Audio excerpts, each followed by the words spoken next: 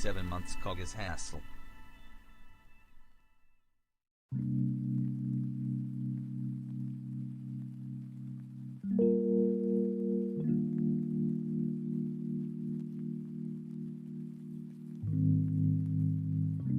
"13 months in daycare, my mom has abandoned me hassle."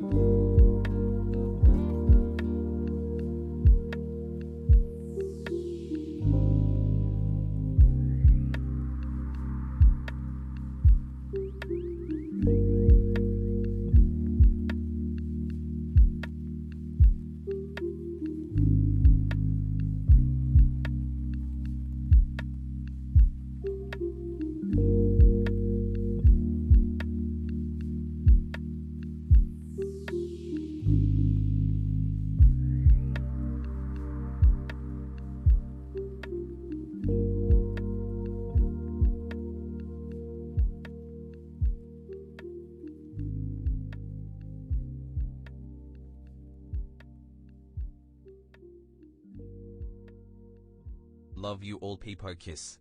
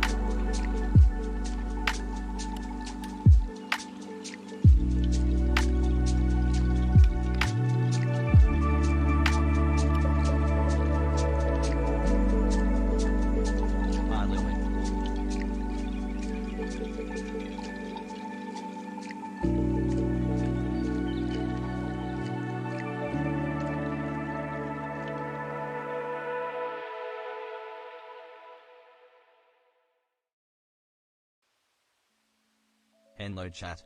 Hello you stinky chat. You all look like little dumb Ted Cruzes. I love you, you stinky chat. Hassle.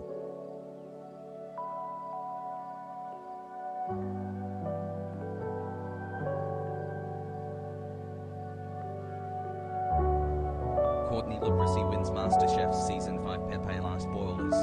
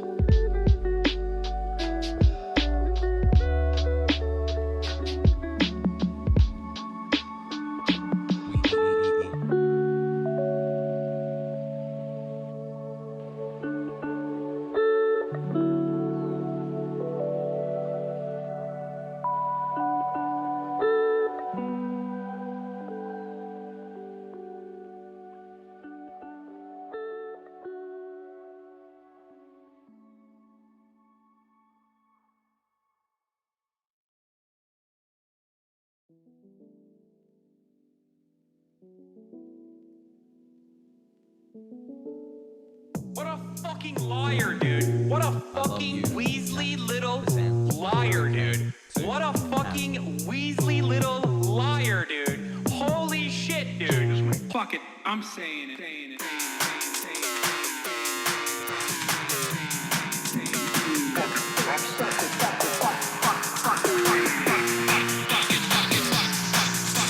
America deserved 9/11.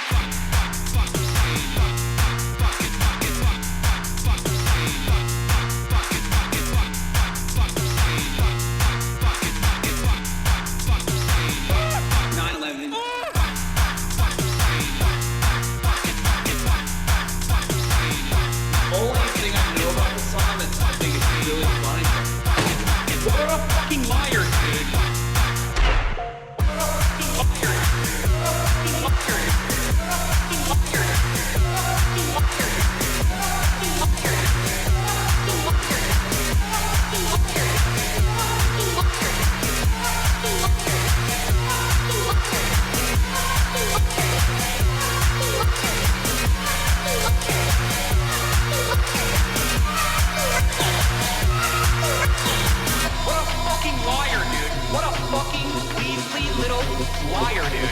What a fucking Weasley little liar, dude. Holy shit, dude. Holy fucking shit, dude. Literally lying. What a fucking liar, dude.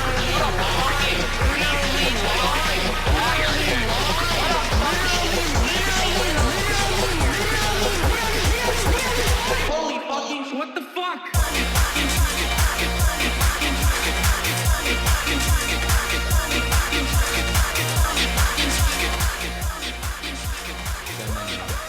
What's going on, everybody?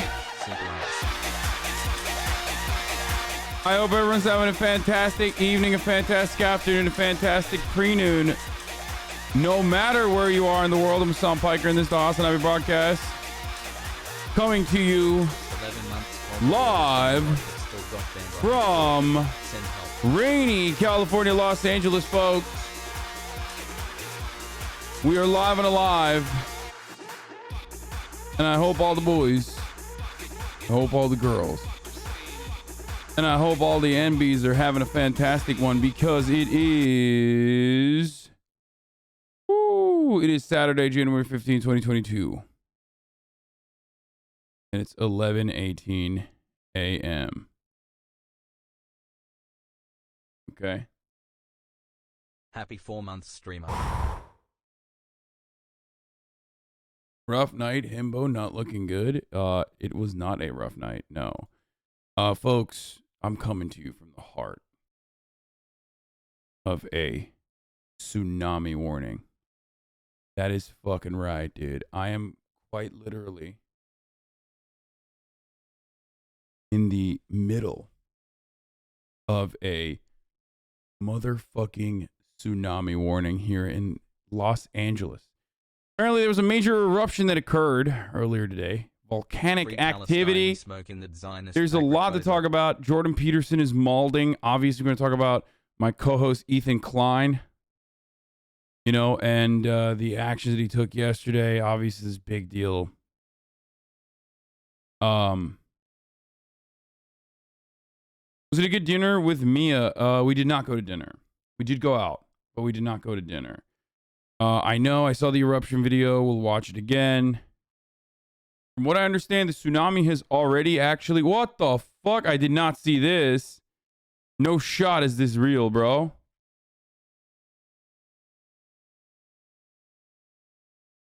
Okay, we'll definitely do some tsunami watch. Tsunami alert.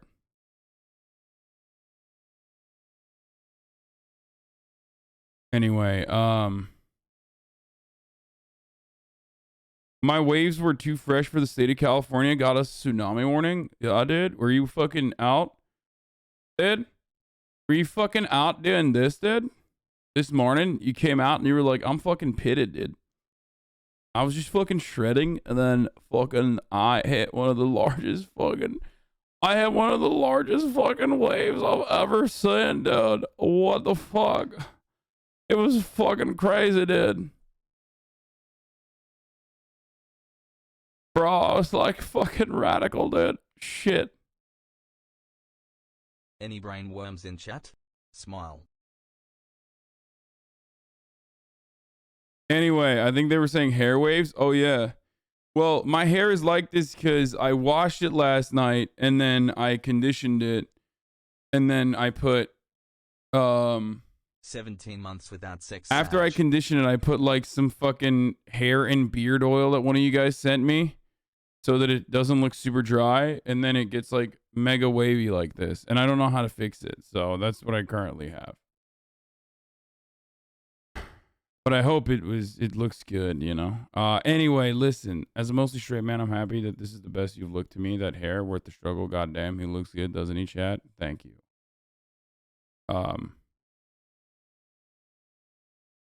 You look more like Jesus every day. Thank you. Thank you. Anyway, Thank listen. You for the 11 months. I will tell you about last night in a little bit.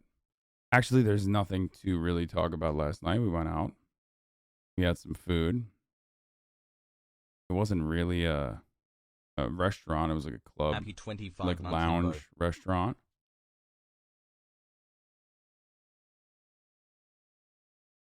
And that's pretty much it. Hung out with some friends. Hung out with Austin. Hung out with Mia. And then I went home. Absolutely caked. Went home. Passed the fuck out. Woke up in 4 hours. No, I did not have sex with Mia Malkova. But do you have any insight into Mexican politics, specifically their president who claims to be a leftist but is the most conservative branded corporate policies? No. I have no interest in AMLO. Listen, chat. The only people I have sex with, COVID safe? What does that mean? The only people I have sex with are your moms. Did you drink? Sometimes I have trouble. I did not. How do you guys not know this at this point? I do not drink. Okay? I have not drank alcoholic beverages in a very long time. It's been a couple months at this point. I don't know how many months it's been. My mom is a taken woman, you homewrecker. Sorry. I am the one who knocks. One of the things that fuck, I should probably not even describe this to this chat. But anyway, look, this is part of the podcast where I tell you a little bit about my personal news. And let me tell you something, okay? So first and foremost, like, wait, hold on. Before I get to that, this guy, my favorite type of chatter, where is it? Please don't watch that cooking show again. Can we go back to politics and news? It says latchkey kid. Are you proud of me, My Arjan? fucking absolute least favorite type of fucking weirdo in the chat that's like, hey, this thing that like everyone else is enjoying in the community, like I personally don't enjoy it. And I just want news and politics. Like it's exclusively what I want. Non-fucking stop. And it's like, you motherfuckers, okay? News and politics, Andes are the bread and butter and the lifeline of this community, but you are also the absolute most spoiled, the fattest of frogs in this community. They are always fed. They're always not only well fed, but they're fed the most. And yet they still fucking act like he writes this all the day. He writes this all the time. I'm so glad you're not watching that stupid cooking show anymore. I would really love it if you didn't watch that stupid cooking show anymore.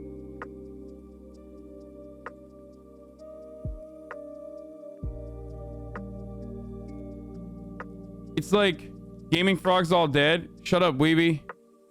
I'm gonna talk about that before already. I'm going to talk about that. Do not worry, okay? 1 year, hey chat.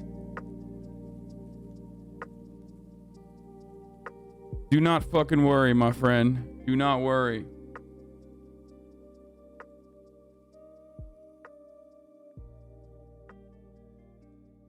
Okay? Pog. Single French braid or double French braid? I don't know what that means. No, the reason why I'm saying that is because... Okay, a couple things I gotta talk about. Number one. Wait, hold on. What the fuck? Why is this man calling me? Dude, I'm live right now. Chat, when is the Trump rally? Chat? Does anyone know? Someone said in 2 hours. 9 p.m. EST starts at 4:30 Mountain Time. Wait, what the fuck? 6 my time? Dude, that's late as fuck.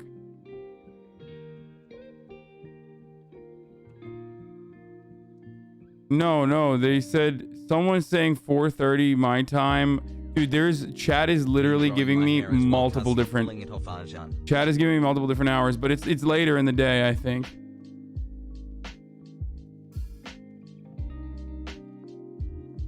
You're gonna okay, well, hold on. I mean, do whatever you want to do. But yeah.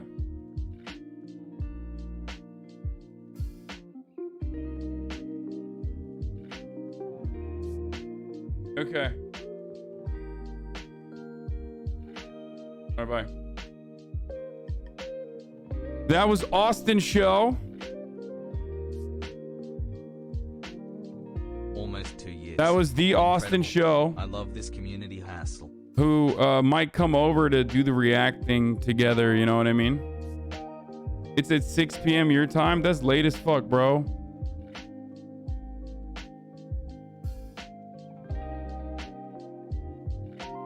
Months of semen retention.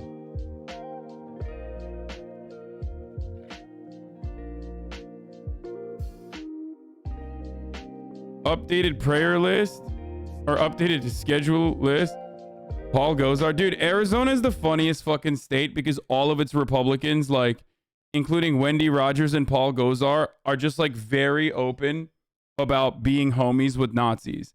And I don't mean like, oh my God, that guy's a Nazi because he's racist. Like, I mean like straight up, they are openly aligned with people who are straight up denying the Holocaust and shit. Like, it is some of the wildest type of politics. I mean, it's desert people, you know how it is. Okay, there's just some. Think about the crystal mommies, right? Think about the crystal mommies that live in like the California high desert. I've talked about this before. Now assume that the entire state is like that. Okay, it's just how it is. It just changes you. Okay, they're too dry, too hot. Like, they are not like the Freeman. Okay, the Fremen. It's not.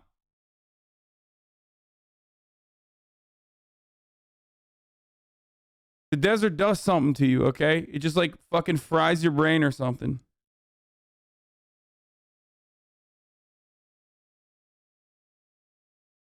Anyway, but yeah. What was I talking about before? Oh. All right, I guess I should just start fucking I should just blast off and get started. There's a lot to talk about, so and you know, we have chatters in here who will fucking, you know, lose their minds and die if they lose their minds and die if there isn't immediate news satisfaction, you know. Gaming info has to be shared is on. We're gonna talk about that in a second. Hold on. All right, let's just like, it's Saturday. We're gonna do less news anyway. Like, shut the fuck up, chill the fuck out, suck my dick, you know. I will talk about gaming in a second. Let me just blast off. Let's get it popping. Let's talk about it. Or let's tweet out that I'm live and alive, you know?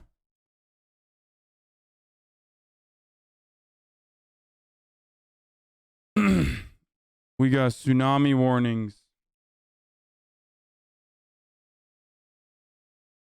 Ethan Klein versus Jordan Peterson. And Hogwatch. Trump at Arizona. Later. Also. 2 month sub streak. No one else has even come close to my streak. This today is absolutely stacked. Get in now. www. Oh, I remember what I was going to talk about. Before I talked about gaming, I was going to tell you guys. Quick question. I'm pretty sure, and I probably shouldn't have this conversation with chat, because every time I talk about like my health or whatever, chat is really fucking annoying about it. And oh my god, your TTS is so fucking annoying. Okay. Anyway, I already turned off TTS. Okay, so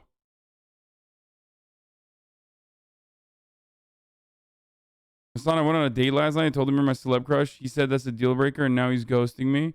A deal breaker? What the fuck? All right, well, you just saved yourself from a horrible person, you know? Who has a good meme for this? Yeah, you dodged a bullet. Who, or maybe they dodged a bullet. Who has a good meme for this? For today's blast off tweet. Okay, I'll use this. I'll use this insane fucking photo that one of you guys made. And it's not me, okay? This is not... I was freaked the fuck out when I first saw it. This is not actually me, okay? Obviously, this person has like way lower body fat percentage than I do. It's not me, but I wish it was, to be honest. Like, if my legs look like that, dude, I would dress up like this. You push and pee. I don't know what the fuck I'm pushing here, dude, but whoever did this did a really good job with this. I'm proud of them.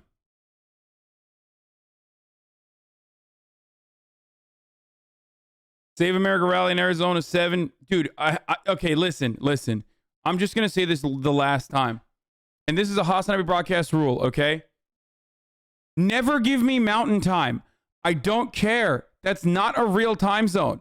Please. I do not care if it's literally on top of a mountain where this event is taking place. If you give me mountain time, I will ban you. Nobody cares about your fake made up time zone, okay? Live in a normal place where human beings live.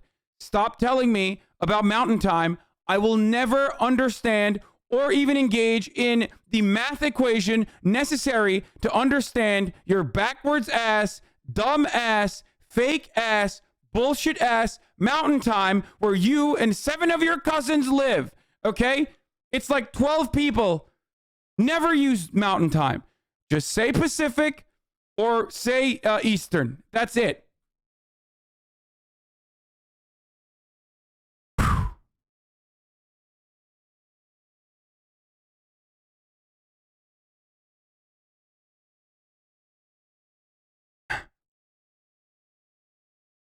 Motherfuckers would be like, oh, dude, I don't know, 8:30.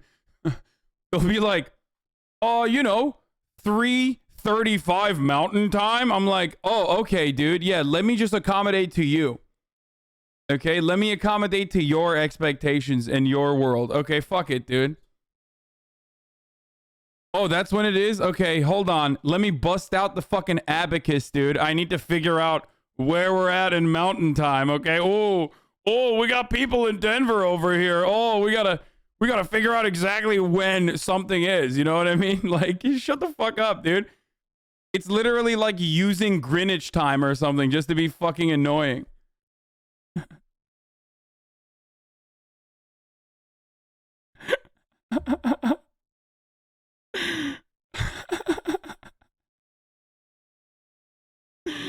Oh.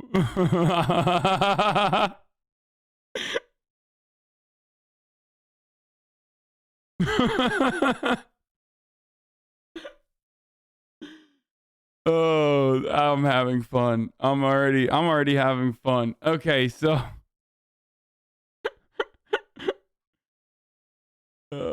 don't start talking about times with PSD Andy. Jesus, there's a reason TV gets shit after 10 p.m. Eastern. Okay, whatever. Yeah, because the East Coast sucks. Okay.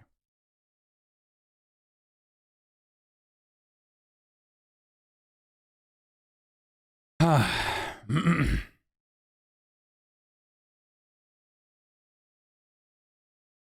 I was going to talk about my health, which is probably a bad idea. But anyway, so here's the thing.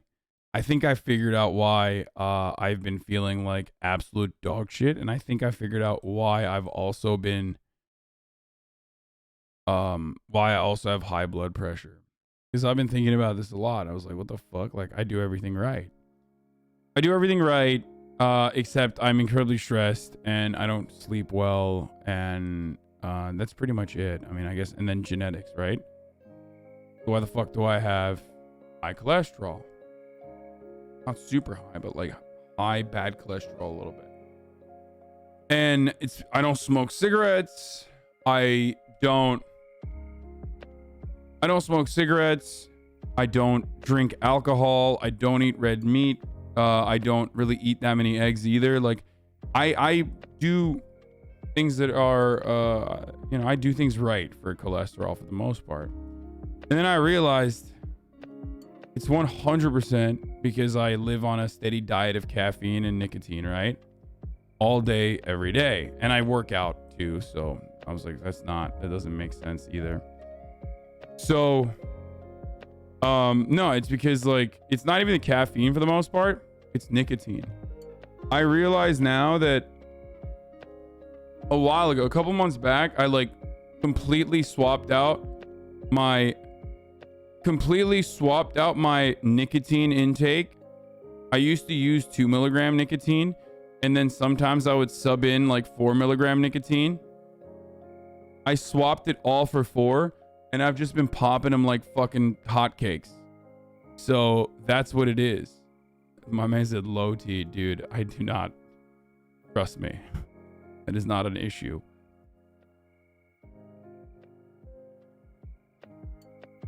But this isn't even about nicotine does not cause that. This isn't even about cholesterol, for the record. This is more so about how I get. Once again, I'm asking you where you got that shirt. It's so good. Please, I can't find it. You can't find it because it's not out yet. Because that's right. This is new merchandise. And by the way, this is like 3D almost. Like it's like bubbly.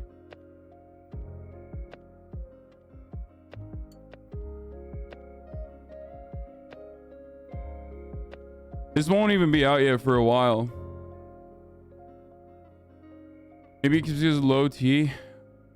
Bro, I literally tee up my dick inside of your mother's pussy every night, okay?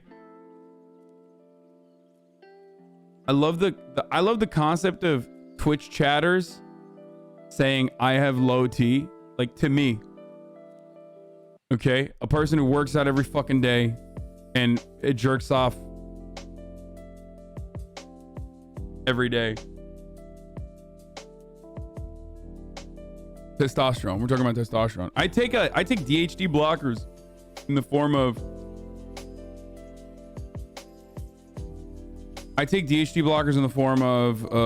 finasteride. Those of you know this. And even then it's like not a issue. Anyway. If you have high cholesterol, you're not doing enough cardio. Dude, I'm doing enough cardio. Okay. This is not about the cholesterol part. I should have never talked about this. It is literally the dumbest thing. Okay, I'm going to keep it 100% with you guys, okay? I'm going to keep it P. Okay? Or whatever the fuck. None of you know anything you're talking about. You're all incredibly unhealthy. You're all on Twitch. I should have never actually brought this up because every time I bring anything up remotely, some of you get incredibly parasocial and like lose their minds and start Googling things frantically and start fucking copy pasting about how I have cancer. Others are using this as an opportunity to be like, you are a weak man. I am actually incredibly alpha. I don't spend all of my every waking moment in here hate watching you to finally find a fucking chink in your armor so I can penetrate and make you feel bad about yourself. Actually, I am not a 700-pound, diabetic, 7 comorbidity fucking never left his mother's basement Andy. I actually am the peak physically fit man. Every time I post about annoying shit, every time I dox another leftist on the internet, I'm actually gaining more muscle fibers in my body. You know what I mean? Like, that's the way half of you motherfuckers operate. Why did I ever bring this up? It's so fucking stupid, okay? I should have never brought this up. The entire point is this. None of you know anything. I don't know anything either. I talked to my doctor about it, but I do suspect that it's because the reason why I get headaches and shit, by the time I'm done with my stream in like the 8 to 10 hours mark, I get really I get sick. Like I get feelings like I am, I feel like I am, my face gets pale. I feel like I have like fever-like symptoms. I get a headache. It's like really weird, right? And now I realize it is because, I think it's because I just fucking am cracked out on so much nicotine. It's not even the caffeine no, it's not the caffeine. It is the nicotine because I'm taking an incredible amount of nicotine. So, got my regular gum here to fucking help with the oral fixation. This is how you actually wean yourself off of nicotine eventually. That is technically how you are supposed to wean yourself off of nicotine, because nicotine is supposed to be you're not supposed to take nicotine gum forever. So what you're supposed to do is, trick your brain into thinking that you're still chewing nicotine gum by just chewing gum. At least to, fix the oral fixation. No more nicotine. No, I will still be chewing nicotine gum. Do not misunderstand me. But I think I should swap it out to I'm gonna swap it back to 2 milligrams. 2. No, it's not anxiety, man. Stop.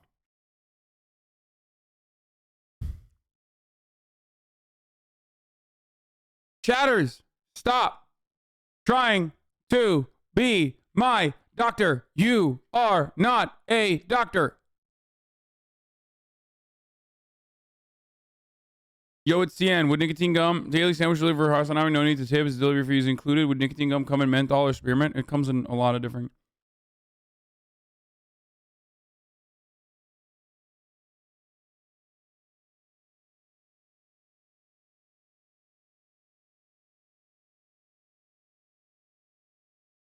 Fuck, I hate the left. I hate it so much. I am now a reactionary conservative. It makes me lose my fucking mind, you parasocial cringe lords. Yeah. I love that, like, no matter what it is, no matter, I could literally be like, I broke my arm. Here's a cast. I have the x-ray. And chatters will be like, no, actually, this is a symptom of anxiety. I have that exact same symptom as well. I go to therapy, by the way. Like, oh, sick. Yeah. It's like, no, I actually have a cast on my arm. The doctor said my arm is working. No, actually, what you're referencing is very similar to the same kind of depressive breakdowns that I have. You know, I too also, when I'm depressed, have a broken arm like symptoms. Is quite easy to mistake, actually. It's like, no, I don't have what you have, man.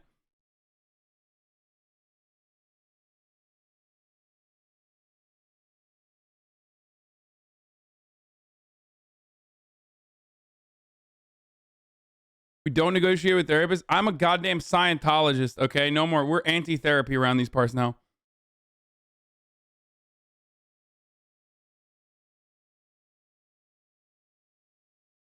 Anyway. What is this? Yes, I made this meme. I'm sorry for making it and also sharing it, but simultaneously incredibly proud yet more horrified. My brain is deranged and broken. What? I can fix him, says woman who is worse. Okay, dude. Everybody's like Ghislaine Maxwell and Jeffrey Epstein posting. You guys need to stop. Okay? You need to stop with this shit. Allah is watching, chatter. Okay? In the words of Danny McBride on Righteous Gemstones, every time you make a meme like that, all of your dead relatives get together and they watch you make that meme. Okay? They all come down and they watch you make that meme, including ones from like the Revolutionary War. Yes, grandma as well. Even ones you don't know. Except he said that about jerking off. The Joe Rogan subreddit hates you so much. Wow, that's surprising, dude. Wow, incredibly surprising that the guest request has six upvotes, 56 comments. Let's see. Wait, how do you see how many downvotes this post has? Your R-worded respectfully. Please know this guy's all about drama. His Twitch, as far as I know, is him rumbling and rambling. Is all performance. Thus, he's not worth the time. Dude, I love when people say that when they're like Joe Rogan fans. Dog, you're literally a Joe Rogan fan. What do you mean?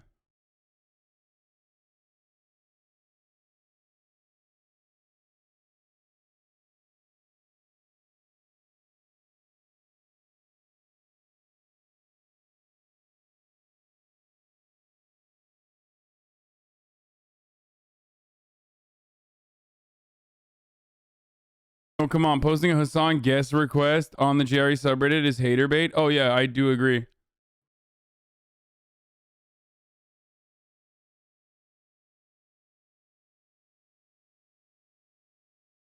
Is that not what Rogan is? Not at all. What on earth? So he can spew insults, his refutation of arguments that are bringing any meaningful dialogue to the table. Hard pass.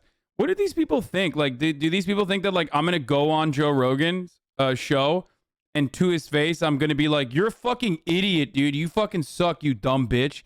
No. Like, obviously, I will be respectful.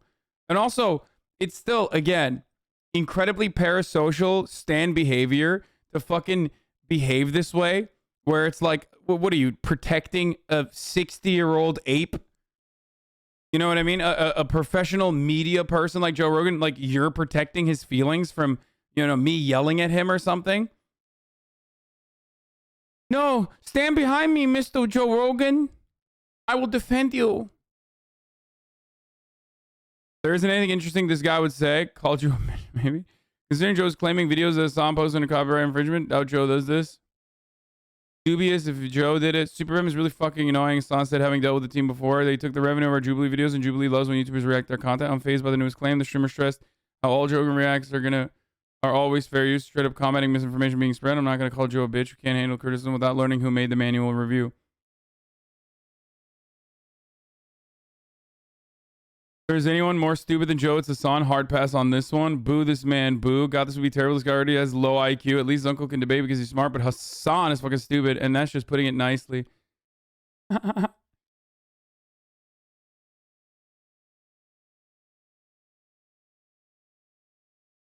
Nothing says you have high IQ like talking about the importance of IQ and also doing it on Reddit.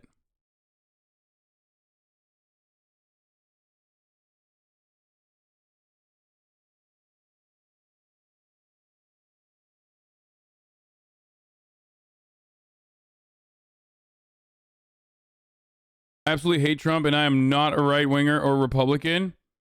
Twitch Soma says, not even close. I can't stand Hassan Piker. Friendship discussed me a lot. You're making a lot of assumptions about me. I am not your enemy. I just don't like Hassan Piker. There's a double standard because right-wing dipshits are everywhere.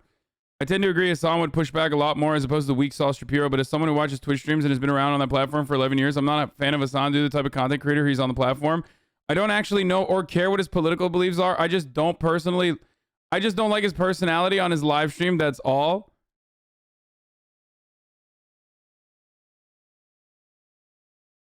Like, how do you get to this point? Like, how do you become this person? I need to understand, dude. Like, how? I mean, he's been on the platform for 11 years, probably like 50 years old. They talk shit about it, but they literally don't know you. Yeah, that's the thing. Like, at least when I talk shit about motherfuckers, like, I know what their deal is. Like, I've looked into their background and shit. You know what I mean? People always fucking cry and complain, but like, you know, the IQ thing is the same vibes as this. Jordan Peterson elite only, high IQ and above necessary. 33,521 members on the Jordan Peterson elite only, high IQ and above necessary public group.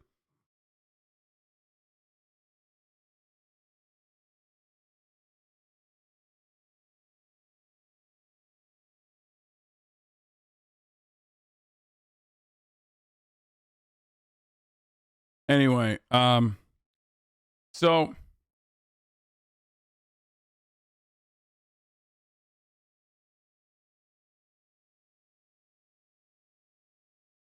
I mean, that's valid. My bro likes you, but thinks you're a bit of a loud twat, even though he agrees with most of your takes. Oh, that's certainly a little different than like, I fucking hate him. I've never actually watched his content. I just don't like his personality, even though I've never watched his content. Like, when I despise people like Jordan Peterson, okay? When I say I don't like Jordan Peterson, that's because I've been right about Jordan Peterson since day one. A lot of you in here probably weren't back then, but it's okay. We all change. People change all the time. Okay? Many of the people in this chat right now, probably back when I was shitting on Jordan Peterson, were probably in my fucking YouTube comments of the Young Turks videos where I was shitting on Jordan Peterson saying, I'm a cuck, I'm a fucking piece of shit socialist, I'm a nepotistic monkey, whatever the fuck. And now you've grown out of that, okay? Unfortunately, some people have not. Okay? And that's actually what we're going to be talking about today. A little bit. We are going to be talking about Jordan Peterson and what happened last night with Ethan Klein, which, for the record, Peterson isn't right, though. He's dumb as fuck. He isn't a tool for the right wing or anything. Dude, shut the fuck up. You cannot say this far into the fucking cut. Jordan Peterson has always been right wing. Maybe not when he was like a fucking teenager and he worked with the NDP or something. But Jordan Peterson has always been right wing. Please shut the fuck up, okay? Shut up.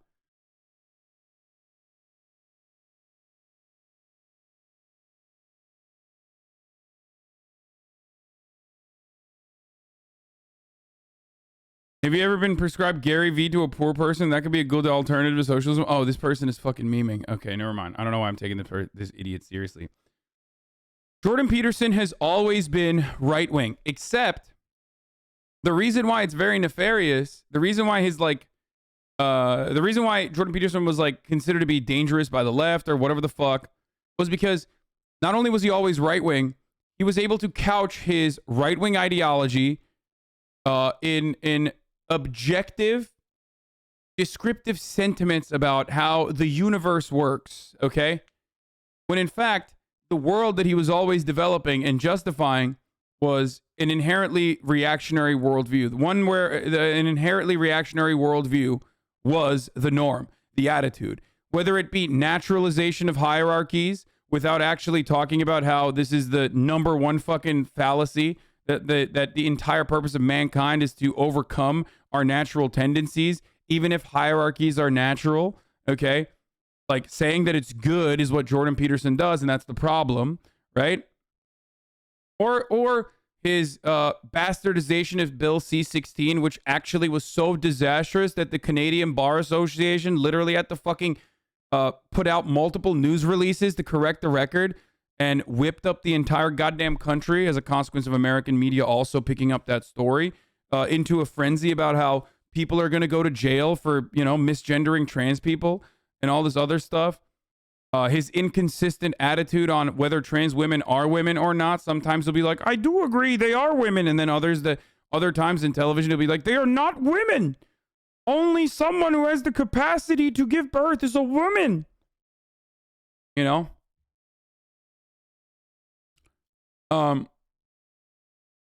Jordan Peterson has always been a right-wing reactionary shitlord.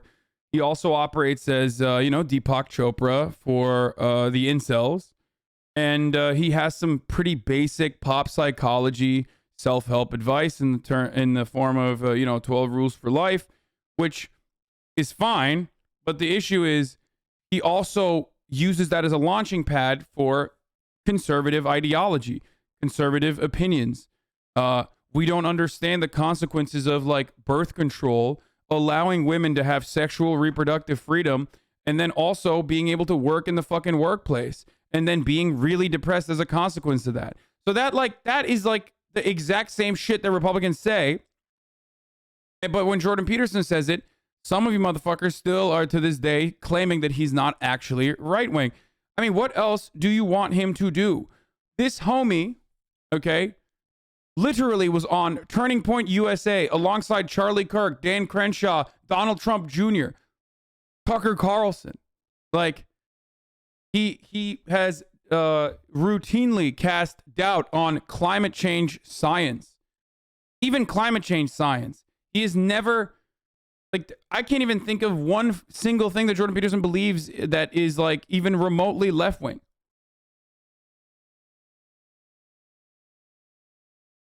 So if it was just self-help shit, then that's one thing.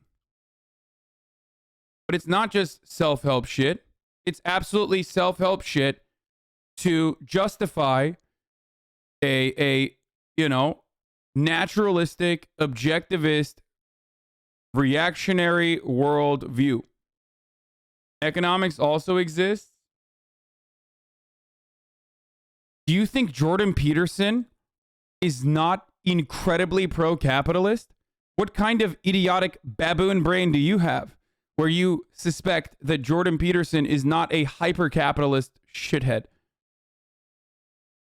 The entire point is that he justifies the capitalist organization of the economy and routinely fearmongers about a socialist alternative.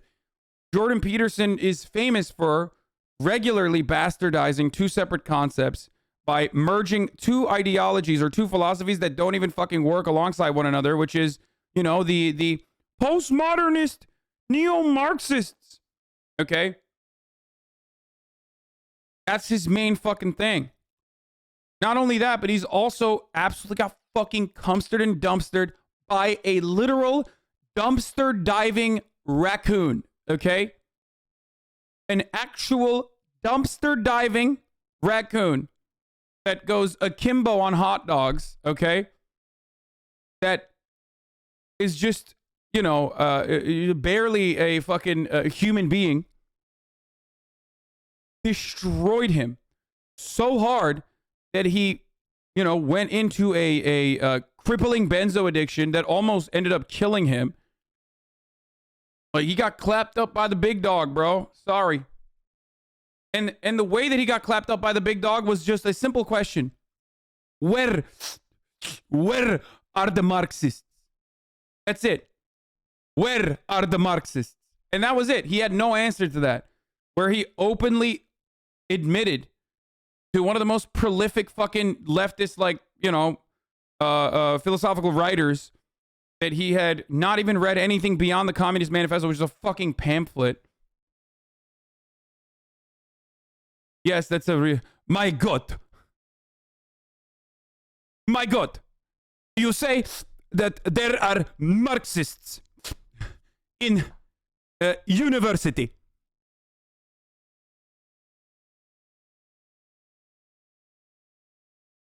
This is ideology.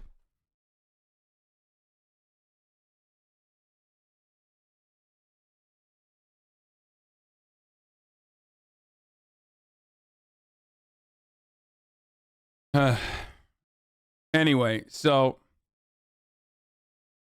why is Zizek not a human being? Because he's a raccoon, dude. He is not a human being because he's a dumpster diving raccoon.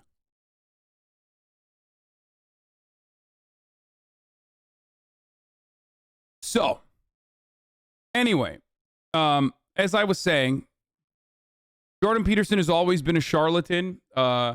He's always utilized self-help to red pill people, per se. Maybe he didn't do it on purpose. Maybe that was just his worldview. Maybe he genuinely believes in, like, you know, developing a world where people are like that. Every now and then he has a good idea, but that does not actually, you know, salvage his overall horrifying accomplishments. But he's also an academic with a pretty high journal impact factor for his publications are actually legit. He's still a closet right-winger. So this is the other part of it that is also simply untrue. Jordan Peterson is not like a incredibly well-credentialed academic. And I don't know why his followers assume that, like, he is, specifically because they don't have an understanding of that, and they are, you know, they love like any sort of person that comes across as like this intellectual, because his audience is all of these like fucking dickheads who are pseudo intellectuals that think like just because someone is not using like or doing vocal fry or looks like I do, that this person must be fucking brilliant. You know what I mean? And that's what the point is. Like, I'm not saying he's not.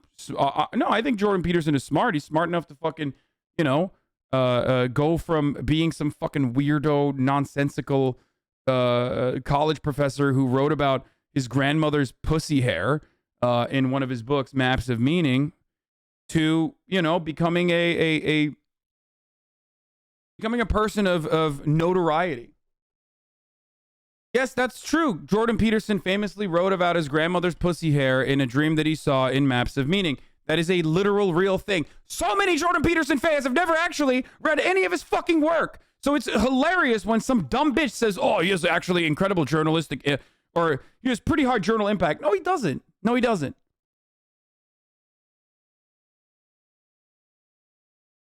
He's still a closet right-winger. He's not a closet right-winger, and we're going to talk about that in a second. He tries to give unsolicited opinion on things that aren't relevant to his field. Clinical psychology isn't environmentalism or market economics. I've met him and his grad students multiple times, by the way. The funny part is that, one, he's not even fucking remotely like a super relevant clinical psychologist, okay? If anything, he's become more relevant now as a consequence of being relevant for all of the other areas that are completely outside of his fucking realm of interest or knowledge, okay? That is the only reason why... The only fucking reason why Jordan Peterson might have any sort of fucking play now in the academic field.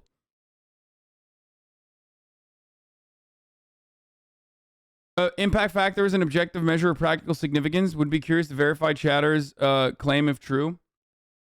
What you are fighting against, as sometimes you call it postmodern neo-Marxism. I know what you mean.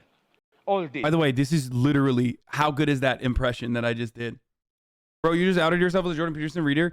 Guys, I've been covering Jordan Peterson for a very long time. I've been covering Jordan Peterson for many years. I've been covering Jordan Peterson since he popped the fuck off. That's why I have all of this fucking Jordan Peterson data in the back of my mind, because like I have been forced to learn so much and describe over and over again to millions of people on the internet that he is not you know, he is not the guy that you think he is. And for the longest time, I thought I was a fucking crazy person, because there were people like Ethan, Okay? Who thought that he was just like a chill dude that was owning the libs, and like libs were getting fucking crazy because they were getting owned by him because he was a brilliant debater. Okay? That's also why I can do a great Jordan Peterson. It's probably my best fucking, my best voice. Last year, you even dedicated an entire stream on watching him. I mean, that was nothing. That's like, we looked at like my older videos that I've done on him. Okay? I've been duking it out in the fucking... Guys, I've been duking it out in the field. In the intellectual marketplace for a very long time about shit like this. You were in the trenches when Jordan Peterson started his grift. I have a lot of great videos on him. The problem is that like so many people ripped into me back then, and they've changed their minds now, but there's still plenty of people that are like, no, Jordan Peterson's not a right winger. It's like, he very clearly is. Okay, here.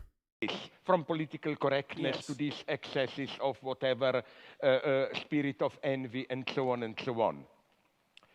Do you think they are really... Where did you find this data? I don't know them. I would ask you here, give me some names or whatever.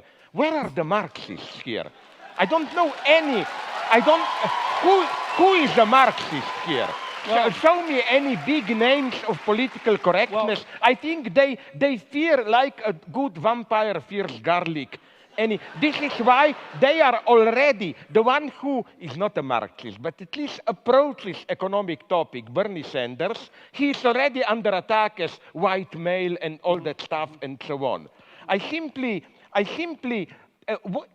My problem would be with this one. What you describe as postmodern neo-Marxism, where is really the Marxist element in it? They are for equality. Sorry, where? They are for equality at these cultural struggles, proper names, how do we call it? Is Slavoj Žižek any good? I mean, don't listen to his opinion on like fucking, I don't know, pan-European supremacist attitudes and like immigration. And also, maybe don't listen to his stuff on like trans people. But like other than that, he's great. I mean, I rip him all the time. I do impressions of him all the time. I talk about Žižek and probably Chomsky's difference in opinion on authoritarian constructs, or even agreements on authoritarianism versus, or more authoritarian societal developments versus like libertarian ones all the time. If you've ever heard me talk about like neoliberal methods of control and dissemination of information versus a country that is more authoritarian and its level of control of dissemination of misinformation or information, then you heard Žižek's takes. Žižek is more a Stalinist? He's not a fucking Stalinist, dude. I mean, come on. Yes, he has a photo of Stalin, but like... also, Pervert's Guide to Cinema, Pervert's Guide to Ideology. He's very good. Remembering that Žižek is literally a 70-year-old Slovenian man.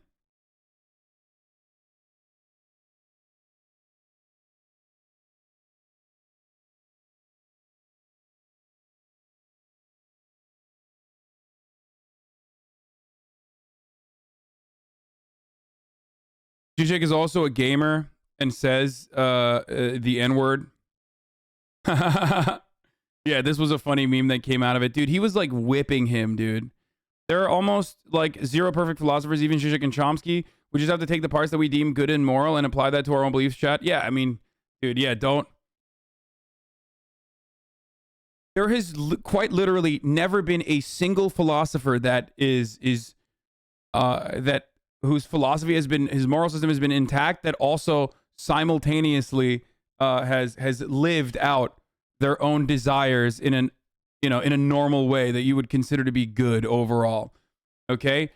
I mean, I've talked about Kant numerous times on here in the past. That doesn't change like the categorical imperative or anything like that, but I mean, homie straight up thought that like, black people were born when the white baby turned black as it came out of the black mother's vagina.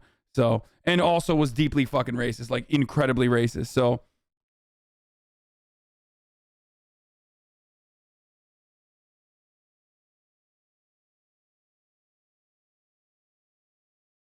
that joke about Zizek being a gamer is not just a joke if you didn't know. No, I do know. I already said that. I said that he is a gamer.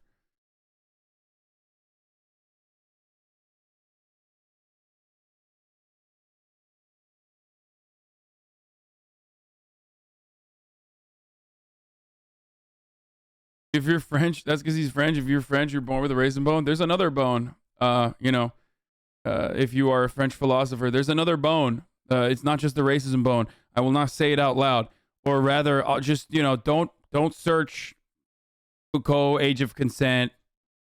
Don't search age of consent. Insert French philosopher name. You will not like that. That will never do that. That is not good. Okay. That's just never good. I don't think that that's a good thing to search. Do not search that. Don't ever search.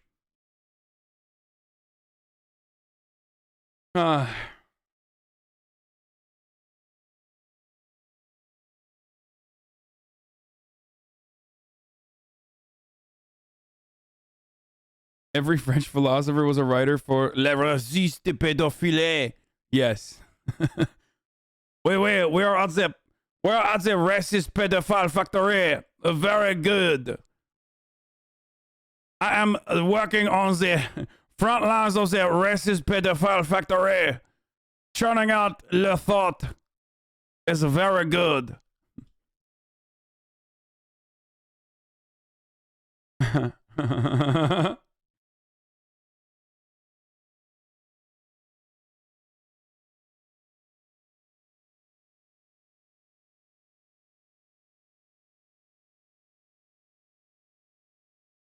Okay.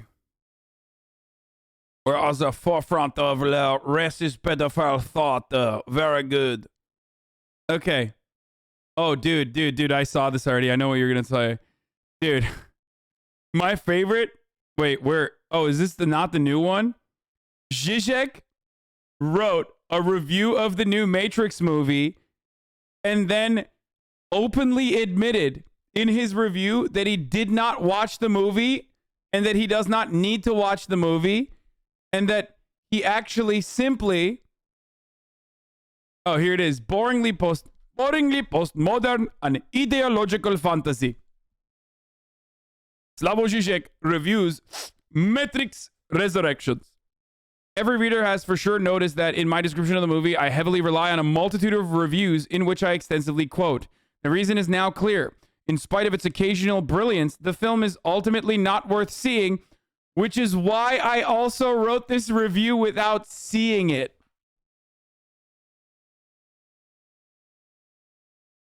He fucking admitted it too. What the fuck?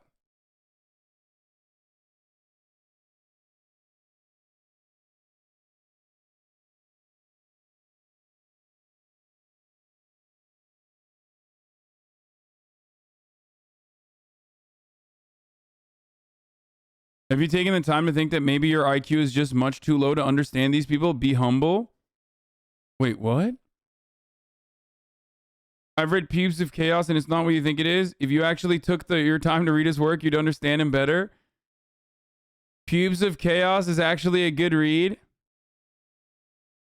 I've met Jordan Peterson and he's honestly misunderstood. Okay, this dude has Hezbollah on his fucking PFP. There's no shot.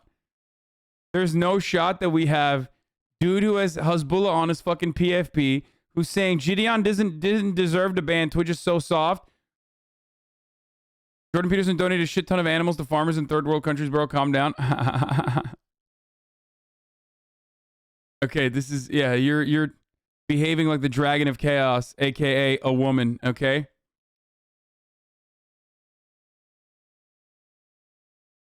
That's definitely bait. And you know what we do now? I've grown. I've learned. I'm better now.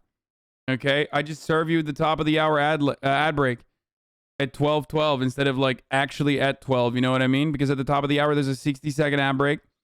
And if you no longer want to see those ads, if you want an ad-free broadcasting experience, then all you need to do in order to combat the postmodernist neo-Marxists that are serving you ads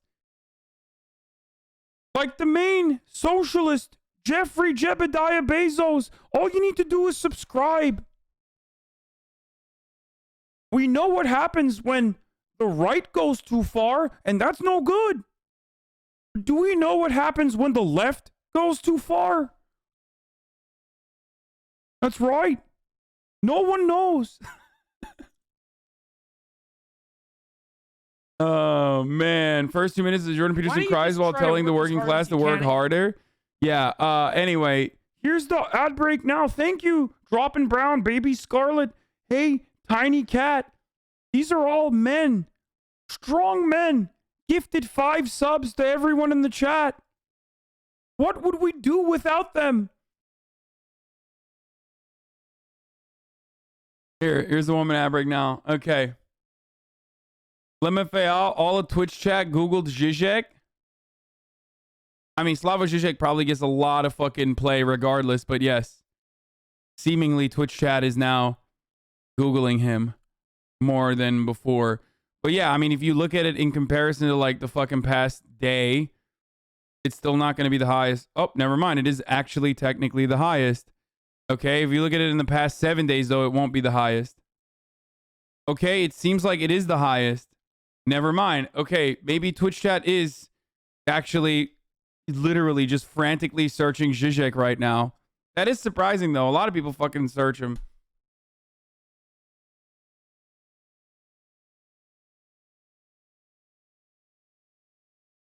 People in Vermont are like, who's this Zizek guy?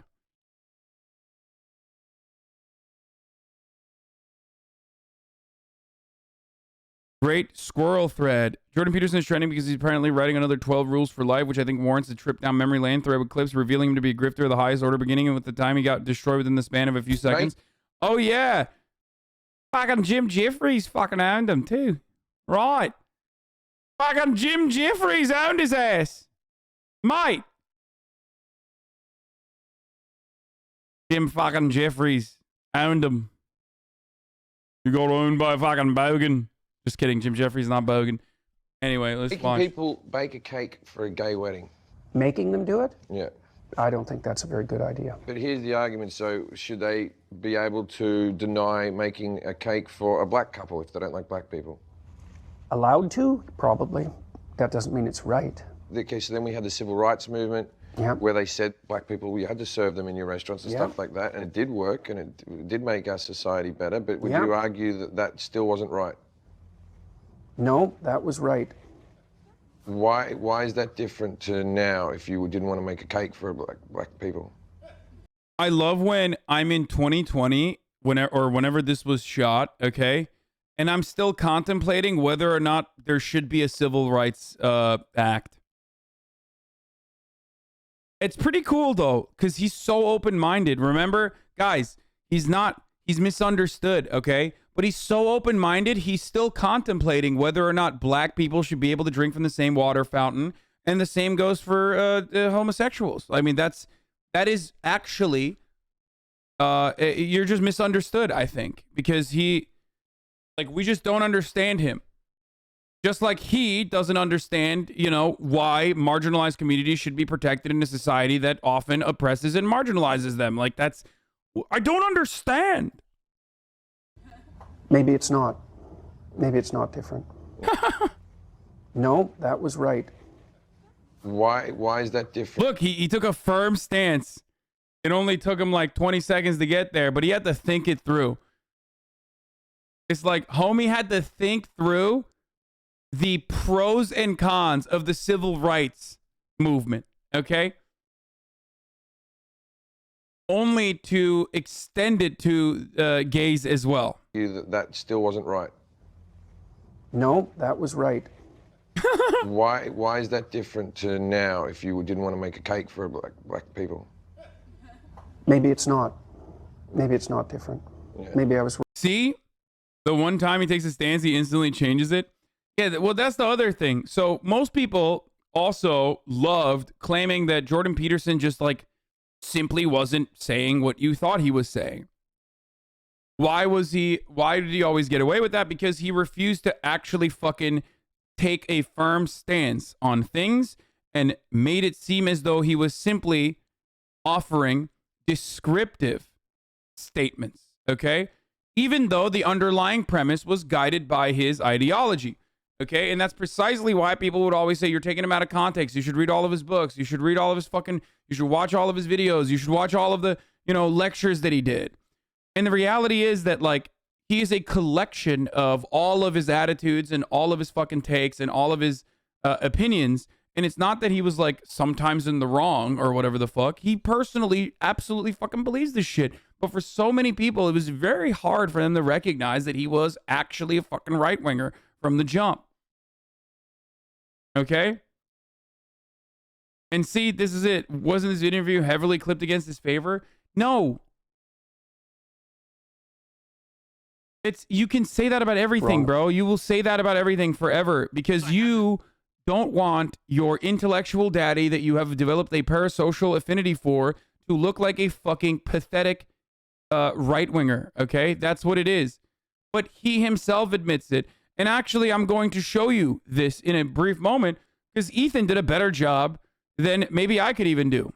For years, I had this thing going where people would say, oh, and this is kind of what we're getting at from a different angle. I would say they would be afraid of what we would lose if we lost religion. And I basically said, demonstrate to me any benefit. Oh, you'd lose art and poetry and drama and narrative and story. Are there no godless artists and poets? Well, there are artists and poets who think they're godless. What a psychotic take. But by the way, I don't know if many of you know this, and this is one of the best ways to get like all of those fucking weirdo right-wing adjacent Andys to like despise Jordan Peterson. Jordan Peterson has a gigantic following in the Muslim world. Or takes exactly like that. Okay? Because he is a conservative. He is a reactionary. And there are a lot of conservative Muslims who literally fucking watch Jordan Peterson lectures and go, that's my guy. Okay? Straight up.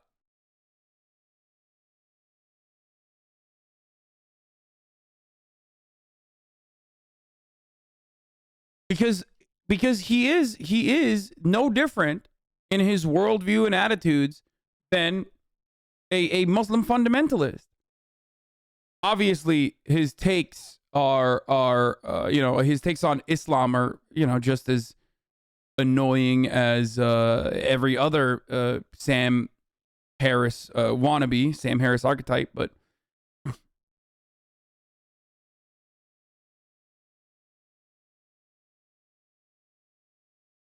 so he literally is the worst human being ever because he has no factual basis, no common sense. He's just a conservative.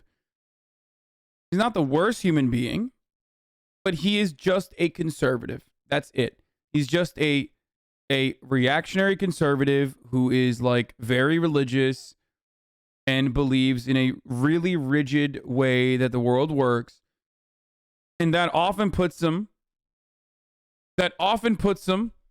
diametrically opposed to like other worldviews and values that he's supposed to espouse because he can't be open and honest about some of the more nefarious and awful points of view that he has. He has to always couch it under objective thought. He always has to hide his worldview in statements that come across as neutral and academic. Okay? So when he actually ends up fucking up and like taking an understandable stance on a particular subject, he always Peterson takes are disingenuous and delusional. At this stage, if you've never watched me listen, or if you've never listened to me talk about, he said Pepela, fuck you. If you're in here and you're still like a fan of Jordan Peterson, I urge you to be open-minded, okay, about what I am going to say. I've always been right about Jordan Peterson for a very long time. But, just be open-minded. Try to be as open-minded as you possibly can. Okay? He himself has said he's more liberal than conservative. So is Tim Pool. Are you stupid enough to believe that Tim Pool is a liberal?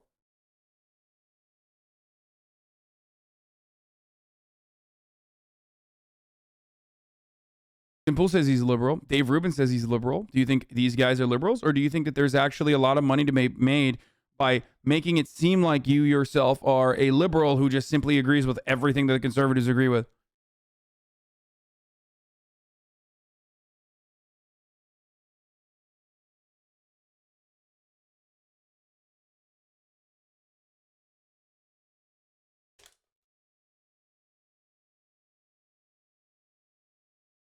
Huh.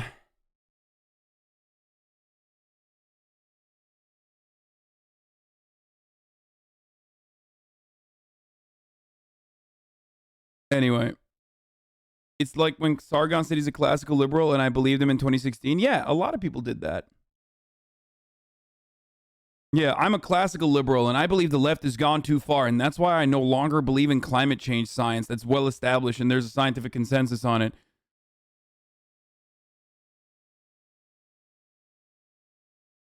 Anyway, so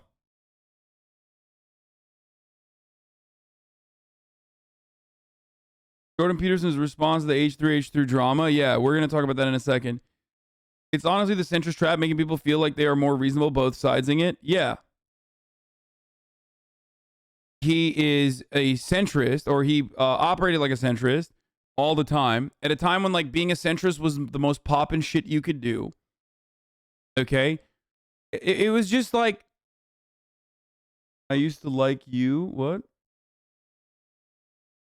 What is that even? This person, first of all, I'm rejecting your friend request. You're very close to a ban. I'm just letting you know, Cal Coomingham. You do this every day, and it fucking annoys me. Okay. But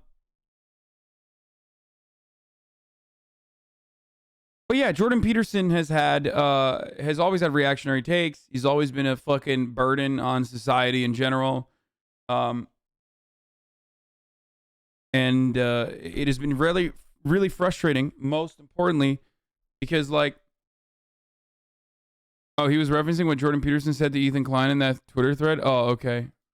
If a young person believes that the climate, the global warming problem on the climate is something that needs to be tackled quickly, and they can't wait until they grow up and become prime ministers to do it, do you think collective responsibility overrides individual responsibility in a huge issue like that? No. Okay. I don't. Okay.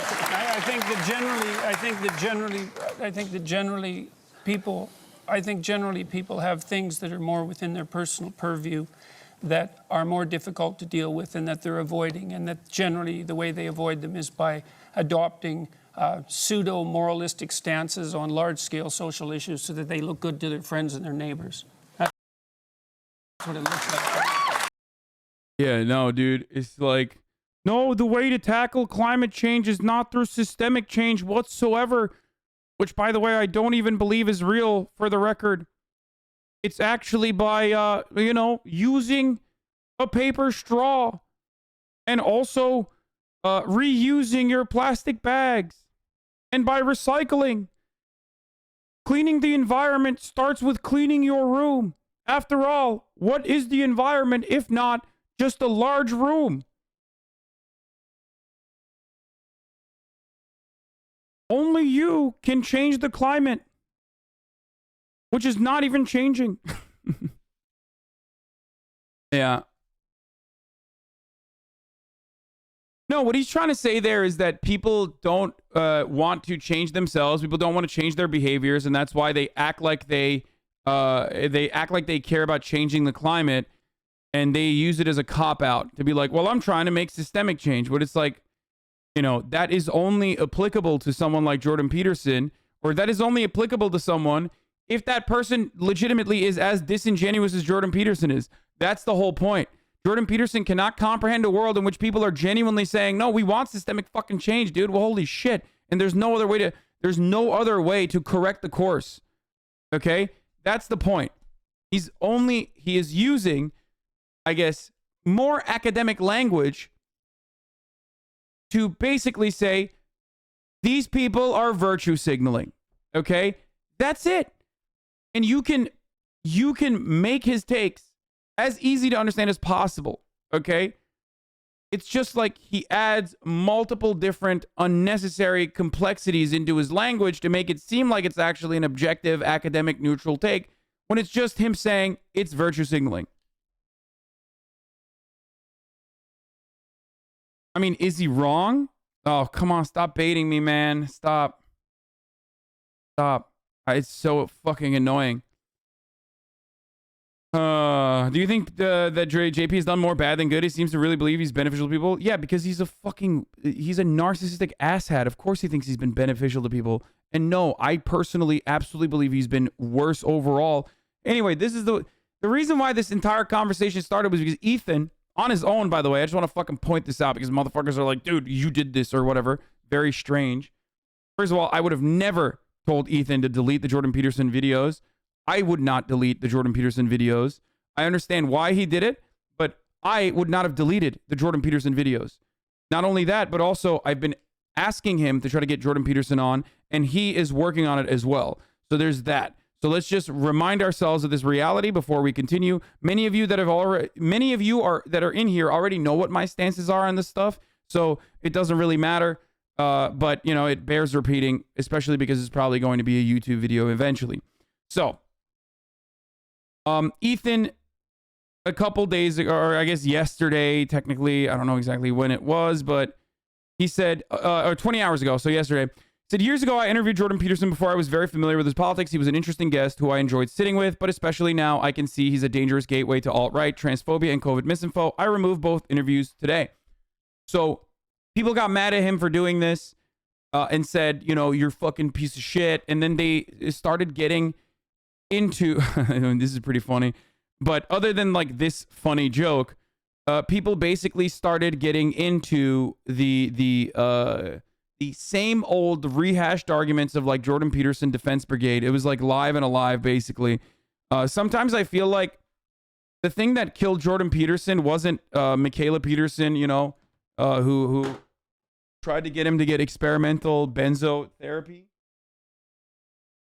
but actually just people not paying attention to him, because reactionaries have nothing. It wasn't the apple cider. It was the fact that, like, you know, he went away, so Democrats and liberals no longer paid attention to him. And I think that that is the reason why there was no brigade defending him anymore. You know what I mean? Because that is the only way that the right galvanizes. That is the only way that the right get together. Wait, what is this? Why did Bruce say this? I can't see the Keemstar tweet. I tried to look at it in incognito and it's not showing. Did he get him to delete it?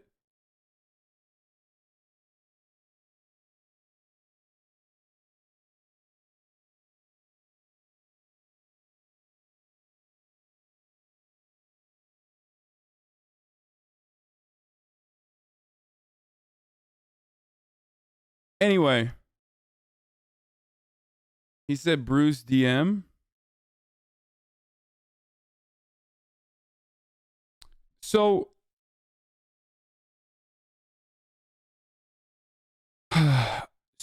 basically, oh, this is pretty funny, by the way. Jordan Peterson literally responded to him on this one too. He said, "Not anymore. It's now shiny, clean, and beautiful too, like the rest of my house. Now that I finished renovating and recovered from being ill."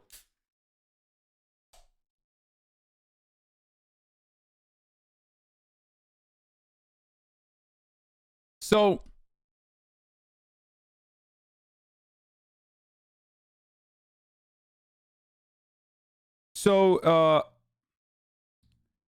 a lot of people started defending Jordan Peterson out of nowhere. Like, people that had just fucking totally forgotten about him were like, actually, I remember all of the old takes. You know, I remember all the reasons why I love Jordan Peterson, and started fucking doing the same thing that they always do to Ethan whenever he says anything. Okay? Whenever he says anything, it's like, dude, you're fat, shut the fuck up. Or, dude, you said the N-word, you said the F-word live on your show, shut the fuck up. It's like, dude, this is a deeply frustrating thing, and it's not just for Ethan. I know that people immediately will be like, you're rushing to defend your co-host or whatever the fuck. This is at the heart of what I believe in. This is why I do what I do. You guys already know this, but maybe there's some new people in here. But I personally believe that people have the capacity to change, okay? Ethan has said the N-word. Yeah, of course. I believe that people have the capacity to change, okay? Especially if they have changed. They've demonstrated that they've changed. They openly fucking apologized for what they have said. I said, of course, because, like, he's a fucking, yeah, he's a YouTuber. He's a YouTube Andy. He was like a fucking, he was on, like, the anti-Hasanabi pipeline. Like, you know what I mean? Okay? The point is, that's not who he is. You know what I mean? That's not who he is anymore. That's the point. And if you try to constantly pin people to who they were, then you are not interested in having productive conversations. You're not interested in being a real progressive. You are just still a very draconian, Amera-brained dickhead, okay? And a lot of people on the internet are like this. Liberals are like this. Stan Twitter is like this. And Republicans absolutely are like this. N-word equals comedy? That's not what I'm saying at all. I am not saying that it was acceptable. You know what my take on this is, okay? You know what my take on this is. Shut the fuck up. But also, that's Ethan's take as well. He knows it's unacceptable. So the fact that so many people are like, immediately, so many people were like, oh, you fucking deleted this clip? Well, then fuck you. Here's a video of you saying the N-word, you know? And it is so strange. It's so fucking strange that, like, you know, conservatives who have made a living constantly fucking writing video essays about how, like, shitty SJWs are, how shitty the leftists are for, you know, saying that there's no way to rehabilitate someone, that people are simply good or bad, okay? And that, you know, people lack the capacity to change, and constantly reducing them to their worst moments. Okay? Like, if you're using shit from, like, 2014, 2015, 2016, when someone has already personally taken the steps to apologize and have very clearly shown you that they've changed, you're not actually interested in building a real argument. All you are interested in is to fucking take pot shots at someone and try to get other people on their side to hate that person. That's just simply it. I do not care. Okay? People will always say, oh, dude, you love cancel culture. You love cancel culture. You love cancel culture. It's like, no, I don't. Nobody loves cancel culture. I've gotten canceled more times than you have, 1,000%. Okay? I have gotten publicly canceled by the Republicans. I've gotten canceled by fucking Jake Tapper. I've gotten canceled by liberals. I've got canceled by everybody, okay? You're a fucking idiot. You're just a dumbass. But the most I've ever been canceled is obviously Republicans. Republicans have canceled me 1,000,000 times over.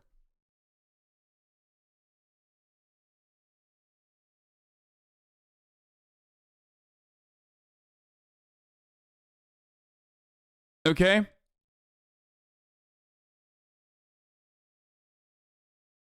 I get canceled at least twice a month? Exactly. I have been talking, one of the things I've been talking about for many, many years on this broadcast is my attitude on rehabilitation. If you've been in here for long enough, you already know this. This is something I've talked about 1,000,000 times over, about privilege blind spots and about rehabilitation. Okay? So seeing so many people be like, oh, dude, fuck, you know, this happened to Pokimane earlier this week. Now it's happening to Ethan. And it's happening all the time. And these people think that it actually works, but it doesn't work. Because most people understand that. Like, most people understand that people have the capacity to change. Okay? And that's precisely why it's not going to work. No one is going to fucking, you know, cancel Ethan for what he said however many years ago, when he clearly is not advocating for shit like that anymore and recognizes that it was wrong. You know what I mean? So what are you going to do? What do you want to do? You want to kill him? What do you want? You want to jail him, dude? You want to lock him up? You can't do anything. He's changed. What are you going to do? Too late. Sorry. You're too late. So that stuff is really fucking stupid. I hate it when the liberals do it. I hate it when the left does it, and I hate it when, you know, I hate it when he does it as well. When right wingers do it as well, obviously. Funniest part about right wing weirdos is their constant need to bring up old shit that people have apologized for years after they have clearly changed. Just because you're incapable of changing doesn't mean others aren't. Self-reflection and growth is at the heart of progress, as I've said time and time again. I also have talked before about privileged blind spots. These people love making a killing, shitting on cancel culture initiative behavior, only to weaponize old clips in the most cynical ways possible. Everyone who's spent enough time on my stream knows people's attitudes. Changing is a huge part of my advocacy. So everybody has privileged blind spots. And we are products of our systems, right? Everyone has privileged blind spots. We are products of the material and social conditions that we are subjected to. Okay? And that those attitudes that we grow up with change our understanding of the world. And if you as a leftist understand that we live in a very racist and very homophobic, very bigoted societal structure, very transphobic, then you understand why people are that way, right? So this is something that I care about. I believe that a lot of people can change that attitude, re-examine, self-reflect, and recognize that that's wrong and change that behavior. That is at the heart of everything I do in this community. That is at the heart of what I believe in. That is precisely why. Don't you get tired fighting Ethan's battles for him? I do not give a shit about Ethan Klein in this circumstance. I care more about this is a trending subject that is completely in my fucking personal universe of thought. This is like Hassanist thought to a T. Okay? Ethan can fight his own battles. He has a gigantic community who loves him, and they're doing a great job regardless. The reason why I'm covering this and the reason why I'm talking about this is because it's a good opportunity to teach people what I personally believe in. Okay? What is this Jordan Peterson ratio, this clown? Anyway. Riding party waves are fun, but that's all said. But that said, all to yourself is something else you'll always meet back in the lineup. I don't know what that is. Anyway, as I was saying, it's very easy to just be like, "Oh, dude, you're doing this because of Ethan." It's like, no, this is a trending subject, and that's precisely why I'm covering it. But that doesn't mean I'm covering it because I want to defend Ethan. I'm covering it because this is what I believe in. If you look up like.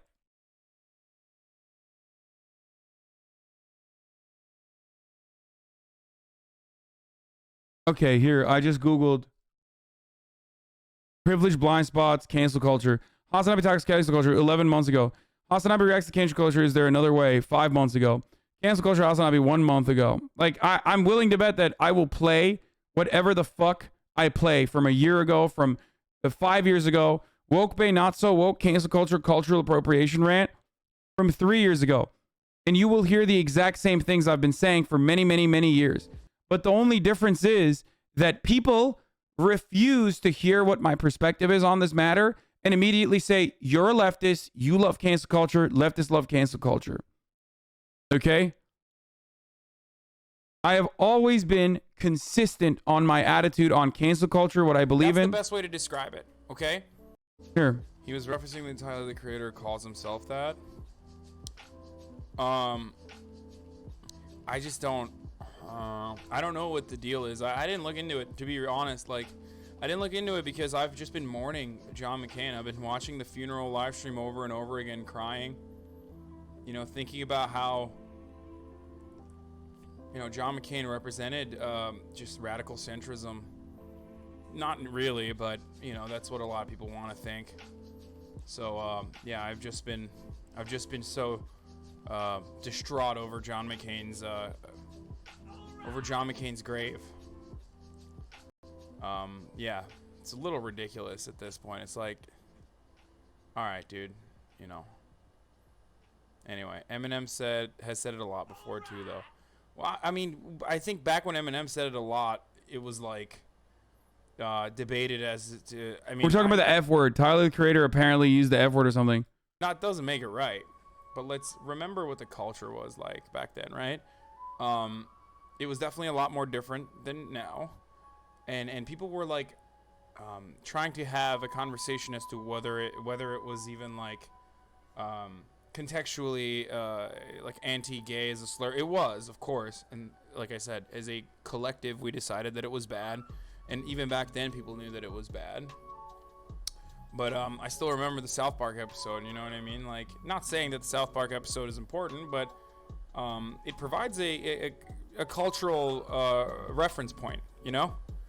To give you an understanding of whether or not this is considered hate speak at the time. There was an entire episode dedicated to whether, to the F word not being considered a hate slur, that you can be gay and an F word, but mostly it has nothing to do with being gay, blah, blah, blah, all that stuff. You know what I mean? So, like, Eminem was he said a lot worse things than that, too. I mean, he very graphically... Okay, we're skipping this part. It's 43 minutes, and it's not fucking edited, but... it's not necessarily defensive. It seems like it's offensive most of the time. And that's what I think a lot of people have a hard time... getting on board with call-out culture, you know what I mean? Not, like I said, I'm not even saying that it's bad across the board. Like, a lot of people have a hardline stance to that. A lot of people have a hardline stance against canceling people, all this stuff.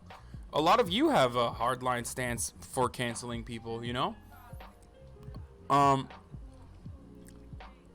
Privately, it is more of a caring conversation, absolutely. Thank you, Jojo J-Ro.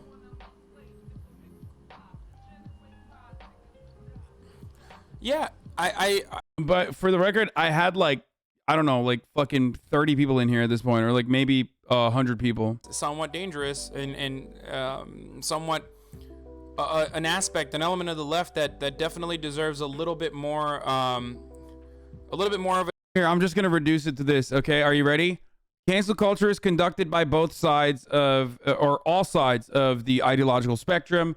Nobody gives a shit. They just weaponize it against who the fuck they hate. Okay, there are understandable efforts to deplatform certain people that are actually incredibly harmful, causing misinformation, yada, yada, yada. Deplatforming works. Obviously, look at Milo, look at Alex Jones. Deplatforming has actually worked tremendously well on them. However, as far as cancel culture goes, everybody does it. It's fucking annoying. Everybody hates it. Especially worse when someone is pulling out old shit, okay, that you no longer believe. That's idiotic to bring up old shit that you no longer believe if you are canceling someone for what their current position is. Okay? If the old shit that they've said also corresponds to their current position, then that's understandable. If someone is racist 10 years ago and they're still racist now, then that makes sense. But if someone is racist 10 years ago and not racist now and anti-racist as a matter of fact, then you are the fucking racist Groiper account on Twitter being like, I can't believe you said the N-word. How curious. It's like, motherfucker, I just looked at your profile. You're saying the N-word on your profile right now. Numerous times. You are a literal Nazi and you're trying to fucking act like you're offended and shocked that someone said the fucking N-word, dude. Anyway. So.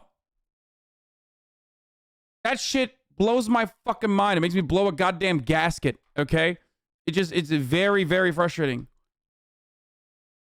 Oh. I hate it.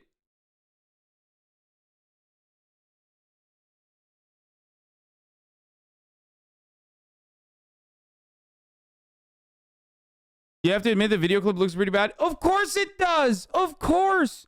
No one is saying it's good, dumbass.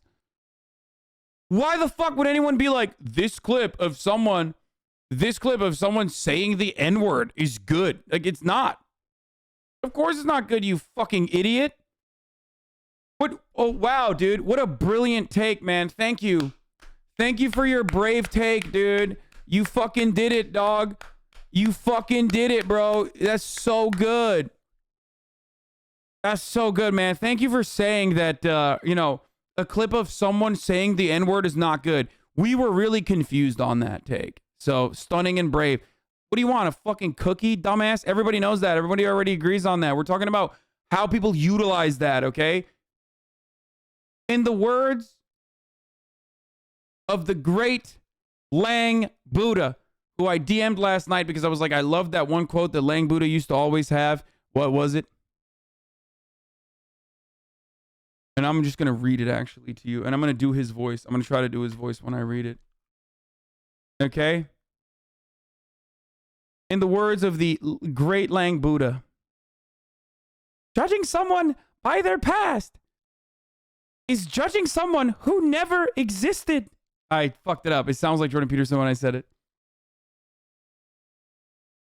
I love that. I love that Lang Buddha always says judging someone by their past is judging someone who never existed.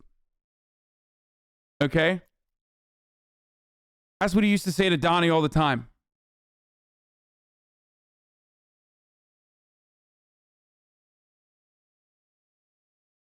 Donnie, judging someone by their past is judging someone who never existed, Donnie. Is that better?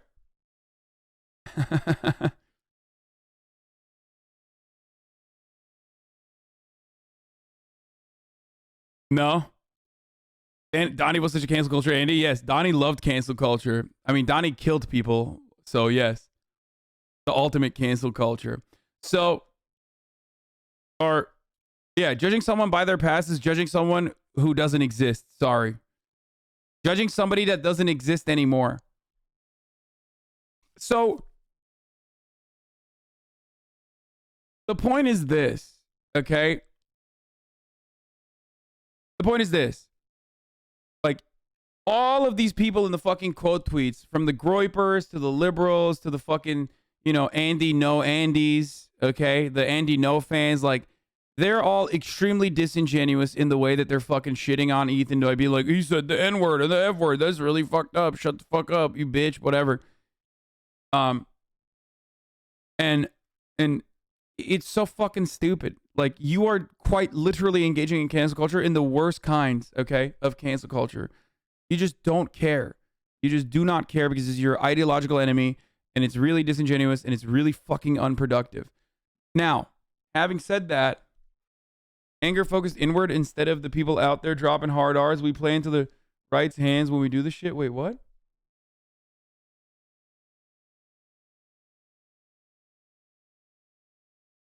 Haven't you said plenty of times the cancel culture doesn't exist and isn't really a thing? I'm just confused. It doesn't exist in the way that people claim it does. It's just because, like, Ethan is not fucking canceled. I haven't actually been canceled. I've been canceled more times than anyone else, but like, it's not real in the sense that like nothing material harm is in most circumstances completely immaterial. It's not a significant amount of material harm that you can cause to someone. There's no like actual results of cancel culture. I am not going to cover a breaking hostage situation at the Texas synagogue. I will send you into that Texas synagogue right now if you don't stop linking. Breaking news about a fucking hostage situation in a goddamn synagogue. When have I ever covered breaking news? Stop! You know better. You're a 15-month subscriber. You've been in this community for such a long fucking time. I'm going to cancel you forever. Fuck. You have before, but like, no, I personally do not. I don't. Unless there is like misinformation being spread. That's different than January 6th, dumbasses. We're not talking about the insurrection happening at the fucking Capitol. We're not talking about that. We're talking about a fucking school shooting or a mass shooting or a drive-by or an act of terror. I usually don't cover that when it's immediately breaking. One, because there's a lot of TOS violations. There's a lot of blood. Okay, I don't want to get fucking banned. And two, there's a lot of people who look to events like that to start spreading misinformation. So all the information that you get in a breaking news story like that oftentimes is fucking false. So why would I spread misinformation to 35,000 people? It's very, very fucking stupid. Okay? Oh. When information is all over the place, it's irresponsible to cover that story while it's new. Chatters don't ever say shit like that in the chat. I mean, they know better. Stop.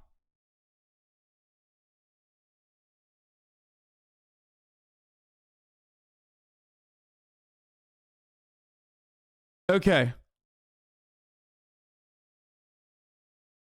So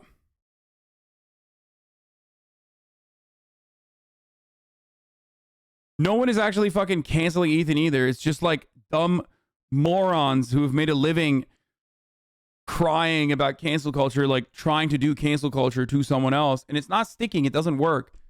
It's just people who will constantly fucking bring back old things that you have said that, you know, old things you've said that you no longer believe. You know what I mean?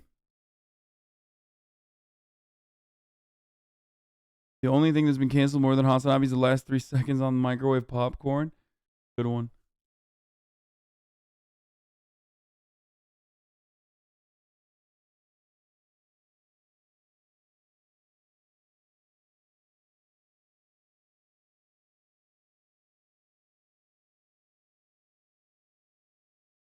Which 99th of the time the accusers are using the words they're upset about?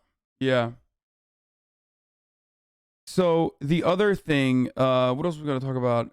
The other thing about this, like Ethan Klein saga, was that where the fuck was it? Okay, so we talked about my takes on it, people fucking jumping on, and then Jordan Peterson basically fucking tweeted, where is it? What are you up to, Ethan? We had a good conversation. I enjoyed meeting you and talking with you. What I have said precisely that motivated your actions. What have I said precisely that motivated your actions and your accusations? Deleting our discussions. An honest question. And then he like quote tweeted himself. Classic Jordan Peterson move. Quote tweeted himself and then fucking, what did he say? Fake friend Hostage? I'm a shell of a man. He used to say to Donnie all the time. I'm a loser. That's what he used to say to Donnie all the time. Yeah, Steve's a Donnie, loser. Judging someone by their past is judging someone who never existed, Donnie. Not that desperate. Is that better? Why is he talking about me, Chad? So dumb, dude. Bitch. Everyone always says, how have I been in Steve, LA you're a 2 weeks loser. and the sun Steve, still doesn't you ask me shell to of a hang out? man. You're useless. Fake friend, Blah, fake blah, friend, blah. fake friend, fake friend, fake. Oh my God, he's calling me fake friend. Dude, first of all, I don't know if he knows this, but it's called COVID. Okay, but yeah, no, I do want to chill with him. And it's been raining non-fucking stop, and I want to ball up with him too. Until this last message that I sent him asking him about this quote last night, I was the last person that hit him up, for the record. So he's the fake friend. True.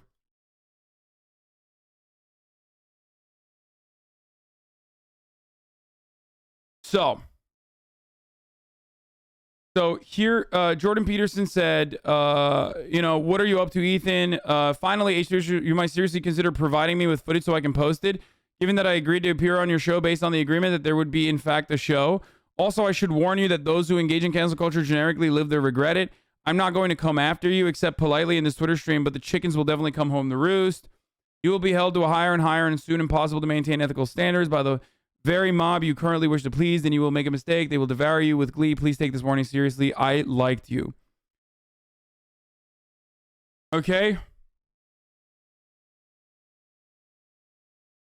So he's like seething. He's operating like the Dragon of Chaos here. So Ethan obliges and starts talking. He says, to start, you called a ban on conversion therapy moral grandstanding 6 days ago. 6 days ago when Jordan B. Peterson tweeted this, Ethan fucking texted this to me and he was like genuinely shocked. He's like, what the fuck? And I personally think that like Ethan, maybe because of his affinity towards him early on when he had him on the show and stuff, like he literally just like, he was legitimately shocked. He was like, what the fuck? This is like insanely fucking Republican. And I was like, yes, I've been saying this for years. Thank you. Yes, he has always been that way. But now, you know, many people are starting to recognize it, especially because like, he is very open about his like reactionary points of view. Conversion therapy, more moral grandstanding from a juvenile OM. Okay? Because Justin Trudeau banned conversion therapy in Canada. Like, can you comprehend a person who claims to be a liberal saying this?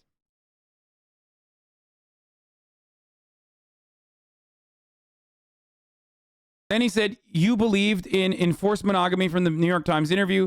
Violent attacks are what happens when men do not have partners, Mr. Peterson says, and society needs to work to make sure those men are married. He was angry at God because women were rejecting him, Mr. Peterson says, of the Toronto killer. The cure for that is enforced monogamy.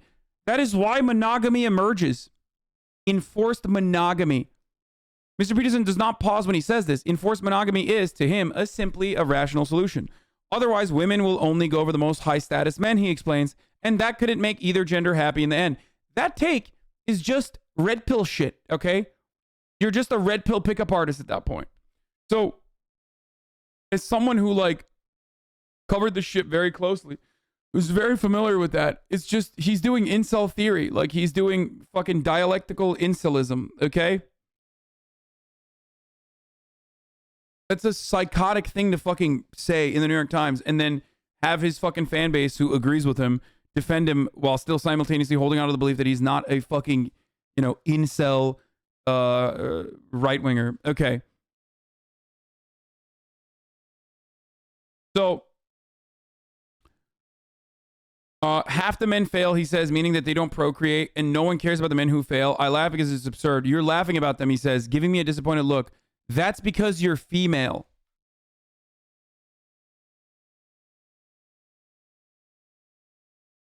Bro, this idea that, like, if you get no bitches, you're gonna fucking start doing murder is a psychotic one, okay?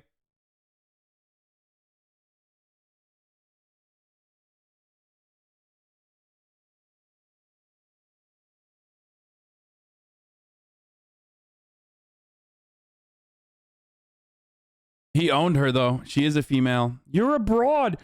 Your mischaracterization of Bill C-16 resulted in a surge of transphobia. The bill was created to add trans people as a protected group against hate crimes. Using the wrong pronoun would not result in anyone going to jail. In fact, to this day, 0 people have gone to jail. That's also true. Funny.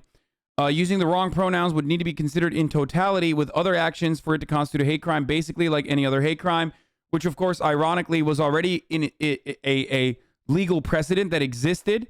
It just expanded on the federal level, okay? It was already in most places. It's like if you decriminalize marijuana in like every state and then decided to decriminalize marijuana at the federal level and people are like, this is going to destroy society. It's like, bitch, it already exists. The fuck are you talking about? But of course, because Americans are so goddamn stupid and don't recognize that like Canada has and different countries have different kinds of hate crime and hate speech restrictions, that they jumped on it and were like, this is a chilling effect on free speech. Shut the fuck up. Okay, you can't compel speech, man. Yes, you can. People compel speech all the fucking time. You are a fucking baboon, okay? Any incels in the chat, smilers, shut the fuck up, okay? There are hate speech restrictions in many countries, okay? In most countries. America is actually not the norm with how unrestrictive it is. And yet, even then, there are still hate speech and, well, not hate speech, but there are free speech restrictions. Free speech is not a maximalist, absolutist position you can take on it. There is no such thing. If that's the case, then fucking do slander, lie, perjure people, okay? Defame people without, and try to get away with it actively. Or violate copyright consistently. Another way to fucking destroy free speech. Yell fire in a crowded theater. Okay, you can't do these things, and the reason why you can't do these things is because even in America, that has the most unleashed, unrestricted free speech restrictions, there are still understandably fucking free speech regulations. Okay, that's it.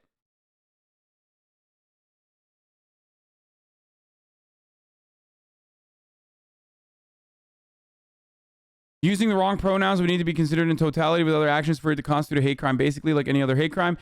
As I found you amicable in our conversation, very interesting and insightful, but I am just not comfortable being a part of a pipeline leading to takes like this. Up yours, Justin Trudeau. Seriously, you'd have to kill me first. Why did he say this? Because he's getting 4,000 retweets and 27,000 likes. When Jordan Peterson crawled out of the fucking post-benzo addiction hole that he was in, okay, after he almost died in fucking like Croatia, or Serbia or wherever the fuck he was, because his daughter wanted to go bang a fucking weirdo PUA guy at a fucking Serbian hookah bar, okay, in the middle of fucking COVID apexing through the goddamn cities, and gave Jordan Peterson's like crippled body fucking COVID and almost murdered him, okay, after the experimental cold turkey benzo treatment that he could only get in fucking Russia, almost murdered him.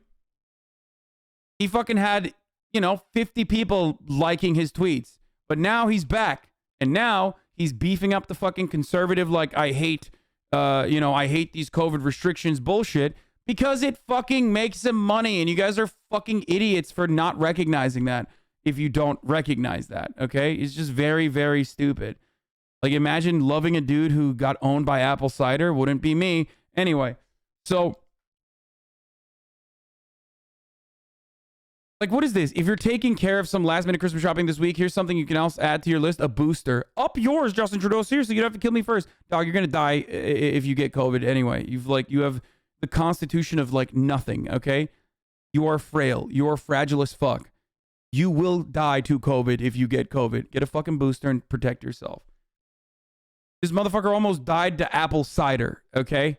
If you almost died to apple cider, COVID could certainly fucking rip you, all right?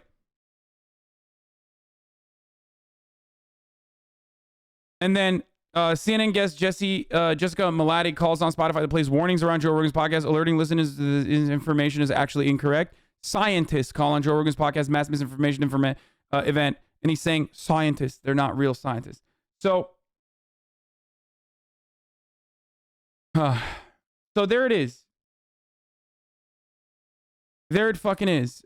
These are some of the many different things that Jordan Peterson has said. Okay. If you want to talk about his fucking transphobia and all this other shit, there are videos that I have conducted.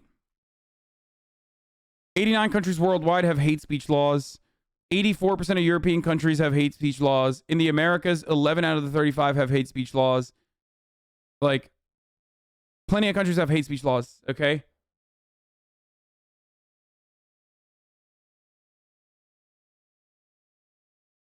And all people still at this point can fucking say is you're taking them out of context. Like the oldest fucking takes in the book that I have heard 1,000,000 times over. Okay? 1,000,000 times over.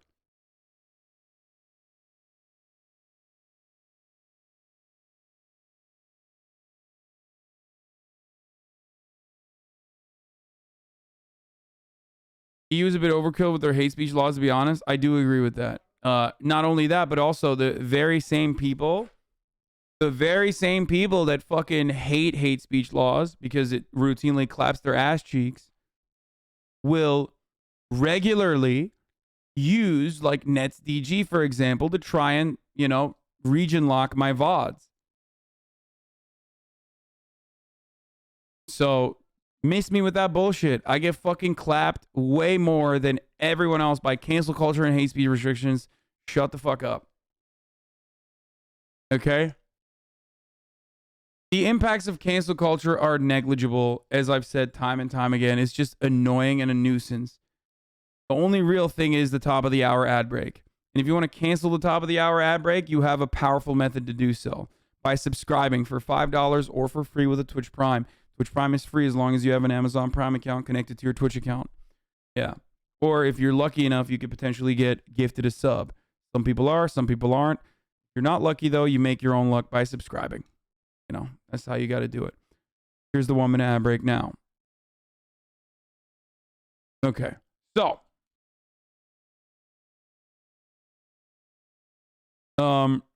he's now posting this article.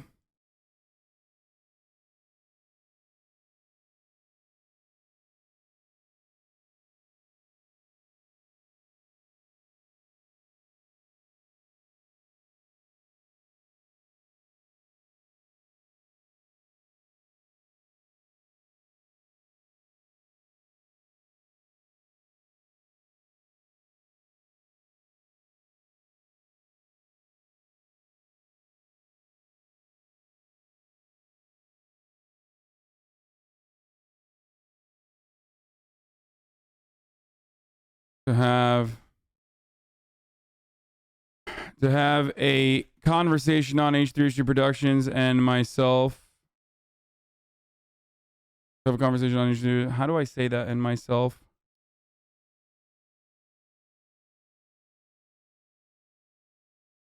With H2H2 Productions.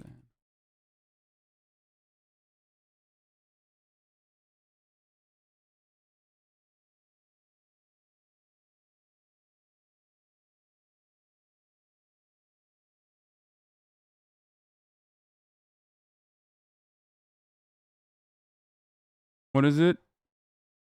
And I? What? I don't. You're the smartest, dumbest person I know.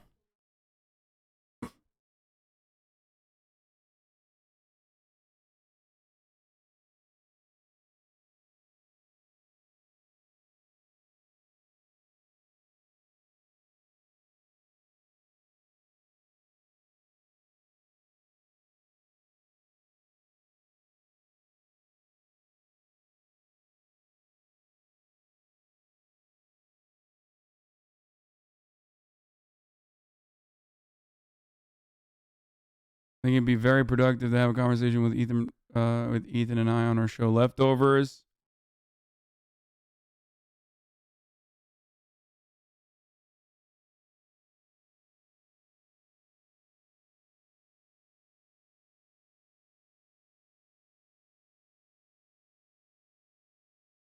Okay, chat is triggering the fuck out of me right now.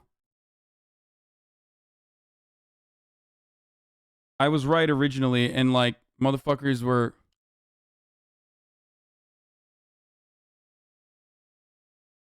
Just shut the fuck up, chat. Yeah, put it in emote mode. Put it in emote mode. I think it'd be very productive to have a conversation with Ethan and myself on our show Leftovers. You could clarify your stances at Jordan B. Peterson. There you go. Then now fucking juice this shit. Go ahead. Y'all are fucking hella annoying sometimes, dude. It's like the worst when chat hive mind is the best and also simultaneously the worst. I don't know how. Won't he admit he's wrong on the show and then continue saying his harmful points outside the show?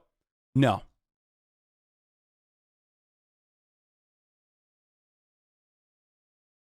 What? No, what is happening? Huh?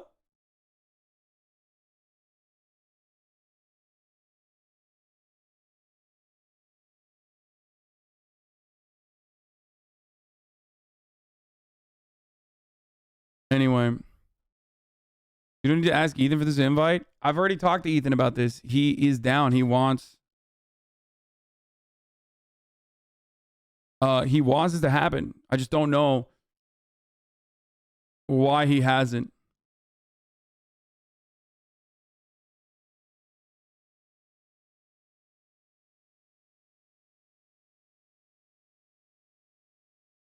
There's no way he will agree.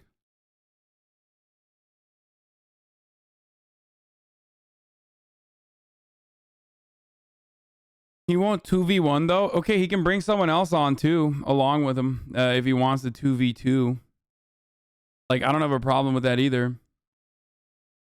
So removing old interviews just to make new videos of new interviews with JP. Well, here's the difference there, okay? Well, first of all, this is my take and not Ethan's, okay? This is my point of view. I personally would not have deleted the old videos, but I respect Ethan's decision in doing so, okay? Because having a new video with Jordan Peterson with your current point of view is entirely different than keeping up older videos where it seems like you are in agreement with this person. One could be seen as platforming. The other one is having an actual discussion. That is the difference. If you can't understand that, I don't know what to tell you. They're unlisted, not deleted. Yeah. It's not a debate. It's a discussion. It is an opportunity for clarity. It is an opportunity to, it's an opportunity for clarity and to, you know, clarify your positions. The older interviews that Ethan did with Jordan Peterson were absolutely positive ones, where there was no pushback, nothing at all. And that those videos would still pop up. Okay?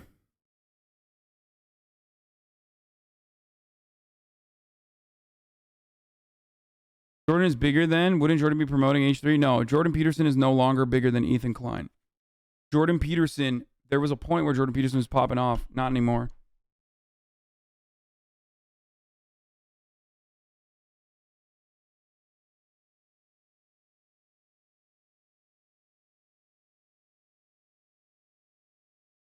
Oh, Joe Rogan's guest makes a Dan Crenshaw's eye joke. So I wanted to see this a while ago, and I never actually did. Is this person a fucking... Tears in your eye? Oh.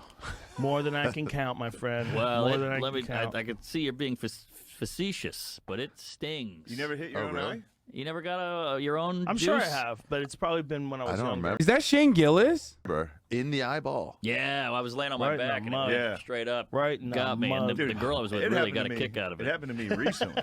She laughed all night. It happened to me recently. I stared right down the barrel of it. Isn't this Shane Gillis? Yeah, I'm right. The fuck do you mean? Why is chat being like, no, that's Mark Norman. That's the other person, dude. This is Shane Gillis. For some reason.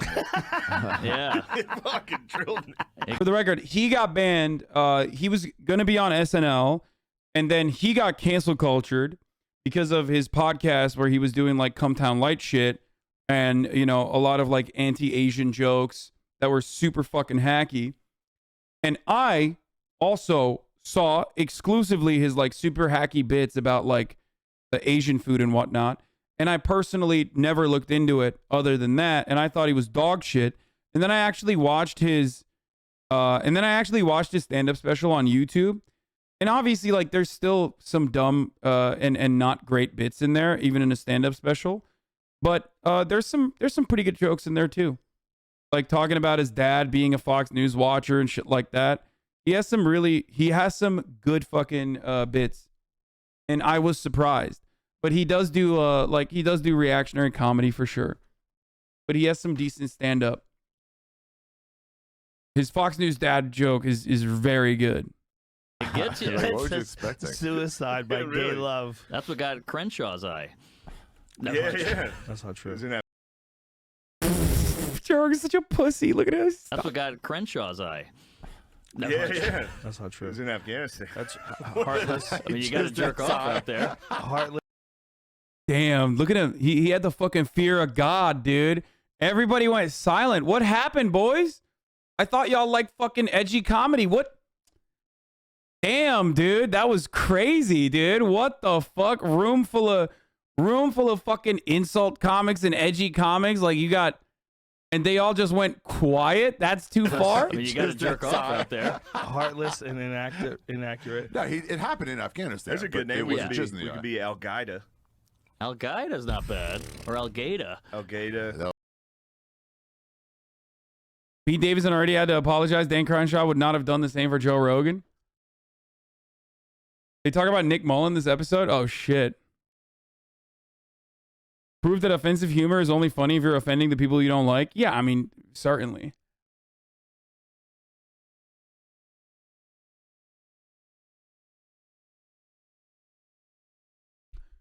I hate the fact that someone could be a bad person, and if you find one thing funny that they did, Zoomers will like try to kill you. No, this goes both ways. I think comedy is in an entirely separate league of its own because, like, if you are going to make good comedy, you're going to make a fuckload of bad comedy building up to the good comedy. Because the only way that you can actually put together a fire bit that is, like, accurate, insightful, hilarious, whatever the fuck, is by failing over and over again.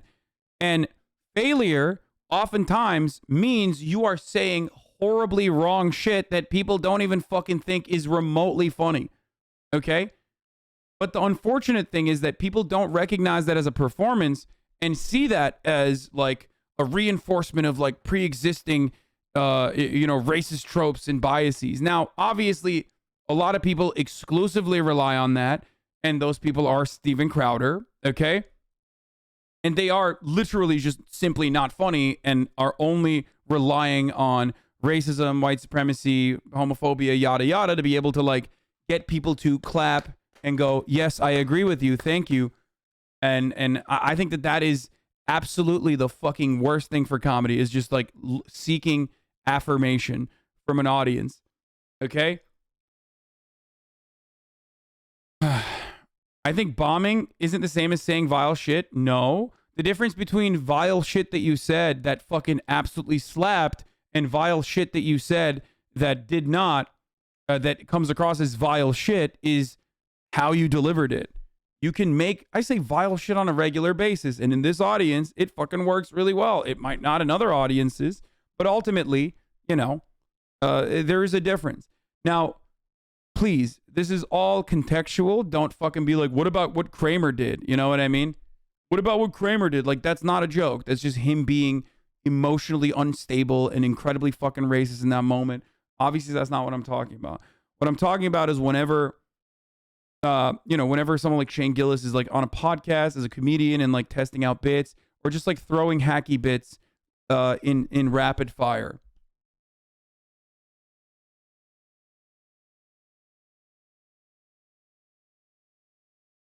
You can be a horrible person, but if the room is right, that's not bombing. What I mainly meant by that is that you can find the bits that aren't racist, homophobic, etc. funny, and there are people that will be like, nah, fuck that, fuck everything you did, which I like. Sure, I get their good faith with that, but it's not that serious. Yeah, I mean, it's like, it's not.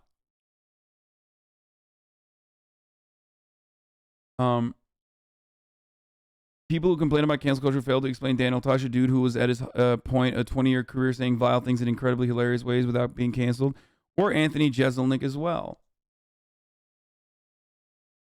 So,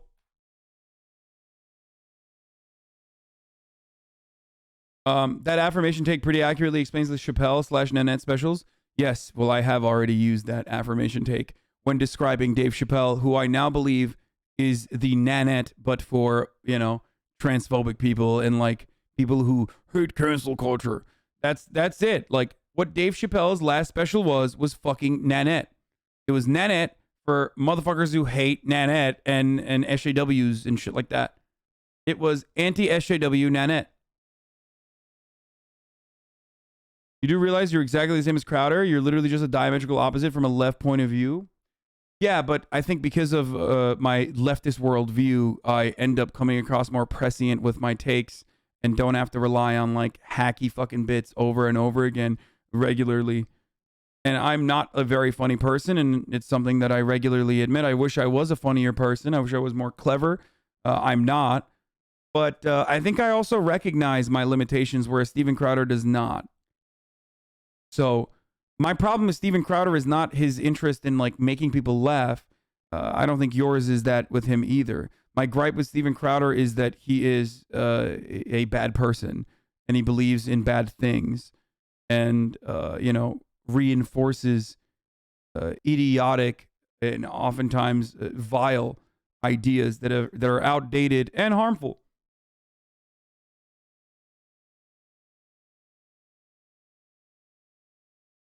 Also, my accents are better.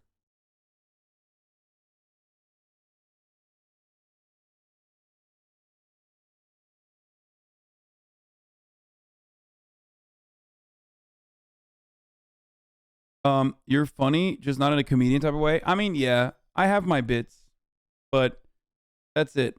I'm not like I think I'm decently funny, but I would not consider myself to be I would not consider myself to be a comedian, okay? But what comedians do is not all that different from what I do, which is cultural critique.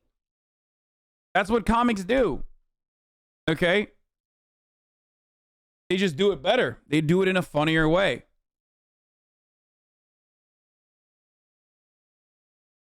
That's it.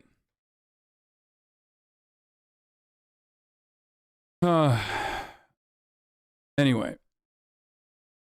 Check out this fire meme about socialism on Joe's Insta story.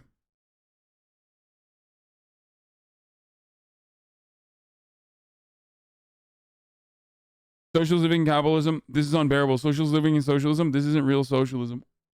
What? When has there been socialist living in socialism?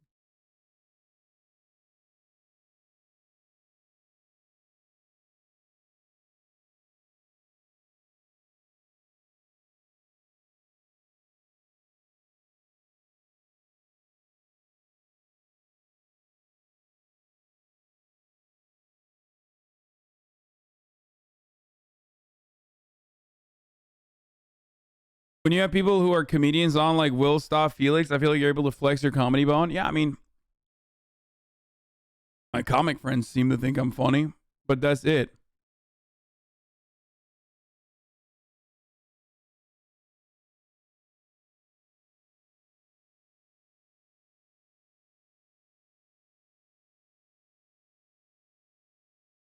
Because they don't want to be mean. Got him, dude. Except the irony here is that chat's only understanding of humor is like shitting on me in every moment. Anyway. To be fair, probably within capitalism is rainbows and shit if I got that fat Spotify deal. Yeah.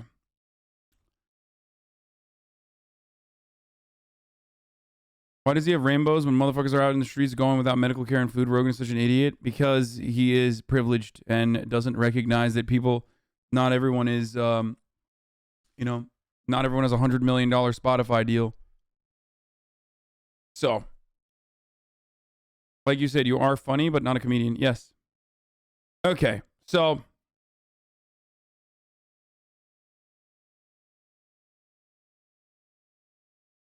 what is this? That's the thing, though. Neither of you are harming anyone, yet both of you attack each other. I am saying you're both bad in this. Wait, what?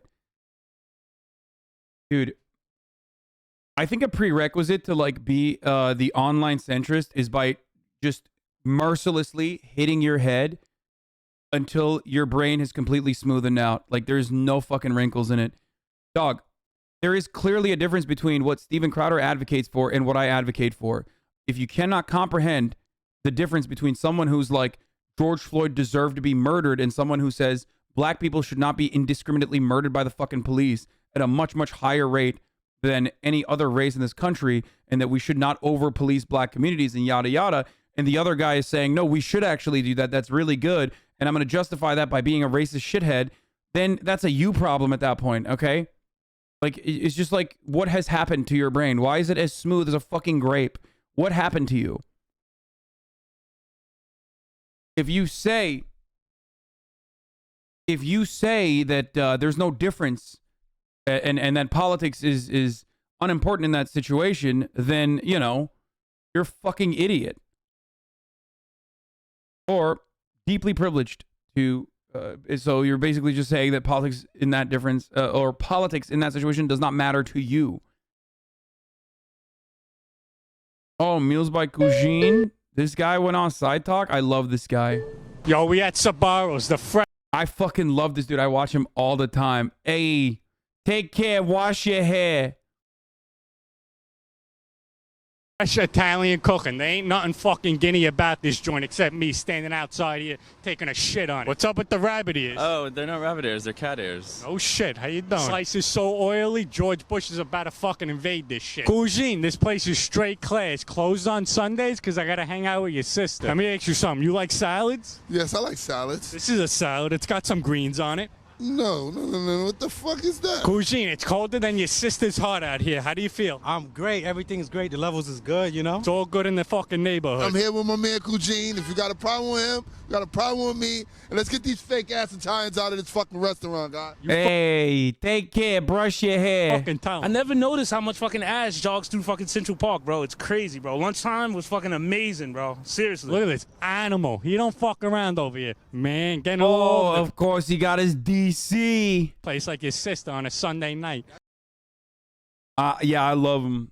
One, because like he's an Italian, and two, because he fucking loves DC, dude. And you know me, I'm also a big fan of that DC. Gotta have it. What's on the menu today? Like, literally, what are you gonna eat later? Same shit I always eat. You're funny. The issue is that you're live 8 fucking hours a day. Impossible to land that often. I think I land fairly regularly for 8 hours a day. I switched to DC because of you, and there's no turning back. Yeah. Once you get used to the fucking delicious, savory nectar of gods, the DC Diet Coke, it's going to be impossible for you to get back to regular Coke. I think it's like way too sweet. I hate it.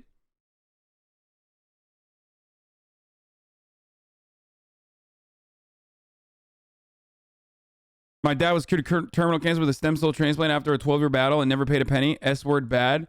I'm an Englishman living in America, and your health insurance system is the biggest scam to ever exist. You self-righteous Brits are all the same. Why are you paying all that money to corporate middleman who's financially motivated not to pay your medical care? This is our land now, you dirty commies. We don't need your damn logic and compassion for the less fortunate. Dude, where are these Redditors whenever someone's like, Hassan should be a guest on the Joe Rogan Experience? Like, they just are never around, you know? It's always like the same fucking weirdos who are like ANCAP crypto bros that are replying about how I'm fucking terrible. No, I do not like Coke Zero. I like DC more than I like Coke Zero.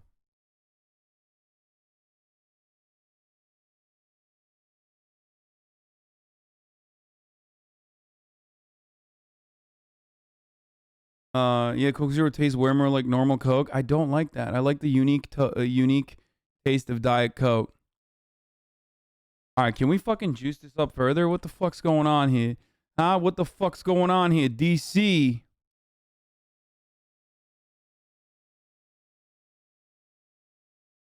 Only 4,000? That's unacceptable.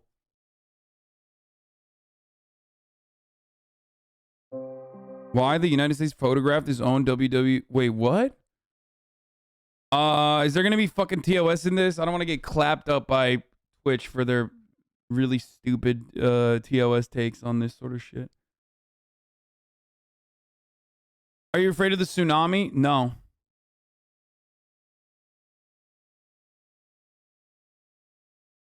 I haven't seen anyone asking you about how are you doing aside from the shitstorm that the world unveils on a basis. How are you? I'm great, man. Thank you for asking.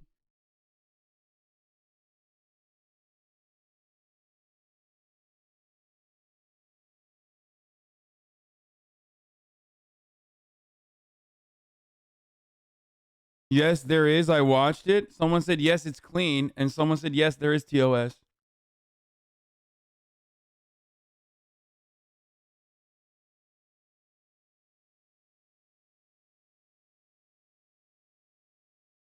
He's not going to come.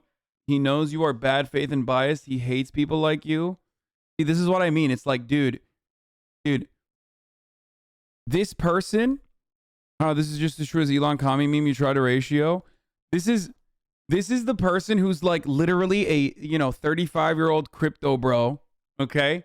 Who is going to be the most divorced man in America soon, if he ever finally, catches a stray, right? And, he is straight up posting like a 14-year-old K-pop stan, okay? Like, straight up. This is like, Jimin, don't talk to him, Jimin. I'll defend you.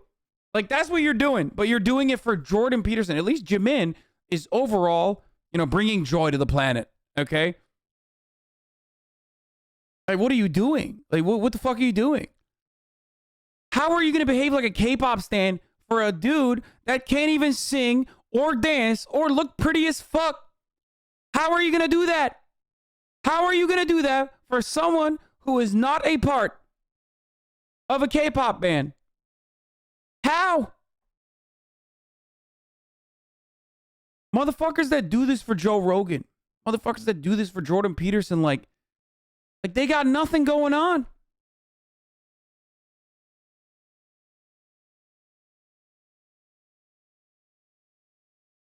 Anyway, I'm going to ban this sock account.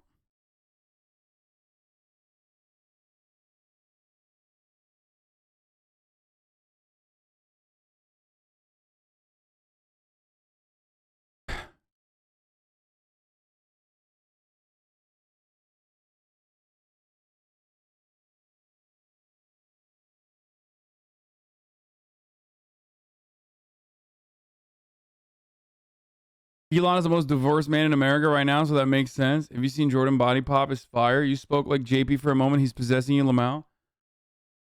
Now you give the K-pop stands in chat confidence.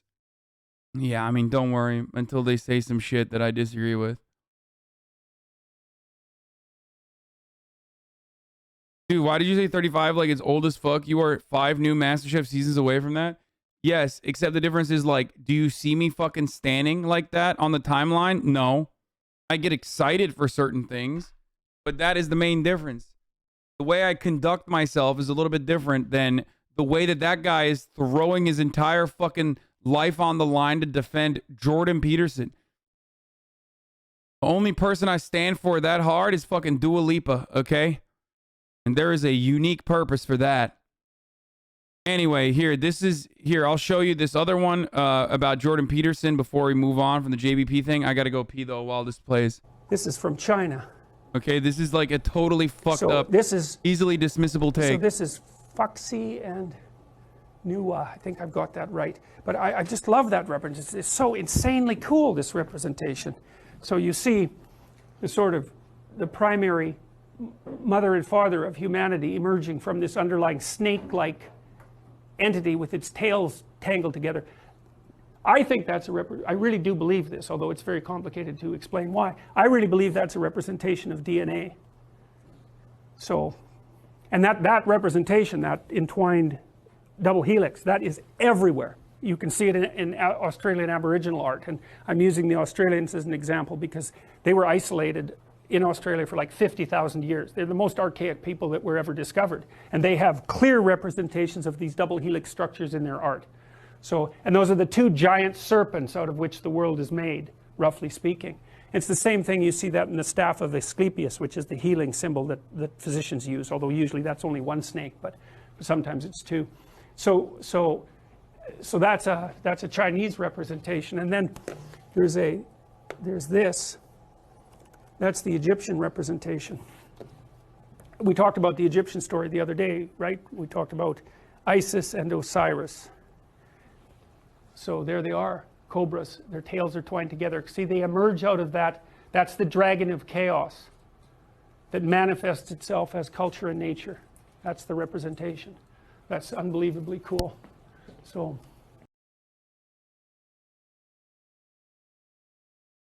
Unbelievably cool.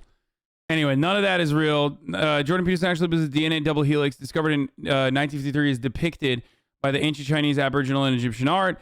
Here's Jordan Peterson saying he opposes gay marriage because it's backed by cultural Marxists and represents an assault on traditional modes of being. Another question voted up, 77 votes. Australia is holding a plebiscite on whether to legalize gay marriage. I'm against the Yes campaign, but only because it's backed by cultural Marxists. I'm curious to hear your views on gay marriage. This motherfucker will justify anything to be like, oh, it's just cultural Marxism. By the way, cultural Marxism, and I've talked about this a million times over, is just the modernized version of saying cultural Bolshevism, which is the Nazi propaganda against Jews, for the record, that the idea that the Jews have taken over in the Frankfurt School all matter, all facets of academia, and are pumping out degenerate and anti-classical, hedonistic attitudes. Okay, that Judeo-Bolshevism or cultural Bolshevism is actively being pumped into the minds of our youth through schools, in the Frankfurt School, that is impacting people through art, and it's degenerate, and it is it's the same exact shit that conservatives cry about all the time: homosexuality in the media, or women showing their ass or whatever the fuck, twerking in the media. That's absolute bullshit. Cultural Marxism is a Frankfurt School-based take in academia, for crying out loud.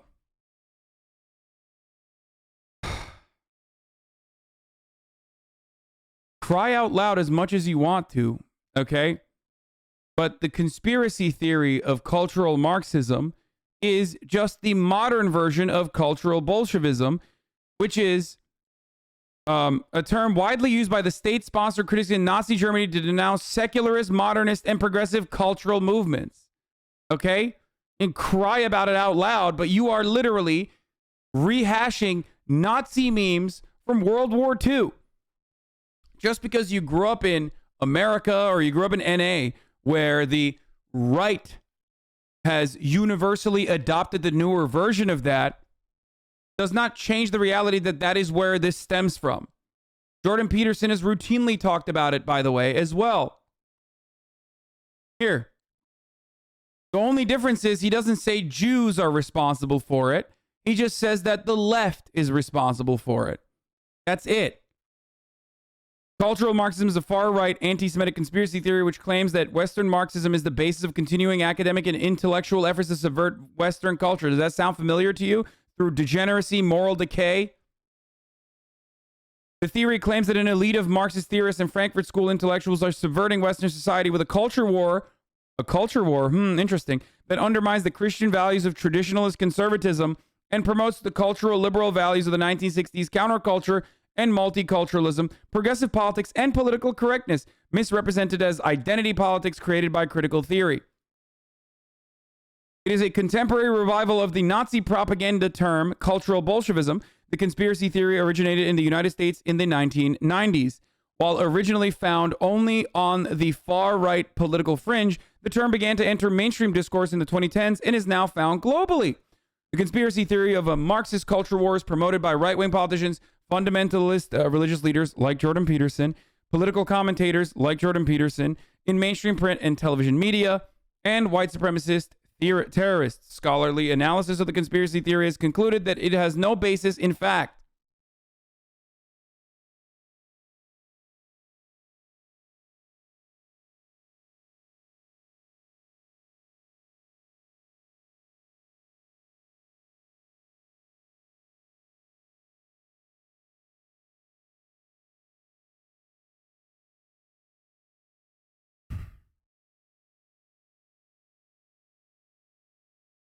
Okay?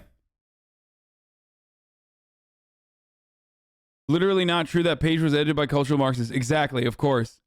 That also is a Jewish conspiracy. Wikipedia, I mean.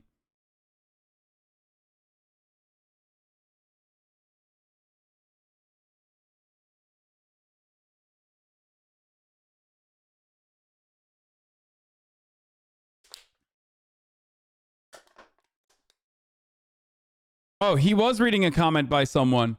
Except only a fool who has never heard a single word uttered by Jordan Peterson would think that he is not about to agree with him. I've seen this video a million times over. Or only a fool would think that Jordan Peterson routinely does not say cultural Marxism is creating moral decay in Western society.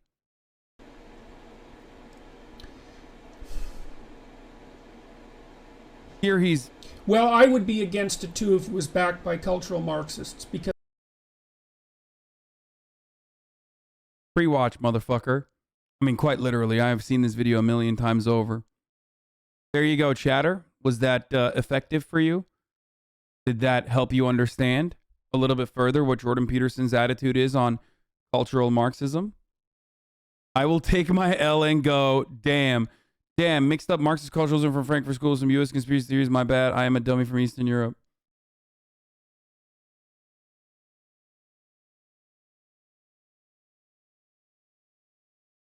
Because it isn't clear to me that it will satisfy the ever-increasing, what would you call it, demand for an assault on traditional modes of being. Why is homosexual marriage an assault on traditional modes of being? Why is an assault on traditional modes of being a bad thing? Why is it that, cultural Marxists are backing this effort and not just gay people that want to fucking marry each other? Also, I respect that chatter that said, I'm going to take the L and move on. These are questions that I would love to ask Jordan Peterson. Jordan Peterson is asked about same-sex adoption and responds, oh shit, this one's so loud. And responds, I believe very firmly the nuclear family is the smallest viable human unit, mother, father, child, and if you fragment it below, you end up paying. We are considering kids. What are your thoughts about gay people raising children? I think the devil's in the details, to tell you the truth. If I was ever talking to any individuals about that, the question is, well, how would you raise them? I mean, you have problems, right? If you're both of the same sex, then you're going to have the problem of how to provide the proper model for, let's say you have a boy and a girl. We know. Remember, this is a person who is supposed to be a well-read clinical psychologist. Right? Well read. It is the most destroyed by empirical evidence argument that he is currently adopting the other side on.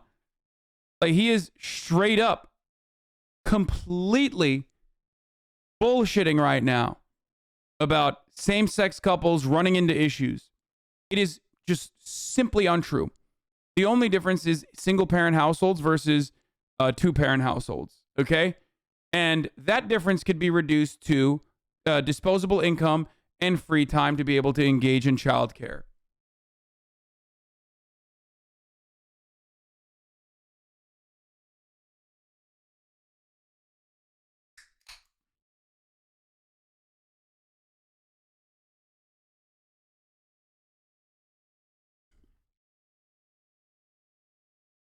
Okay?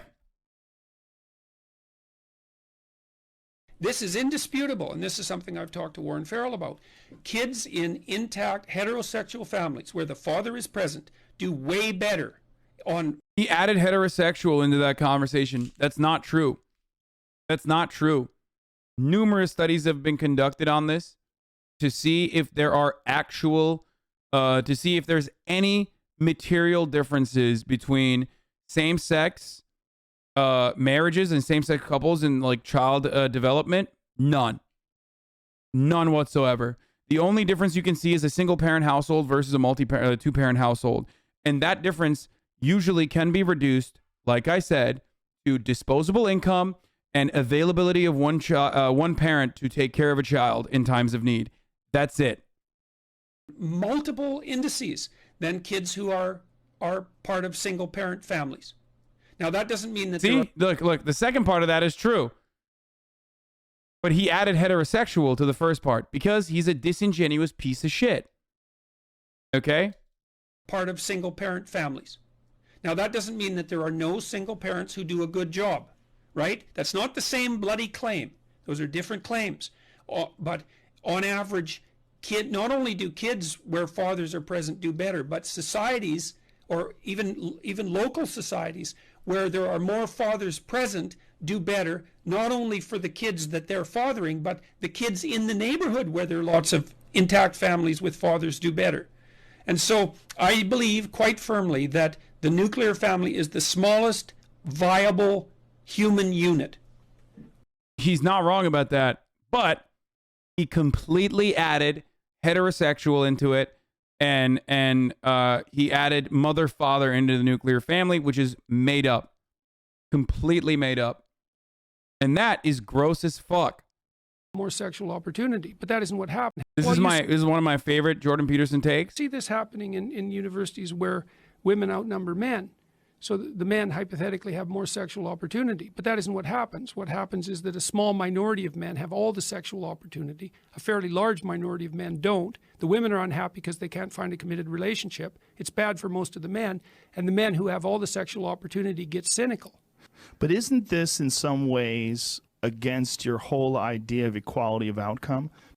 For the record, this is Joe Rogan owning Jordan Peterson. Because you're talking about equality of sexual outcome now. If these men, if you have a guy like a LeBron, homie straight up bodied Jordan Peterson's insane fucking worldview with his ape brain. Okay, I wish he still had moments like this. It's pretty sad that moments like that are just gone now. Especially moments like that will just never happen when it comes to COVID. He will just never, ever do that for COVID. No matter what happens. Very sad. Makes me sad. James, that's a dominant basketball player that just kicks everyone's ass. This is a guy who succeeded at the highest level, right? Well, there's going to be people like that sexually. There's going to be people that are better at finding mates, and this is what they enjoy. It's actually what does happen. But what is wrong with that? Well, what's wrong with it is that it destabilizes society, and it's Oh, so you are advocating for equality of outcome. That's cool. That, you know, he's advocating for equality outcome in the sexual marketplace, which is incredibly complicated and totally about like interpersonal communication, relationships, the gray area, all this sort of stuff. When it comes to, I don't know, material equality, no place to be found, but it's the sexual marketplace where the government has to mandate you with a girlfriend. That's where that meme comes from in my chat, by the way. For those of you who are just tuning into my chat for the first time, you'll see like rules when you first click in. That's what that joke comes from. This is one of those jokes. It's bad for children. Right, you said that. Yeah, but that's what if they don't want to it. have children? But there's a lot of people that don't want to have children. There's a lot of people that choose to go their entire life without having children. Also, there's no such thing as equality of outcome regardless. Marxists don't believe in equality of outcome. No one, that's not a real concept, okay? That is something that the right has said the left believes in, and maybe some dummies who don't understand the theory also advocate for that, but that's not a real concept. There will obviously always still be disparities, but those disparities should not change the reality that there should be equality of opportunity, actual equality of opportunity, which currently does not exist, and more importantly, there should be a base level of material equality afforded to every single working class individual who can find meaning in their lives on their own, because all of those other things have been taken care of by the collective. Okay? That's the entire purpose. Okay? I believe that we should have a base level of material equality afforded to everyone. If you need shelter, you have shelter. You have that taken care of. All of the hierarchy of needs that you have, the most important ones are taken care of. Okay? If you need it. Children. There's men in their 30s. Some of my friends have vasectomies. They don't want children. Mm-hmm. So why would that help in any way, these involuntary celibates? Well, I think you tilt the society so that it serves the interests of, well, that's a good question. That moment when he says, I think you tilt society so it serves those who have less. Oh no, I see. To each their need, right? Or whatever it is. To each from their ability, each according to their need. Oh shit! Oh, that's a good question. Oh my God, is that? Again. Damn it! I should have thought about this before I went on tour. Is that Michael Brooks? For months to espouse it. Let me.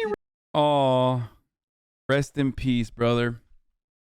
R.I.P. to Michael Brooks. On the other person that's doing the voice is Michael Brooks, a good friend of mine who passed away.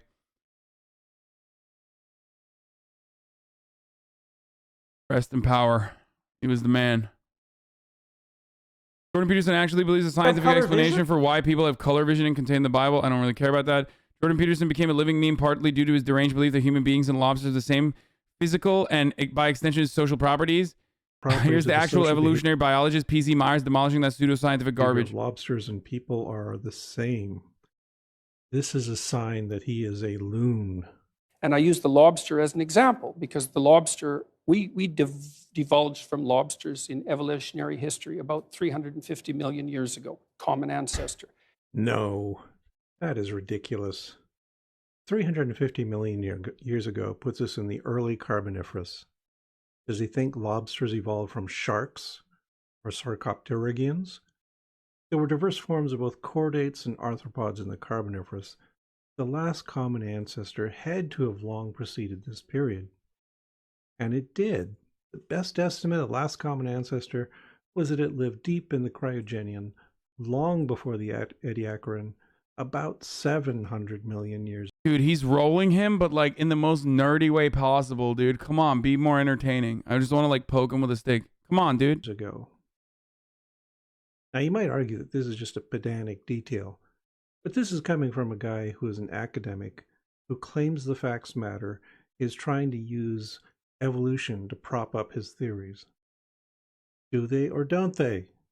This is an egregious... I love you, Hassan, but I'm not optimistic about you challenging Jordan Peterson in person. He's a slippery talker, and I don't want to see you get lost in the weeds. I don't give a shit, dude. You're fucking ridiculous. I love that, like, that take, one, is cowardly and idiotic, and you should know better. You have seen me fucking literally talk to professional political commentators and destroy them.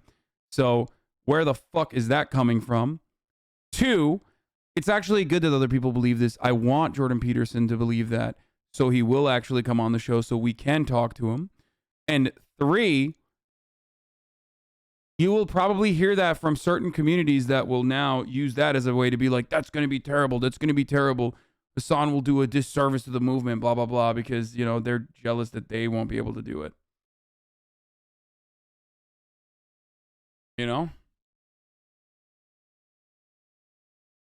This error. You can't argue for evidence from evolution if you're going to be that wrong. There's also a deeper logical error. He's describing 2 extant species, lobsters and humans, and claiming that a behavioral property of lobsters was present in our last common ancestor and therefore is also present in us. That makes no sense. It's like claiming that I have a mustache, and therefore my great-grandfather had to have had a mustache, which means that my brother must also have a mustache. He has just picked a species that has a trait he wants to claim is universal and extended it without good evidence. I can do the same thing. I'll pick a different arthropod, say bees. Then I'll point to a random vertebrate, say a bear. Okay, he beated him, he bested him, but he also bested me. I'm dying of boredom. Classic Jordan Peterson moment. At the time he claimed he was unable to sleep for 25 days and faced impending doom. We talked about that already. He got fucked by apple cider. Jordan Peterson actually believes the Bible story about Adam and Eve, the snake and apple, confirms the recent scientific hypothesis about human evolves to have high eyesight, and then repeats the false claim. Jordan Peterson versus Jordan Peterson. Don't care about that. This was really funny. This was a funny one. Who is your favorite author? Dostoevsky. Who's your favorite female author? I thought I had it all together, but I was led astray. The day you walked away, you were the clock that was ticking in my home. Changed my state of mind. Ladies and gentlemen, Love so hard to find. we got him. She hit him with the name a woman. You know what's funny? That person, that British person, the BBC person, probably, I might be wrong, but isn't that person a TERF? So they probably agree now. Like there's very, they're a BBC broadcaster. There's very high likelihood that that person is straight up a fucking TERF. So now they're probably aligned. You know what I mean? What is this one? Who would be my favorite admirable woman? Do I have a favorite feminist? I don't think of things that way. I'm not a favorite of ideologues. Do I have a favorite admirable woman? My wife and my mother. Who would be my favorite admirable woman? Bro, just say any woman. Holy fuck, dude. That's crazy.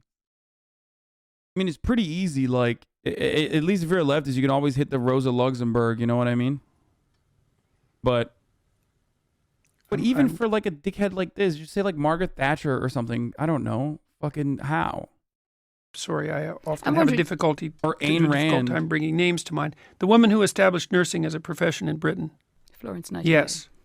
Florence Nightingale. It's like good for Florence. She thought at one point, I think men were unsuited to nursing because she had gender stereotypes. Shouldn't we be telling her off? Well, that's also such a funny take. We should be telling Florence Nightingale off is like my favorite.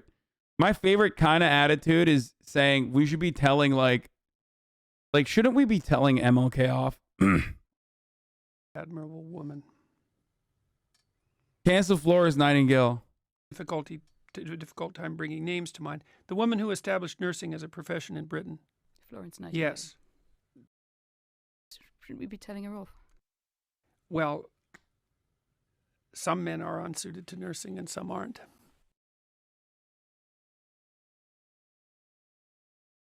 So. Oh, this was pretty funny. He said he would assault someone for free speech. Here's a tweet of Jordan Peterson saying he would happily assault Pankaj for having written a critical piece which about Pankaj for having written a critical piece about him.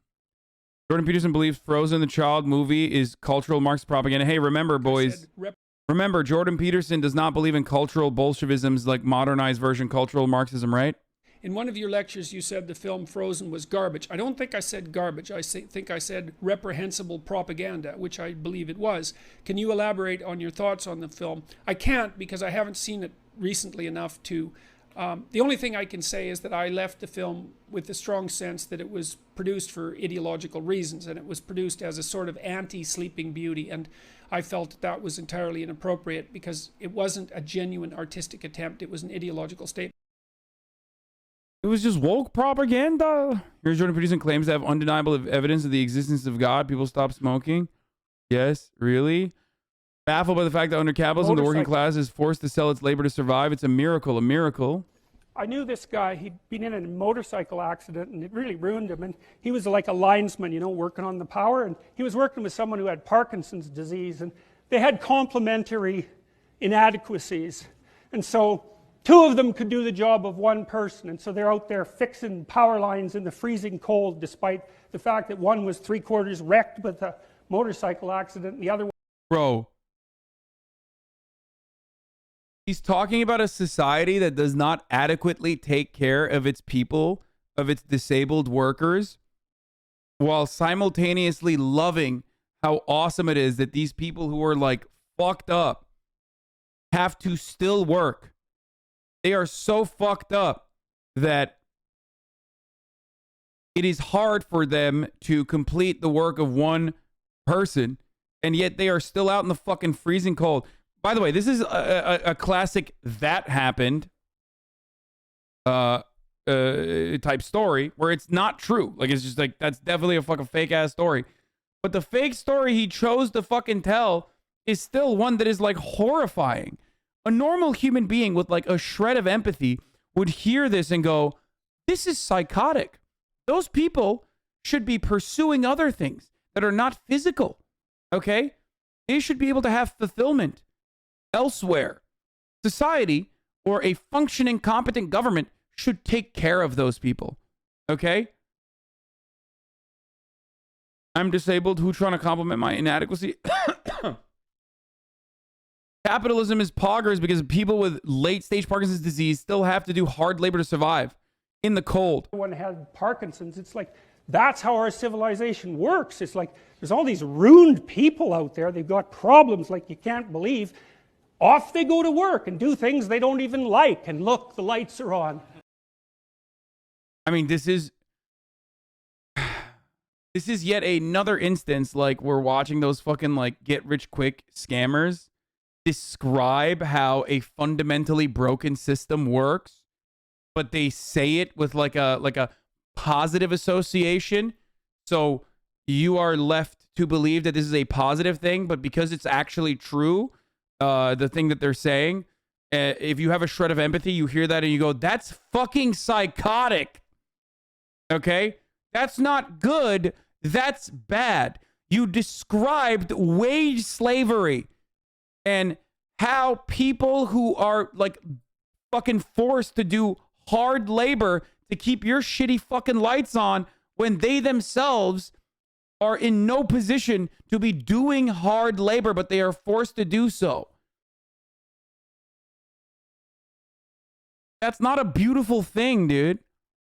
My God, it's unbelievable. It's a miracle. It's a miracle. Yeah, what a miracle that is, dude. Oh, shit, hold on. I do want to watch this, though. This is apparently exactly in the same light as that one. Why don't you just try to work as hard as you can at your damn job for like 6 weeks, right? All flat out. You know, if you work 10% longer hours, you make 40% more money. False. Straight up false. Absolutely made up. He did not get that statistic from anything, okay? That is a completely made up false statistic. The only thing that is real in this situation is the top of the hour ad break, okay? If you get a subscription for $5 a month or for free with a Twitch Prime, you 100%, you have a chance to 100% avoid the top of the hour ad break, okay? Obviously, you have a 25% chance of avoiding the ad break if you get like a gifted sub. That's right. I made up that statistic. That's not a real one, but hey, too can play that game as well. But at the top of the hour, there's a 60-second ad break. If you want an ad-free broadcasting experience, all you need to do is subscribe. If you don't, get gifted a sub like from one of Cult of Pizza. Here's the 1-minute ad break now. Jordan Peterson gets emotional. It will give you goosebumps. Listen carefully. Thank you, Sills Design, for the 5 get the subs as well. That's something worth thinking about. You know, you've got a job. Maybe you show up 15 minutes early and you leave 15 minutes late. Why? There is absolutely zero reason. What is hilarious to me, okay, I'll just say this. A lazy worker is a smarter worker than one who works hard unconditionally. Okay?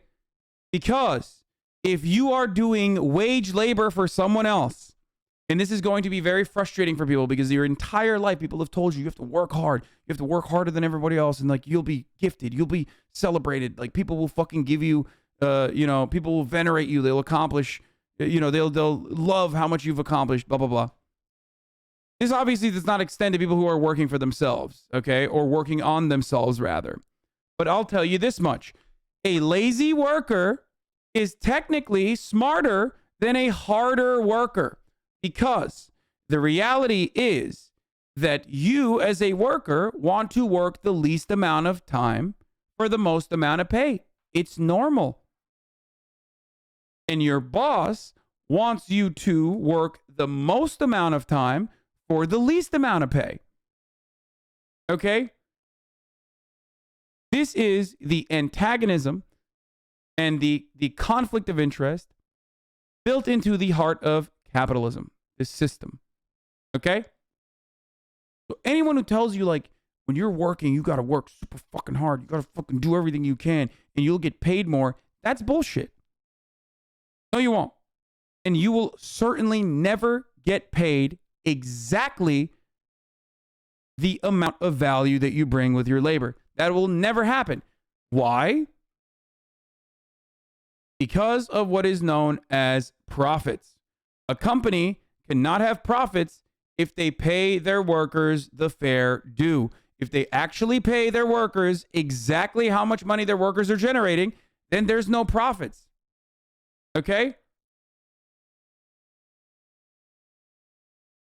Profits are surplus labor value extracted from the workers.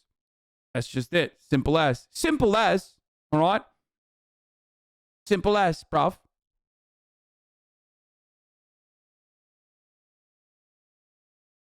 What about the capital that the capitalist risk, though? I don't give a fuck about the capital that the capitalist risk. There are already protective mechanisms there. And the thing that capitalists are fucking risking, ultimately, is to become a worker once again. And man, they will literally, they treat that like it's death. Why? Because they know how they treat the workers. That's why. It's not like when you lose your capital, you get fucking killed. It's not like when you lose your capital, you fucking go to jail. When you lose your capital, you risk becoming a worker once again. And because you, the capital owner, absolutely destroy all of your fucking workers and exploit them and take their surplus labor value, you do not ever want to get back to that position. Every capital owner that owns a small business, that owns a big business, knows this reality. That the biggest fear that they have in their heart of hearts is to one day become a worker again to a boss like themselves. That's it.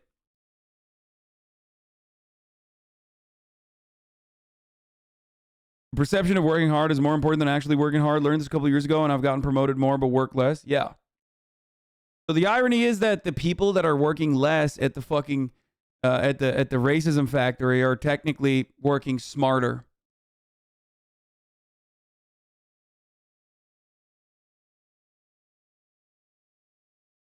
You know, and you actually Comes from a guy who's never had a job. That's right, baby. work and your boss notices, because he would probably notice, and then maybe someone's going to get promoted and maybe it'll be you because something's going to tilt the scales, and that little extra bit of work done without cynicism and resentment might be enough.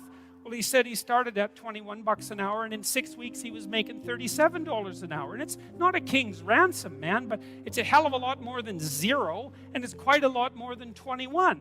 He said his life had turned around substantially because he learned if he put some damn effort into it. And I'm not trying. Oh, the personal anecdotes of a singular individual that was rewarded for working harder by a boss that noticed is actually what we should pay attention to in this circumstance, despite it going against their best interest to do so. To be Joe Optimist here. Like, I know that people hit runs of bad luck and that things can take you out of life, right? Unfortunate illnesses and betrayal, and like there's no shortage of randomness and horror that can wipe you out even if you're doing your best. But you don't have a better bloody plan than to do your best, and it tends to work a lot better than you think. And what's so interesting about the hierarchies that people set up is that that's how they're set up.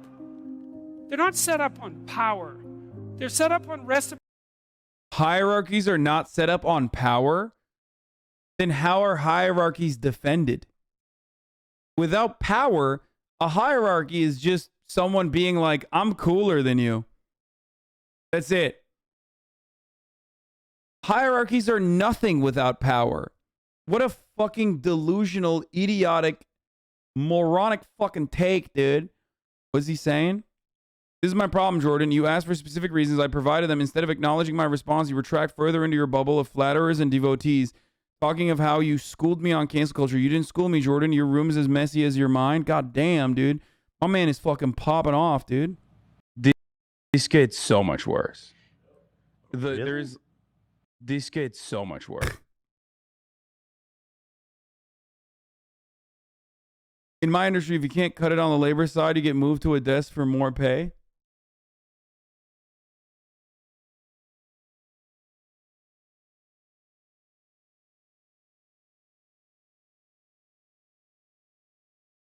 If wealth was the inevitable result of hard work and enterprise, every woman in Africa will be a millionaire.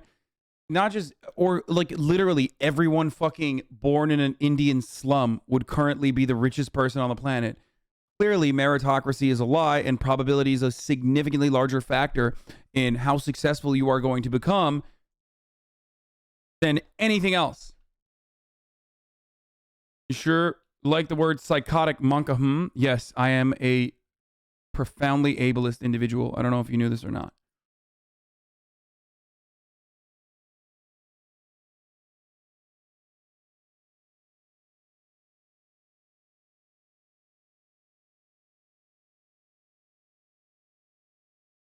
How people think babies cry, how babies actually cry.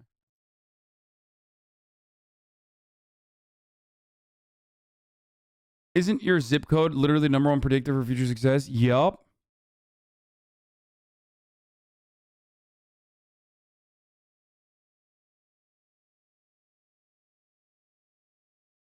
Anyway, literally I'm a software engineer, and the people in my company's squads who are higher up the ladder make exponentially more money than me to write exponentially less code with every step up the ladder you go. Yes, that's why it's a laughable notion that like a company cannot operate without a CEO. No, the company can actually never operate without a worker. The company absolutely can operate without a CEO though. That is the hilarious part about it, is that like, sure, is there some level of organization necessary, like a managerial position? Absolutely. Are there more democratic ways of choosing who that fucking manager is supposed to be? Also, absolutely. But there is no way a company can work without the laborer, without the wage laborer. That's it. There is no value without labor. That's it. That's the truth. None. You can try to justify paying people less by saying labor is replaceable. Labor is replaceable. It's not important. But ultimately, you're still replacing laborers with other laborers, okay? And it's deeply cruel and inhumane to justify paying less than living wages, okay, to human beings because other people could take that job in their stead. Reciprocity and skill and trust. Not always. You know, and if you're in a job where you work hard and you're a good guy and you're doing your best and your boss is a bloody tyrant and you never get a break, it's like, okay, fine. You're in a Foucault world. Get the hell out of it. You're You in know, a Foucault world. Get your resume set up, write your CV. Wait. He said Foucault. He didn't say fucko. I think he was talking about Foucault, right? Like the French philosopher. But the guy thought he was saying fucko. I don't even know how like Foucault works in the situation. Like, is he saying it's like a prison? Like, I don't really know what he means by like you're living in a fucking Foucault world. Fill in the educational gaps that you have. Send out your 25 resumes a day and prepare to make a lateral move because you're in a bad place. But almost everywhere, and this has certainly been the case virtually everywhere I've worked, and I've had like 50 jobs. What is the part where we get goosebumps? Because I can't. Like, I'm listening very carefully, and I've yet to have a single goosebump. You know, if you go above and beyond the call of duty in an awake and intelligent way, interpersonally, socially, with regards to the diligence of your work, with regards to the truth of your attitude and your courage and all of that, that will work. And you know, if you try it for a year and it doesn't work, then go. Is Ethan getting JP to come on Leftovers, and would you mind it? Dude, I would love that. Why are people so surprised by this? I would love to talk to I would love to talk to JBP. 3-4 years ago, I never would have thought that I would have the opportunity. Right now, I legitimately do have the opportunity. I'm very excited for it. Go somewhere else, because you can, right? You're free. I mean, it's not easy. Oh, wow. Ultimately, by the way, his argument is still reduced to, oh, are you in a dead-end fucking job? Just go get a job somewhere else, sweaty. Like, it's that fucking simple, dude. This is the incredibly frustrating fucking reality that, like, ultimately, when you arrive at any sort of prescriptive solution, your argument devolves into, oh, are you homeless? Just buy a home. Do you not like your job? Just get a job somewhere else that pays more. Just slide on the Indeed slider to $75,000 a month, bucko. Or $75,000 a year. Sorry, I said a month. But maybe you should slide it to that. Your attitude and your courage and all of that, that will work. And you know, if you try it for a year and it doesn't work, then go somewhere else, because you can, right? You're free. I mean, it's not easy. You can't just walk out the door and instantly find another job, but you're not enslaved. You quite literally are enslaved in a capitalist society to make these sorts of fucking decisions. Why? Because healthcare is not free. Healthcare is not universal. This is one of many different ways that a capitalist, hyper-capitalist society like the United States of America will trap you into a lifetime of destitute wage slavery. How do they do that? In order to become a more productive laborer, okay? In order to become a more productive worker, you go to college and you learn skills, okay? Technically, you're supposed to be. Or you go to a trade school and you learn skills. Regardless, you're learning something, right? And then in that process, maybe you're fortunate enough to be able to get a job. But before you get to that point, now you've taken on debt, okay? You have now taken on a profound amount of debt to better yourself, to have more skills, to become a more productive laborer. In comparison to other countries, the amount of debt you've taken is profound. It is sizable. It is vast. Now you have to pay off that debt. So now you're in the debt trap, okay? How do you pay off that debt? Well, you have to actually get a job. What if you don't have any good jobs? Because all the good jobs are taken by those who were recipients of intergenerational wealth and legacy admissions into these institutes of higher learning that are, you know, way better at networking. All the good jobs are taken. So what do? You take a job wherever you can. Now, that job is not paying you well, but you think, hey, this is short term. I can do whatever. Like, I will eventually get a good job, but like, I have to start paying this fucking debt. So now you took a job that is not even helpful.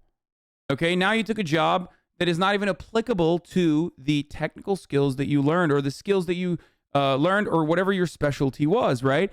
So now you are paying the debt that you were saddled with because you wanted to become a more productive worker by taking on a job that is not paying you adequate wages, okay? Now you have to do that, except just switch your job, right? If you're lucky enough, that job also offers you benefits in the form of healthcare. Now you are completely trapped.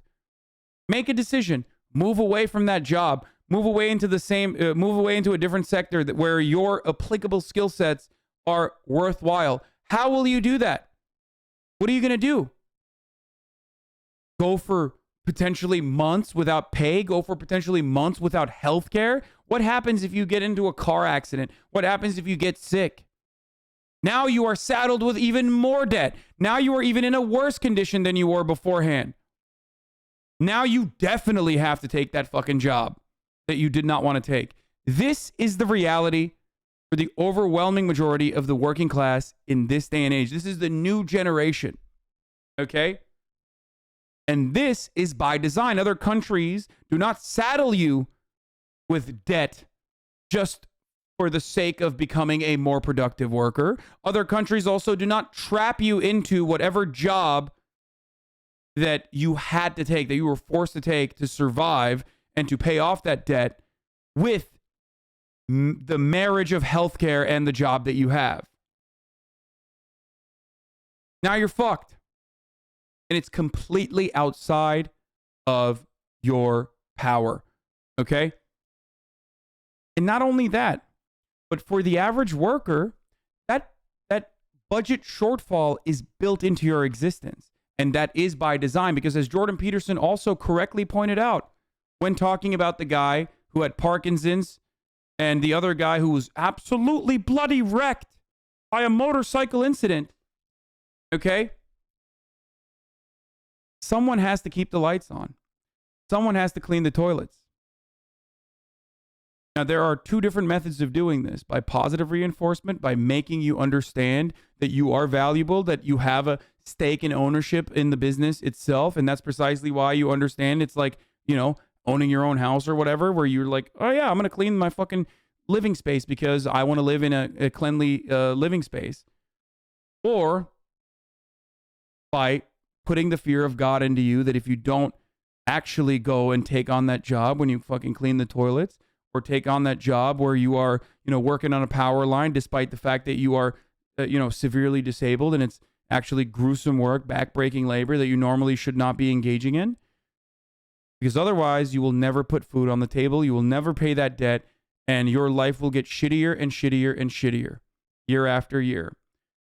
That is the unfortunate reality of capitalism for the overwhelming majority of the working class. Okay?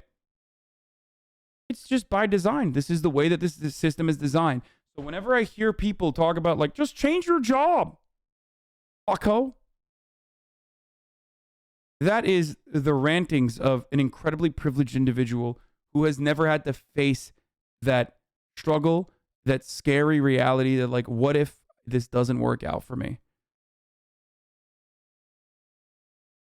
You could make a move. You could even decide that you're going to make a move and double your salary. You know, it's not a bad goal, and it's certainly a possibility. Yeah, you could. It's like, it is. You also could go back to square one, where you don't have a job, and now you don't have health care either. And now you are renting, so you have to pay rent. How are you going to pay that? It isn't hierarchy. It's ethics that determines success in a functional society. It's also bullshit. All of the top wealthiest individuals are not known for their ethics or their code of conduct. It's about how predatory they are willing to be. It is quite the opposite. If you are to ascribe a moral value to capitalism, which is simply just the organization of the economy, but most people do ascribe a moral value to it, they think it's bad. The people at the tippy top are those who are willing to be predatory. I could be a fuckload more predatory in the way that I operate. For example, now that I am someone who has actually made money, I see it every fucking day. I see it in every decision that I make. A decision to work with union-made domestic manufacturers means that your profit margin is going to be slim. Okay? It's simple. And many people decide to not do that because they're like, why the fuck would I? Of course I'm going to work with a drop shipping company in China. Okay? Of course. Why the fuck not? Of course I'm going to cut corners everywhere I can. Why the fuck not? I personally think that that's unethical. And if you were to ask people individually how they feel about it, they would also think that that's unethical.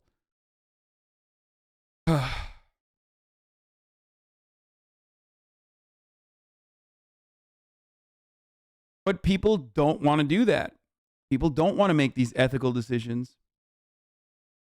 Time to lift the Ellis of embargo. My karma farmers are down 28% in net karma and are losing Reddit Cloud and various discords. Please come to the negotiation table and discuss this. You'll see there's valid points on both sides. Please be less hypocritical and spread the karma wealth. Ethics that determines success, not power.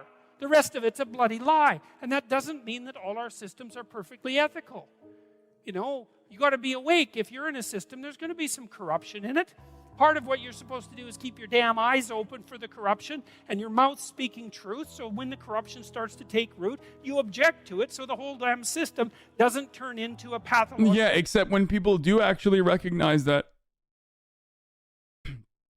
and do choose to speak out against that corruption in our unjustifiable system that is built upon unjustifiable hierarchies, then you say, clean your room and fix your own fucking bed, bucko, before you start casting stones from your glass house. This notion that Jordan Peterson is actually pro sticking it to the fucking man and fighting back against the systems is just false. Power play. And that's part of your ethical responsibility as a conscious being, an ethical being, a religious being for that matter, and a citizen. You know? And you're charged with that. That's why you vote. That's why you're the cornerstone of your state, man. You're the what would you call? You're the wellspring of the ethical actions that replenish the dying world. That's what you are. I gotta pee. I'll be back. And if you act, that's what you are. And if you act that out properly, then things work. And that's why that's always been described as ethical behavior. It's not because you're supposed to be good, you know, and being good isn't that easy anyways. And it certainly doesn't mean being nice and harmless. It's not an easy thing to be good. You have to be tough as a damn boot to be good, because you have to stand your ground when you need to stand your ground. And you have to be able to say no when it's time to say no. And you have to mean it. And so then you have to think and plan strategically so that when you're going to say no, you can mean it and it will stick. You know, and that takes a certain amount of integrated malevolence, I would say. And once it's integrated, it's not malevolence, it's strength. It's strength of character. It's the ability to stand your ground. And you have to cultivate that. And you cultivate that at least in part by telling the truth. And so you take your place in the world as a decent person and as a decent citizen, and you play the hierarchical game properly. And that is to stand up straight with your shoulders back. It's like the world's an onslaught. You've got the tyranny of culture to deal with. You've got the catastrophe of nature. You've got your own damn malevolence and ignorance, right? All coming at you. Plus the incredible, complicated, indeterminate potential of the future. That's all coming at you, and it's all your responsibility. And you can cringe away from it and be afraid of it and be victimized by it and be bitter and cynical about it. And no wonder, because it can be painful. Oh, he's now turning around and saying, like, after he said unethical systems certainly exist, and what you are supposed to do is combat that with ethics. Okay. But now he's saying, you know, but combating that is also you crying like a bitch. Or you can turn around and you can say, man, bring it on, because there's more to me than there is to the catastrophe. And this is what I discovered from looking at... It is the hyper-individualism that gets people, yes. And of course, hyper-individualistic attitudes are ones that are consistently reinforced in a hyper-capitalist society. It is the easiest way to dupe dumbasses into thinking that, like, they have the power as an individual. Do not get together. Do not engage in collective action. Don't do it. Don't ever do it. It's actually hyper-individualism that helps you. No, hyper-individualistic attitudes amongst the working class only helps those who own capital, okay? Because united, you bargain through collective bargaining. But divided, you beg. That's it. What I looked at the darkest things I could look at, really, for 30 years. I was really a lot of fun to be around, I can tell you. I looked at the darkest things that I could think of, right? Not only what happened in Auschwitz and what happened in the Gulag, but personal issues. You know, it's like I wasn't so much interested in the totalitarians as a group. I was interested in the people who undertook the terrible acts that the totalitarians required. You know, the people who, I was just rereading Ordinary Men, and it was a story about a police battalion in Poland that trained ordinary policemen to take naked pregnant women out into the fields and shoot them in the back of the head. It takes a lot of training, by the way, What is this? before you can bring yourself to do that. What is and this you aren't stock the same footage, bro? person by the end of it. It's pretty goddamn horrific. You know, and I was trying to figure out what would it be like to be that person. Because we are that person. Is this like a smiling casual Nazi? What the fuck? And then what would it be like to not be that person, right? To refuse to do that, to not participate in that. You know, and what I discovered by making that totalitarian proclivity personal was that there's more to us than there is to the horror. Nature is bent on our destruction. Bad as culture is, tyrannical and bloody back as far as you can look, as malevolent as you are in the darkest part of your heart, and that's plenty malevolent. The possibility that's within you that can well up, the courage and the truth and the ability and the skill and Oh God, this is why it's like, oh God, he just sucks so much. He is so fucking boring, dude. I'm sorry, okay? But this shit is so incredibly whack. He's just rambling on.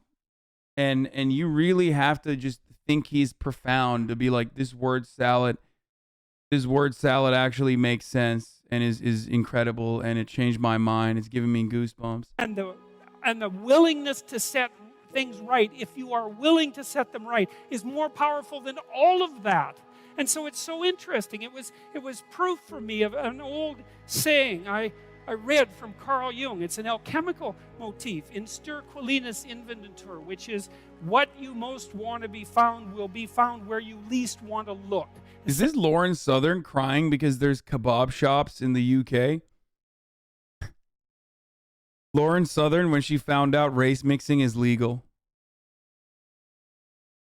Essentially. And it's so interesting because it means that if you're willing to turn around and to stand up, stand up straight and face the darkness like fully, what you discover at the darkest part is the brightest. Oh my God, he's crying now. Okay, dude, I'm toxic. Straight up toxic masculinity. Bro, if you whip yourself up into a frenzy in your own bullshit word salad about like, you know, it's only brightest, it's darkest before dawn, yada yada yada, you're a fucking huge weirdo and you should be made fun of, okay? I'm sorry. Light. And that's something that's so much worth discovering, because there's going to be terrible darkness in your life.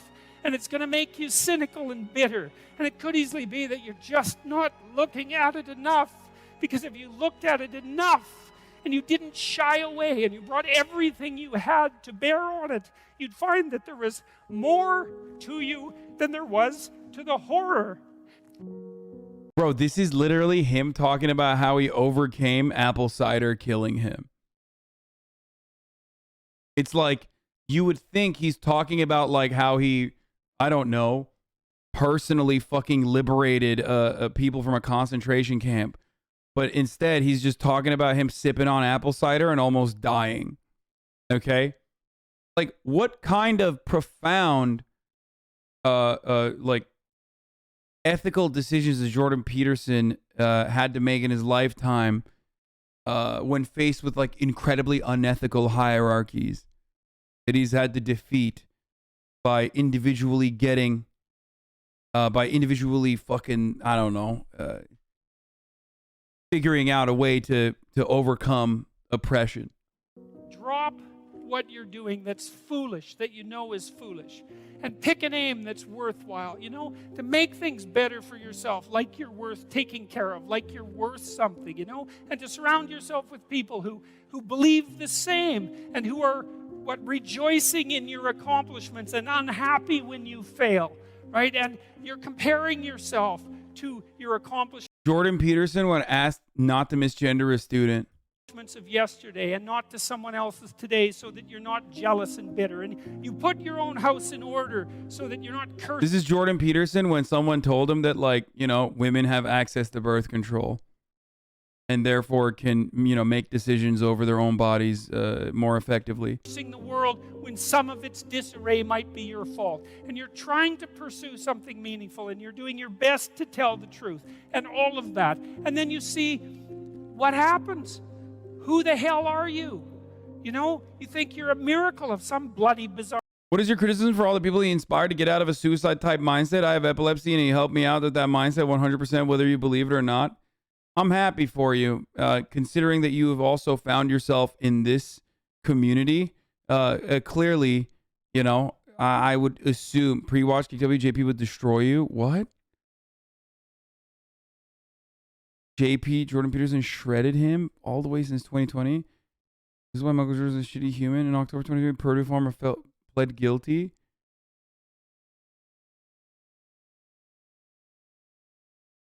Oh God. Okay, maybe it didn't take. I love when people are like, I read Jordan Peterson and it took me off the verge of suicide, and it's like, you know, that's just yet another fucking example that society has completely failed, right? Like, you were driven to the point of suicidal ideation and you did not have the faculties and the institutions and the support system to help you out. So you actually fucking, you were helped out by, you know, right-wing Kermit the Frog, basically telling you the exact same pop psychology bullshit that has been written in perpetuity 1,000,000 times over. And now, because no one else has ever fucking helped you out in your entire life, okay? Okay, because no one else in the adequate, in a normal civilized society, in the adequate, the adequate organizations have not done anything, okay, to help you. Now you think this fucking dumbass is your savior. You saved yourself, okay? And you have a lot more, looking at your chat history, you have a lot more saving to do. But you can. You can get better. You've been duped by Jordan Peterson, though, my friend, unfortunately.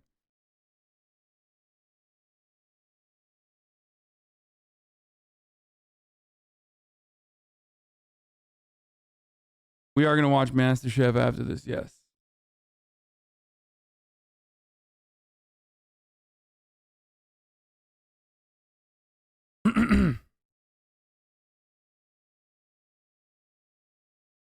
JP helped me get out of the depression mindset too. I own his book and everything. I still find all criticism toward him very valid. I'm not interested in following him any longer. Yes, the reality is that Jordan Peterson's pop psychology garbo, which is not unique to Jordan Peterson, is tried and true strategies to better your life and improve yourself. I do not have a problem, and I personally also regularly, routinely advocate to set short-term goals for yourself that will then ultimately achieve long-term goals that you set for yourself. And that is a good thing that, you know, small successes throughout your day will genuinely improve your mindset. You know, you can kickstart your day by making your bed. That is true. But that does not change the reality that Jordan Peterson also is trying to subtly red pill you into seeing the world through his eyes. Okay? And it's not an accident that a lot of people that get caught up in that, okay, get caught up in that because they like have actually used his pop psychology, you know, understandable cliche talking points that you could have read anywhere else, then find themselves believing that society is at fault for their personal failures, which is hilarious. It's actually women not wanting to fuck you that is the problem, right? If we only lived in a more traditionalist society, then women would be forced to, you know, take your hand in marriage. He's literally seeking out vulnerable people in their worst moments and giving them an antidote not to kill themselves. But that antidote also comes along with, you know, and by the way, that's not a 100% situation, but that antidote also comes along with a fuckload of red-pilled nonsense.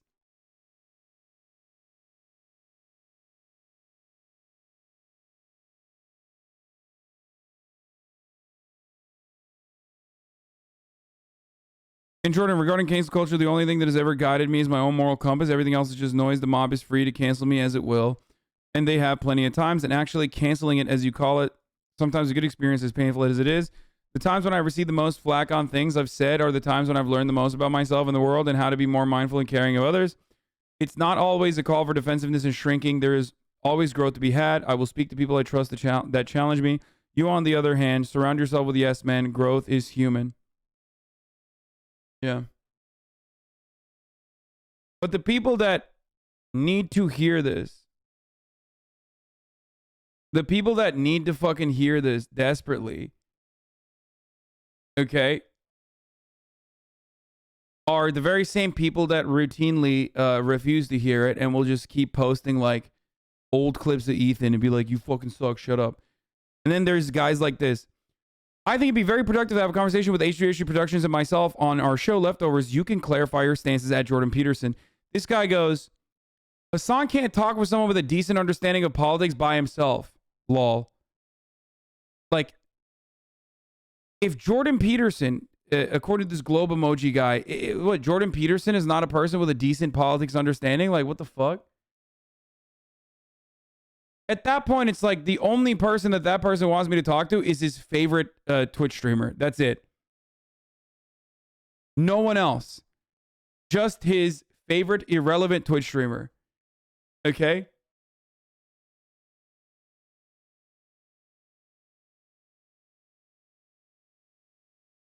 And it's also fucking hilarious. Like, yeah, dude, it's not like I need Ethan to be there to talk to Jordan Peterson. It's just that Jordan Peterson will never talk to me one-on-one.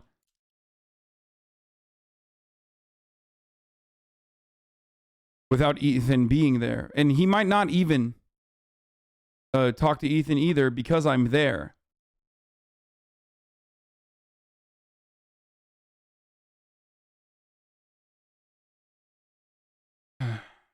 Pretty sure he's insinuating you couldn't take JPB on without a helper. I would love for the opportunity to talk to Jordan Peterson without anyone.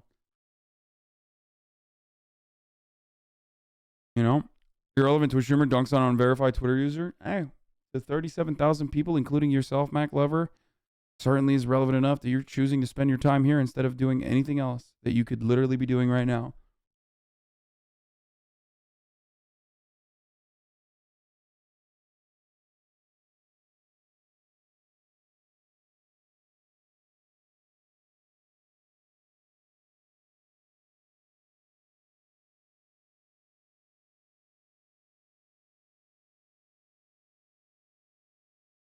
What is this? Why wouldn't he talk to you one-on-one?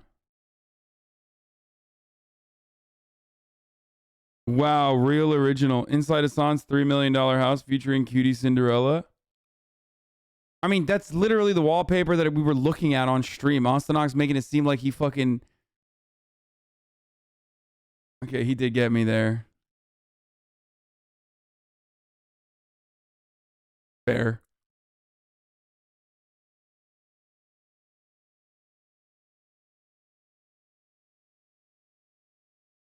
Yo, there are a bunch of red pill Andys trying to push to come on and own you. I really hope it somehow happens. What, like...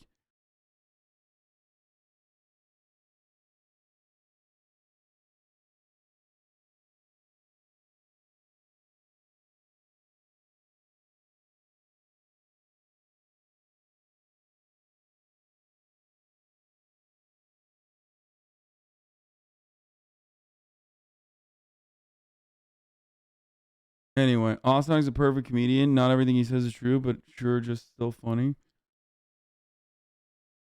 I think it popped off. A lot of people said it looked really good.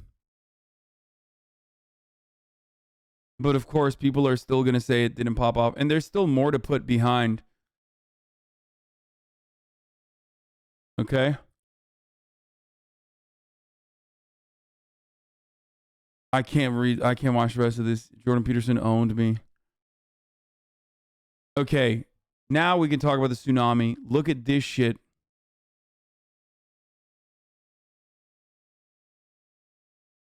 The world farted earlier today, folks, near Tonga.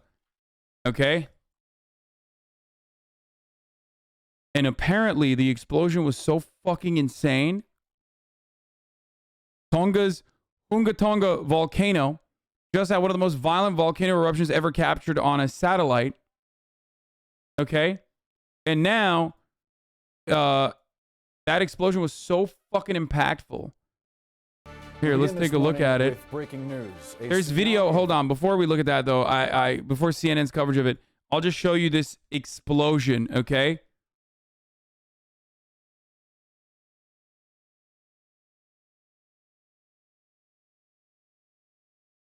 Look at this shit, boys.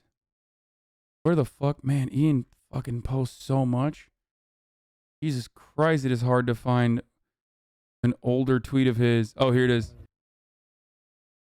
Look at this.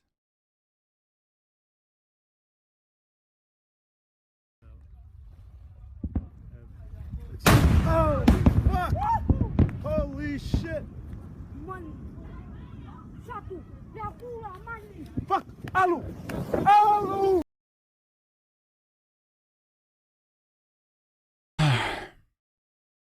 Yup.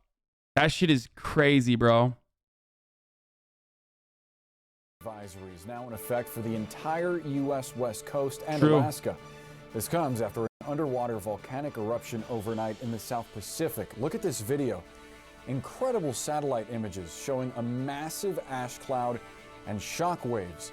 The eruption happened near the island nation of Tonga. A tsunami, as you can see in this video, has already hit the largest island there, sending waves flooding into the capital, inundating the coastline. CNN's Allison Chinchar joins By the way, this happened in Washington already. us now live from the CNN Weather Center. And Allison, for viewers that are living or near the area, You could hear the blast 1,300 miles away. Put this in the perspective of the strength of the volcanic explosion in Tonga for my American friends. It was heard in Wellington, New Zealand, some 1,300 miles away. That would be like in Florida and hearing an explosion in North Dakota.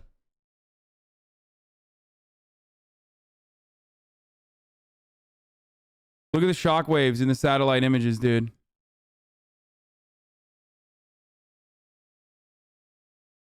It's fucking kind of dope, but also of terrifying. This advisory, what should they expect? Is there a chance this could become a tsunami warning?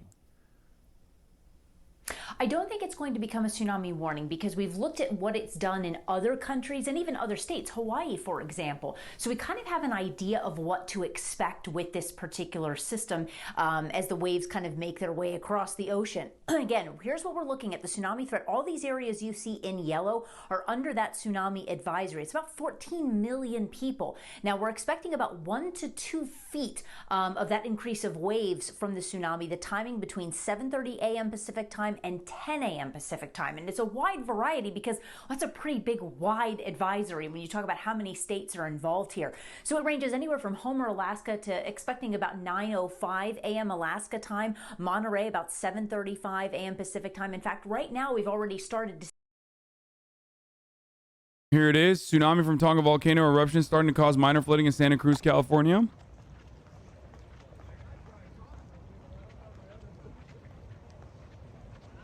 Just remember, chat, like, you joke about this and you say it's fucking, 2 feet tsunami, Omega Law, dog. That happened because of a fart thousands of miles away. Okay? Just understand how insane that is. Like, that's just, this is,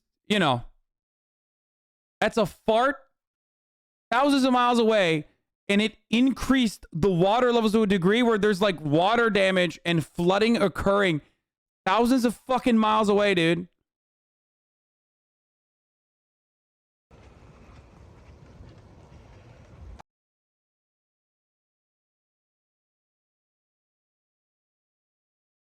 And for the record, 2 to 3 feet, Omega Law, What do you think climate change, the most damaging impact is going to be in the fucking short term?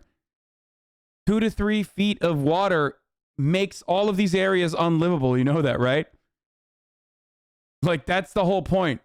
All of those houses now, if that was permanent, would no longer be. I mean, that's Florida, okay? 2 to 3. Put Florida. Put 2 to 3 feet of water in Florida and see what the fuck happens, okay?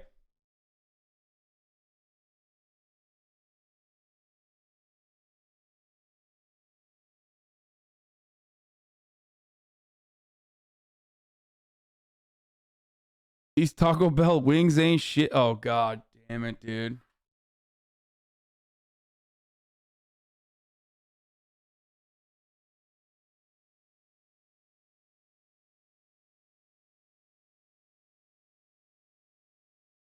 Anyway, let's continue. See the very first wave begin to push into Monterey. Then we'll start in about 20 minutes or so, or up to around 7:50, a.m. at Los Angeles, 8:10 around San Francisco. Those that are in Pacific times. Again, Hawaii also has a tsunami advisory out, but they've already seen some observed waves come through, not just one, but multiple of the islands. Most of them ranging between the 1 to 3 foot range. That's very similar to what we are. Dude, I wish I could see what the heart of that explosion looked like how tall the fucking waves were. You know what I mean? Can you imagine? It's like larger than anything you can comprehend. Just a fucking seawall right in front of you, higher than fucking multiple empire, multiple fucking World Trade Centers.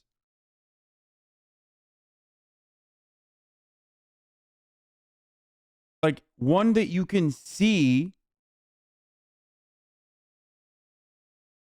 from one that you can quite literally see from a satellite. Like, think about that. Like, you can see that explosion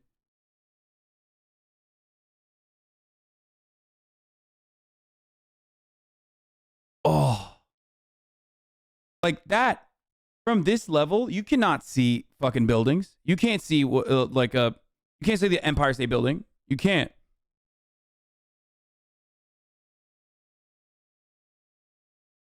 That's how major that shit is. It must have been so huge, dude.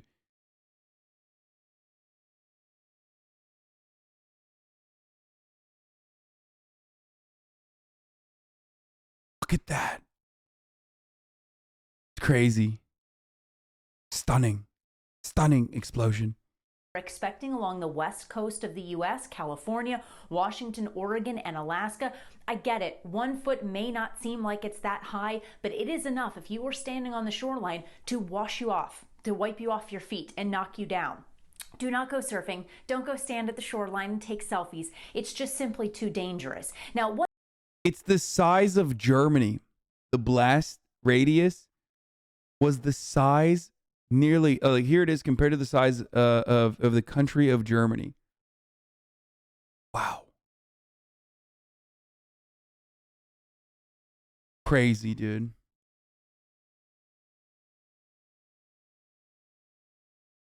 1 to 3 feet, while it is on the low end, it still can push a lot of water right there along the shoreline.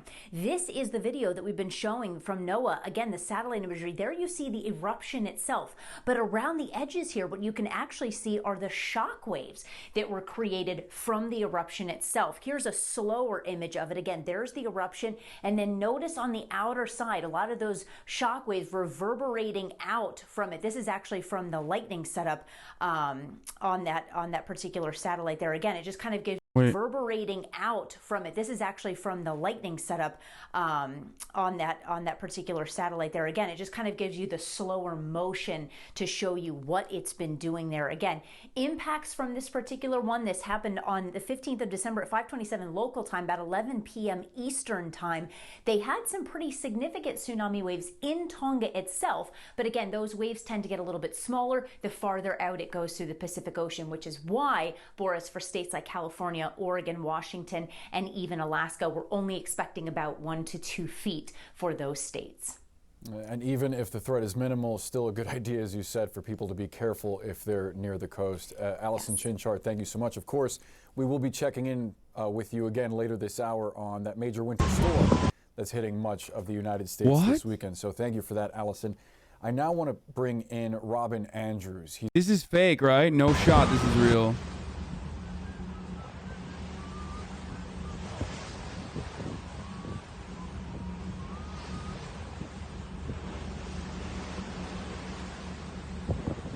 No, this isn't real. This is like an old video. No shot.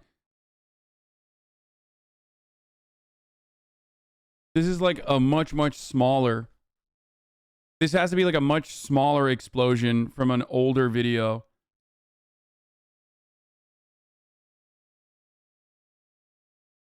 Helicopter at Orange Beach telling people to stay away.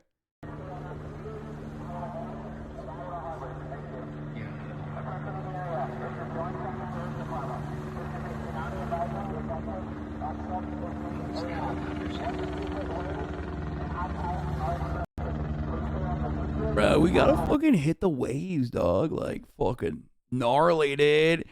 These fucking waves are freaking gnarly, brother. I need to fucking hit that shit. I'm feeling fucking pitted, bro. Like, get the fuck out of here. This is a movie, by the way. This is like literally a dystopian fucking movie that we live in currently.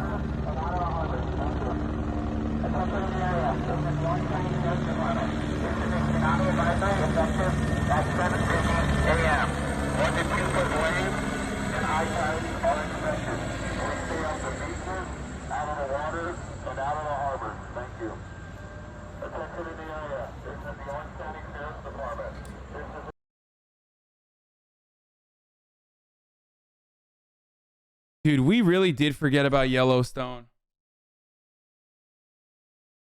Not me, but chat did.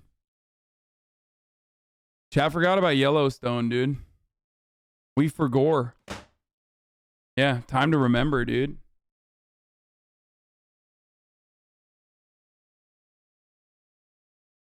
What? The violent eruption of a few hours ago from the Hunga Ha'apai volcano captured by satellites goes west in Himawari 8. Oh, you can't see shit, dude. Like, the fact that they were able to capture this, oh my god, I want to see it. I don't even know what the distance would have to be for someone to be able to capture the size of that. You know what I mean? Like, how the fuck would you capture that? Like, you would have to be like over there, you know what I mean?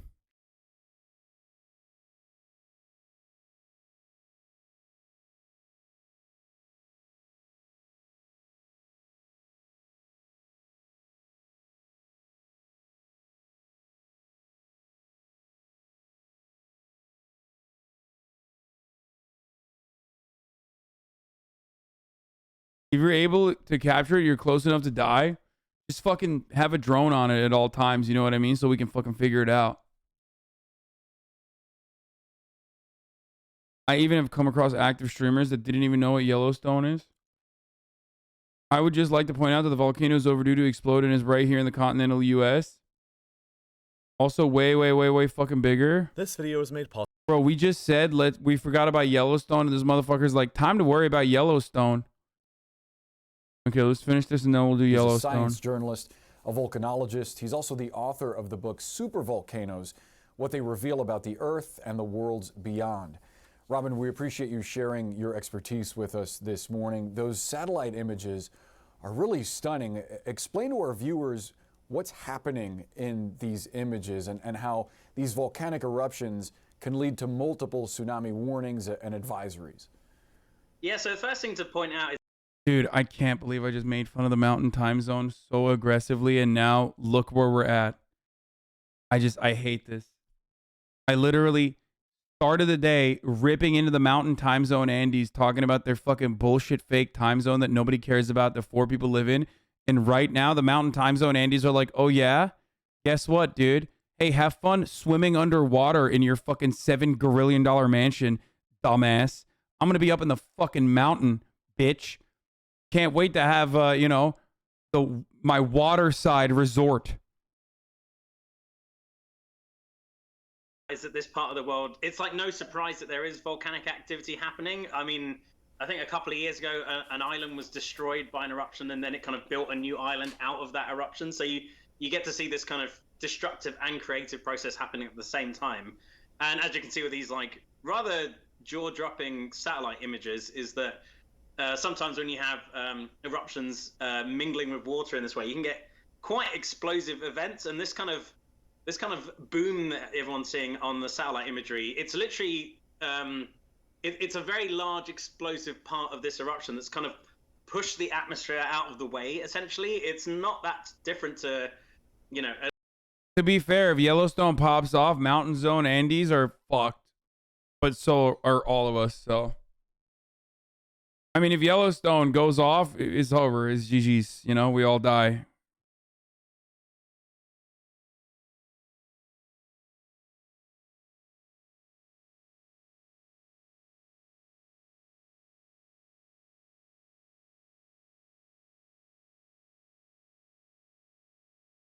An enormous, you know, human-made explosive in that sense, in that you're just pushing all the air out the way. So that's kind of what you're seeing here, a rather large, like, explosive sort of pulse of this kind of ongoing eruption, which has been going on since mid-December. And as for why that kind of created a tsunami, I think scientists aren't quite sure exactly what happened here, but in order to get a tsunami, you need to displace a lot of water very quickly.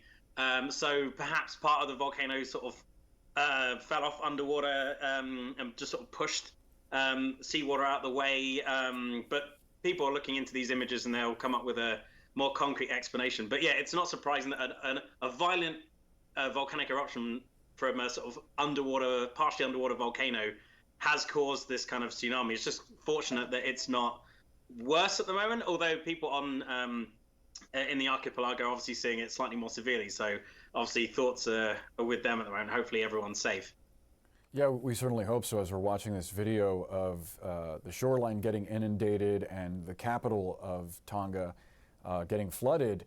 You mentioned that this part of the world, is this the so-called Ring of Fire in the Pacific, where volcanoes are constantly erupting, and just that this one is underwater?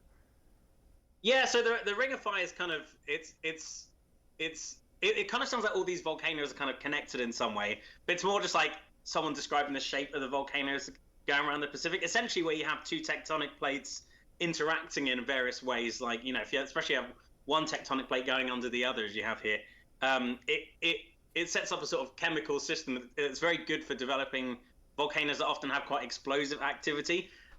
So yeah, this part of the world is known for being very volcanically active. It's always kind of volcanically active in some way. It's just that when a volcano does something particularly violent, especially if it's near people, we tend to pay more attention to it, sort of thing. So there's always some sort of volcanism happening in this part of the world. It just happens that this eruption at the moment is, you know, a particularly energetic one. Yeah, no question about that. A professor from the University of Auckland told the New Zealand Science Media Center that research indicates that when there is this kind of eruption episode, that it could last for weeks or months. It could potentially trigger other blasts. How do you feel about that assessment? Yeah, I mean, that sounds, I mean, you know, that sounds perfectly reasonable to me. It's the sort of thing that is actually quite hard to pin down sometimes. I know your viewers will be probably familiar with the eruption that's happening in La Palma in the Canary Islands, and that began several months back, and it was unclear at the time, like, is this going to go on for weeks or for months? And actually one of the hardest questions in volcanology is how long will an eruption last? Because it's actually, you know, volcanologists getting much better at knowing when an eruption is probably going to start, more or less, but actually working out when it ends is really tricky because you can't really see how much magma is being supplied from like the really deep parts of the planet up to the deep parts of the crust up to the surface. So it's really hard to tell, but it's good to be cautious. And scientists generally say, you know, based on historical evidence of past eruptions, these things can go on for days, weeks, or months, sort of thing. But yeah, it's to be seen, really. It's kind of hard. It's much harder to pinpoint when an eruption is going to end relative to when it's probably going to begin. Possible by All right, Skillshare. get ready to get the first fucking 1,000 people who freaked follow the out, link chat. down in my description will get 30 Oh, but before we do that, by the way, the jaw-dropping, stunning. Before we move on from the stunning Hunga Tonga volcano, absolutely decadent, incredible. We will be moving on to Yellowstone, which is an even larger, stunning volcano with a side of jellied eel. It'll be like if every single person was eating jellied eel in the United States of America, including the heroic troops as well. But of course, much like Yellowstone, the top of the hour comes for all. That is, if you are protected by the top of the hour ad break. Like if you have already subscribed for $5 or for free with the Twitch Prime, or if you're lucky enough to get a gifted sub from someone else in the chat. This way, you will be able to avoid the ads and enjoy an ad-free broadcasting experience. Thank you, Taco Dam, and thank you, Wizardus, for the 5 gifted subs. The stunning 5 gifted subs. My Gordo is pretty good, I think. It's getting better. 30% off of an annual subscription to Skillshare Premium. Geographically, the United States has to be one of the most beautiful countries in the world. Can From you the feel it Grand now, Mr. Canyon Krabs? to the Thank you. Rocky Mountains to the beaches on 2 of the world's oceans and beyond. The list just goes on and on. There's so many beautiful parts of the United States that the country established its own National Park Service back in 1916 in an effort to help maintain and protect them. And in total, the service is now in charge of 63 of these protected areas, and when combined together, they cover an area of 85 million square kilometers, which is roughly the same size as the entire country of Germany. Oh, this is what the other thing I was going to show. Ethan is now popping off on Michaela Peterson. Michaela Peterson says, thank goodness H3 Production is out here saving the world from dangerous people. He said, how is fleecing your father's fandom going? $100 per month for the Lion Club, teaching people to eat only meat cures all ailments. Must be nice to be posting cute selfies from your father's social media accounts while he nearly died. Straight up taking down the motherfucking Dragon of Chaos, baby. That is the real Dragon of Chaos. Everybody knows Michaela Peterson is straight up the dragon that Jordan Peterson has talked about, okay? Rolling and smoking.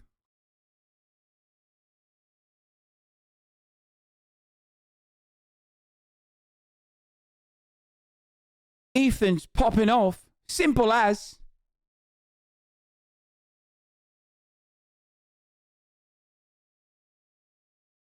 Anyway. So Jordan's not coming on after that one.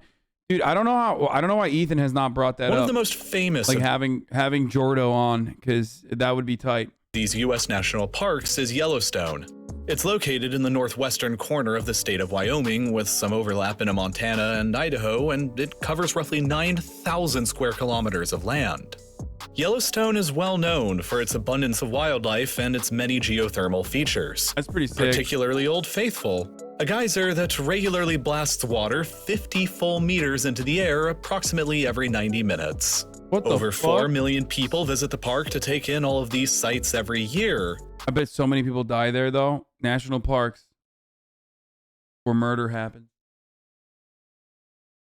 But Yellowstone is harboring a dangerous secret. It's located just atop a slowly ticking time bomb. He literally just deleted his vids with him. Why would he want to affiliate further? I already described this, dude. I already described this. Having a non-confrontational conversation with Jordan Peterson, especially when Jordan Peterson's point of view, especially in recently, has become like balls to the wall, openly conservative, makes it seem like you are playing a role personally in the red pilling alt-right pipeline, okay?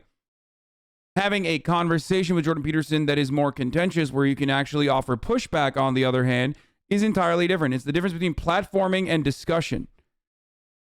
Okay? I would not have deleted the videos regardless, or make them unlisted regardless.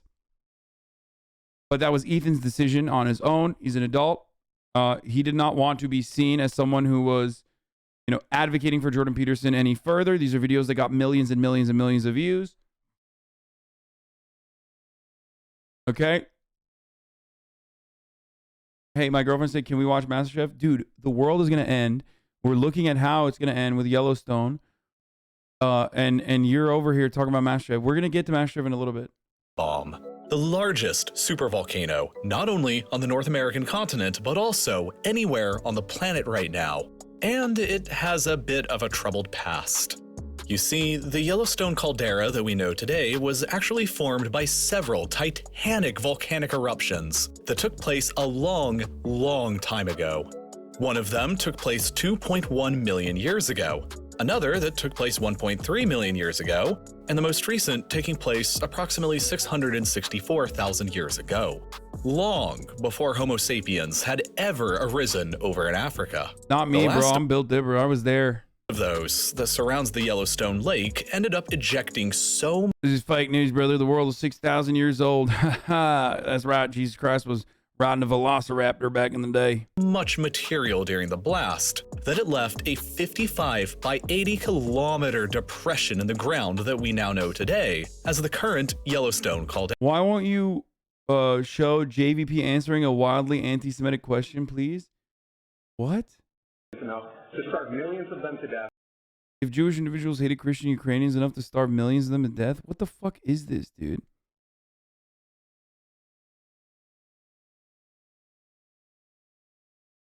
What?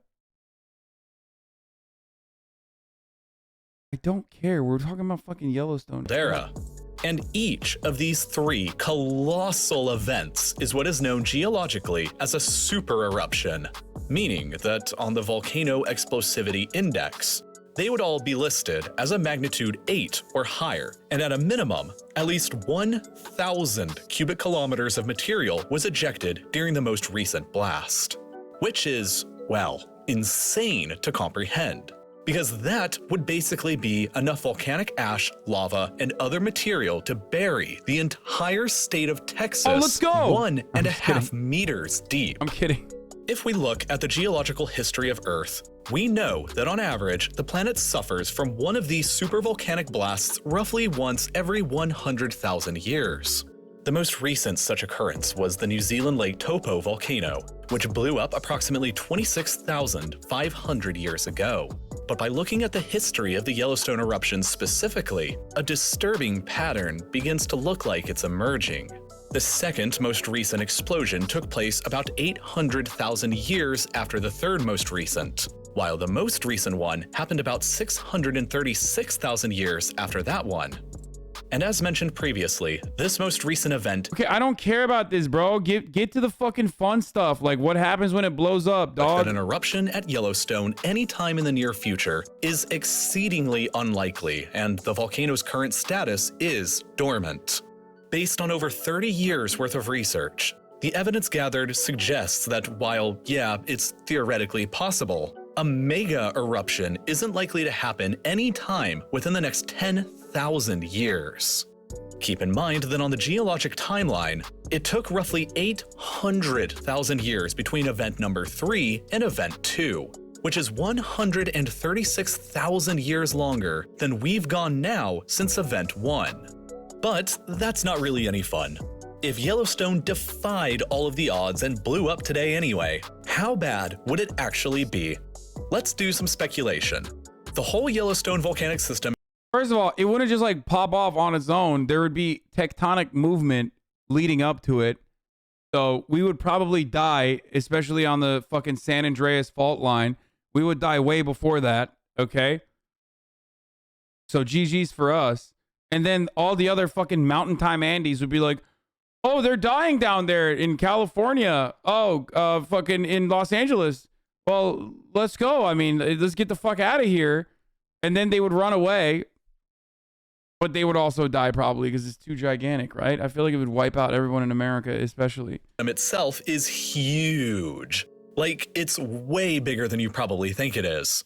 For example, the magma chamber that lies underneath the national park today is estimated to be a single connected chamber that is— Yellowstone will explode on 9th of July, 2031. Mark my chat. Dog, what the fuck do you mean mark your chat? Twitch won't exist by that point. 60 kilometers long, 29 kilometers wide, and 8 kilometers deep.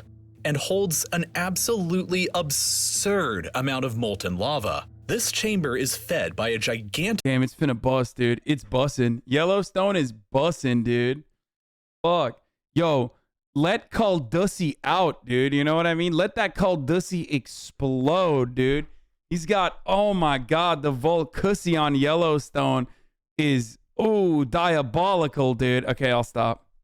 Plume of molten rock that wells up from hundreds of miles beneath the Earth's surface.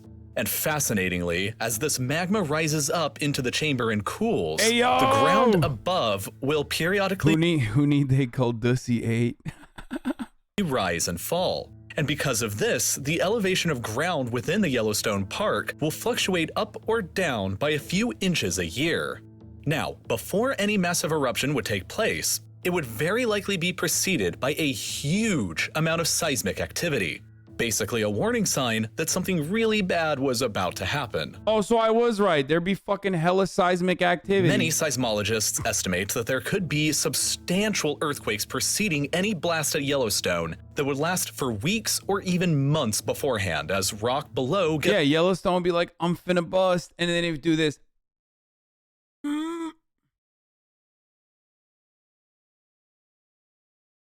It's broken up by That's the Yellowstone O face. Magma as it surges further and further up towards the surface. Here, pressure would continue building and building and building and with increasing intensity until, with nowhere left to go, the magma would explode through the ground in a cataclysmic eruption, with debris getting flung as high as 24 kilometers up into the stratosphere. Shortly afterwards, the lava flow— What? There would be lava 24 kilometers? 24, dude, that is a gigantic zit, dude. That's when you pop one and it like hits. That's when you pop one and it hits the fucking mirror. Except the world is popping its gigantic zit and it hits the fucking moon. Obviously not the moon, but like you get what I'm saying.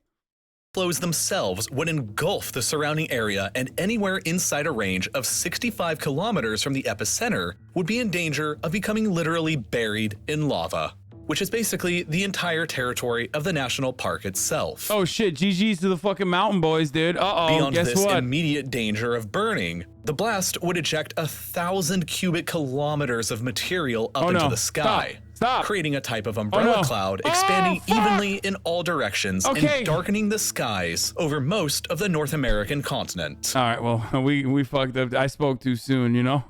This cloud would rain down toxic volcanic ash across the entire mainland United States. Wyoming, Idaho, Colorado, Montana, and Utah will, however, experience the most significant devastation and will probably be almost completely buried with up to a meter thick of hot volcanic ash. Denver, Salt Lake City, and Boise will be severely damaged or just outright destroyed. Oh, what now? Mountain time, huh? What the fuck now? Mountain time, bitches, dude? That's right. Meanwhile, across the Midwest, Nevada, and southern Alberta, there would still be inches of ash coating everything in sight. Even the Atlantic and Pacific coasts would likely see a small dusting, although much of it would be highly dependent on the time of year and weather patterns involved. I'll take it. Basically, if you're looking at this map, everything in blue would be completely wiped out. Everything in purple would be highly damaged. Everything in orange would be sort of damaged. And everything in yellow would be mildly damaged. The North American continent would take a pretty significant bruise. But the worst part of all of— I mean, it doesn't matter. It's like that volcanic ash covering the entire fucking North American continent would destroy life as we know it. This would obviously be the terrible toll that it would take on human life. With a full meter of ash possibly being poured down upon you and your city, even if you are not close enough to see the volcano, it could still possibly kill not only you, but also plants, animals, and even crush buildings with the sheer weight of dense ash deposits. Even just a few inches of ash can completely ruin farmland, clog up roadways, and create serious respiratory issues for large amounts of the population. Not to mention that it would take out Yeah, except people in California are like, what do you mean? So like every weekend when there's a wildfire during wildfire season, we're ready. See? Dog, I've been training my lungs for this moment, okay? Living in California, living in Los Angeles, I've been training my lungs. I've been pumping it full of ash for the moment that this happens, so I can just be like, I go outside and jog, you know what I mean? Key infrastructure, contaminate water supplies, down power lines, prevent nearly all air travel on the entire continent, and even take out electrical transformers, which would bring America's power grid to a complete and utter halt. What could be even worse is that the ash would likely wipe out the entire Midwest's crop of corn and soybeans, and could even poison the— Not our corn! Never mind, brother. Oh, fuck, that better not happen. Oh, brother, that's not good. There's no corn, how do we do livestock feed? If there's no corn, how do we get our hot fructose corn syrup, brother? That's no shot, no siree. We can't be doing that. Farmland for an entire generation. This would make food production within the United States severely crippled. And that America would destroy everything. America is over-reliant on corn for everything. We'd be done. Would likely have to rely on food imports from other continents in order to survive. But beyond the absolute chaos going on across North America, a volcanic eruption this big would also have a major impact on the global climate and affect everybody who lives on this planet in some way. You see, volcanoes can emit sulfur aerosols that are capable of reflecting sunlight back away from the Earth, which causes the climate to cool down. For example, most recently, when Mount Pinatubo erupted in the Philippines— I can see Republicans being like, what do you mean the climate's cooled down? It's still hot in here. It's still hot here, libtards. What the fuck do you mean? It's actually a conspiracy. It was the Jewish space lasers that destroyed the corn subsidies and the corn all around the country, brother. Don't believe it. Don't believe them libtards. They're making it up. The ash is actually good for you. Go outside. Keep going to Applebee's. In 1991, it's estimated that it cooled the planet by an entire 1 degree for at least a few years. And that's not to mention the Great Tambora eruption, which occurred in Indonesia in 1815. That eruption, which was rated as a Category 7 on the Explosivity Index, is believed to have cooled the planet enough to damage crops around the world, potentially even causing several severe famines in certain areas. There was even snowfall during the month of June in the eastern half of the United States that year, as it became known as the year without a summer.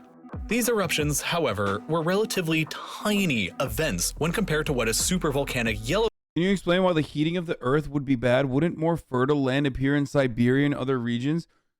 I mean, dude, I don't know what to tell you other than, like, you know, when it fucking heats, the water levels rise, right? Like, do I need to tell you what happens when the water levels rise? Also, many areas where there currently are people living that rely on agriculture will no longer be able to rely on agricultural production because, you know, their vegetation is ruined, their crops are ruined. So no, global warming is not good.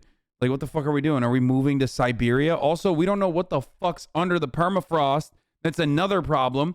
New parasitic creatures, diseases that we haven't seen in fucking thousands of years that are going to be, you know, potentially uncovered and spread throughout the planet. Yeah, you think COVID-19 is bad? Welcome to COVID, you know, 2000 BC.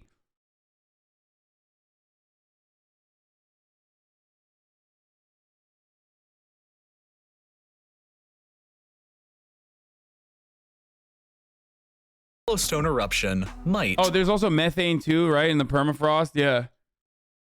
Trapped gases that'll destroy the ozone layer further, also increasing, you know, or also decreasing the protection that you naturally have, the Earth naturally has from dangerous rays.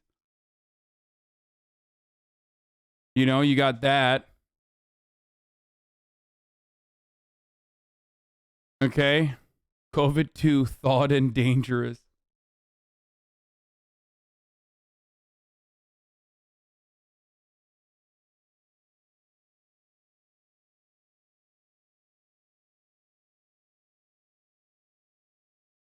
Also, think about the extreme weather conditions that are now commonplace, like gigantic fucking hurricanes, gigantic tornadoes, things that just like destroy mainland US, like hit mainland US and fuck it up.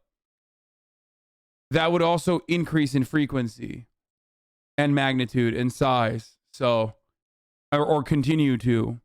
So there's also that as well. I don't know, man. I don't know how anyone would think that that is actually cool. Like, what, you think like we're going to be able to fucking magically move to Siberia? Then there's also the geopolitical conflict between world powers that are then going to want to explore the potential vast possible, I don't know if there is, natural resources that are hidden in areas that are now considered fertile. Okay? My lord, so many awesome things will happen. Look like. Although it's hard to say with any kind of certainty, scientists estimate that with the amount of material that would be ejected into the atmosphere, the planet might cool by as much as 10 full degrees for an entire decade following a cataclysmic eruption at Yellowstone. I was talking to a friend of mine who's a meteorologic physicist, and he told me in the study he saw how global famine due to climate crisis will be the worst in history because under capitalism, the rich will stockpile food and fuck us up. Yup. That is the main problem. Okay. The main problem is our commodity production, our mode of production. Okay. And our distribution. The main problem is not climate change. It's the way that we operate, is the way that we have organized society under a capitalist understanding. We already have an abundance of food, and yet there are major logistical hurdles to solve. But the number one hurdle to solve overall is that if you were to actually utilize the surplus of food that you create, then the entire economy falls apart around agricultural and food production. Because then you lower the value or make the value of food zero. Then who's going to fucking pay for it? How are you going to continue producing commodities? How are you going to continue producing food if the value of food is zero because you're just simply giving it to people? Okay? The profit motive is the number one issue here. Then we get down to the geopolitical shifts, the geopolitical issues that come along with climate change. Right now, the immigration policies that you see in the United States of America, the white nativist immigration policies that you see in the United States of America, is simply a trial balloon, okay? It's nothing in comparison to the untold amount of cruelty that we are going to subject climate refugees to. You are already seeing climate refugees, but in numbers that are minuscule in comparison to what it would look like when entire regions' agricultural crops are completely wiped out. Part of the reason why there is any conflict in Syria is also a consequence of the agitation and climate change's inadvertent effects on geopolitical struggle.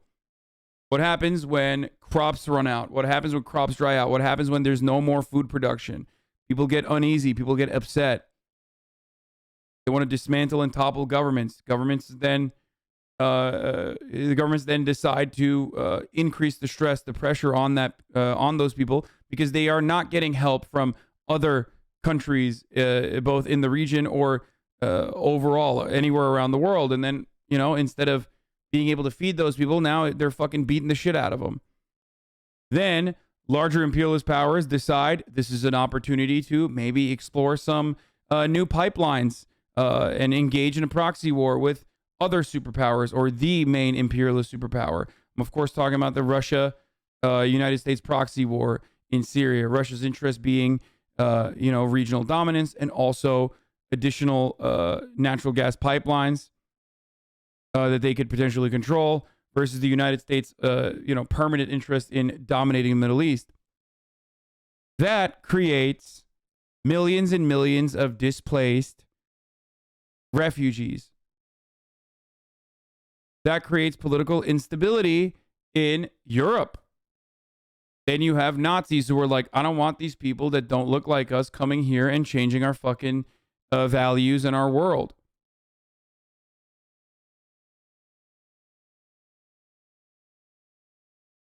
It's all interconnected. Yes, but you could call that a theory, a game theory. All right, let's continue. Obviously, a change in the climate. Wait, none of that is a theory, by the way. Everything I just mentioned is like already. Some of the things I just mentioned have already happened. I'm just saying that the magnitude and frequency is going to increase. And the pain that we cause others is going to increase as a consequence of that. That huge would cause a global catastrophe, as crops around the world would be affected. I just described to you the Syrian likely civil endangering war, the lives but of hundreds it's nothing of in comparison millions to what of is to people, come. and to doing untold amounts of damage. FEMA, the U.S. Federal Emergency Management Agency, even published a rough estimate on what it thought the total damage cost to the United States would be in the event that Yellowstone ever actually blew. In that report, they estimated that it would cause roughly $3 Uh-oh. That's not very good for the economy, I think. trillion in damages, or almost 14% of the entire United States GDP. So, yeah, Yellowstone blowing up like this would be really... I don't know. I don't think we would be going to the moon in that point, boys. It just seems like... How is... My man said, how is the Syrian civil war related to climate change? Climate change forced Assad to gas his own people. You are clown world, dude. You are quite literally clown-brained. Please stop. Like, I never advocate to stop reading American media, but like, this is a person who 100% should stop. I already mentioned the sequence of events that led to Assad using brutal measures to suppress uprisings in his own country. Okay? You completely just avoided the first like 12 minutes of that rant, and also, I guess, avoided the secondary part of that rant as well, where I said brutal measures to suppress rebellions in his own country.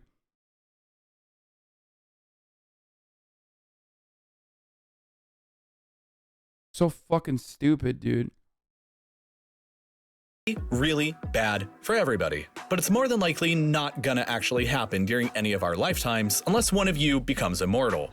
Because if you look at the frequency of the last 3 big eruptions, the odds of one happening in any given year are roughly 0.0001%, which is actually lower than the odds of civilization getting wiped out by an asteroid. So this isn't really a problem that you have to worry too much about right now. But maybe there's another problem or challenge that you are facing right now for a big personal goal or a passion project that you've been really excited to start, but you're not quite sure that you have the skills required to do it just yet. Come on, bro. You can't be fucking telling us about how Yellowstone's like Volcussy is gonna fucking implode and then be like, but you should get your skills. You should get your skills up and your money up by going to fucking Skillshare.com. Pretty funny. TikTok Andy's coming for you again. There was no other way. The world had to be fixed. There was no other way. Why am I being attacked right now? Like, that's fucked up. Why? Bro, why does TikTok constantly attack me, dude? Okay. And I wasn't the first. I merely adopted it and popularized it further. Okay, that's it. This community is just as culpable as I am. Okay.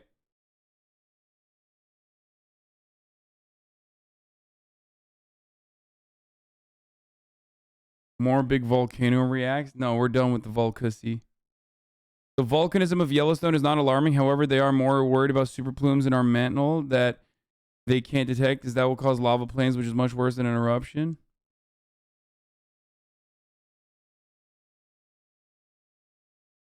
The Ussy thing has been around since 2015, 2016, though. That's why I said I didn't invent it. I was simply born. I was born into a world where Ussy existed. I simply, took it to the next stage that it deserved to be at. Okay? That's it.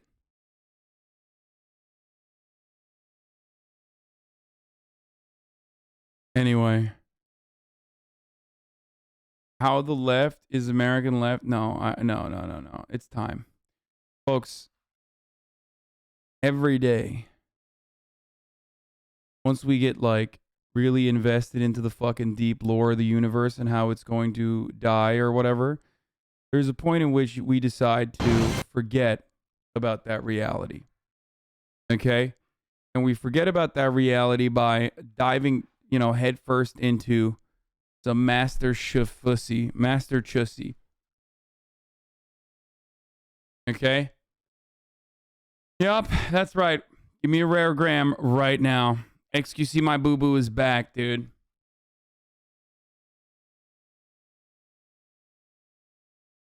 The gaming update is this.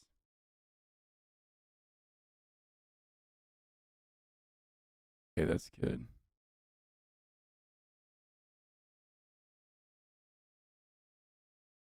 I love that. Love that, dude. It's actually good.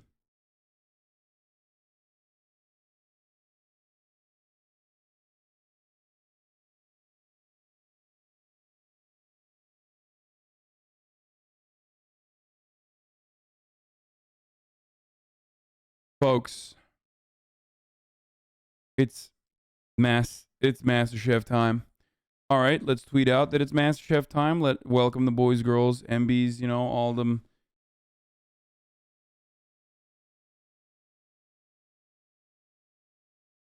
We didn't forget about Yellowstone, nor did we forgo MasterChef season.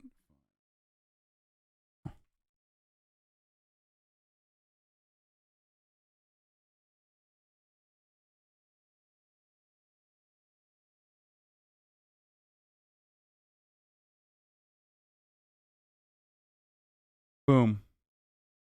Boom. All right, here it is. What is it? The daily dose of the internet? What?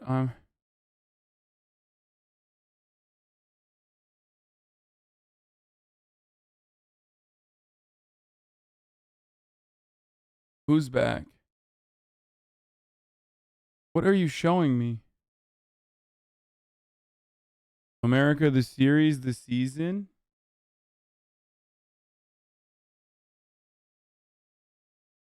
Okay. The gaming update is nothing right now as it stands. There's a couple games that I am interested in playing. Obviously, January has some cool games coming out. And February has some really cool games coming out. But in the month of January, leading up to Elden Ring, I want to potentially explore Bloodborne. The other opportunities that we have, and I want to ask you guys about this as well. Okay. No, Ocarina of Time is not one of them. And no, God of War I played recently, so I don't know if I want to play God of War again. However, here's what we got. I want to potentially play Detroit Become Human. The Pokemon Zelda one I could potentially play as well. I was talking with Will about that. Isn't that Pokemon Legends Arceus? Like, that's the Pokemon Zelda?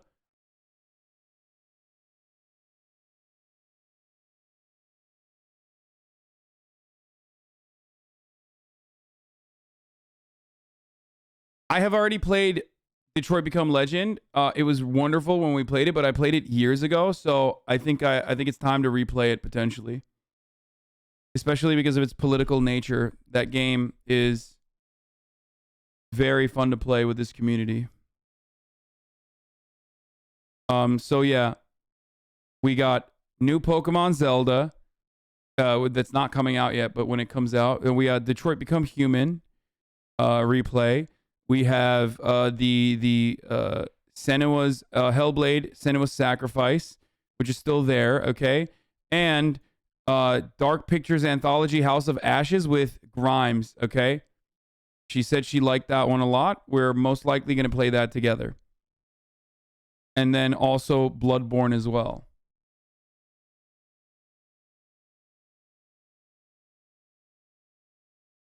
More of Pokemon Monster Hunter. It's not really open world. Anyway, but without further ado, yes, I will play. Obviously, Elden Ring, when it comes out, is going to take over my life, okay? Obviously, when Elden Ring comes out, it's over. It's GG's. It's Elden Ring all day, every day, okay, nonstop. But there are some... the company behind Detroit Become Human, Quantic Dreams, has been accused of rampant sexism. Just thought you should know. And racism. Just thought you should know. Okay.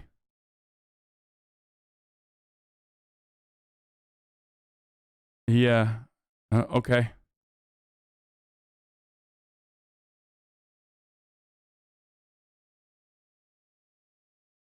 You ever wonder what your audience does while they listen to you? I just got high legally, climbed into a warm bed with a 7-month-old puppy, heated blankets for the win. I expect a dose of your delicious reacts of food and fit check to related drama.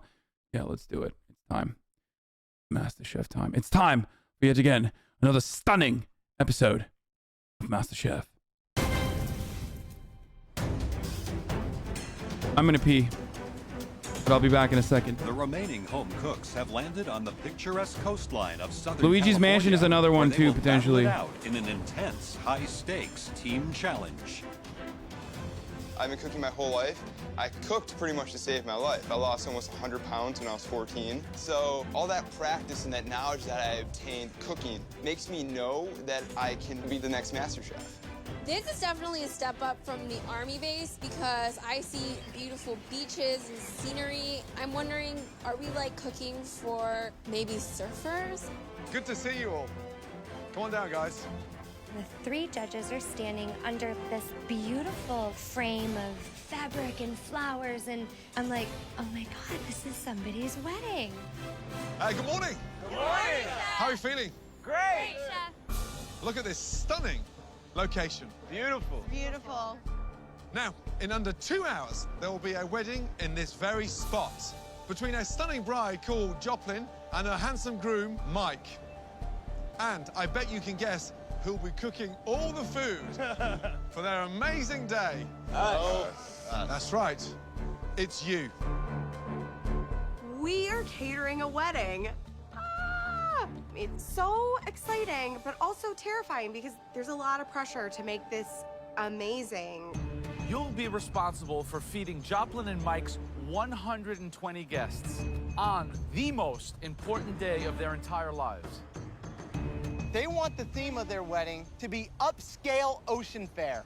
The bride and groom want a scallop appetizer and a sea bass entree. It's up to each team to decide what to do with them. Everyone will have 2 hours to prep and cook your dishes. We'll get feedback from the bride and groom and their guests, but ultimately, it's us who will be deciding which team has won this challenge and which team will be facing the dreaded pressure test and elimination. Leslie and Francis L., because you made the best donuts in the last challenge, today you'll both be team captains. Please, come up here.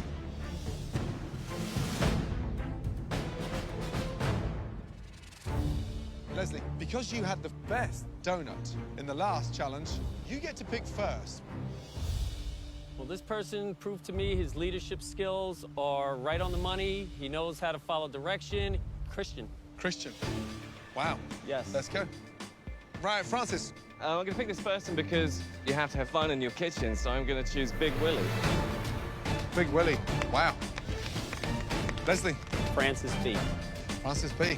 Let's go. Francis L. I'm going to choose Courtney. Choosing my team is so important. It's like a chess game. Leslie, third pick. Tyler. It's like making his choices for him. I know what he's going to choose already. Cutter. And I know it's going to cause chaos in that kitchen. Daniel. Daniel, come on down. Francis L. Victoria. Leslie. Christine is my next person. Next up. I'm going to choose Elizabeth. Wow. Okay, Leslie. I do not want to be on Leslie's team. He does not know how to communicate with people. Iran. Iran. Iran. I'm Iran. sorry. I'm sorry. Iran, I apologize. I apologize. I'm sorry. And of course, Bro, she is aggro. Francis L. Dan. Dan. Wow. Let's go. Leslie. Jordan. Last pick. Francis L. You're picking for both teams. I'm going to choose Elise. Thank Wow. you. I'm used to this. You would not be on my last pick, let me tell you. Please join Leslie's team. Thank you. Team captains, join your teams. Thank you. It's a nightmare and a dream all wrapped up into one. In my kitchen, they're all going to be dancing around to classical music, and Leslie's team is going to be like hardcore rock and roll, people fighting. It's going to be incredible. All right, you guys ready? Yes, sir. Your time starts now. Let's go. Go. Both teams will have just 2 hours to devise and prepare their dishes before serving their appetizers to the bride, groom, and their 120 guests. I'm a little bit nervous because this is the kind of challenge we normally have further down the line where they're a little bit more confident, but more importantly, a little bit more experienced. Because this is a big one. The expectation is huge. Yeah. With the clock ticking, each team must find a unique way to prepare the scallops and sea bass for today's wedding.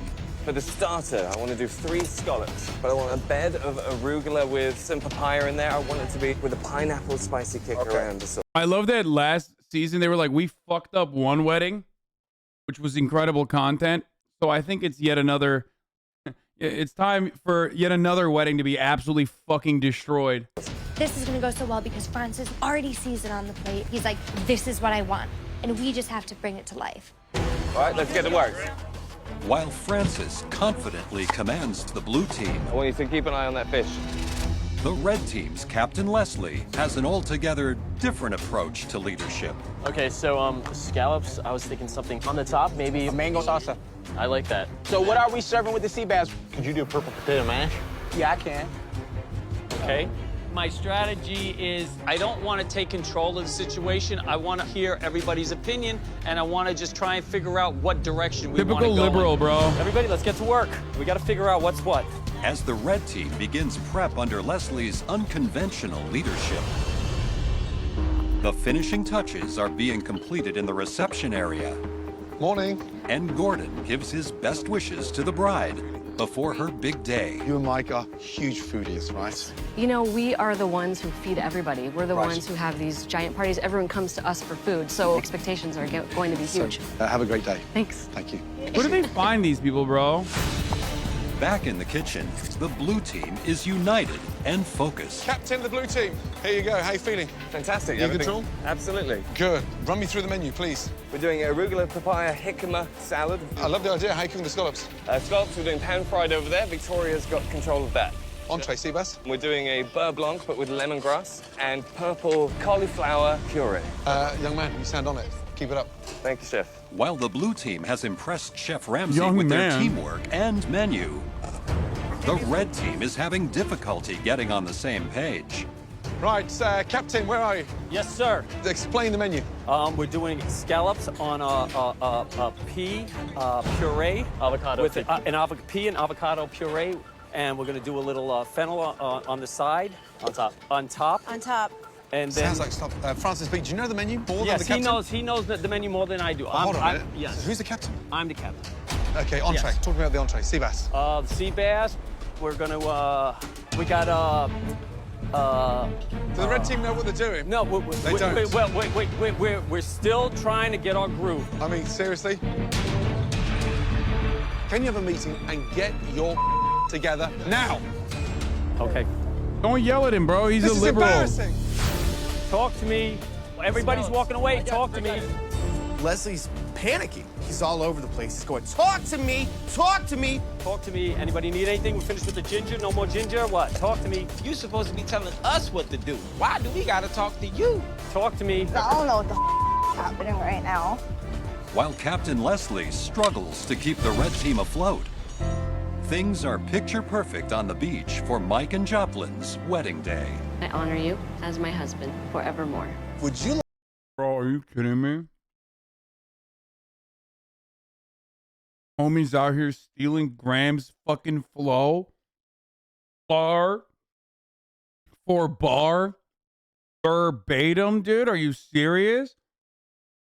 Just because you fucking decided to put a hat on? You think we don't know what you were doing, dude? Are you fucking kidding me, bro? How dare you? Also, how are you going to have a wedding and not let Graham officiate? He is literally dressed up to officiate a wedding every day. Fucked up. you like to kiss your bride? Yes. Please do.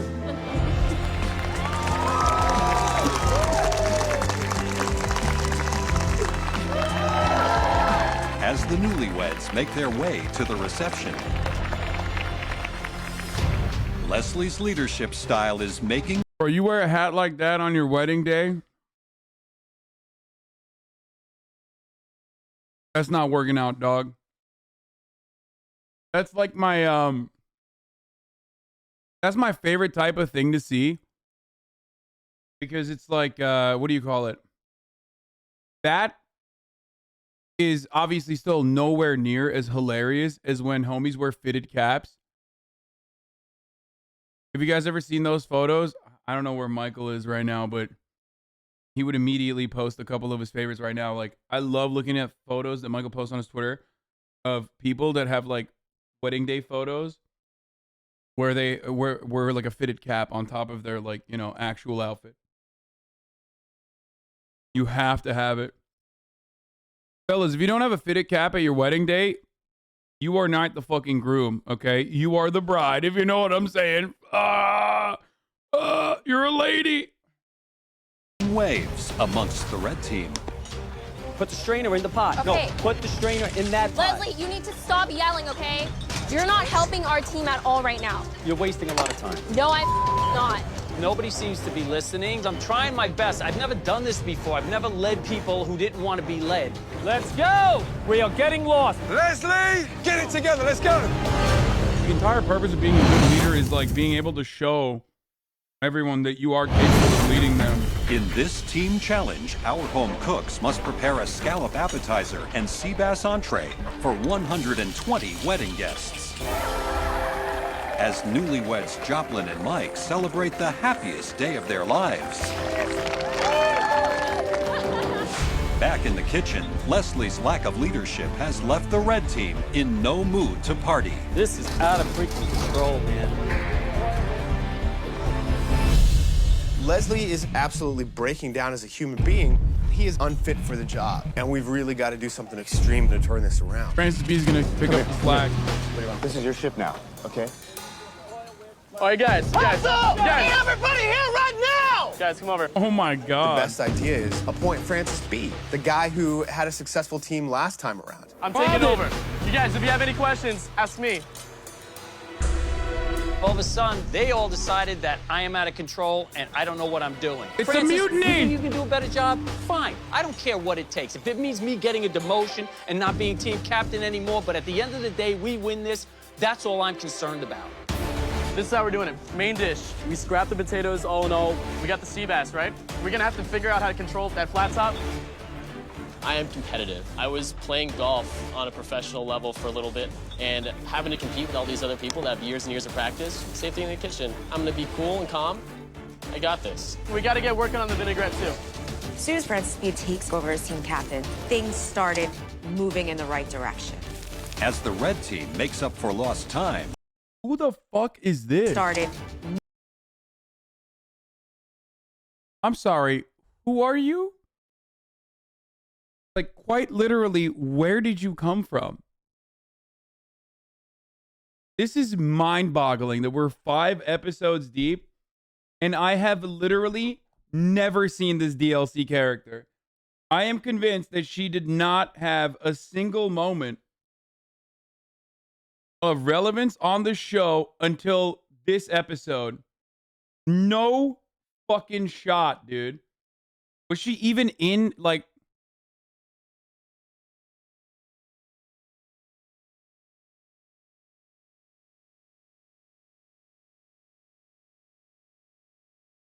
Am I crazy? Do you guys remember her? Moving in the right direction. As the red team makes up for lost time, out in the reception area, the bride and groom are taking their seats, and the 120 SAG guests eligibility. are excitedly waiting for the start of... She finally got SAG eligibility after fulfilling her requirements as a background extra with non-speaking roles. That's why finally, by episode 5, she's allowed to speak. Except obviously it's reality television, so none of that matters. But oh my Lord, what is this man wearing in his head? Oh my God. The most Los Angelino wedding, dude. Service. Red team, blue team. This man looks like he's about to cancel everybody. Remember, a fine dining experience on the beach. I need perfect scallops. We'll take the best of the whole bunch. I need 2 appetizer dishes right here. You have less than a minute. 2 app dishes now. Francis, let's do it. I got it. Yeah, I'm waiting for the scouts. Let me get scouts up here. Let's go. Leslie, that's okay. We don't need more screaming. All right, bride and groom, I did scouts. see the fucking Coming up, head. coming up. All right, Captain. Are these good to go? Yeah. Perfect. While Francis finally has the red team on track, the blue team is still working to complete their scallop appetizer for the bride and groom. All right, let's get the brides going. So we're plating in this happy chaos because the plates look so good, but it's very difficult. But they all have to look perfect because this is a wedding challenge. It has to be memorable. Go, bride and groom. You good with these? You approve? Absolutely. As Joe makes his way to the reception with appetizers for the bride and groom, both teams continue to plate their scallop dishes for all the guests. The winner of today's challenge will be decided by the judges, who will be considering each team's performance in the kitchen, along with the feedback of the newlyweds and their guests. So we have from the blue team and the red team, the 2 teams will be cooking. We have seared scallops of the blue team, and these are the seared scallops of the red team. The blue team is serving seared scallops with an arugula salad, watermelon radishes, and a pineapple sauce. The red team is serving seared scallops with a pea and avocado puree and a mango salsa. So have a taste, and you'll tell me what you think about it.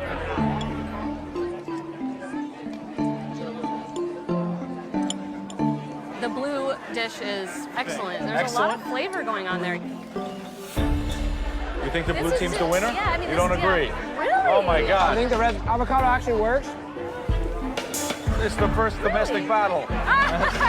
With the bride and groom sharing a difference of opinion on the appetizers. The competition is wide open, and replacement Captain Francis has the red team firing on all cylinders. When you think about it, divorce is also the classic 1-1. Guys, is it looking good, all right? Despite how crazy it is back in the kitchen, we might actually be able to pull this off because our dishes are looking great and they're actually getting out in time. Last table, red team, let's go. All right, let's take it up. As the red team finishes the appetizer service on a high note, the blue team is having trouble completing their orders. Just touch on top there, please. Go on quickly, no one's gonna bite you. Blue team, the scallops are stone cold.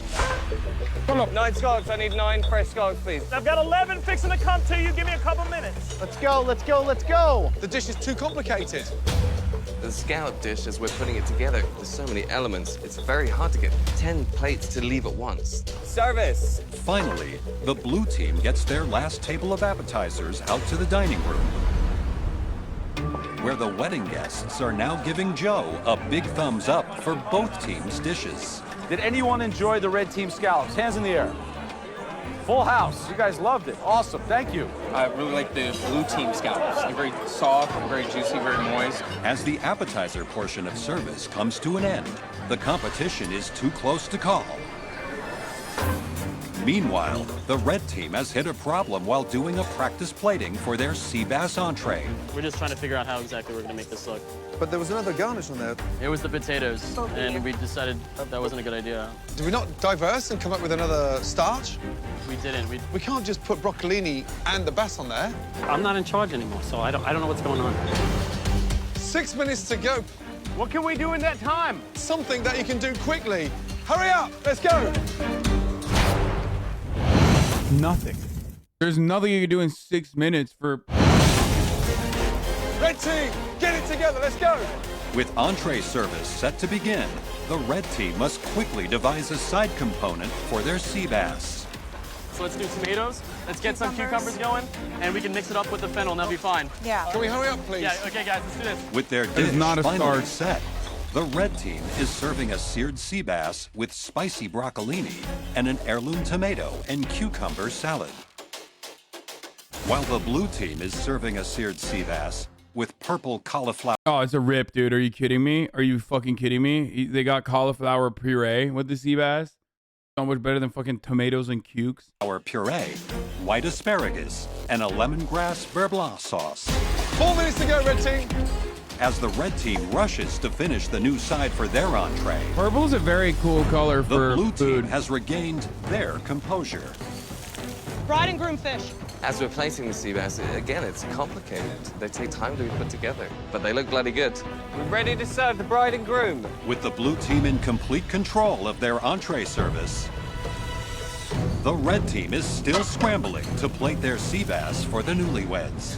Bride and groom first, please. Jordan, why are you zoning out? What's wrong? Jordan, what are you doing? Everybody.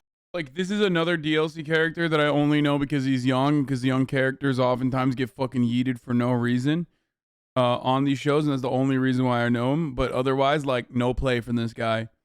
Homie got no play throughout this entire process. Everybody was busy working, and Jordan was just walking around. Jordan, get out of the way, like dog in the middle of the road. Get out of the way. Come on, get involved. Guys, let's go. This is gonna be ice cold. Ready? Let's go. The red team finally completes their first round of entrees. And Joe will now serve the sea bass from both teams to the bride and groom.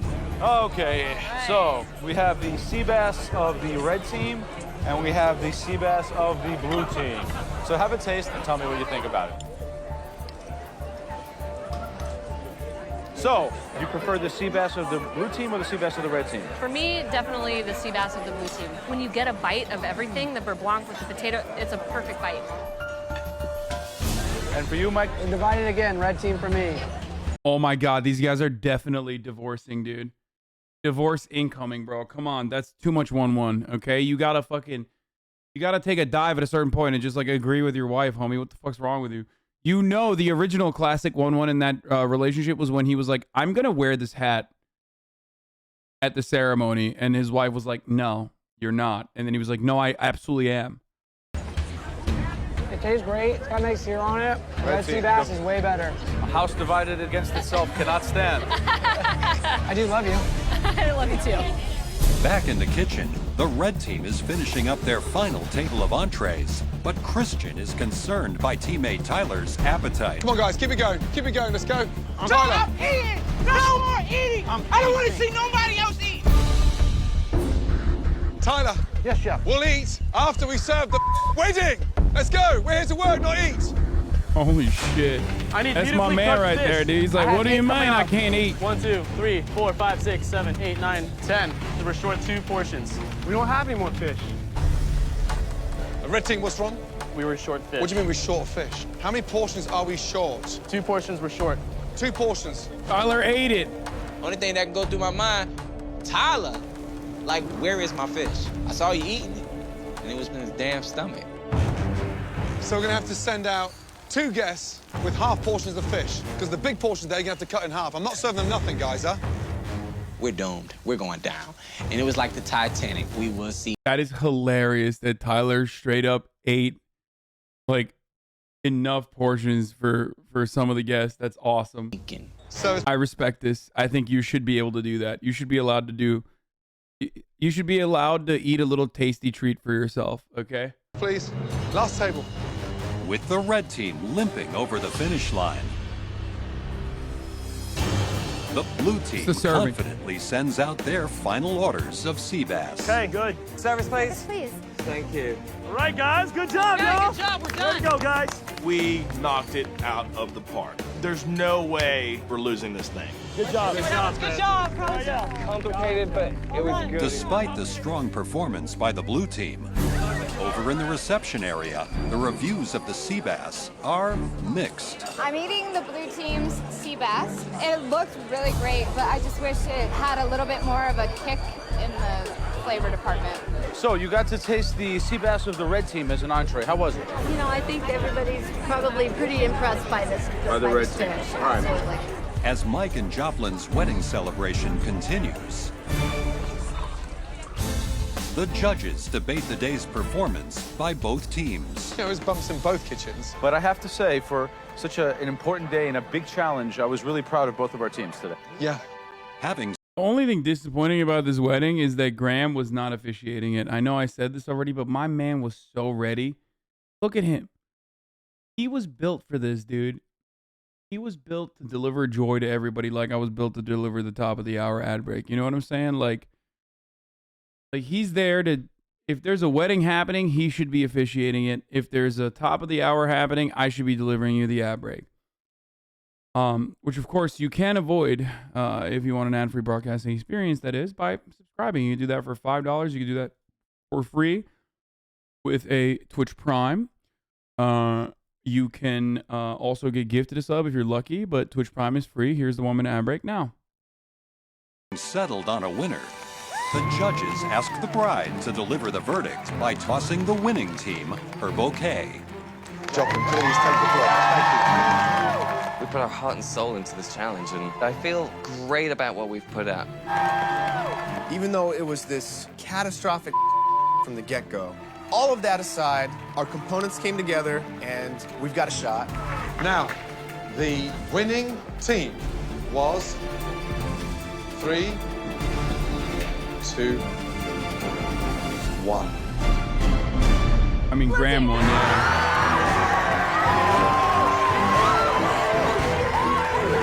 I'm in shock. I can't believe it.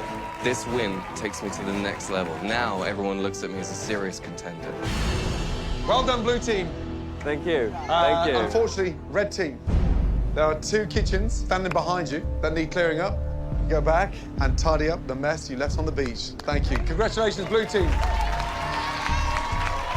The feeling of losing sucks.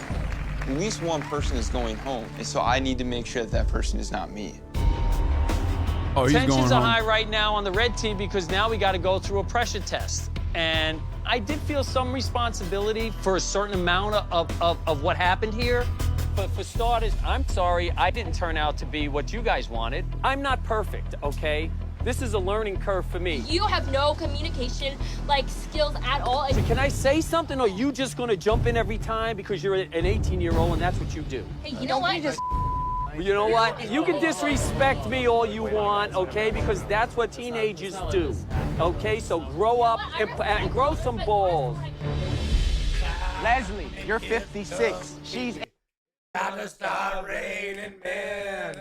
It's raining, man. Okay, let me eat. Hallelujah, it's raining, man. Amen. I brought you a Christmas gift. Oh, thank you. Finally, dude. Oh, I'm sorry. It's raining. Santa works on his own. Will and I just went to the Abbey. To the Abbey, and we had a great fucking time. We had a good time in the Abbey. Holy shit! What a fucking great time! I tell you what. So you're about to give me gay COVID, is what you're saying? Dude, no. Well, I don't know. We were sticking to ourselves. We were having a great time. We had a great time at the Abbey. Who else What did a you go great with? fucking time. What? Who else did you go with? Just Will and I. We went the and 2 of us. We went and tore that place up. Just 2 lads. Just 2 lads. Just a couple of boys having a good time. Yeah. Like that? Yeah, dude. Damn, you have like a whole fucking platter. Who cooked this? bro. Gimme. Who cooked this? My dad. Oh, when did you go 3 screens? I've had 3 screens for a while. It's a lot of screens. Bro, you've been here with 3 screens. Really? Yes. All right, sit down. You got.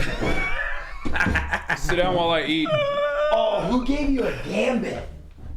In the PO box. I forget who. God, dude, I talked to this one guy. He was fucking so ripped. I was like, how many hours do you spend in the gym? He's like, an hour and a half a day. I'm like, whoa, what the just like unbelievable, like a Ken doll. It was unbelievable, unreal.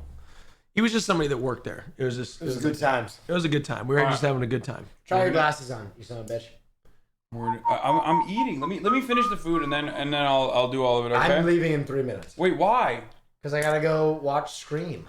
What the fuck? Okay, dude. It's a new Scream. What time? Dude. What time's Trump talking? Scream.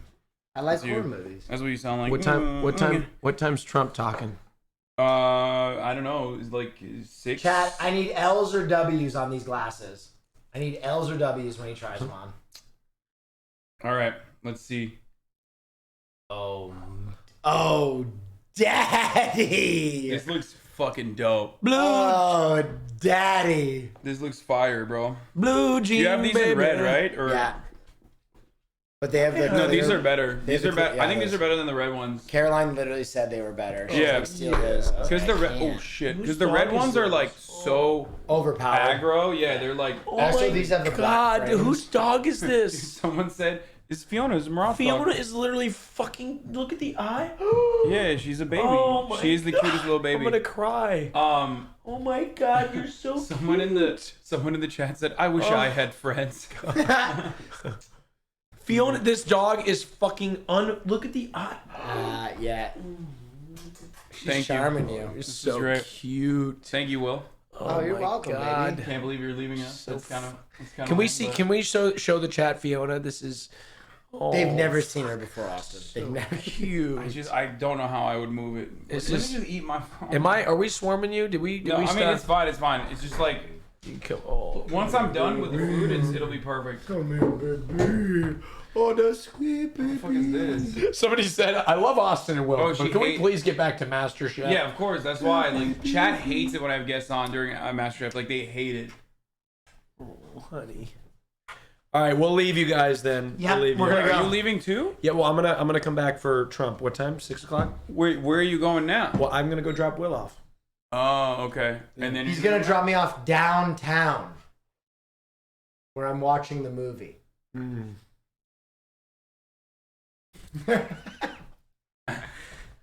Okay. All right. Well, have fun, and I think it'll be by 6. I suspect 6 is when the rally will happen. Yep. All right, we're gonna pop on down to San Diego real quick, where I'm watching the movie, and then we'll be back. Oh, is that Why Murat? the fuck is it? Murat? It's closed now. Murat. All right. Hey, take care, guys. When I get back, we're gonna make America great again, folks. It's gonna be fantastic. Believe me. Believe me, we're gonna make America great again, and guess what? Mexico's gonna pay for it. Okay, we'll be back, folks. All right. See you in a little bit. See you in a little bit. All right. All right. All right. We're back. We're back. What do you want? I'm gonna go pee. Fucking cutest. I knew. Kopya mı kapatır mısın? Is it a screwdriver? What do you mean? Oh yeah, that's dope. Beauty. All right, let's keep going. 18. Don't compare with her. And from the moment I picked her, she gave. Need clearing up. Go back and tidy up the mess you left on the beach. Thank you. Congratulations, blue team.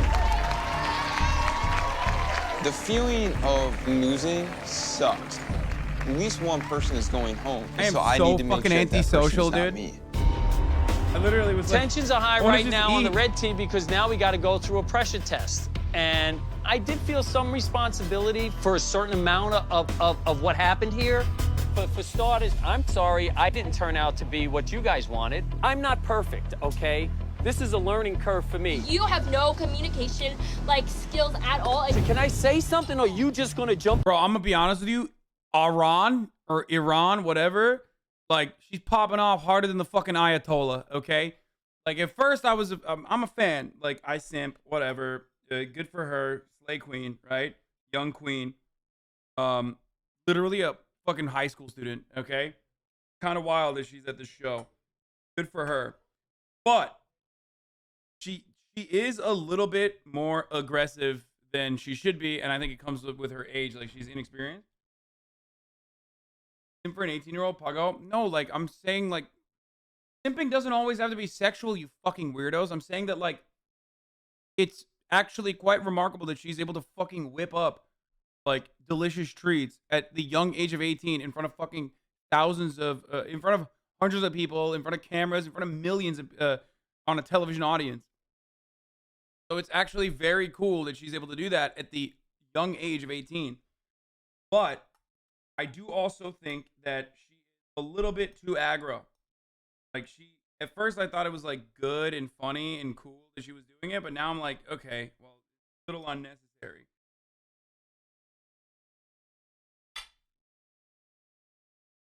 Every time because you're an 18-year-old and that's what you do. Hey, you know what? You know what? You can disrespect me all you want, okay? Because that's what teenagers do, okay? So grow up and grow some balls. Leslie, you're 56. She's 18. Don't compare with her. And from the moment I picked her, she gave me this look of, I don't want to be on your team. No, why? It's because you mispronounced my name. And Well, from I'm the sorry. You know I what? No, that's the apologize. thing. I don't know how else to put sorry. Damn, bro, what is happening? Oh, is this racially motivated? What the O-R-R-Y, that's sorry. You're not sorry at all. You're being really condescending right now, and it's Of not course I'm helping. condescending because I'm tired of getting beat up by everybody here. And I'm not going to Let's take a stand walk. here Let's and be take a walk. abused. Let's take a walk. Okay? Enough Yo, is I'm- enough. I'm low-key on Leslie's side.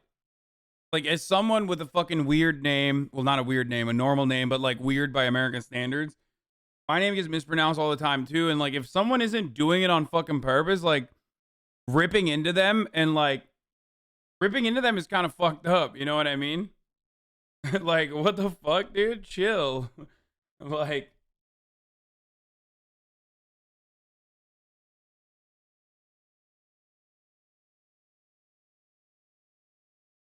no, not Leslie.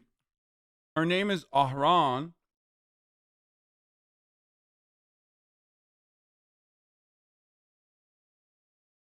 I think she was just mad at him for being like kind of a fucking weirdo and being spoiled, Leslie. And then she took it out on the name thing. She had no respect for me from day one. And if you want respect, you have to earn it. And if I give it to you, I damn better get it back. That's how the real world works. Please, may I thank you. That's how I was brought up. Not crying and running his... Let him alone. Let him alone. I love Leslie being a real world Andy because he's quite literally the most removed from the real world in that group by virtue of living in Malibu. There is perhaps not a single person that is more far removed from the real world than a person who lives in Malibu. That's it. It is indescribable. Just by watching movies and shit, you will not be able to understand it. You have to actually go to fucking Malibu once. And only then will you immediately get it. Okay? And I'm talking like everyone. First of all, a lot of people in Malibu are rich. For the most part. Even the fucking trailer parks they have in Malibu are like incredibly expensive. But having said that, like even the poor people in Malibu, they're like upper middle class. The upper middle class in Malibu, they're still fucked up too. There's just no other way to put it. There's some in the water.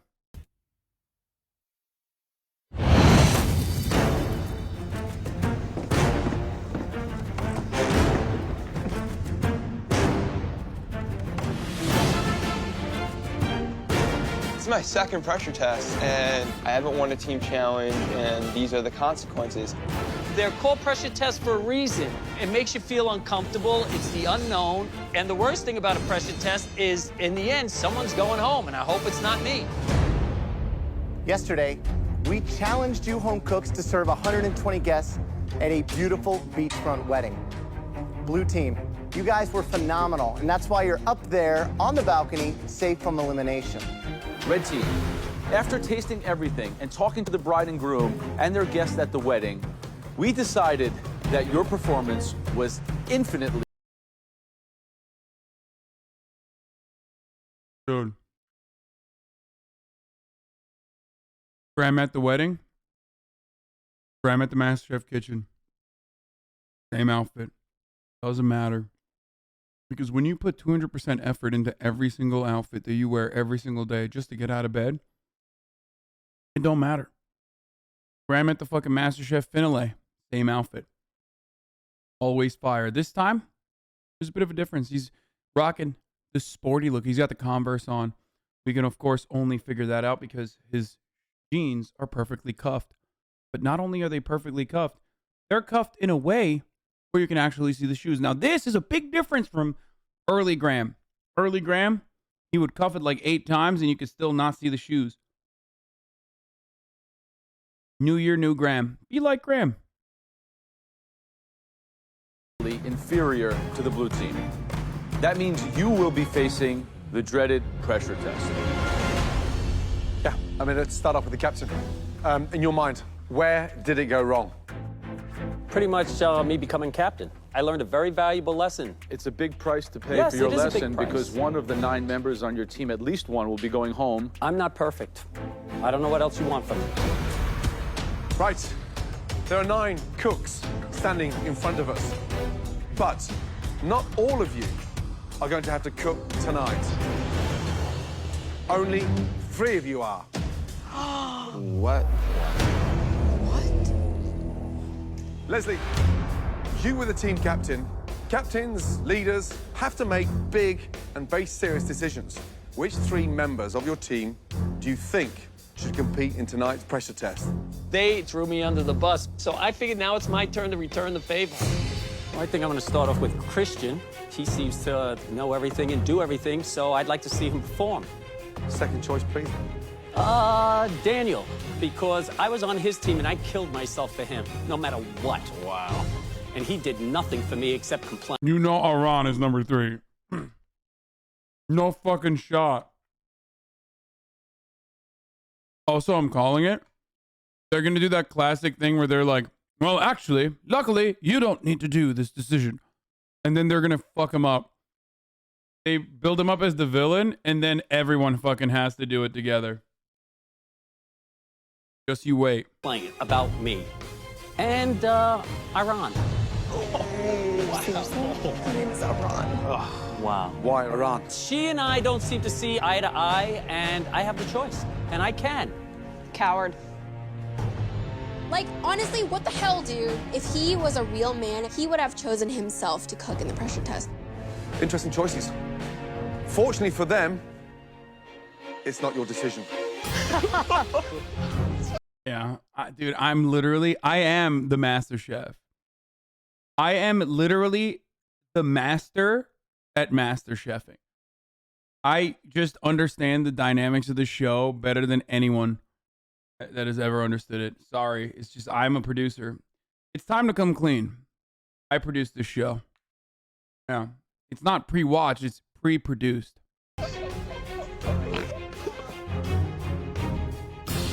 We will be deciding which 3 of you will face the pressure test. Oh, geez. I mean, this can't get any worse. First, they nailed me to a cross on a beach. Now they're going to burn me at a stake. Each one of us will choose one home cook who we think did the worst job in the wedding challenge. Gordon? Easy. Leslie, you led your team to disaster, completely fragmented from the get-go. You will face tonight's dreaded pressure test. Good. Bye. Great. This person didn't contribute anything to their team. They look lost and might as well have not been on the team at all. And that person is Jordan. And Tyler. Sure. My 3rd pick is difficult. It is someone who stepped up on the back of Leslie's poor leadership, but ultimately failed. Oh. Francis Biondi. Bro, how the fuck did Tyler get away with eating the fish?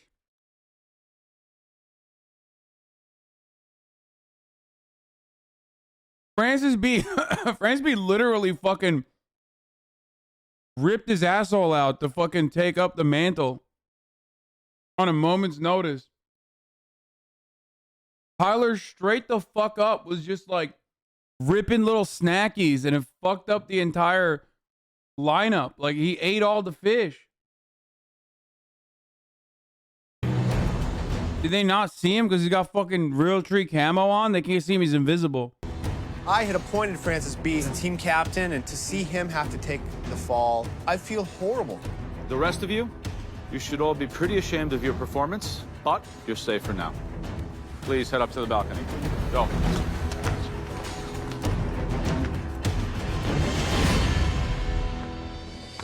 So, for this pressure test, you're gonna have to work with an ingredient that practically defines this country. What's in here is the quintessential American protein. I can't believe they put Paula Deen's racism in that tiny ass fucking, you know, in that tiny ass thing. Steak. Medium rare. A ruby red in the middle, slowly turning into brick red, and then the sear on the outside. Steak frites. This dish may have started as a European bistro stand. I always stand by the young contestants because, you know, respect. But Jordan literally just looks like he's in a state of confusion. Like all the time. Like his mouth is open all the time. He looks just as confused as Tyler looks. And I feel like making fun of Tyler in that regard is kind of, I guess, like, I wouldn't say ableist, but geographically ableist, you know, or not geographically ableist. Geographist. But trust me, America owns it now. Now, you can just tell how good it is. That face when Hassan is literally the only influencer not to swipe right on you on Bumble/Hinge. That face when you start to simp because of it and become cringe. I mean, I'm not on those platforms, so that's probably why. With the naked eye. The knife slides through it like butter. And look, a perfect medium rare. Oh, so hungry. That's beautiful. We want a steak that's perfectly seasoned, perfectly seared, and perfectly medium rare. And don't overlook those fries. I see steak and frites, and I'm just like, all right, you either cook a perfect steak or you're going home. That's about as straightforward as you can get. It's time to go to your stations. I mean, you know what I mean, right? Look at him. You have just 30 minutes to make us an amazing plate of steak frite. In front of you, you all have the exact same ingredients. One stunning New York strip, butter, garlic, thyme, russet potato, and some fresh parsley. At the end of this pressure test, at least one of you three will be going home. Got it? Yes, chef. Your 30 minutes starts now.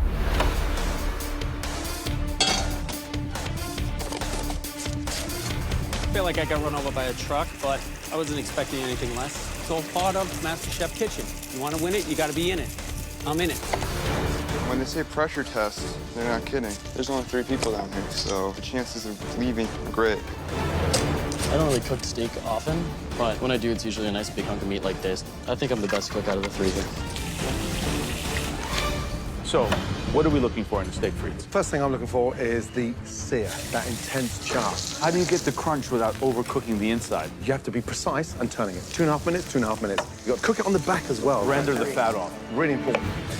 Shoestring potatoes can be tricky, right? How do you cut them? They have to be cut evenly. One thick end, one thin end. You got soggy fries. But a lot of times they'll stick and then they won't fry evenly, so you got to make sure each one's broken apart. But the secret here tonight is having the confidence to cook the fries literally with 90 seconds to go, so they stay crisp. What is he doing? Doing a test match. Leslie, so now you're out of the team, you're working on your own. I don't mind being on my own. You don't mind being I'm a big boy. That looks delicious. You gonna baste it with that? Oh, now? yes. Some butter and some herbs and some garlic. Wow, that's a He's pretty good. Like, he's like a good chef. So I think he's going to fucking survive this. very sophisticated technique you're doing right now. So Leslie, this will infuse, but watch some of that garlic as it starts getting brown in the high heat. It's gonna bitter and burn everything. Yes. Who's most likely to? I'm actually anti-Leslie. I don't like how he just resorts to being ageist. Bro, he's literally almost 60 years old. Like, at that point, the life experience that he has as a 60-year-old man should probably trump, you know, an 18-year-old's life experience, which is negligent and or non-existent. Okay, he's quite literally 60. Like, he doesn't act like it a lot of times, but that doesn't change the reality that by virtue of existing, he has lived more and has more experience. Just by the simple virtue of existing, Leslie knows more than the 18-year-old. Believe tonight. Probably Jordan, because I think he hasn't cooked as many steaks as I have. Right, Jordan, how you feeling? Feeling very good. I may not have made as many steaks as Leslie, but I make them a lot better. Okay, don't get defensive. Get even. What are you doing? I'm basting it. It's going to take a little bit of time, and I want to have ample time to rest and have those juices really develop. Okay, so it doesn't sound that hot. So you support Fossil being president? Dumb take. Dog, 60-year-old is like a relatively young president. You know that, right? The fuck do you mean? Like, 60 is like, you know, middle of the fucking... A 57-year-old president would be an incredibly young president.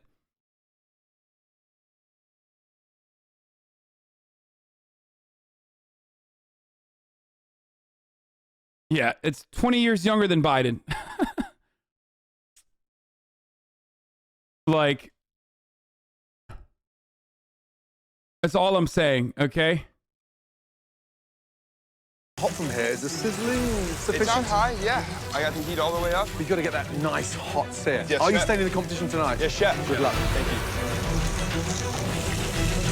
JFK and Obama were babies. That smells good. That's looking good. Don't overcook that. Remember, once you put it on that rack, it will continue to cook. Just feel it, touch it. Remember, mid-rare, you want it to feel just like this, right? And at the end of the day, better a little under than over. How about the fries? I'm definitely not going to overlook these fries. Try to get a good color and toss them in some salt and some parsley. I want to make them perfect fries for you guys. So Good luck. Thank you. Just under 10 minutes remaining. Oh, yeah, baby. Leslie's steak looks amazing. He's basting it in butter now. I think he's got the right cook on it. He might be in good shape. I love that herb butter. How's Jordan doing? Yeah, Jordan's slightly flustered. Pan wasn't hot. Pan wasn't hot. That's like Pan the wasn't hot, biggest yeah. mistake you can make. Yeah. I'm nervous that Francis cooked that steak off so early. So early, yeah. It's going to continue to cook. And my big concern with Francis B is that his fries are already cooked. But just under 10 minutes to go, they're going to be stone cold. Francis, did you think about doing a compound butter to put on top of it? Never done it. You have all those nice herbs. Get your butter going, get it in the blast chiller. Feel like mix it? Yeah, you smash it in. Then you The average age of presidents is 55, and that includes the 1800s where people died at fucking 55. Yeah. Presidents are fucking old, baby. Median age is 50 for president.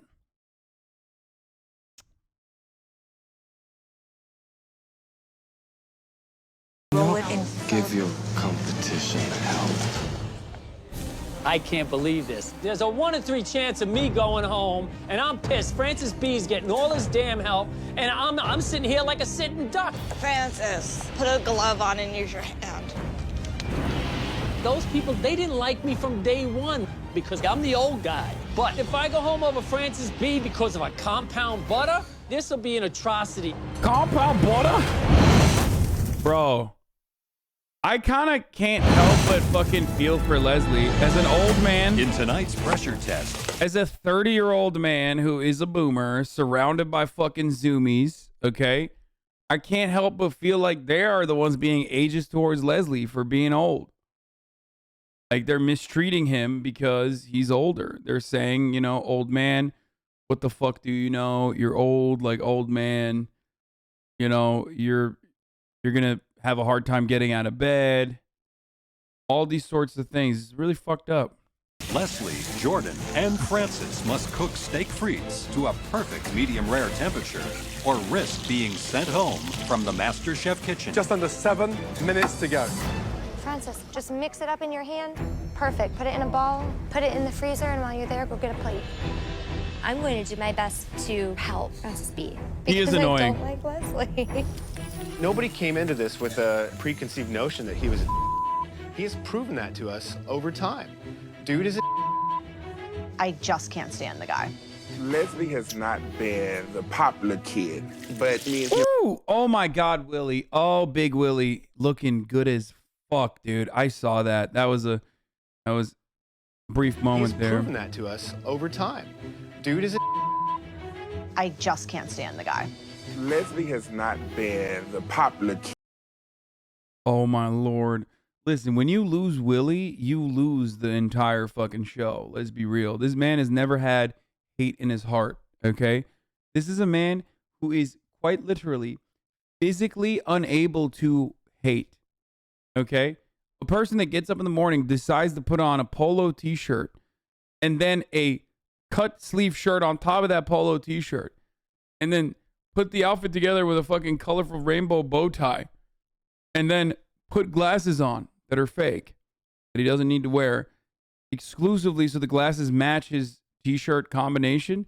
This is a man who is incapable of saying mean things about others, okay? This man is an ally. Kid, but me and him are really close. Go Leslie. Willie, I love you, man. Love you too. You're the best. Team Leslie all day, America.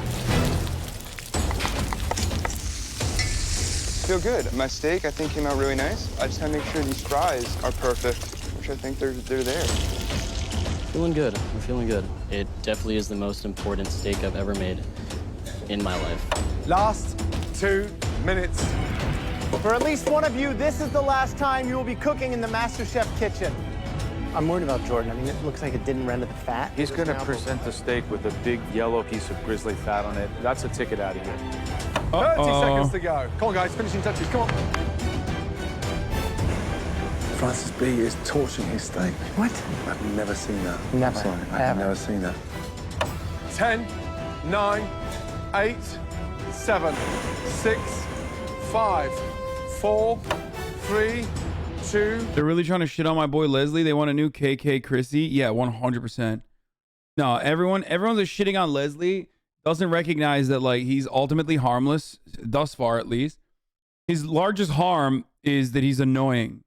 Like he's a fucking liberal Malibu dad who is insecure because he's a stay-at-home dad in Malibu and the wife is the breadwinner, and he's gonna take it out on everyone else. That's it. I mean, his greatest problem is that he's fucking annoying. It's not like he's like a bad person. 1. Hands in the air. Well done. All 3 of you. Please bring your dishes down to the front. Let's go.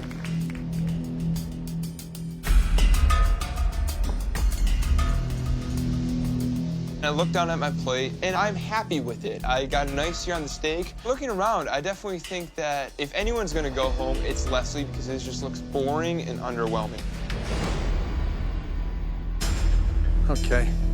What's the secret behind this steak frit? A lot of love and the secret butter sauce on top. Why are there raw herbs on the plate? Just for design, no reason. Disrespectful. So, great color on the steak. Medium rare, right? Medium rare.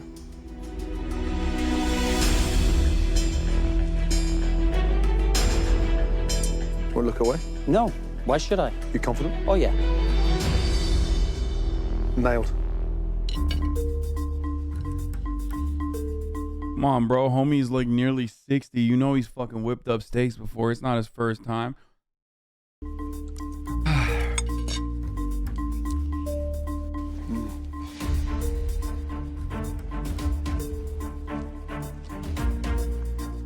You tell me. They could be a little crispier. Come on. They're soft and limp.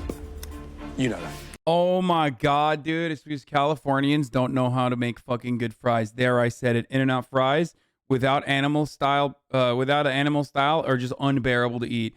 There, I said it. I can't fucking hide it anymore. I'm sick and tired of it, okay? McDonald's fries absolutely destroy any kind of fucking In-N-Out fry, anything that you can have, okay?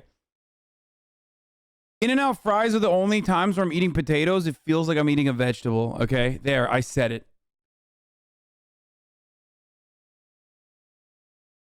So, steak is done beautifully. Okay.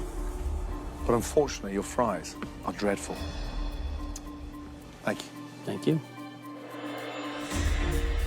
How about the frites? Dreadful. Really? How good is the steak, though? Is it good enough? It tastes lovely. Yeah, it is absolutely Nice. on the money. Good. How are you, Chef? How are you? Good. I think the plating on this is beautiful. Thank you. The steak looks like it's got a nice sear. However, the fat layer that's over here on the side, it doesn't look like you really rendered it. And now when I carve this, what do you think it's gonna look like? I'm confident it's a medium rare. Medium rare with a fucking fat layer on the side, though. So I think that's a little more medium. Even cookery on each side, which is super important, but it did go, you know, a couple Just a minutes hair too longer. longer, yeah. Exactly. Still got some juiciness to Eating it. out his base. Holy fuck, you're giving Midwesterners the East Coast so much ammo by saying that. Oh, shut up. I'm honest. It's got good flavor, but it's definitely not medium rare. Doesn't have that melt in your mouth quality to it. And now your frites, they can. Yo, what's up? He's got fucking maidonos, whatever it is in English. I don't know what it's called in English, but he's got fucking raw veggies on his plate too. Use a little more color. Feel that, you know. Parsley, is that what it's called? Parsley. You don't want like the flaccid potato action going on. Absolutely. Seasoned beautifully though. Thank you. Thank you. Thank you very much. You know, the steak not rendered, overcooked. Medium, a little over medium, yeah. My only hope now is that Francis did something overdone or underdone in his steak for me to stay in this competition. Bro, someone in the chat is so fucking invested in the California lore that they had to take ownership of McDonald's as a California institution. Like, just because McDonald's was invented in California, it does not change the reality that it is like McDonald's has transcended beyond California many, many decades ago, okay? McDonald's is not even an American institution at this point. Or maybe it's still an American institution, but like, you're crazy to try to point back to California and be like, oh, it's California. Like, come on, dude.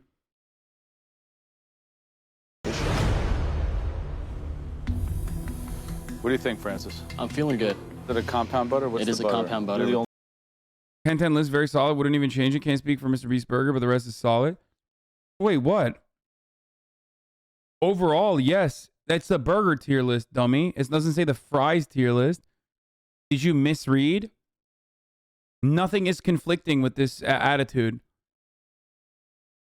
It's burgers, chatter. Do you not know how to read the word burger? When you read burgers, do you think fries? Is that what your automatic assumption is? Yes. Burger-wise, this tier list is solid, I think. I'd probably put Burger King at F. I actually, all these other ones I would put at F. It's not even that solid. I just like Five Guys and In-N-Out being at the top. I agree with that. Don't know why I didn't put Shake Shack in this. Anyway, let's continue. only one who did that. What were you doing with the torch there?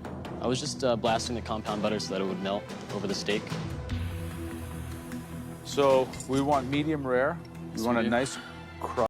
To the chatter who asked the question, American Burger King is worse than European Burger King, yes.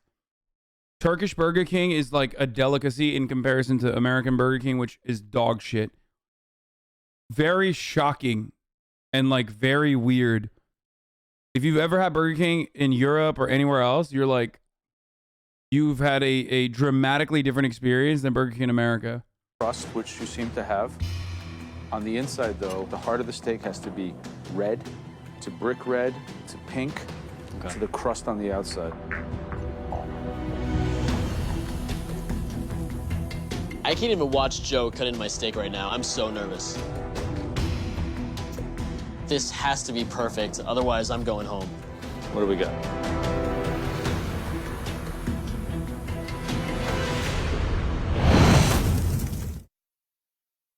Yes, I hate Burger King. So we want medium rare. The heart of the steak has to be red to brick red to pink to the crust on the outside. How did he fuck this up? What do we got? That's medium. Yeah, because to be a perfect medium rare, you would need to have a little bit of red on the inside. Yeah. How did they fuck up a medium rare steak? Hayır, tavuk şeyleri beğenmedim, domatesleri. Niye bakıyorsun? Let's have a taste. The sear is nice. What did you flavor it with? Thyme, rosemary, butter, garlic. Just basted it. Good flavor. You can taste all the herbs. Although it's not medium rare like Jordan's, you're right about the same temperature, you two. Now, since we are neck and neck, the fries are going to mean a lot here. Would you put some herbs in your fries? I did. I put thyme and toasted rosemary. Yeah. They're very crispy. They're good. Yeah. I like the herbs. Some of these bigger pieces are a little soggy. Bro, it feels like Joe picked up what Graham was putting down on the weight class, by the way. He's looking a little beefy this season. Why didn't you pull this out? I did not see that. Too bad. Have you peaked? Have you peaked?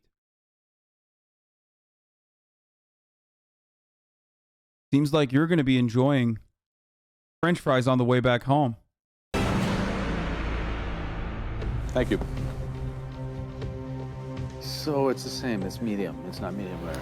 The most important thing is the cook. The cook only has nice things, followed by the flavor. So really, if Leslie did him true medium rare, then he's on the top of the heap. Then we gotta decide between the other two. The other two.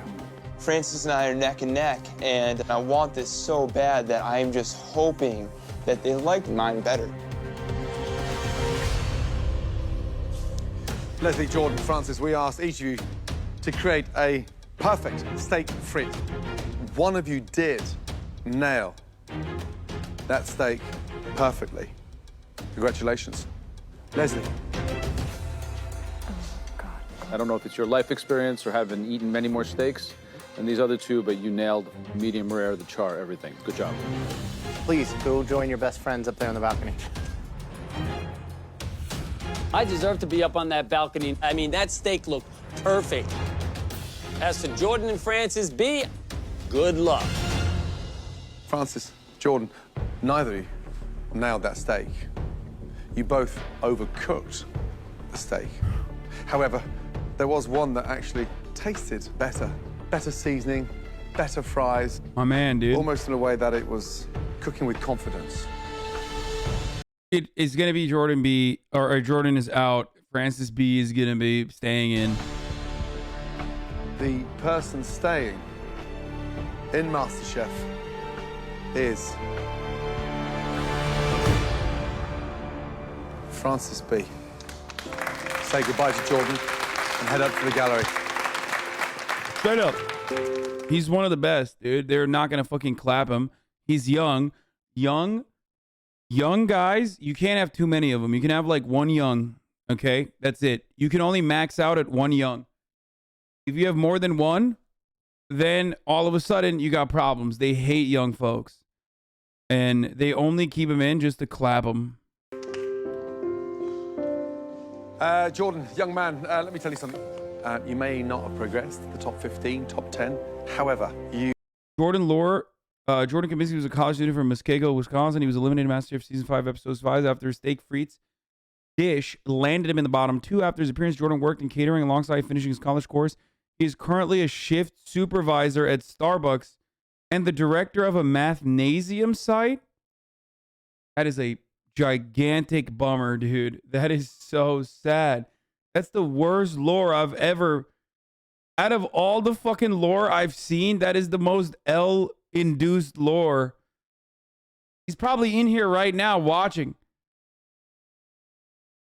He's probably literally in here right now watching. He's like, man, bro, come on, dog. I was going to fucking... You know, I was going to work to fucking unionize my Starbucks. Like, now you're fucking making fun of me? I feel bad. You are a talented young man, 19 years of age. You got the whole life in front of you. Thank you. I seriously hope you Yeah, get he's salting Starbucks. yourself in the business as soon as possible. And keep your head up high. I'm so happy to be here. Going back home, I can hold my head up high. Well done. Thank you. Come and say goodbye. Good job, Jordan. Good luck. Thank you so much. Thank you so much. Way to go, Jordan.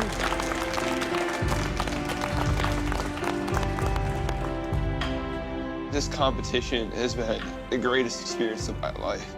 MasterChef's taught me so much about the fundamentals. Okay, I don't care. I'm sorry. Previously on MasterChef.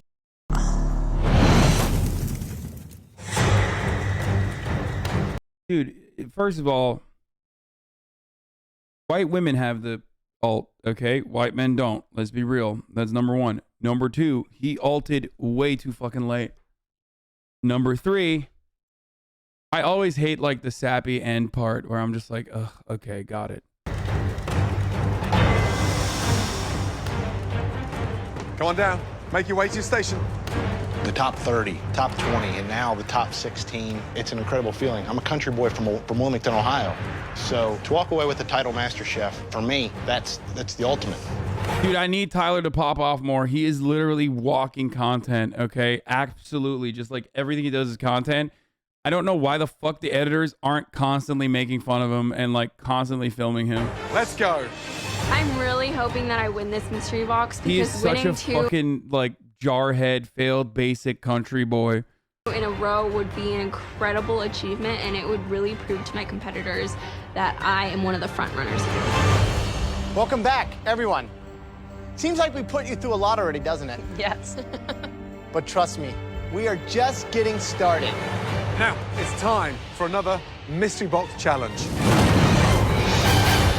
As with every Mystery Box Challenge, the home cooks must prepare, cook, and present one incredible dish using all or some of the ingredients inside the box. Focus. It's time to find out what's under your mystery box. I want something unique that'll throw somebody else's game off under the box. I want a rabbit or a squirrel or something that somebody look at and go, whoa.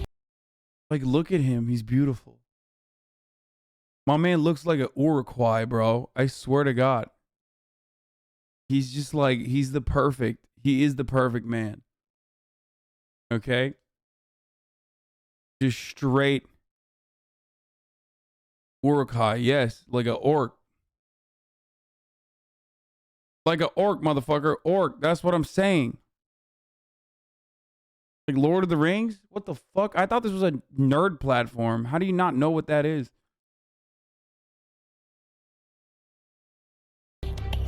I really want bone marrow under that box. Who are you? Where did you come from? Why are you in this show? You will never convince me this lady was in the show from the jump. I could really get down and dirty with some bone marrow. On the count. I just don't know who this person is. Like, she's from Yonkers, but like I've never seen her. The 3.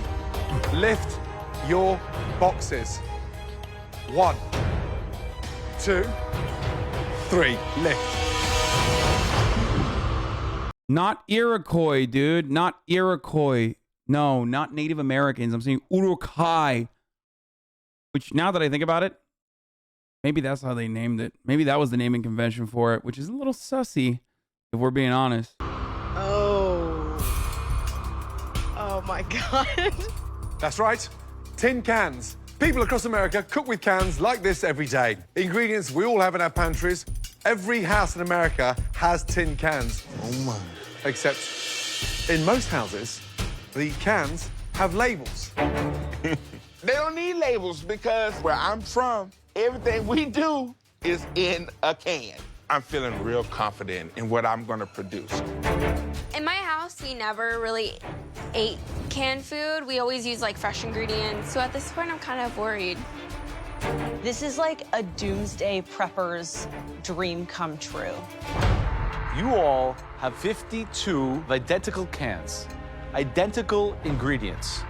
You can open up as many cans as you like, use as many or as few as you like. You'll also each have a staple pantry box, which includes milk, eggs, and flour to help make your dishes shine. You'll each have 60 minutes to turn whatever's in those cans into one stunning dish. Producers Win this this challenge, season were like, and you let's can come go into the crazy pantry with it. where you'll get a huge advantage. An advantage that can send your toughest competitor back home. Right, is everyone ready? Yes, chef. Yes, chef. Your 60 minutes starts now.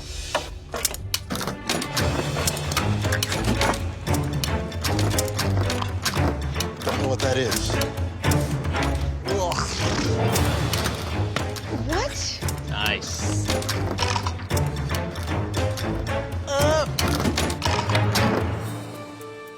So, this is 52 awesome. cans of deliciousness. Let's look at the basic one. Chickpeas, baby corn, canned olives, beetroot, Fruit salad, fruit salad, peaches. Asparagus. I mean, it's a tough challenge, this one, guys, tonight. I mean, you know, I don't envy their task. How many ingredients do you open? Is it 3 cans? Is it 6? Is it 10? Is it 20? The key tonight is to use the staple pantry to get you into some quality handmade food. And then just use the cans for that extra touch. I don't understand. If you open a can, like, do you have to use it? Like, what if they just open a can and don't use it? Just open all the fucking cans and don't use them. What do you mean it takes time? Just throw it out. Olives. Peaches. That's a plus. So, Joe, what would you do? I would definitely take that spinach, wash it out good, lots of garlic to take the can flavor away. Yeah. And do maybe like an orecchietta with garlic and spinach. Nice. Damn, bro, the one time they asked Joe, it's on the can episode, you know what I'm saying? The one time they're like, hey, what would you do, Joe? It's the can episode. I'm gonna do eggs Benedict. I didn't open all my cans because a couple of cans stood out already. I have a creamy beet and potato soup that's gonna have a crispy potted meat topping. It's gonna be like a borscht. I think this is one that I can actually win. Like, this is one where having a childhood filled with canned foods is actually an advantage. Y'all ever have that spam on like the spam roll or whatever? It's like the Hawaiian spam sushi type thing. That shit's dank as fuck. What is it called? Musubi? It's actually fucking fire. Spam is literally haram, bro. Yeah, I'm fucking harambe, dude. Are you kidding me? People call me woke bae, but they should be calling me harambe. Literally, I do all the haram things, bro. What the fuck? I've been waiting for that to be an advantage in this competition, and now it is. I think it is a huge waste of time opening up all these cans because there's so many. So I'm using the staple box and the canned fruit to make a cake. I am legitimately stumped right now. I am about to start crying.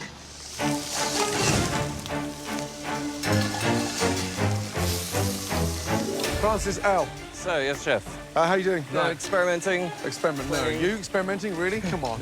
Wow, dude, you should experiment with, like, I don't know, dressing normally. I know everyone's gonna say, "Oh my god, oh shut up, blah blah blah blah blah," like, shut up, eat the rich wearing Andy or whatever. But like, holy shit, dude.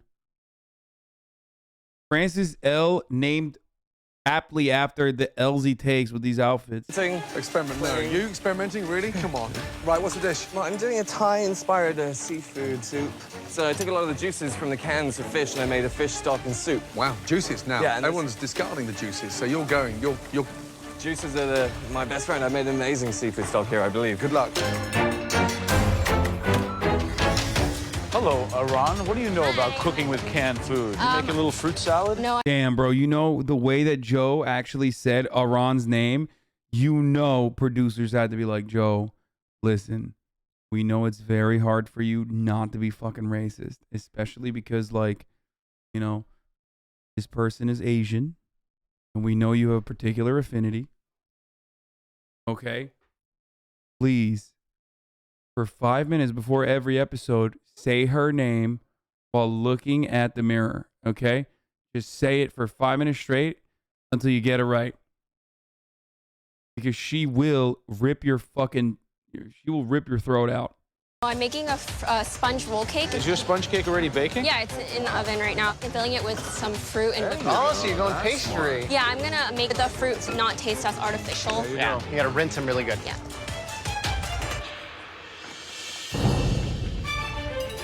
I'm just saying, he said her name like he's practiced it. You know what I mean? Which, respect. I'm feeling all right. Where are we going? It will be a potted meat fritter with a pickled salad. Top 16. Great news for making this far, but we haven't actually seen you shine yet. You know, I haven't shown up like I wanted to show up. And I'm hoping that with this challenge I can do that. Even though it's canned food, I want to put my best out there and I want it to be phenomenal. Yep. I want to be someone that people are looking out for. Good luck. I think I'm just gonna make a soup. 10 minutes left. Tough mystery box, this one's. Very hard. So I see Elizabeth's using the beets. Yeah. What is she making? A traditional Russian borscht. Love the flavor. Borscht is smart. Yeah, very Yeah, smart. Francis Legg, he's taken all the juices from the cans. You know, that Asian-inspired sort of coconut broth soup. Ron made a sponge. Oh, really? And it's already in the oven baking, and then she's got the fruit compote cooking Very down. smart. Willie, what's he making? So he's doing the processed ham with the fried egg. Almost like a sort of Eggs Benedict. Boring. Just uninspiring. This kind of a mystery box really discerns which cooks are able to think on their feet, have good intuition, and are really intelligent. Let's go. Last minute remaining. For one of you, a huge advantage is at stake here. They may be cans, but you can make a delicious meal. 10, 9, 8, 7, 6, 5, 4, 3, 2, 1, stop. Hands in the air.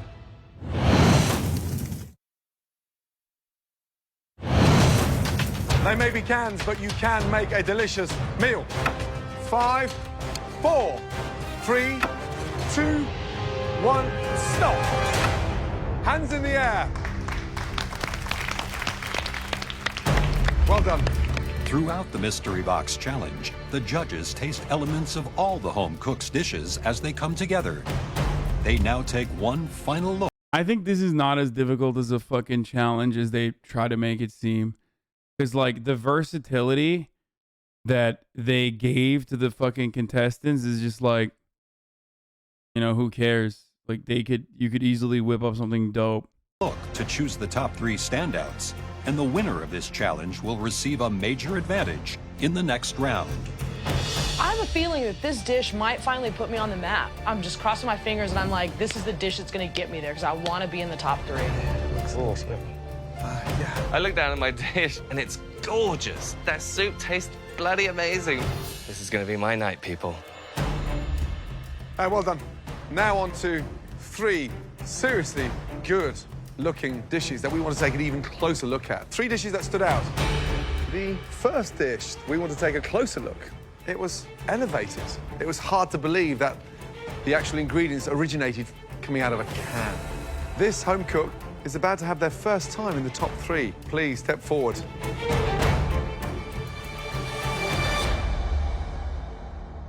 Elizabeth. Oh my God, like, I finally feel like I'm a standout competitor. Wow. Describe the dish, please. It's a beet and potato cream-based soup with a can of condensed milk and coconut milk. And then I made a crispy black-eyed pea, canned ham, and chickpea topping. So you wanted that sort of creaminess? I did want the creaminess, yes. That's why I used the condensed milk. Yeah, it's got that intriguing taste. Delicious tasting. Doesn't really need that sweetness there, but you've corrected that balance with the seasoning. So I got the heat. Is that chili? Cayenne and smoked paprika. Yeah, it looks great. I'll be happy. Bro, that did not come out of a can, right? What the fuck is that thing, dude? See that in a restaurant tonight for dinner, and I'd struggle to understand that that came out of a tin. Great start. Thank you. Thank you, Chef.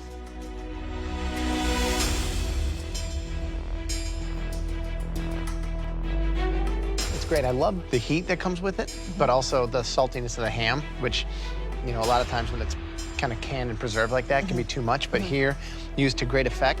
Great job. Thank you.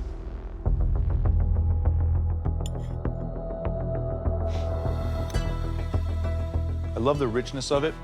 I love the fact that you added the croutons of processed meat and chickpeas. I think it has a good depth of flavor. Great job. Good soup. Thank you. Thank you. The second dish that we really want to examine further had a hearty component to it. It was something that we were intrigued by. First time for this home cook in the top 3. Please step forward. Victoria. Boom! I'm in the top 3. It happened. What the fuck is good soup? Why is everybody getting excited about that? I don't understand. Wow, so many chatters throwing up gay pride and lesbian pride. You don't even know. You didn't know that. That's an L, dude. It's a TikTok meme. It's a TikTok meme. I don't even know what that is. Wow, that's messed up that you guys immediately suspected that she was a lesbian. I'm just kidding, of course. Yes. Bro, she literally looks like the Democratic Party would prop her up as a Navy veteran to run in Kentucky against Mitch McConnell, okay? Tell us exactly what it is. And then ultimately raise like $700 million just to get fucking obliterated.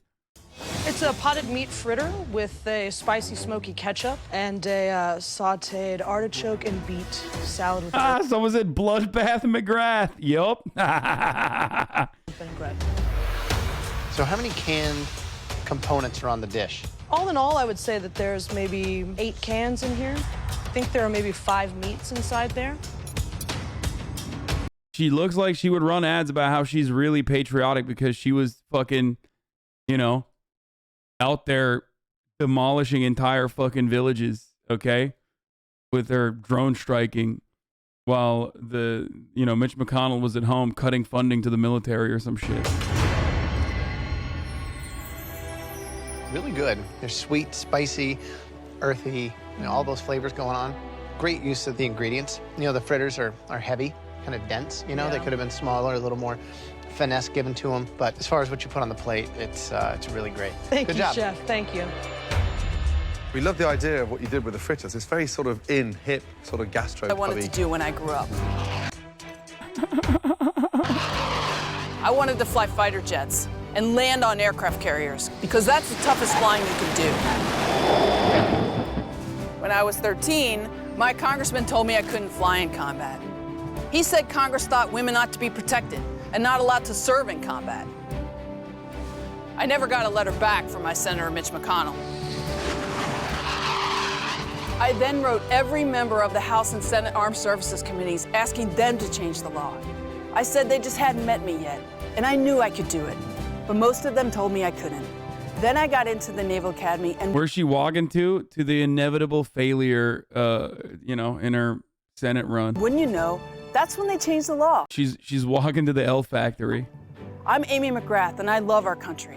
I spent 20 years as a U.S. Marine, flew 89 combat missions bombing Al-Qaeda and the— Jesus Christ, they've even put the fucking bombing campaigns, bro. Are you kidding me? How did this person lose? I don't understand. How did that happen? That's crazy to me. Anyway, let's get back to this. Here's the thing. It may not look the most attractive, but it delivers a punch of flavour. Batter, delicious. Canned artichokes, not every chef can use them. You've sauteed them, got a really nice char on them. Beetroots work. But the spicy ketchup's the one that lifts that. A good soup video, 7 seconds. Oh, this is it?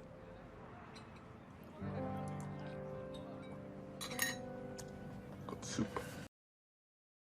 What the fuck? What is this from? What movie is this from? God, that's such a terrible...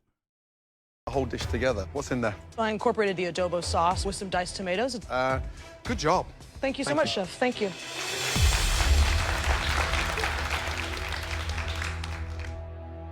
The third and final dish we want to take a closer look at. This home cook made a very, very smart use of the staple pantry box.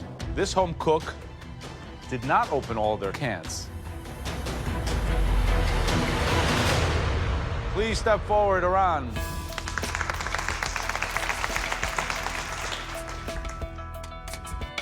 Tell me what the dish is. So it's a sponge roll cake with— Bro, that is fucking fire, okay? Iran, do less. Queen, motherfucking do less, okay? You don't have to clap so fucking hard. Holy shit, dude. canned fruit inside and a flavored whipped cream. Certainly the smartest dish out of this mystery box is this one today. If nothing else, just the ability to bake a sponge cake that's this soft and moist and light is a skill set already. Dog, Iran is not even a fucking Zoomer. She's 18 here in like 2014, okay? Just letting all y'all Zoomers know that she is not a Zoomer. She's like my age, okay? Thank you. Then the intelligence of making a dessert, no one else in this room did. And then the courage to use one can of fruit cocktail. There's one cherry in it though, right? The whole can had one cherry in it. Yeah. This is brilliant. Thank you. How cool. Oh my God, he grammed it, dude.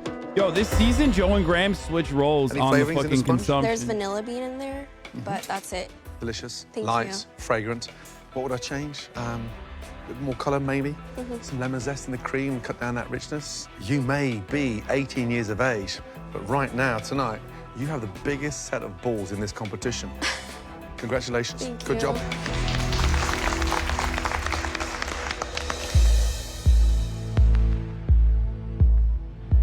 Elizabeth, Victoria, Iran, all three of you, well done. There can only be one winner who'll join us in the pantry and receive that huge advantage. I deserve to win this challenge because I think, thought out of the box. I made a cool, creative dish. I want this advantage. An advantage like never before. It's crucial that I win this mystery box so that I can finally start to pull away from the rest of my competitors and make a name for myself in the kitchen. The person who cooked the best dish tonight. The fact that I took the risk to make this cake, nobody else did anything similar to mine. This just shows my competitors that I am one of the front runners here. The person who'll get this huge advantage in the upcoming elimination challenge. That dish was cooked by... Aran deserves it. Aran deserves it. But honestly, you know what you deserve? The top of the hour ad break. That's right. So if you want to figure out who actually won, guess what? You're going to have to be subscribed because the top of the hour ad break comes for all. At the top of the hour, there's a 6-second ad break. If you no longer want to see those ads, all you need to do is subscribe. You can do that for $5. You can do that for free with a Twitch Prime. You can do that by getting gifted a sub if you're lucky enough. But if you want to see Aran win in real time, sorry. GG's, you know what I mean? Here's the woman ad break now. That's all I got to say, okay? Honestly, for Aran for having that much confidence at 18, I would have been a mess at that age. 100% myself. I am in the same boat as you. I was a fucking idiot, dude. She is a Zoomer, by the way. Born in 98, 2014 wasn't that long ago, and we're literally past Gen Z at this point. Yeah, 98 is I guess, like, the oldest Zoomer.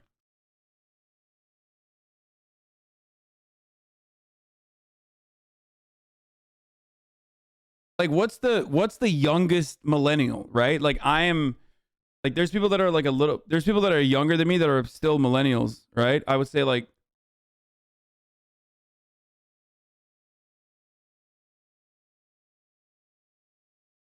wait, she was not born in 98. She's 18 in whatever, what year is this? 2014? She was born in 1996. And it's the cutoff for millennial? Yeah, she's a millennial. She's a millennial. The elder Zoomers are 97 to 99. 97? Yeah. My age, bro, you're 30. What do you fucking mean, bro? I'm 30.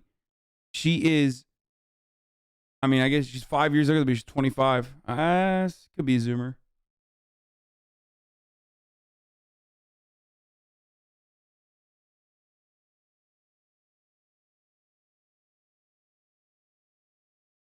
She's 26.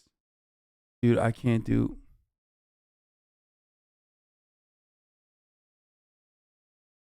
A millennial is someone who went through puberty in the 2000s. What you on about?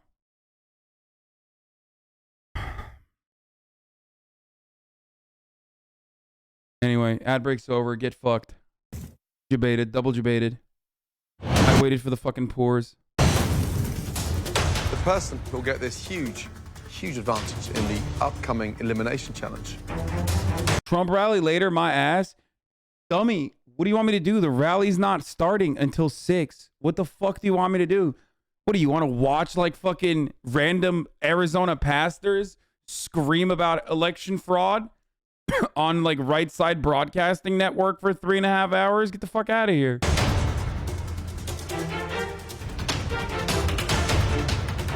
That dish was cooked by...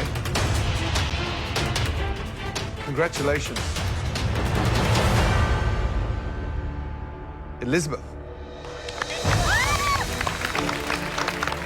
I feel amazing. I'm like, I finally won! Are you ready to find out what your advantage is? Yes. Let's go.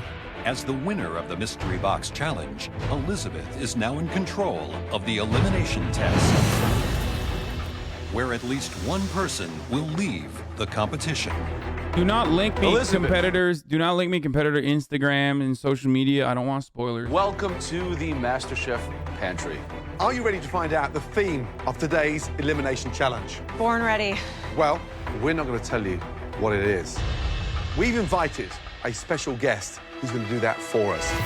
Someone who knows how to prevail under the pressure of this competition. Someone who has stood right there where you're standing. Please welcome back last year's MasterChef winner, Luca. Hey, hello. How are you doing? Same here. Welcome to see you. Now, last 12 months, what have you been doing? I have my own catering company. Brilliant. What's it called? Dinner with Luca. Okay. Kate and I are waiting for a little baby. Fantastic. Wow, amazing. Then I have my beautiful cookbook titled My Italian Kitchen, Favorite Family Recipes, which is available now. And my Hashtag ad. restaurant will be opening by the end of the year in Brooklyn. Fantastic. And what's the name of that? We don't know yet. Probably Luca. Easy, right? So, Elizabeth, you know what's even cooler than one MasterChef winner? 2 MasterChef winners. Please welcome our youngest winner ever. First MasterChef Junior, Alexander. Well, now we're never watching MasterChef Junior. That's what's happening because that just spoiled it. Hi. Good to see you, brother. Welcome Good to home. see you too. Thank good? you. Yeah. Now, you've been busy. Why do they? So wait, what the fuck do MasterChef Junior winners get? Like nothing? It's not like they're gonna get a fucking. It's not like they're gonna run a restaurant. What do they do? Yeah. What have you been up to? I've been trying to do more cooking lessons for people who are inspired by the show, especially young kids who like to cook and want to learn more. And I've kept on cooking. I've learned so much. Wow. 2 amazing MasterChef champions together in one place. 2 amazing MasterChef dishes hidden under here. Elizabeth, we told you that you would get some huge advantages in here. For your first advantage, you do not have to cook either of these complex dishes tonight. Your second advantage involves a choice regarding these 2 different dishes, which we will show you in the MasterChef kitchen. You're not going to choose between the 2 dishes. You're going to choose who is going to have to cook which dish. Okay, Elizabeth, let's go and show everybody what they'll be cooking in tonight's elimination challenge. Let's go. Don't make the kid one. Don't choose the kid one. Upstairs, please. Because Elizabeth won the last mystery box challenge, she is safe from elimination, and she is through to the next stage of the competition. The rest of you are far from safe. At least one of you will be going home after this elimination challenge. Elizabeth wasn't back there alone. Please welcome 2 MasterChef champions. Last year's winner, Luca. And our first ever MasterChef Junior winner, Alexander. Excellent. I cheered for Luca at home, and to see him there, so successful and happy and proud, I want to be that. Alexander walks in, and that kid is like fierce. I mean, at 14 years old, I was like, I was playing with my Barbie dolls. Who are you? Where did you come from? Whose role are you filling on the show? Like, there had to have been a different character that we forgot about that she is currently filling the role of, okay? I am convinced. We asked Luca and Alexander to each make us one of their signature dishes. Luca, can you please tell us what you created? This is my pancetta wrapped veal, filled with grana padano and sage, God served damn. with radicchio, apples, and finished with a very classic white wine sauce. It looks very restaurant quality. So I'm a little intimidated by it because I'm not known for the prettiest of plates. Alexander, what? I love the vest. Dude, Willie is literally like a video game character or like a cartoon character. He's wearing a vest that is straight up too small on him, but he's still wearing it. I love that. I love that more than anything else. That is like literally out of a cartoon. Like that's like something you see in cartoons where the character wears like a tiny vest on their massive body. Awesome. Not known for the prettiest of plates. Alexander, why don't you tell us about your dish? This is my passion fruit panna Jesus Christ, bro, you're a baby. What the fuck? You're making passion fruit panna cotta? What the fuck? cotta with a juniper berry raspberry coulis, candied hazelnuts, and a lavender crumble. 14 years old, and this looks like something I would go get in a 5-star restaurant. Some of you will have to make Luca's savory dish, and some of you will have to cook Alexander's. Bro, that's not all right, dude. That's like, there's something wrong with that kid. Why would a kid be able to make that, dude? That is, this is an affront to God, dude. What the fuck? Yo, back when I was his age, like, I couldn't even whip up like fucking pre-made mac and cheese. I couldn't even microwave shit. That's crazy. Sweet dish. And guess who gets to decide? That's right. Your fate is in the hands of Elizabeth. My basic strategy is to assign the panna cotta to my competitors who don't have the finesse and pull it off, and assign the veal to people that I think have weaker palates. Elizabeth, which home cooks will have to recreate Alexander's phenomenal panna cotta?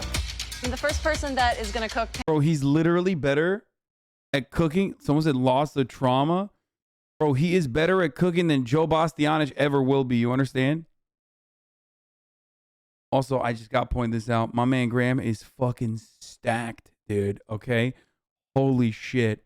Graham has an entire bakery, dude. What the fuck? It is open. The bakery is open 24/7, double cheeked up. He's got cakes. He's got donuts. My man is thick, dude. He's got the Trumpy Dumpy. Wow. Panna cotta is someone who's brimming with confidence, but I wonder if his bearish hands can create something delicate, and that will be cutter. Oh, death by desserts. Here we go. Give me some mojo, bro. Give me some mojo. Okay, the second home Come on, cook. Cutter. Christian. A baby made that, dude. Jamie. You should be able to do that. Next pick. Christine. Next name, please. Iran. Let's go. Next. Francis B. Next one. Victoria. One more. My man said real leftists don't eat spam. Bro, are you fucking insane? First of all, I didn't even know this. And secondly, you know I'm drinking Coke, right? Like, I drink cans and cans of Diet Coke every day. They literally killed labor leaders in Latin America. Like, they actually assassinated labor leaders in, was it Colombia? In, like, Latin American countries. The fuck do you mean, bro?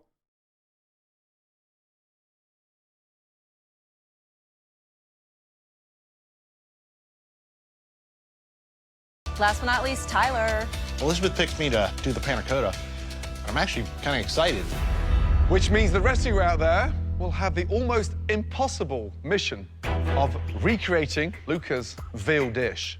All of you, please come up and have a taste of these amazing dishes. Thank you. There you go. Alexander's panna cotta is so good. Every bite I'm taking, I'm cataloging the different flavor profiles, and I'm feeling really confident.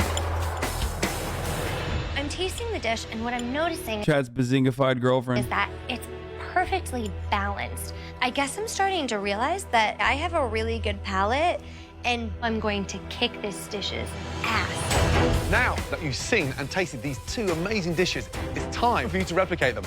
You'll each have 60 minutes to make either Luca's savory dish or Alexander's sweet one, whichever one Elizabeth has selected for you. Is everybody ready? Yes, sir. Your time starts Too confident. now. That's not good. Go.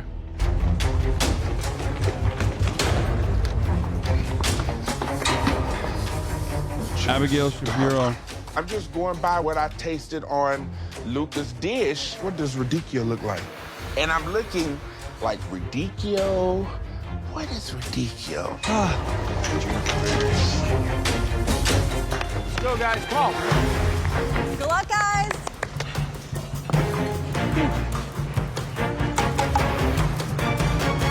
Just chilling with Luca, no big deal. Bloody hell.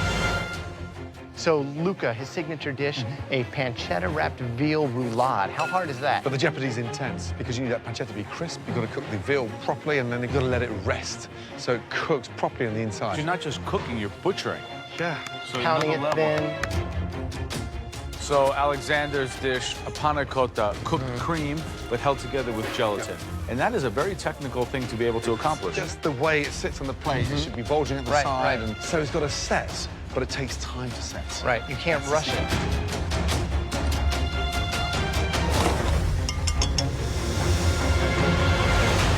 Right, Courtney, why do you think Elizabeth picked veal for you? Well, probably because I've done some nice desserts and Yeah. she hasn't had a chance to see me do anything savory. I think she definitely sees me as a threat. I've been in the top before and she would probably like me to go home. What are you doing?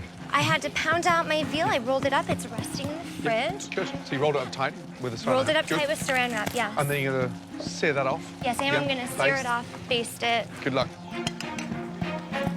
Christian, why did Elizabeth give you the panna cotta? Be honest with you, I really don't know. And honestly, I really don't care. You I don't mean, care? to be honest with you, I'm down here trying to learn as I go, and I'm not really that great with desserts, but I mean, this is why I'm here. Be honest with you, maybe that's why she gave you panna cotta. Probably so. Right, Big Willie, how you doing? I'm doing pretty good, Chef. So you're cooking it now. There's no pancetta around there? No, I'm going to sear this off, and then I'm going to wrap it in the pancetta and put it in the oven. So you're cooking the veal twice, so I suppose the danger tonight is you can actually make it dry. Did Luca tell you to do that? No, Luca didn't tell me to do it. I think that's what I need to do. Yeah, but Luca didn't do that. That's not AOC what he did. didn't get COVID. She got free of COVID. Someone's She's going home COVID free. tonight. Is it you?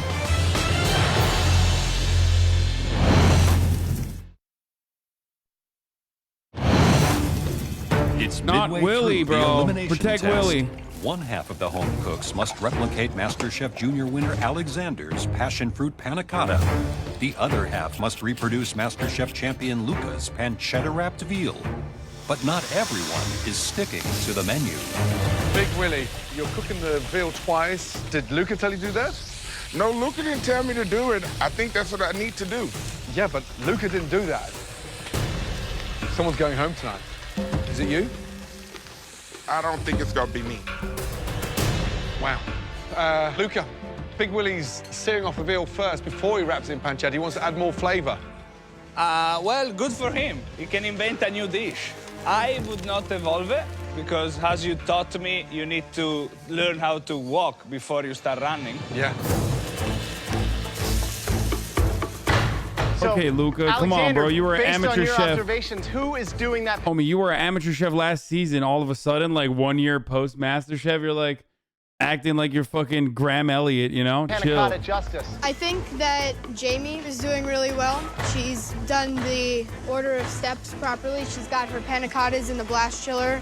And I think that she's leaving herself enough time to plate, which is important. And also, Here we have a rich capitalist pretending to be a socialist as he lives in his 2.7 million house and buying a 200K car.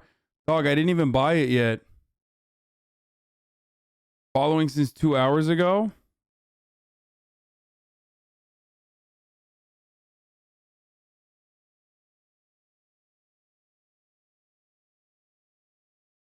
Aw, you banned him already? I hate poor people. What?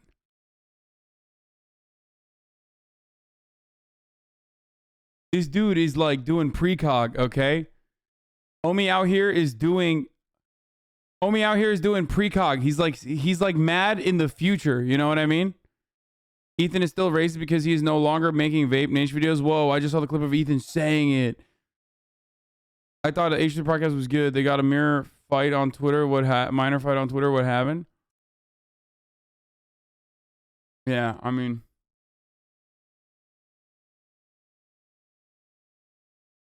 Tyler looks pretty good. I'm extremely nervous about the panna cotta not setting, so I wanted to make sure that I got it in there and at least gave it enough time to set nicely. Okay, Mr. Panic, all over the place. Looks like a bomb's got off. Yeah, it did. Yes, it's not panna cotta, it's panic cutter. Yeah. When was the last time you had a panna cotta? Never. Never made a panna cotta? Never made a panna cotta. Have you eaten why is that surprising? No, never even eaten it. God, seriously, try to work tidy. Alexander's watching. 16 minutes I left don't know. I kind of feel like dessert is gay. to cook. Come on. Start Never pulling it eaten it. together. I'm a man. I eat savory snacks. Somebody took a panna cotta No, off no my sweet tray. treats for me. I originally put in 3 panna cottas, and as I pull my tray out, there's only 2 here. I don't know if somebody took it or on accident or is trying to sabotage me. 90 seconds left. My first panna cotta, it just puddles. Oh, guess I should try and bang out the other one. Puddle. I wish I had my third one. Come on, let's go. Hurry up, come on. Go, go, go. Come on, Tyler. Put it on the plate. on. Let's go. Finishing touches. 10, 9, 8, 7, 6, 5, 4, 3, 2, 1. Yeah, stop blaming Tyler, dude. That's fucked up. That's saying Tyler ate it, dude. Yo, y'all are anti-white racist. I swear to God, dude. You're just anti-Ohio. Just say it. Just say it. You're straight up anti-Ohio, bro. But also, the most likely scenario, let's be real. He's like, I don't know. It's all three. I didn't know you were going to use all three of them. And stop. Hands in the air. I was hungry.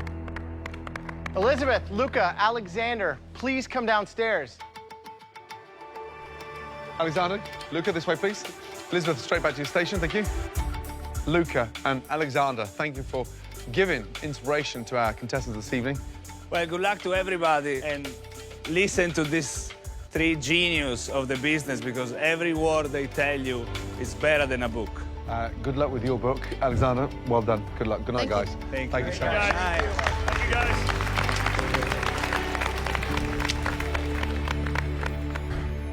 Now it's time to start tasting those amazing dishes and find out who has cooked their last meal inside the MasterChef kitchen.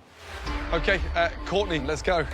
I'm so proud of my dish. It is like a photo replication of Luca's dish. Sauce, absolutely nailed. Tell me what's inside the veal. Inside the veal is grana padano cheese and sage leaves. The dish looks beautiful. Talk to me about the dish. How did you cook it? I slowly cooked it with apple and a little bit of chicken stock and just let it cook itself down, get tender. Yeah, I mean, you've definitely got your mojo back. Slight overcharring on the sprouts. However, the veal is nailed. Rolled nice and tightly. You do cook with confidence. Great job. Thank you, Chef. So why do you think Elizabeth gave you the veal? Because it was a very difficult plate to replicate, and she saw that I could do desserts, and I think she thought I might stumble on this. Just by sight alone is right there with Luca's.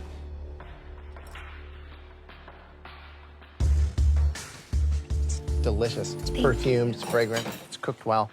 Perfect. Great job. Thank you. Is this something you've done before? I have never cooked veal before, ever. That's amazing. Thank you.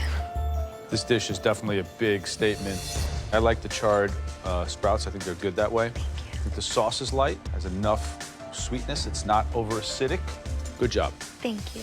Taking this dish that I don't even know what it's made of and nailing it is sending a strong message to all the other competitors, like, you need to watch out.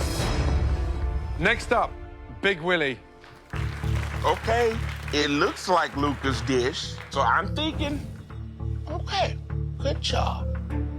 When you started cooking the veal dish, did you not listen to Luca? I did listen. When you pound any kind of protein looks great. out, it never takes lightly to being cooked twice. So the big issue you had tonight was searing it without pancetta and then wrapping it and cooking it again, because as it rests, it will just continue cooking. Yeah. So therefore, it's going to be dry. Shame. Because sauce is nice, ridiculously delicious. You've nailed that part, but the hero, The veal. it's really dry. So there's a reason why Luca stuffed it, rolled it, wrapped it, and soaked it. I'd be gutted. Really sad for you to go home tonight. But it looks like you've got one foot out the door. Oh, Unless no, there's a bigger dude. mistake out there tonight than yours. You'll go back to church on Sunday. No!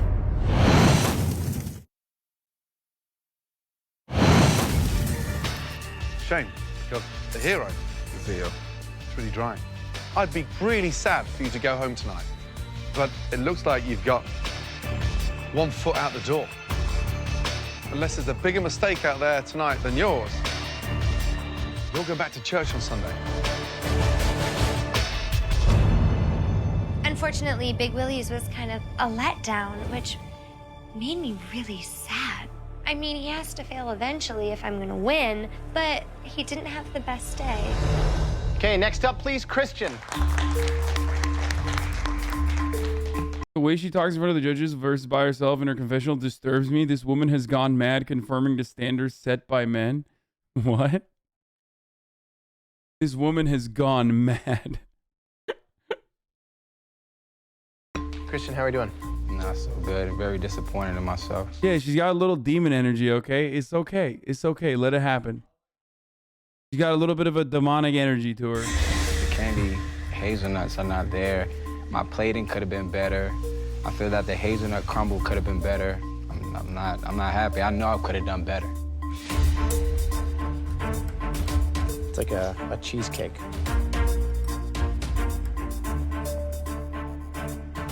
Just way too much gelatin. It's so firm. This is something where Elizabeth put the target on your back. She wanted you out of here. She knows how strong you are. She thought that this might trip you up, and I think that it did. Because this is easily the worst thing you've given us. Cutter, come on up. Why do you think that you were the first person given this dish, this panna cotta, by Elizabeth? Because she knows desserts is my Achilles heel, and there's a lot of finesse to it. Damn, bro, he kind of fucking did it, though. He did the goddamn thing. Finally, he's like,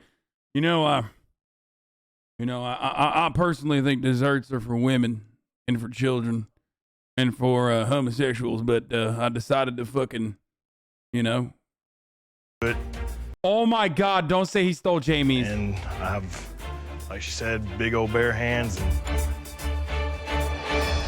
Bro. Your panna cotta is actually really quite good. It's funny, you can tell just by the consistency of these which one's is right, which one's wrong. And yours, Cutter, happens to be right. No shot. Elizabeth, I don't know what she was planning, but she targeted you, and I think it was a miss. Gonna have Do we actually think someone stole it? Because stop. They would have shown it. Good job. Thank you. Please, That's come up. so awkward. Jamie. Bro, that is so incredibly fucking awkward.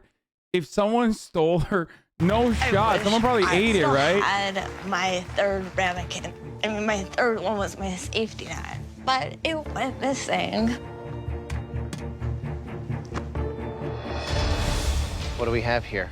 I need a spoon, I think actually. it was smush. I don't even know what to call it. So, what happened? This is the first time in 6 years that it is not set up on me. If I would have had a third one, maybe.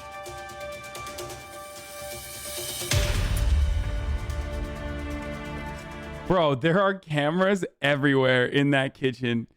If it got stolen, that is such incredible content.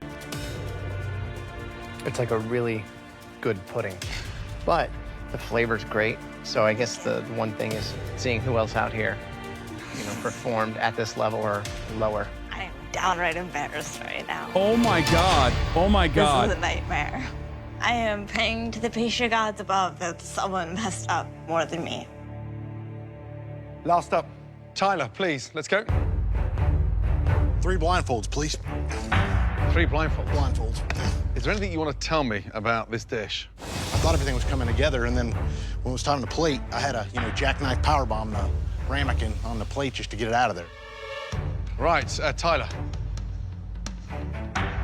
For the very first time in MasterChef history, I am so sorry to tell you that someone has brought us a dish that they did not cook. No. No way. What do you mean, Chef? Stay there. No fucking way. That is insane. Oh, what a buildup. Oh, that is so good. That is real Machine Gun Kelly, Ohio gas station energy, dude. This dude is basically the human personification of a white monster, okay? Not even a white monster. A specific geo-locked special monster beverage that you can only find at an Ohio gas station. Chef Ramsay walked to the back. I was like, oh, what's about to happen? I'm getting pretty nervous. My heart's beating as fast as it can beat. I still have no clue what's going on. Oh my gosh, you gotta be kidding me. Bro, that is the coolest. Okay, that is the coolest thing. That's so awkward. Oh my God, no way. Tyler. For the very first time, someone has brought us a dish that they did not cook. What do you mean, Chef? He's about to do the Travis Scott. Oh, man. Oh, fuck.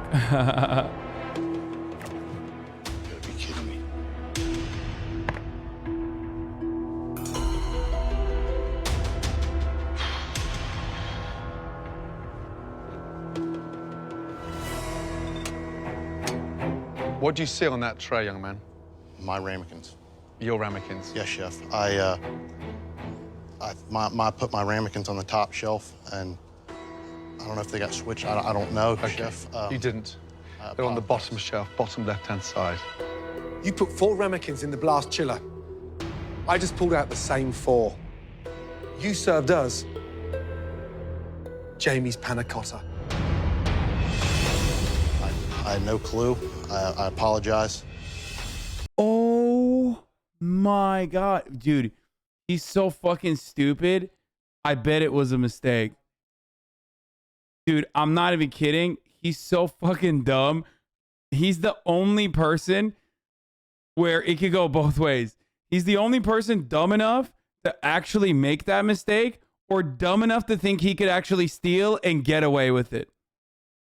So either way, he's still a fucking dumbass, but I could totally see him doing this as a mistake under pressure. For the record, I 100% believe you. Yes, Chef. I think you panicked. I think you ran in there with seconds to go and grabbed somebody else's dish. This is a first in MasterChef history. I'm afraid Joe, Graham, and myself need a few seconds to catch up. Stay there. Oh dear, I can't believe this is happening. Well, I mean, look. Dude, I love him. I love Tyler. We need to save Tyler. We need to, you know, spam this flour to give Tyler power, okay?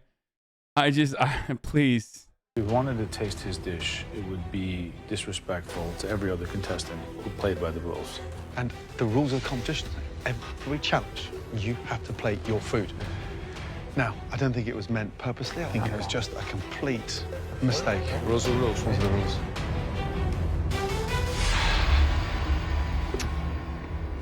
Koshio JP, that's an automatic disqualification. There's nothing to discuss. Confused emoji. The fuck do you mean, bro? Who cares about the sanctity of MasterChef's fake ass rules they change every fucking season? What I care about is like content, and that is content, bro. I hope he steals more.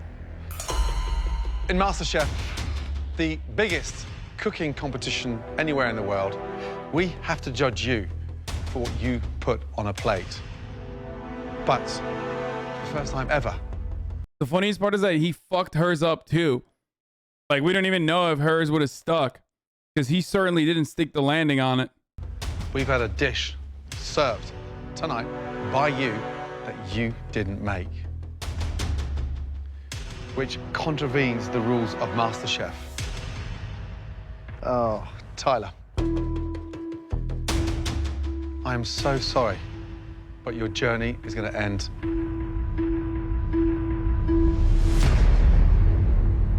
tonight. That's so awkward.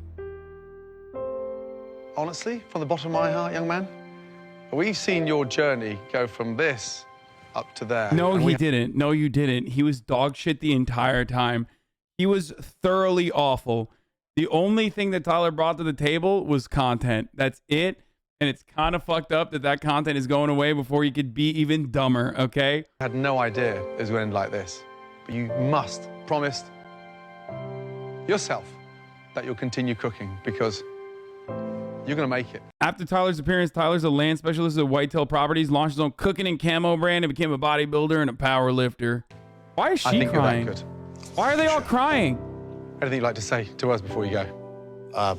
Again, I apologize for what happened. I understand your decision. and I appreciate everything you guys have allowed me to do. Jamie, Bro, he stole fish and a panna cotta?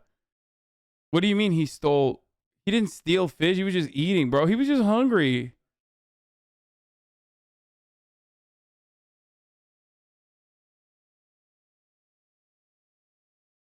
I apologize. I'm sorry. I had no intent on doing that. No, I'm sorry that you grabbed mine. And hey, at least if they would have tasted it, it would have tasted pretty damn good. So, thank you. Tyler, please, take off your apron. Place it on your bench. Good luck, my man. Thank you, guys. Thank Keep you. cooking. Great job. I'm sorry. Thank you, Chef. Dude, that's Appreciate so that, Chef. awkward. Thank you. Okay, they felt bad. I think they literally assessed the situation and thought he was like too stupid to have actually legitimately done that. Okay. I like, otherwise they would have fucking juiced him. You know what I mean? They would have absolutely fucking, they would have beaked him. Why are they giving him a dignified send-off? Because I think they legitimately think he like didn't steal it on purpose. Bro, he ate 2 fish portions at someone else's wedding, and Gordo says his journey was going upwards. Yeah, he was getting better at stealing. What do you mean? He only stole 2 fucking fish portions in the previous episode. Are you kidding me? Next episode, he was probably going to steal an entire fucking tray worth of, supplies from the contestants. Only to finally steal the MasterChef trophy. Stunning MasterChef trophy. He was fucking beefing his pickpocketing stats, dude. This is devastating. But I feel like the judges made a fair decision. You break the rules, you pay the price. I broke the rules. Good job. Thank you, MasterChef. Changed my life. Hopefully it leads to better things. Oh, for the people who are asking, like, why did he steal 1 instead of, like, the whole tray? Or why did he pick up 1 instead of the whole tray? Like, he most likely fucking was thinking that that's his tray. He's a fucking idiot. He took 1 without even looking into the fridge and probably ripped it because, he didn't have enough time.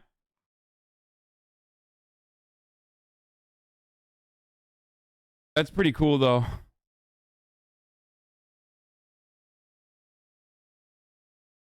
I'm an empath, and I sense he did it on purpose. Wait, you think so? It's the right call, though. He broke the rules, not on purpose, but he broke the rules. I think he's stupid enough to have accidentally picked 1, thinking they didn't have enough time. Tyler Squat PR. Oh my God, he's fucking jacked now. I respect the shit out of him, dude, automatically. Sit back, stay tight, sit back. 3, 2, 1, go. Bro, he is fucking... Thank God he got banned, dude. Thank God he got banned off fucking MasterChef. Look at him. Sit back, stay tight. Absolute fucking demon now. He's better, for the better.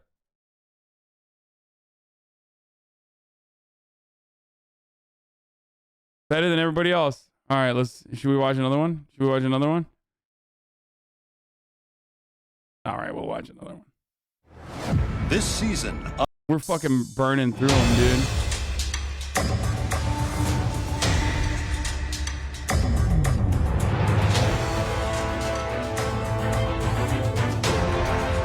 It is top 15. I've got my mojo back, and I'm feeling like I'm walking a little taller. And it has nothing to do with how high my heels are. I'm a server from Orlando, Florida, and I cook Michelin style. My palate is ridiculous, and there's no competition, man. I got this. There are 15 home cooks standing in front of us, but we need to take you 15 home cooks and narrow you down to just 1. So far, we've thrown mystery boxes at you, elimination challenges, pressure tests, and team challenges. And in tonight's challenge, you'll once again be cooking in teams. But tonight, the team dynamic will be slightly different. You will be cooking in pairs. Leslie, the $1 million question. Who would you not want to work with? You can't pick all 14. I think Iran and I do not get along together as far as in a kitchen. Iran. Iran, yes, Iran. Iran. Do I even need to ask you who you don't want to work with? I don't think so. God damn. Christian. Who's the last person you want to cook with? Courtney. I mean, she had the best dish in the last challenge. Don't care. She's just not real. She don't have passion. It's not my cup of tea to cook with. No, thank you. Courtney, because you had the best dish in the last challenge, you will be choosing everyone's teams tonight. Oh. And as an added bonus, you will not have to cook in tonight's challenge. Take those glamorous heels and please, yet again, head up to the balcony. Careful we don't catch those heels in the staircase. I won't. Got lots of practice. Why do they keep talking about heels? Like, it's like my second home. he's not even wearing stripper heels, bro. Stripper heels are like way bigger than that. So I feel like this is where I'm supposed to be. Kind of weird. So, Courtney, there are 14 cooks, and you need to separate them into 7 teams consisting of 2 cooks. Turns out to be the 2 worst performing teams. Wait, stop. This is an ad? Would-be attackers. A car battery will stop working in sub-zero temperatures, but even getting frozen in a block of ice couldn't make our tack light stop working. This is an ad that they have. Even 212-degree. This is an ad that they have at the fucking Trump rally. Run over by a Humvee. Try that with a regular flashlight. Compact and lightweight, it goes where you go. So you can feel safe in dark places at night, or just have the right light for emergency situations. And there's never been a better choice for camping, fishing, or hunting. What else? 5 preset modes. It's made of high-grade aircraft aluminum. I mean, there's just nothing like it on the market today. Here's how to get yours. Tactical flashlights of this quality are selling right now for $60 or more. But Bell & Howell has slashed their price to just $19.99, and they'll even ship it to you free. Plus, every tack light comes with a 10-year warranty. Call now and you can get a second tack light. Just pay a separate fee. Okay, we're not going to watch this, though. We're going to get back to the MasterChef one for now. Let's go. Until Donald Trump is on. Until Donald Trump is on. 785. Let's go. I tested those in my old job. They're dog shit. Oh my God. Look at what this man is wearing right now. We're going to make America great again, folks. Believe me. Wait, why? Wear it normally. Because I was going to mess up my hair. Oh. All right, we're going to continue with our MasterChef episode for now until, you know, Donald Trump decides to fucking grace the hallowed halls. I just wonder how sassy of a bitch he is today. I can't wait. Oh, he's going to be so sassy. He's such a sassy In tonight's challenge, we'll go into a pressure test that will send at least I love people one person adding home. the Austin show in the chat like you're going to see it. Well, and also, that's not even my ad. So, Courtney, I don't give stream us that much. They just the don't know first what to person at me. You'd like to pick for Team 1. The first person will be Christian. Now, Courtney, who are you going to partner Christian up with? The person that I'm going to pick, I think that their personalities will be what causes struggle between the 2. Leslie. Yeah. So I'm going to choose Francis B. Francis B. Interesting. What's up, my man? I think Courtney sees me as a threat. And she's probably thinking Christian and I would probably butt heads. Do it. But we're going to hit it out of the park. All right, Courtney, let's build the second team. Okay, we'll bring down Jamie and Elizabeth. Okay, Courtney. Victoria and Christine. Cutter with Dan. Wow. I'm gonna ask Big Fucking Willie to whipped it step up, down. dude. She's a good And chef. Daniel. I'm gonna bring down Iran. If I'm paired up with Leslie, honestly, I might die in a hole because it's so unfair. And I'm choosing Leslie. That's just, she wants to fucking burn the world, you know? Some people just want to watch the world burn. That's what that The is. 2 remaining, please step down, Francis L. and Elise. Let's go. Can we sit down? Wow, No. fascinating picks. Why? Okay, it's time to find out what you'll all have to cook as a team. What? Please head back to your stations. Well, I was rolling out my back. Oh, okay. Gotcha.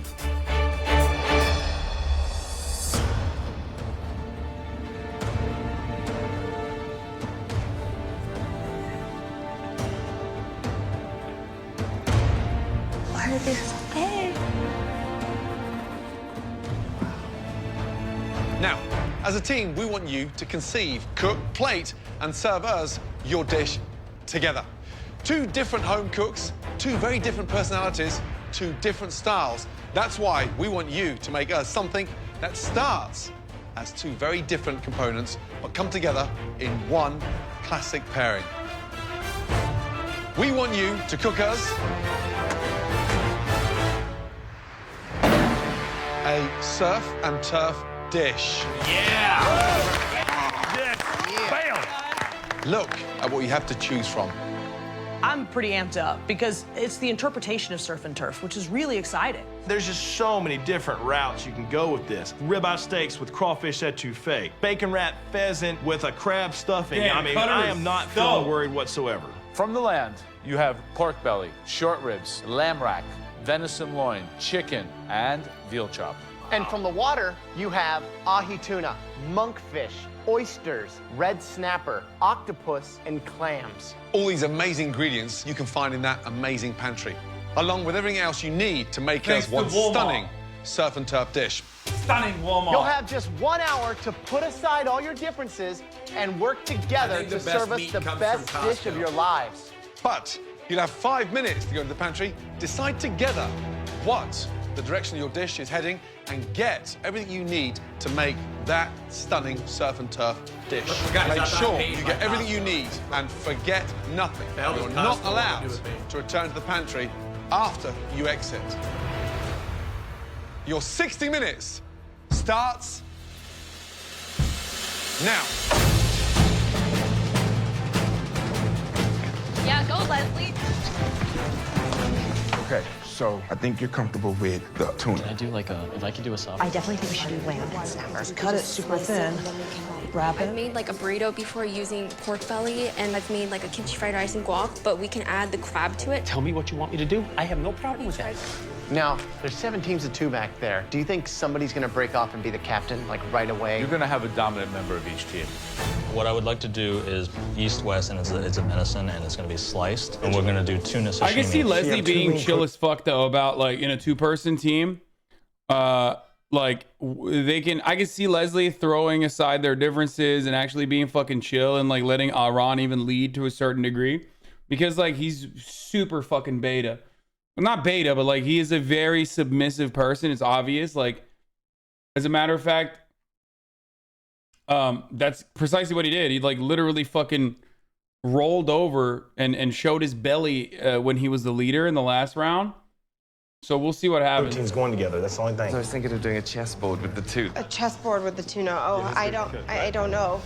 The dynamics are critical. Who drives what? I worked as a hairdresser. You need a code switch. It broke my brain. What do you mean? I think basically put 2 variations of a similar For what? sauce, but not the same sauce. We're still making 2 separate. You see what I'm saying? If you're doing vegetables and fish, I'm doing protein and meat. We're not marrying the dishes together. He is not listening to what I'm trying to tell him. These proteins don't go together. You need something to balance each other out. That's the whole idea of this. We have to marry it together. I think we're overthinking that. No, I don't. I think that's what he said. That's exactly what he said. He's going into Dan shutdown mode. He still can't figure out what all vegetables he's using, and 5 minutes gone. Time's up. That's it. Let's go. We're gonna have to go with this. We have 2 proteins that do not pair together and 7 items out of the pantry. I'm just praying that we can pull it off. Let's just listen to me, okay? You've picked everything. Why the fuck would you think the surf and turf is not supposed to go together? Like, have you never... I've never had surf and turf because obviously I don't eat any surf, right? I only eat the turf. But even I know that the surf and turf is quite literally supposed to go side by side with one another. Is it not? Like, it's literally supposed to be like fucking, you know, shrimp and steak, shit like that. I only have the turf, brother. It usually, in my experience, surf and turf, that's why they call it surf and turf. It's not surf and then turf or turf and then surf. It's turf and surf and turf. Because venison is a game meat, it's a little different. I don't understand what the... Anyway, let's continue. Just let me talk. Can you make a blackened seared ahi tuna? Yeah. This guy has got some brutal fins. Yeah. Looking good over there. We're gonna be doing a pork belly wrapped monkfish over a green apple risotto. Just trying to get as many flavors as we can in there. Right now, we're gonna make a ribeye steak. We're gonna keep it very tired? American, you know, green beans, red potatoes, with a king crab cream sauce going on top of the steak. Be honest with you, Francis is awesome. I mean, the dude is great. He can cook his ass off. So I don't have anything negative to say about Francis B. All I can say is thank you, Courtney. 15 minutes gone. Just over 45 minutes to go. All right, Francis, what's going on here? We have the magic ingredient, xanthan gum. Oh, delicious. So are you making a frothy, bubbly action? I'm gonna make a blood orange foam to garnish at the end. We have a mint and lemon caviar I'm making. And then also, we're making a crab risotto with rack of lamb. So, who is the leader of this team, guys? This was my idea. It was your idea to cut the onions 10 times as big as they should be?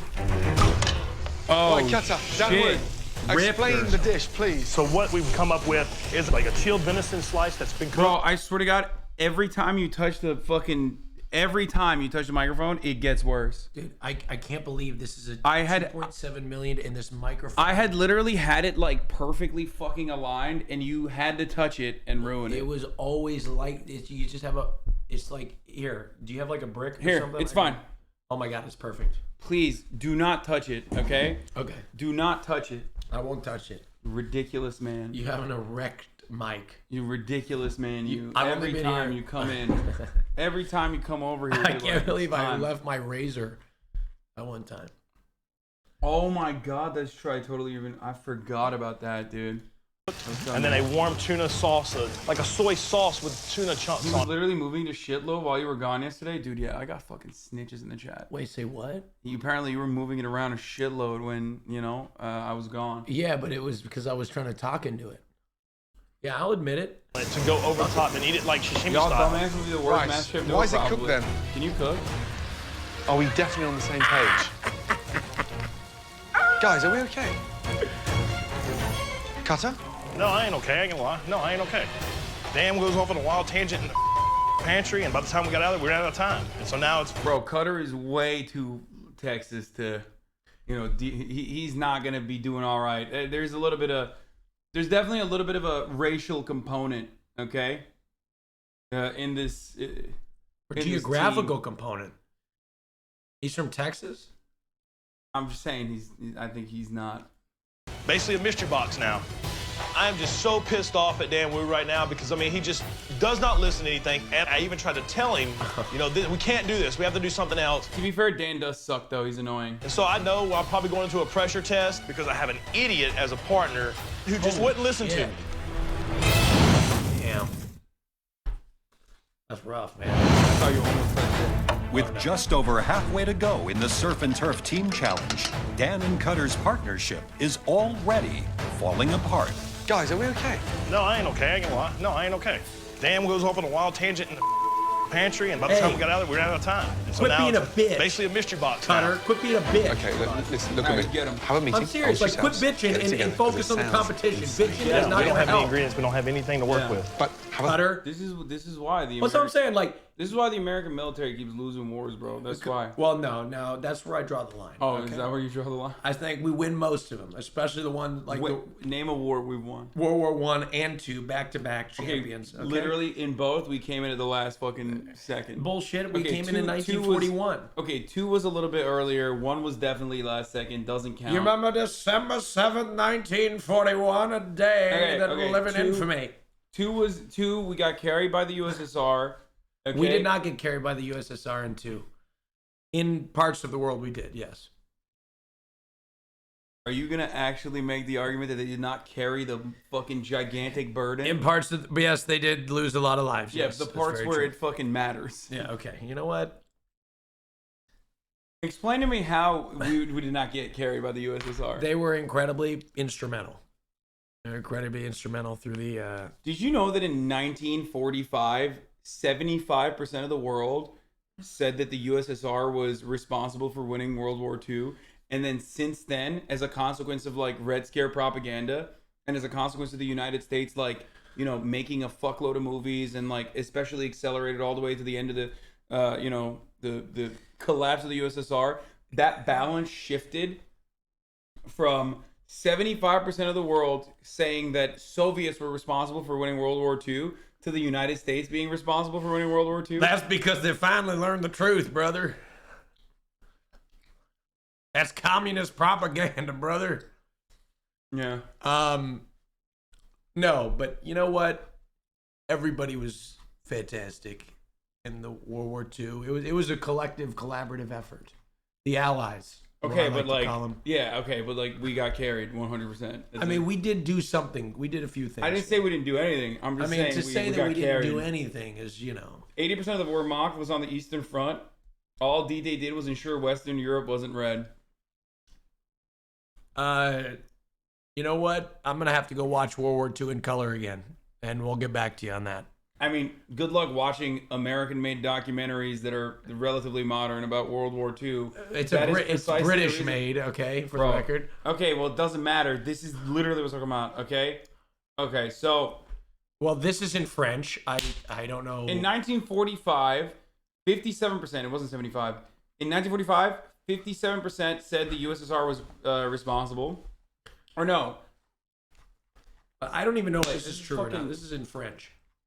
Vox has an article on it. Hold on. I'll just show you the Vox article. They killed 70% of the Nazis while almost all of the Union was under occupation. And as an anarchist, Stalin killing the Nazis was based in tank pilled.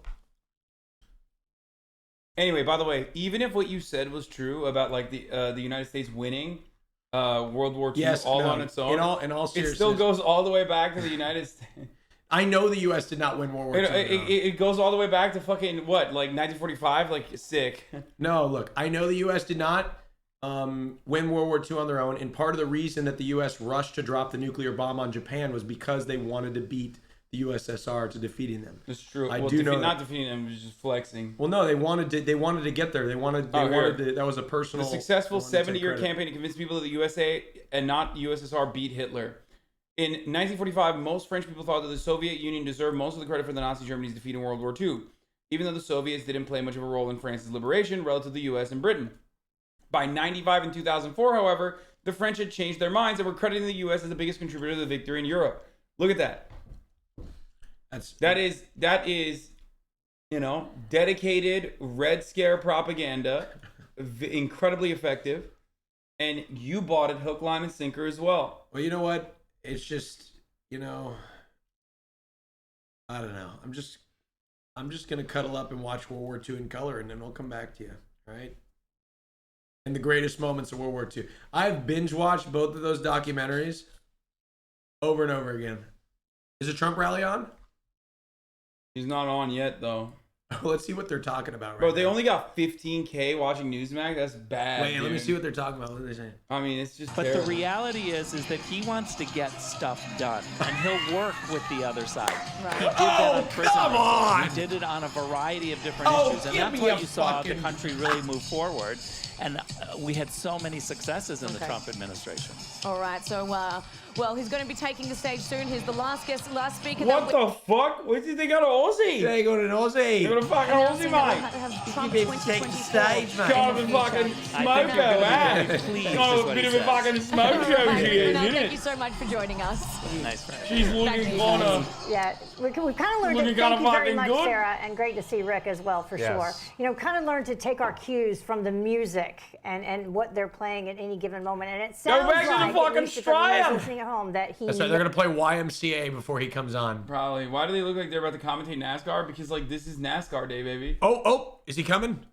Wait. Oh, my God. Is he? My walk-up song. That's very as well. fitting, I think. Ladies For and both of you. 131,000 people watching on Right Side becoming Broadcasting. a little bit more successful every time Hey it goes yo, around. hey yo, fuck Newsmax, dude. All my homies hate Newsmax. They're fake. They sold out. You know, that crowd looks a little small to me. No, this is a big ass crowd, bro. Look at how excited they are, dude. Look at how fucking excited they are for the And supreme leader. I always like to say, For the supreme if Joe fucking Biden was to leader. have a He's in rally right Arizona. now, would they That's be right. praying He's before in the rally? fucking Would they Arizona. be doing the national anthem before the rally? Yeah. Would there be such a patriotic thing? Would there be a flag at the rally? And I'd hate to say sadly, How fitting I to think go not, back but to I a think state confidently in we which can he all agree lost. they're not praying before it.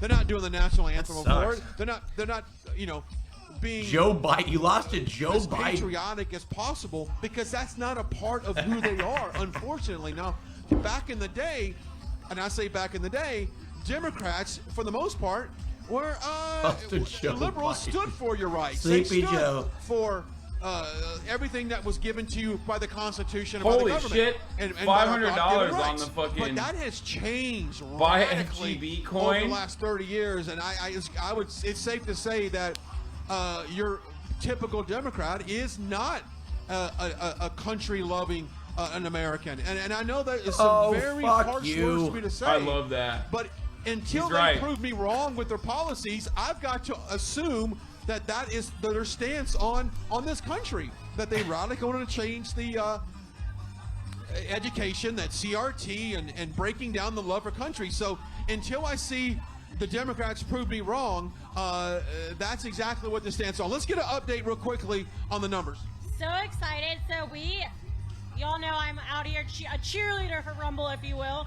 171,000 people currently watching on Rumble. Bro, So there is an audience to for Rumble this, and- bro. There is an audience for this. Unlike anything else, dude. They fucking love this shit, okay? God damn, that's crazy. That is... Nothing touches it on the internet. Like... It's kind of crazy. I mean, they're 100K Andy. Look at me. I'm a fucking baby, dude. I'm a 42K Andy. I got nothing. You know? Only thing I got is the top of the hour ad break. And That's where I right. tell you, you know, if you don't want to see those ads, all you need to do is subscribe. If you want an ad-free broadcasting experience, because you know I'm going to fucking run ads in the middle of this goddamn... fucking, you know, rally too. So... That's the way to do it, baby. Will he come out to the stage on YMCA? We got a prediction in the chat. Ooh, Hasino is open, boys. No. Hasino is open, boys. Can I check? It's open. Can I check my channel points on mobile? I don't know. But yes, that's right. Top of the hour, every hour, stop for 6 second ad break. If you no longer want to see those ads, all you need to do is... It's good to see that your racist friend is back. I can understand it defending your friend, but it also makes me think less of your takes on racism. Ask me about Raj Patel instead of just perma-banning people with a different opinion.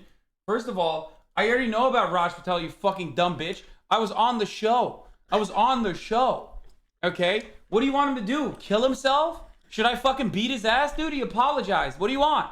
You dumb, idiotic, moronic fucking baby-brained idiot, dude. This shit pisses me the fuck off. What do you want? You want me to kill him, dude? Huh? Is that what you want? Thank you for the fucking $3, dickhead. 360,000 channel points. Yeah, last night when we went out, there was a dude. Shouts out to the dude who... oh, by the way, I forgot to run the ad. Shouts out to the dude who was at the valet. Who was like... He's one of you guys. I don't know if he's in here right now. He was like, oh yeah, I got 50,000 channel points. Okay?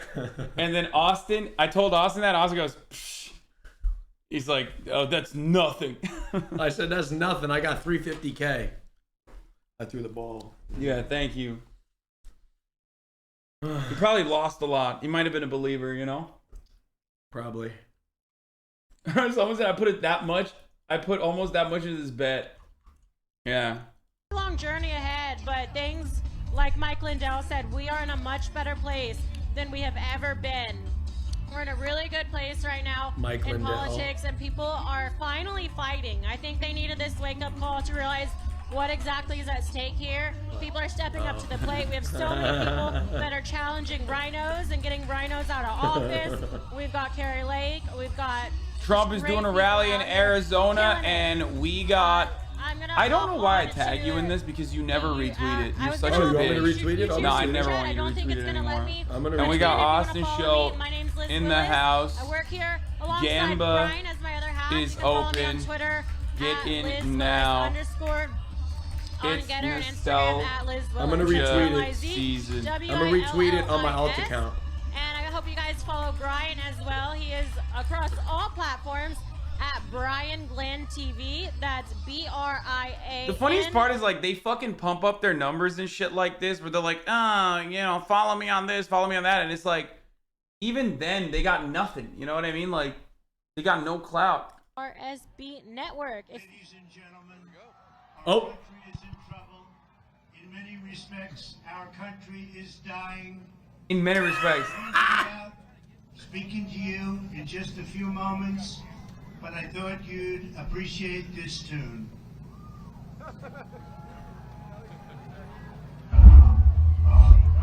Half of the country now believes Joe Biden's unstable, a fumbling, idiotic, excuse me, confused, lying fool. This Taliban victory is something President Biden truly owes. Inflation reaching its highest levels in 40 years. Highest in 40 years. Gas prices are soaring with little end in sight. Massive delays rocking the supply chain. We had a very disappointing job number, less than half of what we were expecting. He made an pandemic. From the border to the currency to inflation, the price of food, the price of gasoline, the price of toys and plastics and steel. Joe Biden's weakness and failure on the world stage is as undeniable as ever. And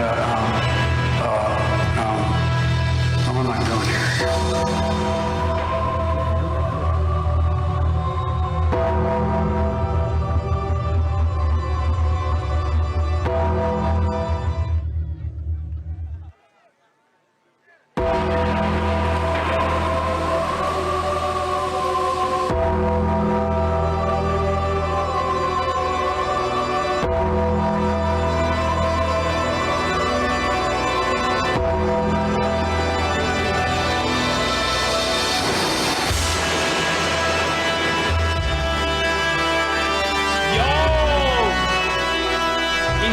Undertaker theme song?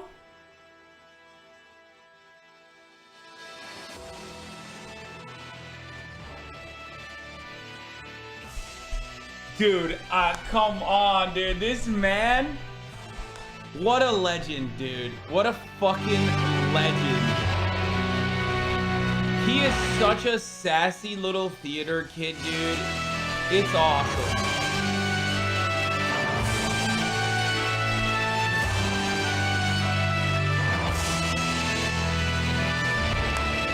From Death Valley, weighing in 390 pounds at 6'10". Over the last couple hours, Undertaker. some great speeches that hopefully will inspire you to serve your country in ways that you never thought. He's you about could to come serve. out like dun dun dun. One of them could be support conservative outlets like ourselves.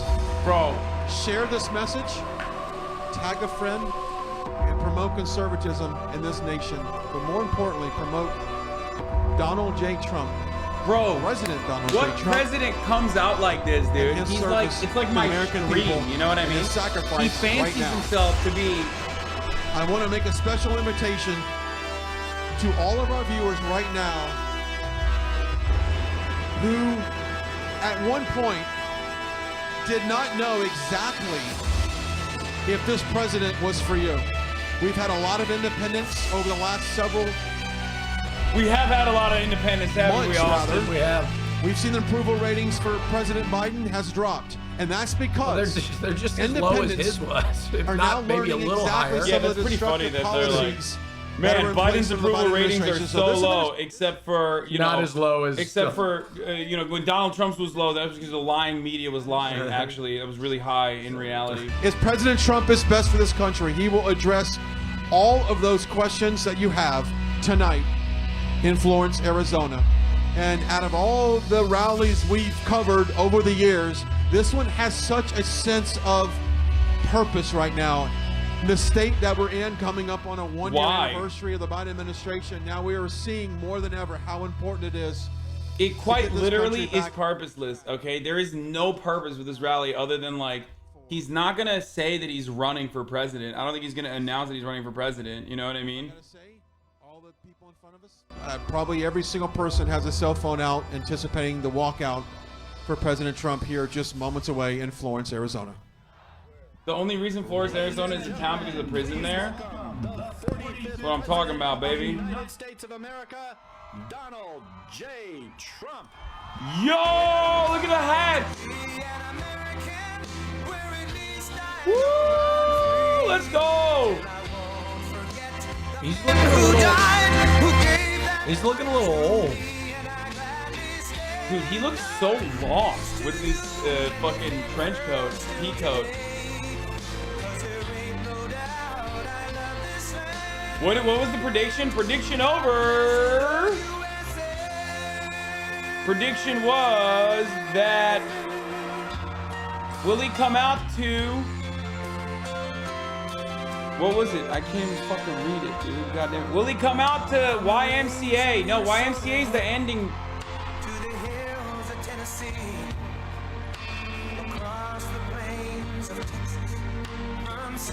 Chat, YMCA is the end song. You didn't know that? Also, I mean, nobody would have thought that he was going to come out to fucking the Undertaker theme song. You know what I'm saying? That was crazy. Too late, already got the bag.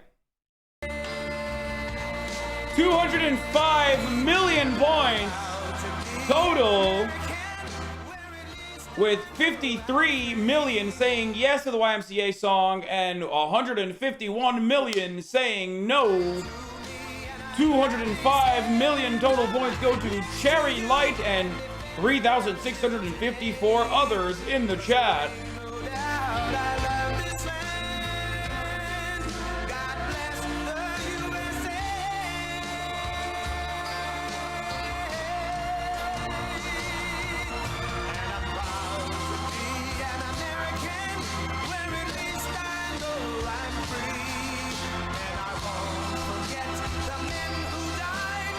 You guys cannot fucking bitch about the Gamba. We will literally not do it. Okay, the mods do it for fun, for your fun, and then you motherfuckers complain about it. It's literally fake internet points.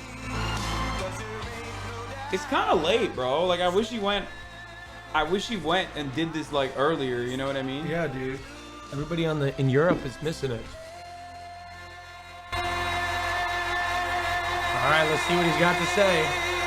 Dude, what a king, what a king, what a king, what a king, what a king. That's a big crowd out there. I tell you what, the cars are stretched. They say 25 miles. Oh. Now, will the press report it today? They say 500 the New York Times miles, showed a folks. picture of the seats being 25 put down. miles. 500 and miles. nobody was I here don't because I think think so. the picture was taken yesterday.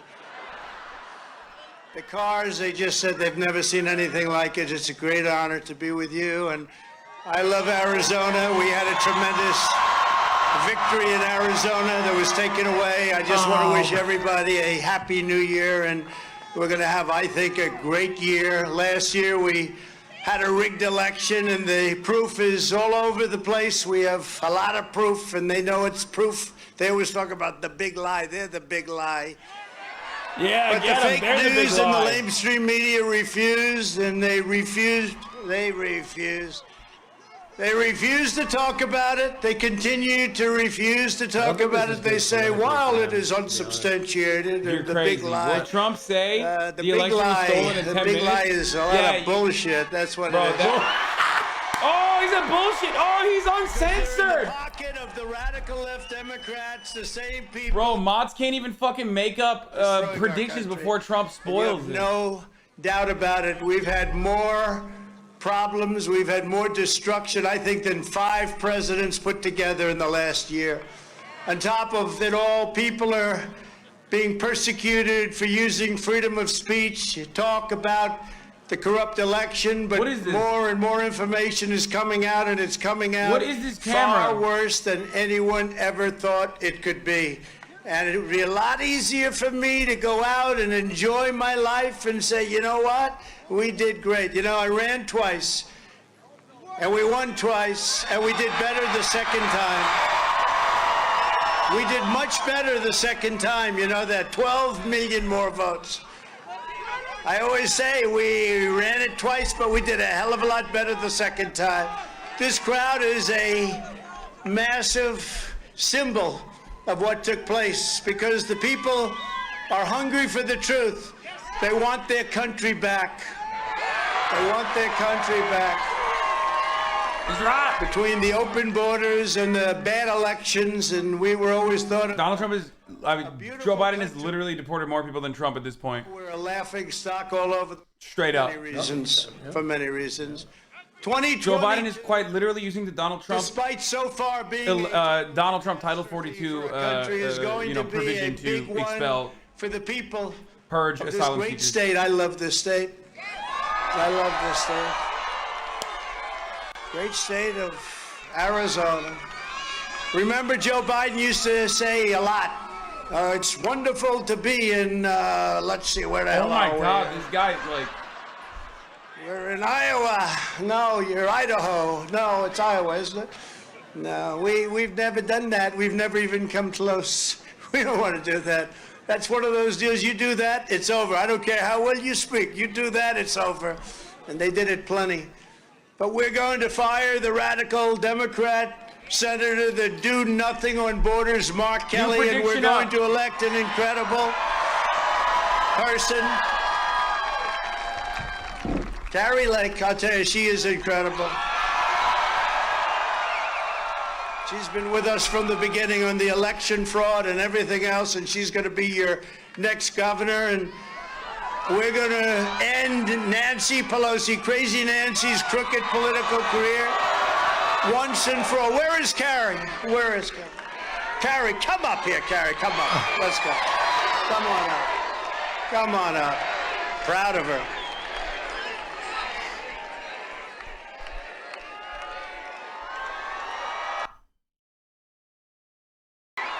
It's a weird ringing noise. Get out and vote. Make sure it's not a rigged vote, please. Come, please say. Thank you. Oh my gosh. Is this the greatest president we've ever known? Arizona loves you. And I predict at the end of 2028, when you leave office, second term, the whole country's going to love you. They're going to figure it out. No shot. I mean, They're yeah, just he's afraid winning, of but like the country is gonna be fucking livid This country was founded if it's upon. still around. And if our founding fathers were here today, they would be Trump Republicans. No, they wouldn't. I can see it right now, Mr. They'd be President. trying to figure out George what that Washington noise is because crossing the Delaware. No, they would be like, why are there black people in the crowd? Why are they literally in the crowd and cheering? would have his That's what they Make would say America because they were slave owners. We love you. We're so thankful that you're here in Arizona. Then they would And say, we're why is this swarthy German actually, running for president? He is not a white Anglo-Saxon. Get the fuck out of here. He's not even French, which we will allow. But German? Ew. Great.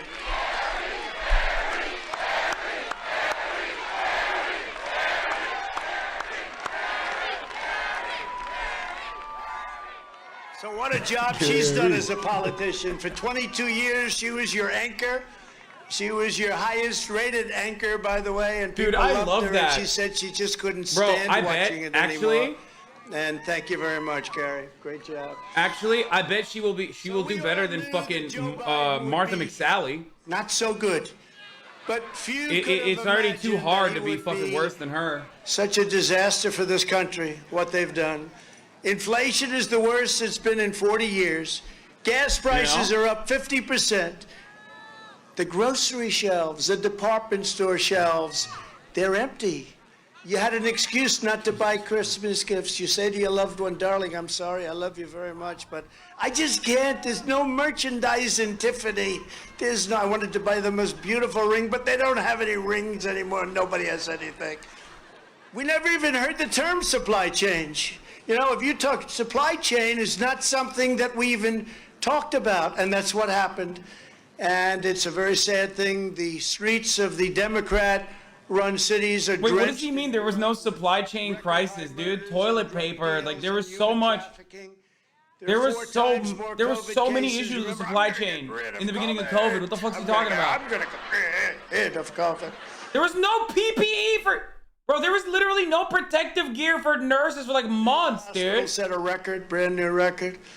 Our beautiful, strong southern border from 1 year ago, it was all set, it was all finished, it was beautiful. We had the best numbers we've ever had at the southern border, and that includes drugs coming into our country. We cut it down to a number that nobody thought was possible. And now it's up 7 times more than it was a year ago. Think of it, 7 times more. Our border's been abolished and illegal aliens are pouring into our country by the millions and millions and millions, and we don't even know where the hell they're coming from. We know nothing about it, but you're going to pay a big price. Biden has utterly humiliated our nation on the world stage. Putin is not only threatening Ukraine, I don't know if you've been reading about this, but now he's threatening to go into Cuba and Venezuela. That's a lack of respect, and we never had that problem, did we? There was no problem with Putin and Ukraine. There was no problem with President Xi in Taiwan. China, Russia, and Iran are engaging in aggression and provocations they never would have dared do just 1 year ago. They would never have done any of this. They're toying with us. They're toying with us. That's exactly what's happening. And our woke military leaders, these are not people that are respected by Russia and China and North Korea. Kim Jong-un, he's starting to shoot missiles again. Do you notice? He's starting to shoot the missiles. And look at all the happens all the time. And by the way, more importantly, forget them. Look at the people as far as the eye can see. Look at the people. As far as the eyes, forget the cars. Look at the people way back, and I mean like football fields back. Who gives a shit? And you know what? I would ask the press to turn your cameras around and show the kind of crowd that we have. There's no press there except for right side broadcasting and shit. Like this. Nobody's ever had spirit like There's no press there except for right side broadcasting and the Hasanabi broadcast. You know what I mean? Like they don't turn the cameras. They don't want to turn the cameras. It's amazing how they you don't want to turn the cameras. And frankly, they move the cameras into a bad location for us. They should have been put way back. They have look at all that magnifying lenses. They have lenses that could have handled it. But take a look behind you, press. Take a look, because when they show the kind of numbers that are represented tonight, some of the government people said it's the single biggest crowd they've seen yet. And they're not just talking about Arizona. All right. And Right Side has done a great job. Thank you, Right Side, wherever the hell you are. They've done a very good job. No, but when you think, I mean, it's so sad because I say, do me a favor, do us all a favor, show people what's really happening, turn your cameras around, and you could look 100 yards behind the cameras and it's a sea of people. Okay, he's now done 5 minutes on how many people are here and that the cameras need to turn around to see it. Bro, oh no, he's too old now, bro. He's losing his swag a little bit. This is like old man rambling. More so than usual. There's 10 million people, look, far as the eye can see, folks. Everybody's here, folks. Look towards the north, look towards the west, look towards the east.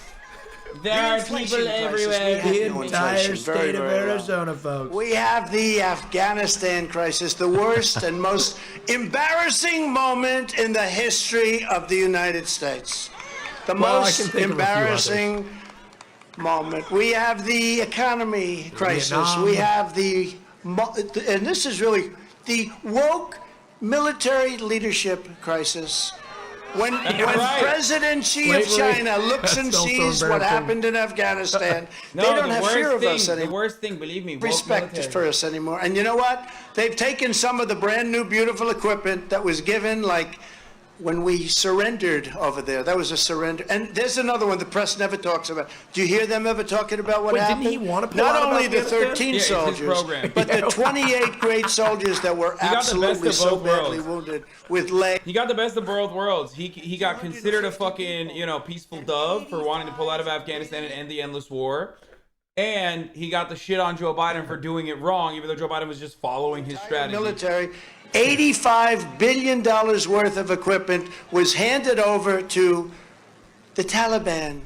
And we had a deal with the Taliban. 18 months, we didn't lose one soldier. I spoke to Abdul. Abdul was the leader. I said, Abdul, you do anything with respect to you kill anybody. We didn't lose one soldier.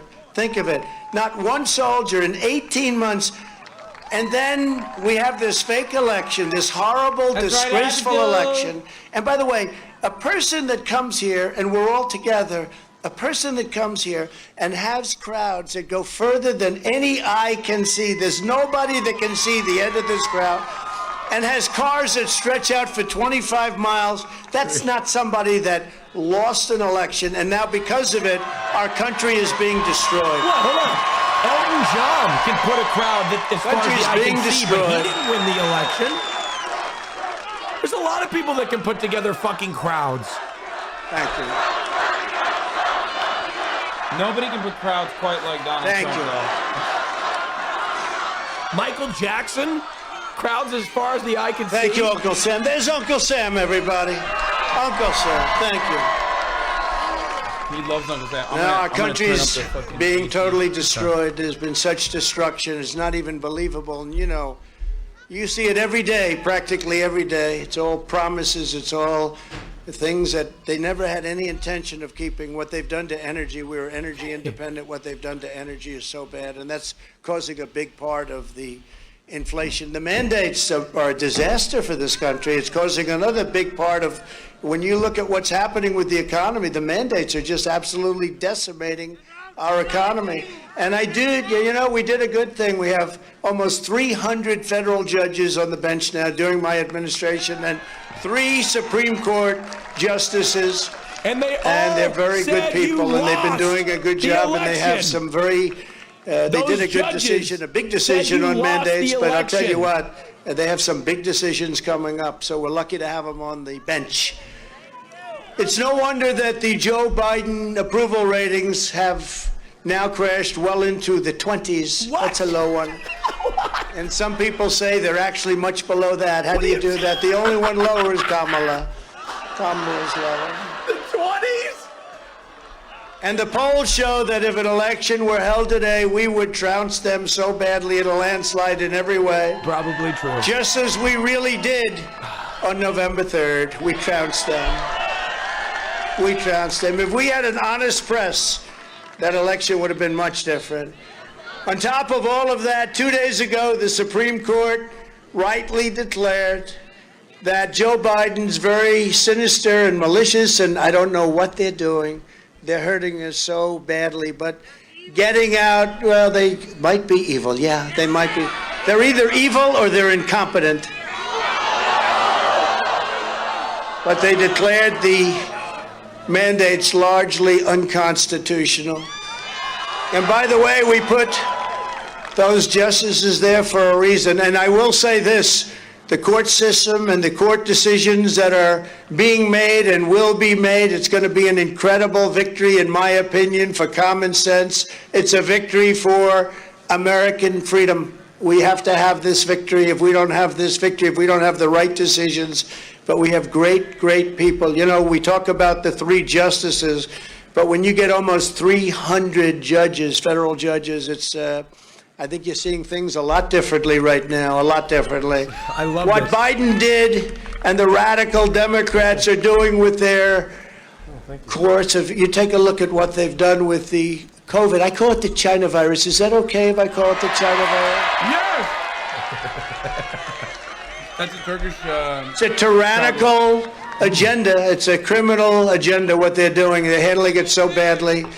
And you know, the H1N1, remember Joe used to call it the N1H1. I said, no. But the he's still talking about H1N1 swine flu, dog. very badly. Smaller scale, much smaller scale.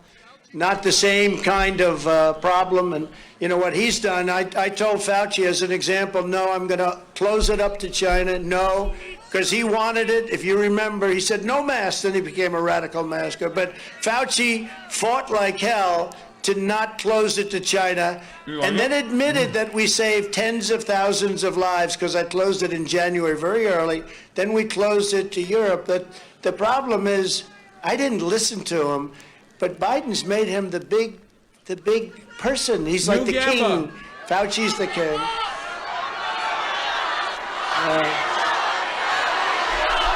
Oh my God.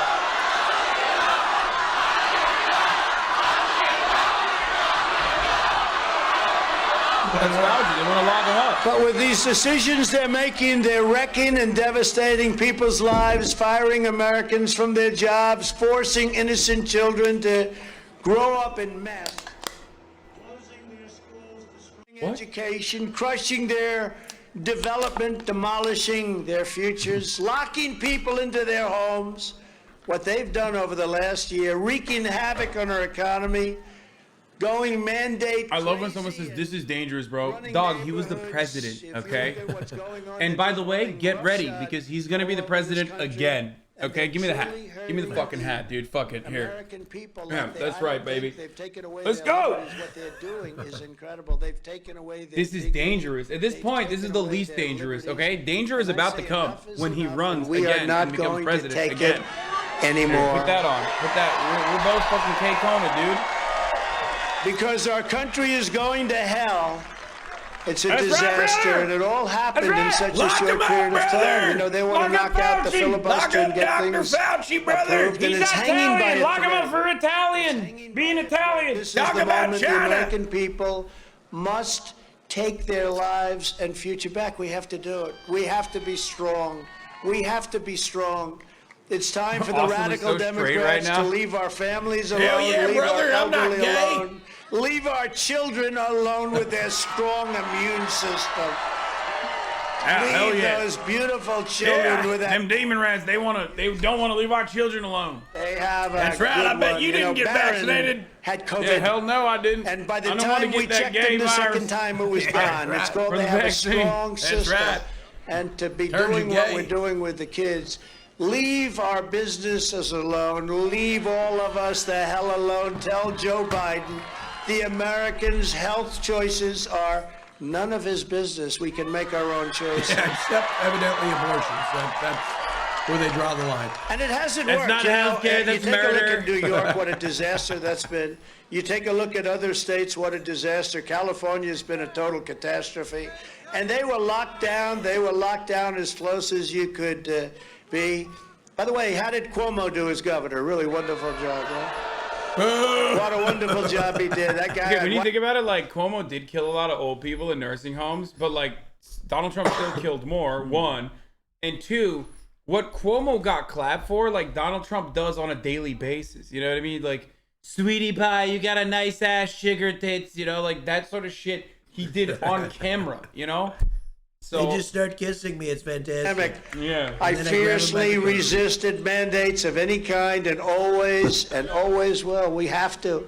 We have to. They've proven ineffective. So if you really believed in them at the beginning, and I guess we can understand that, but it didn't take long that you would say, no, we're not doing it anymore. My administration invested heavily in all of the above strategies, including therapeutics. You know, we have therapeutics that are so powerful and so good. Some people could Like call them cures. hydroxychloroquine. The fake news will go crazy when you say that. They don't like hearing that, but they are fantastic. The antibodies and antibody testing, and the testing is such a disaster. Remember that saying, "Where's the test?" We did an incredible job in testing, and we were really there as in an infancy. Nobody knew anything about it. We figured it out.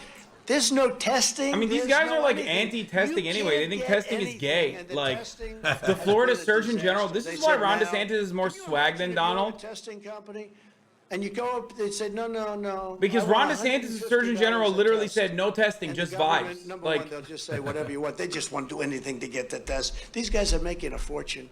Can you imagine? I want $1,000 a test. And Biden's people say, okay, you've got it. Please get it out fast. We'll I don't give think you the our crowd asses cares kicked about the here. testing. We gave Joe Biden every tool he could want, yet he still completely failed. The virus evolved, and his strategy failed to evolve, and it just didn't evolve with the virus.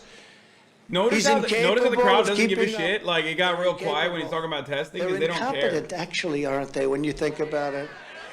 We're now on the 6th variant. I wonder which one next is coming down of the original virus. And it's are we by doing far tonight? the most We're going to transmissible, China. and We're going thankfully out it's tonight? also Yeah, the we're least going out. dangerous. We're and gonna the go least out because we've deadly. got fantastic And we have immune to get back systems, our folks. lives. We Okay, have to but bring for real, our are country we? back. Yeah, We yeah. have to With bring our ladies? lives back. Yeah. But instead Let's of do it. letting our I mean, I don't know. You're the one. and gonna letting go us straight, mate. resume. And that's what we want to love do. that. I'm gonna go Our straight, mate, normal tonight. lives. Biden's trying to bully and intimidate people with his see how angry he gets? Anger! What? You've got to listen to me. Listen. Where am I? Where am I? Where the hell am I? Where am I? Oh, I'm not supposed to be what's doing more this. embarrassing is that guy beat you. That's what's so embarrassing. God, you are such a lib, What? dude. No, but it's serious though.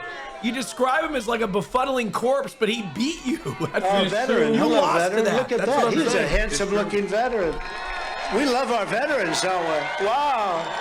We love our veterans. Wow. That's very good. Well, we're going to be introducing some of them. Thank you.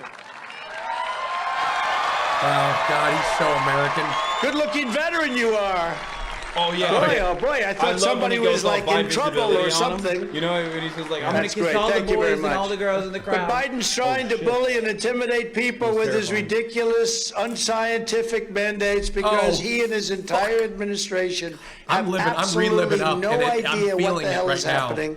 And Big Pharma is making a fortune. Democrats are putting corporate profits over the rights of the American people.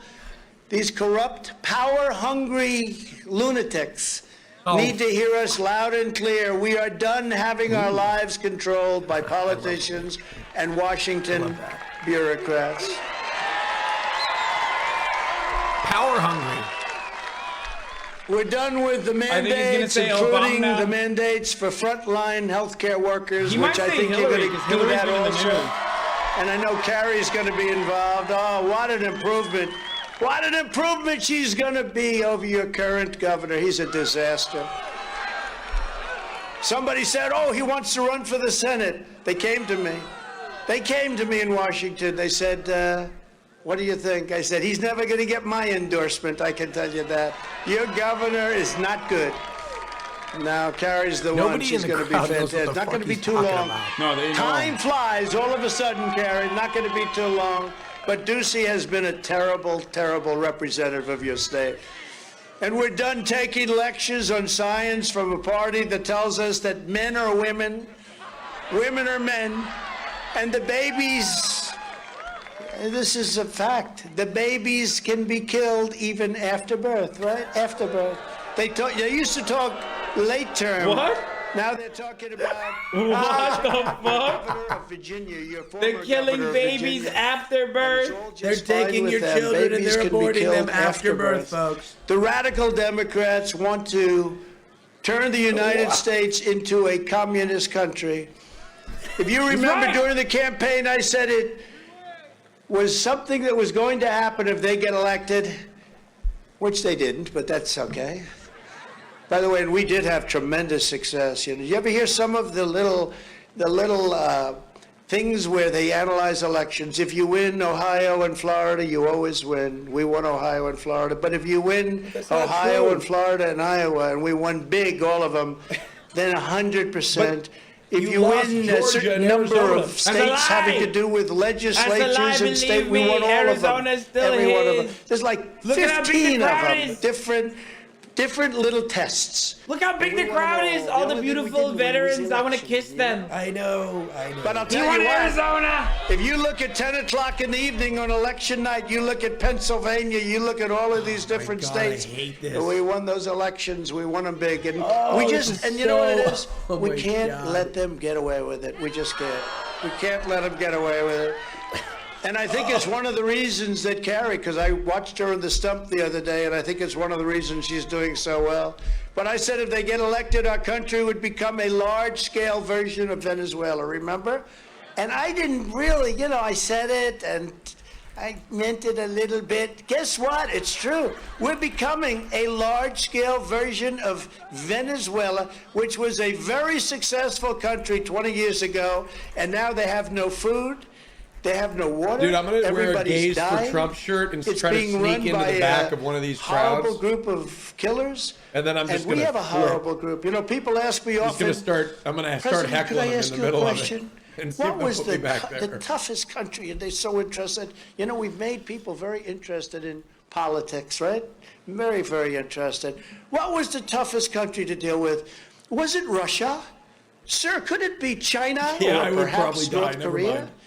Was it I won't do Iran? that. I said, no, the toughest country to deal with was the I would United definitely States get of my ass America. kicked. We have some crazy people They'd murder where they me. create the Russia hoax and all created, all fabricated. And actually, the toughest country to deal with is not China or Russia, it's the United States. It's a disgrace.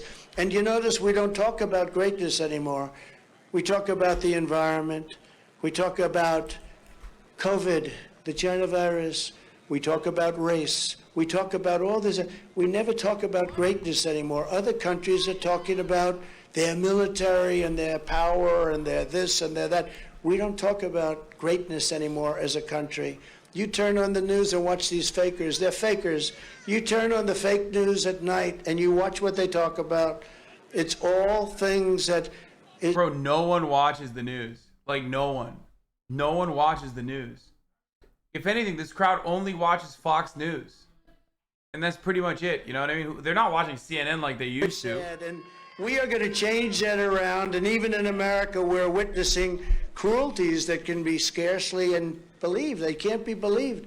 The left is now rationing life-saving therapeutics based on race, discriminating against and denigrating, just denigrating white people to determine who lives and who dies. If you're white, that's fucking you don't terrible. get the vaccine, or if you're white, you don't get therapeutics. It's unbelievable to think this. And nobody wants this. Black people don't want it. White people don't want it. Nobody wants it. Oh my God, he's watching the Joe Rogan Experience. You saw this a week ago where it came out. Nobody can even believe it. They don't even talk about it, and they don't want to talk about it because they know it doesn't work very well for them. But the Wall Street Journal described the practice race-based preferential COVID treatment. So that's what it is. You get it based on race. In fact, in New York State, if you're white, you have to go to the back of the line to get medical help. Think of it. If you're white, you go right to the back of the line. This race-based medicine is not only anti-American, it's what is he talking government tyranny about? in the truest sense of the word. The Supreme Court should intervene, shut down this flagrant civil rights violation immediately. Somebody has to get it to the court immediately. What? By now, it should be clear to everyone that today's radical Democrat Party is driven by a mean and vicious spirit of left-wing fascism. This is no longer just socialism. And when Biden got elected, he didn't get elected on what they're doing now to destroy. There was no mandate. He got elected. Number one, they lost. But even if they didn't, never mind. the margin was so tiny. It was so thin. It was so thin. They don't have the right to change our country and everything that we stand for. They don't have the right to do that. There's no better example than their ceaseless, relentless, unending campaign of hoaxes and witch hunts. I've gone through so many witch hunts now. I'm a professional witch hunter, beater. Oh, think of it. And then it turns out to be fake. So after 4 years of Russia, Russia, Russia, Ukraine, Ukraine, Ukraine, the impeachment hoax. Oh my God, Trump is such a... I'm imagining Trump as a bisexual Wiccan, dude. He's a TikToker. Nobody ever went through anything like he went through. He's a witch. And the harassment of my family, which is a wonderful family of people that are great people. They love our country. And it's happening in New York. They're all taking their orders from the Democrats in Washington. But it's happening in New York and beyond. Now the radical Democrats have yet another witch hunt. No different than Russia, Russia, Russia. By Donald Trump. The Unselect Committee of Political Hacks. He will destroy you. Oh, they're Democratic he will hacks. destroy you. And they're vicious. And every one of them voted to impeach me. Every one of them. And then you have Liz Cheney, who's now polling at 16%. And Adam Kinzinger, he's another beautiful, he's a crier. He cries every time you talk to him. Who, by the way, just dropped out of the race because he didn't have the courage to run it. And we just lost Katko, too. He's gone now, too. They're fallen fast and furious. The ones that voted to impeach, we're getting rid of them fast. Nancy Pelosi has turned the U.S. House of Representatives into a Stalinist show trial. That's what it is. They just get the Democrats to stick together and just vote, and people get impeached. It's a disgrace. It's a disgrace to our country what's happening. And it takes the meaning out of the word. The Unselect Committee is out of control, secretly and illegally collecting many months' worth of phone records that you don't even know about. It's like, this is like a communist country. Text messages, emails, location data on countless people without notifying them, giving them a chance to defend their rights in court. They have no right. And by the way, the people that go before the Unselect Committee, they called me and they said, I've never been treated so horribly in my life. Numerous people have called me. I said, what was it like with these horrible people? They said, it was really bad. I have never been treated that way in my life. And all they want to do, I mean, most of them, I can tell you, they just want to do a good job, but it's a shame. Then they're selecting, leaking all sorts of information to partners in the media. That's what they are. They're partners. Look at all those people up there. They came to your great state. They came to your great state to say that nobody showed up for the rally. Nobody showed up. Nobody ever says that. Bunch of phony people, just a very corrupt. You know, the only way you can stop this is if we had an honest media where they would report the truth, and then it would all, the media is a part of it, and the big tech and the whole group of them. But we're going to beat them anyway, because I really believe we have many more people. You know, you can't be a 50-50 partner when you don't have voter ID. They're against voter ID. They want to defund the police. They want to take away your Second Amendment. They want to raise your taxes. All of these things. You're not a 50-50 partner. They cheat on elections. You're not a 50-50 partner. When you look at numbers in California coming in, like in the presidential, I go out, you know, you're told you can't win California. Think of it as a Republican. They say you can't win New York, you can't win California, you can't win Illinois. So 3 states, big ones, the biggest, 3 states are gone. So you had to do like we did 4 years ago, 5 years ago. We ran the East Coast, and we did things that people thought were not possible. Then we did it again, and we did it even more beautifully. And that's what happens. We have more people than they do, but they know politics and they know cheating. And the Republicans, I sometimes say, well, would the Republicans ever do what they did? How did they not get bored of him constantly complaining that he actually won when he didn't lose? That's Like, what at a certain point, it's like, come on, bro, get better content. Boo, shit on Joe Biden. The same kind of thing with the ballots, you know, the ballots. They use COVID as another method of cheating. But why aren't the Republicans? Sir, we're proud American citizens. We'd never vote 10 times, you know, et cetera, et cetera. But January 6th has become the Democrat Party's excuse to justify an unprecedented assault on American civil rights and liberties, appalling persecution of political prisoners. What's happening to those people in those jails? What's happening to those people, and why aren't they doing it to Antifa and to Black Lives Matter and to many other left-leaning, to put it mildly, groups? But the blatant abuse of power to harass their political opponents is disgraceful. It's never happened to this extent. What they're doing to people, it's never happened to this extent. We had people trying to burn down our country, including federal buildings and courthouses and Washington, D.C., and the church right opposite the White House, and the White House itself. They stopped them. Secret Service does a great job, but they stopped them. And nothing happens to these people. We must protect our nation What are from you talking about? Hella people got arrested, and they got their fucking asses beat for way less than doing a fucking full-blown insurrection at the Capitol. I don't know why Republicans always say, like, what about Antifa? Why has nothing happened? It's like, what are you talking about? Hella people got arrested. There were people that lost their eyes and shit, you know what I mean? Cops constantly fucking beat the shit out of them, tear gas them, use, like, less than lethal rounds directly to the fucking chest and face. Like, in just DC alone, for way less, they were beating the fuck out of journalists. Politics, because this could work very much in the other direction also, and all it takes is... Trump literally assassinated a guy who killed a Proud Boy with the marshals, and then flexed on it. He was like, yes, I set my shooters after him. I set my shooters after him. That's right. Wait, what the fuck? Oh, he's got a video. React to anytime. Will you sue him for us? Oh, we're gonna definitely sue him. We're gonna be a real pain in the ass. I will never be afraid to challenge this illegitimate president. We need to focus on Donald Trump. We need to follow his money. What is fueling my soul right now is Trump. Oh, look at the game. I look forward to going into the office of Attorney General every day. That's gonna be the next governor, ladies and gentlemen. That's gonna be the next governor of. That's gonna be the next governor of New York.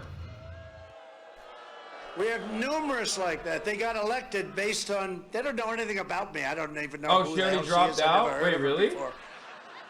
And they sue us on the basis I did not know that. They No, run she an stepped down from the election race. and they are vicious. She's going and to stay on it's as a Attorney very General. dangerous thing Damn, for that's our country, why. I can tell you I did not know And that. it can be reversed, and it might be reversed, and it shouldn't be reversed. It should never happen. The radical Democrat Party has spent years putting American lives in jeopardy through its extreme left-wing campaign to release dangerous... Why are they mad at her? Like, she took down the NRA, boo, but like also she took down Andrew Cuomo, yay, right? Charging a wide range of crime. They didn't go after left-wing... It's just pretty funny because like they don't know anything about her. All of the people that we just mentioned, they never went after... It's just the Trump tax returns, like... They went after police stations. They went after police. Nothing happened to them. I did a hell of a job. I'll tell you what, we passed legislation. Remember, they were knocking down statues and monuments all over the country. Yeah, and I passed a law that if you get caught doing that, you go to jail for 10 years, and there's no negotiating. And amazingly, it stopped. It stopped very quickly. And then I did something, I had to make a decision. Do we let the Democrats handle their cities and states, or do I go in with the military and do a job?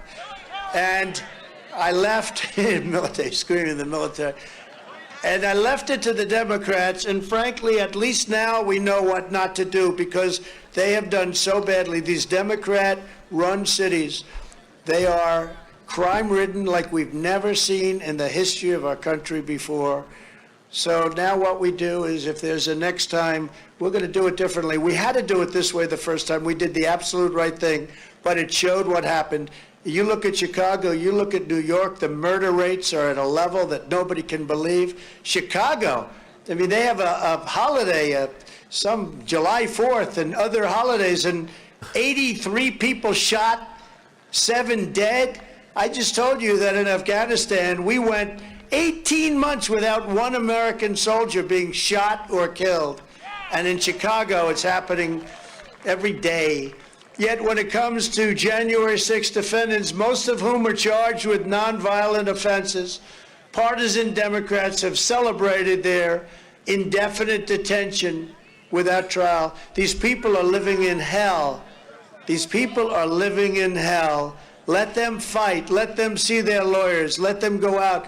They are being treated, they're being hounded like you hound the worst animal. What's going on is horrible in Washington.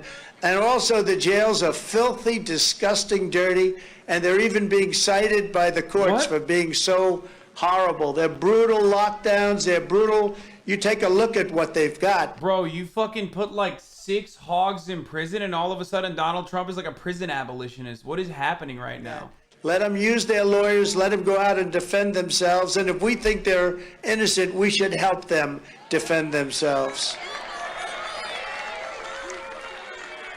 Remember when the Democrats went out and Kamala raising money for the people that were caught, but they didn't have a problem because so little happened, so it wasn't the same thing. These people are being persecuted. One defendant was allegedly viciously and savagely beaten, resulting in numerous broken bones in his face and a loss of sight permanently in one eye, and an out-of-control dope, a real dope. I watched this guy being interviewed. They wanted to protect him, so they wanted to keep him. He couldn't get on television fast enough. The guy who shot Ashley Babbitt for no reason.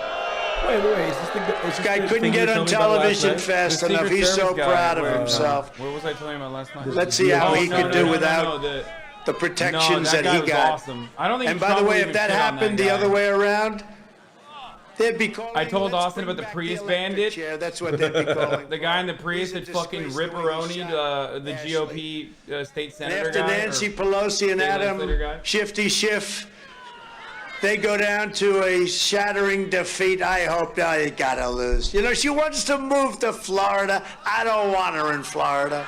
She wants to move. They ruined California, so let's move to Florida. Hopefully they're going to go down to a big, beautiful defeat in November. You have to get out. Your state is so important. You got to get out and vote. We'll immediately begin our own investigations into what happened, what really happened, because this is being totally whitewashed. Dude, they're treating like the January 6th prisoners like the fucking POWs of like the Korean War or something. You know how like they have the POW MIA, Korea War, like never forget, never forgive, that sort of thing. Like they literally are making it seem like they're fucking political prisoners by this like puppet Crowd state. that I knew was coming. And the reason I knew it, everybody that I knew was saying, I'm going on January 6th, everybody. And they never talk, by the way, they never talk about that crowd. They talk about the people Is he that bragging walked about the down January 6th to the insurrection Capitol. crowd? They don't talk about the size of that crowd. I believe it was the largest crowd I've ever spoken before. And they were there to protest the election. You were there, right? Am I right?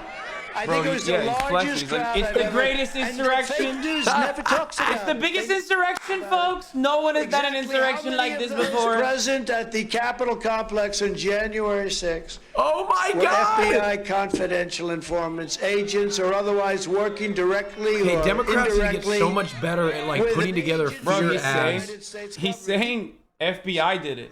How about Like, the he did- one guy? Go in, get in there, everybody. Eps. Like he's literally saying the crowd was awesome and they were all there for him, but then also they were so dumb that they got agitated by an FBI guy. Did any of these individuals play any role whatsoever improving or facilitating the events at the Capitol? That's what we want to know. And most Dog, you did.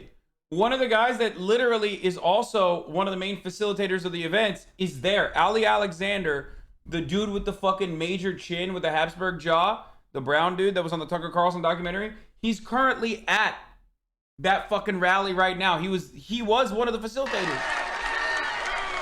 Also, Trump was one of the facilitators. Why did you And there's massive evidence that shows exactly what I'm talking about, and it's coming out rapidly, and it's come out and is coming out very big in the great state of Arizona also. The American people deserve answers. The January 6th rally was a protest against a crooked election carried out by unhinged Democrats, big tech, and working with the fake news media, all working together to defeat Republicans and your favorite president, me.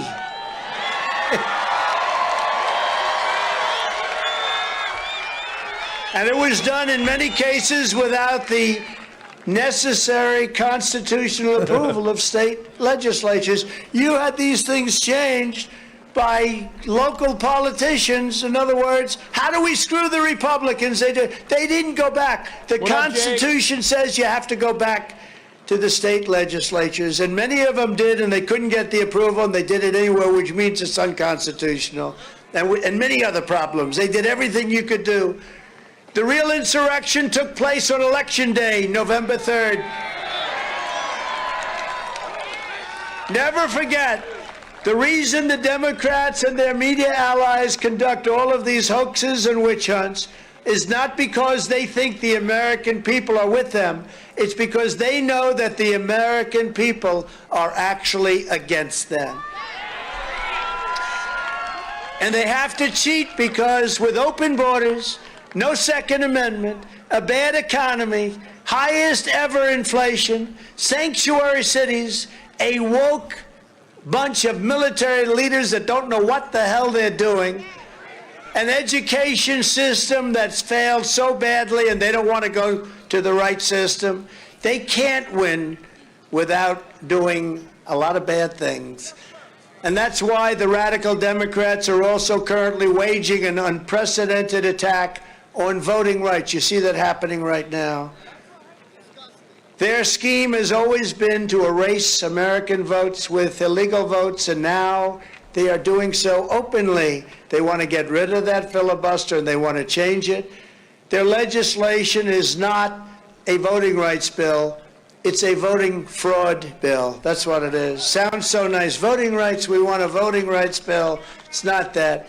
You could also call it the, quote, never let a Republican ever get elected again bill. That's what it really is. The only reason they would ever seek to institute nationwide ballot harvesting and unsecured drop boxes is if they really wanted to flood this. Bro, you are living out right now, dude. You have not cared about politics for like the past year, and you're just, you're living the fuck out. I call them the dude. unlock boxes. A lot of things happen. A lot of big things are coming out about those boxes, and you're going to be seeing that. That's right, coming out of Georgia. That's true. The evidence of fraud is so overwhelming, starting right here in Arizona, where your Republican state senators had the courage, the great courage, to do a full forensic audit. And this was a really good audit of Maricopa County. And you know, you had a thing called findings. Oh, and they harassed these auditors. You wouldn't believe it. These poor people. They come in to do an audit. Their lives have been destroyed. But they've harassed them. So they say I lost the state of Arizona by 10,000 votes, and yet the auditors flagged more than, well, listen to the, by the way, if I lost Arizona, you don't have crowds like this. And again, you don't know what's going on back there. What's going on back there is further than the eye can see. That is... Bro, he is like, he keeps repeating it, dude. He keeps repeating how big the fucking crowd is. Like I keep repeating the top of the hour ad break, you know what I mean?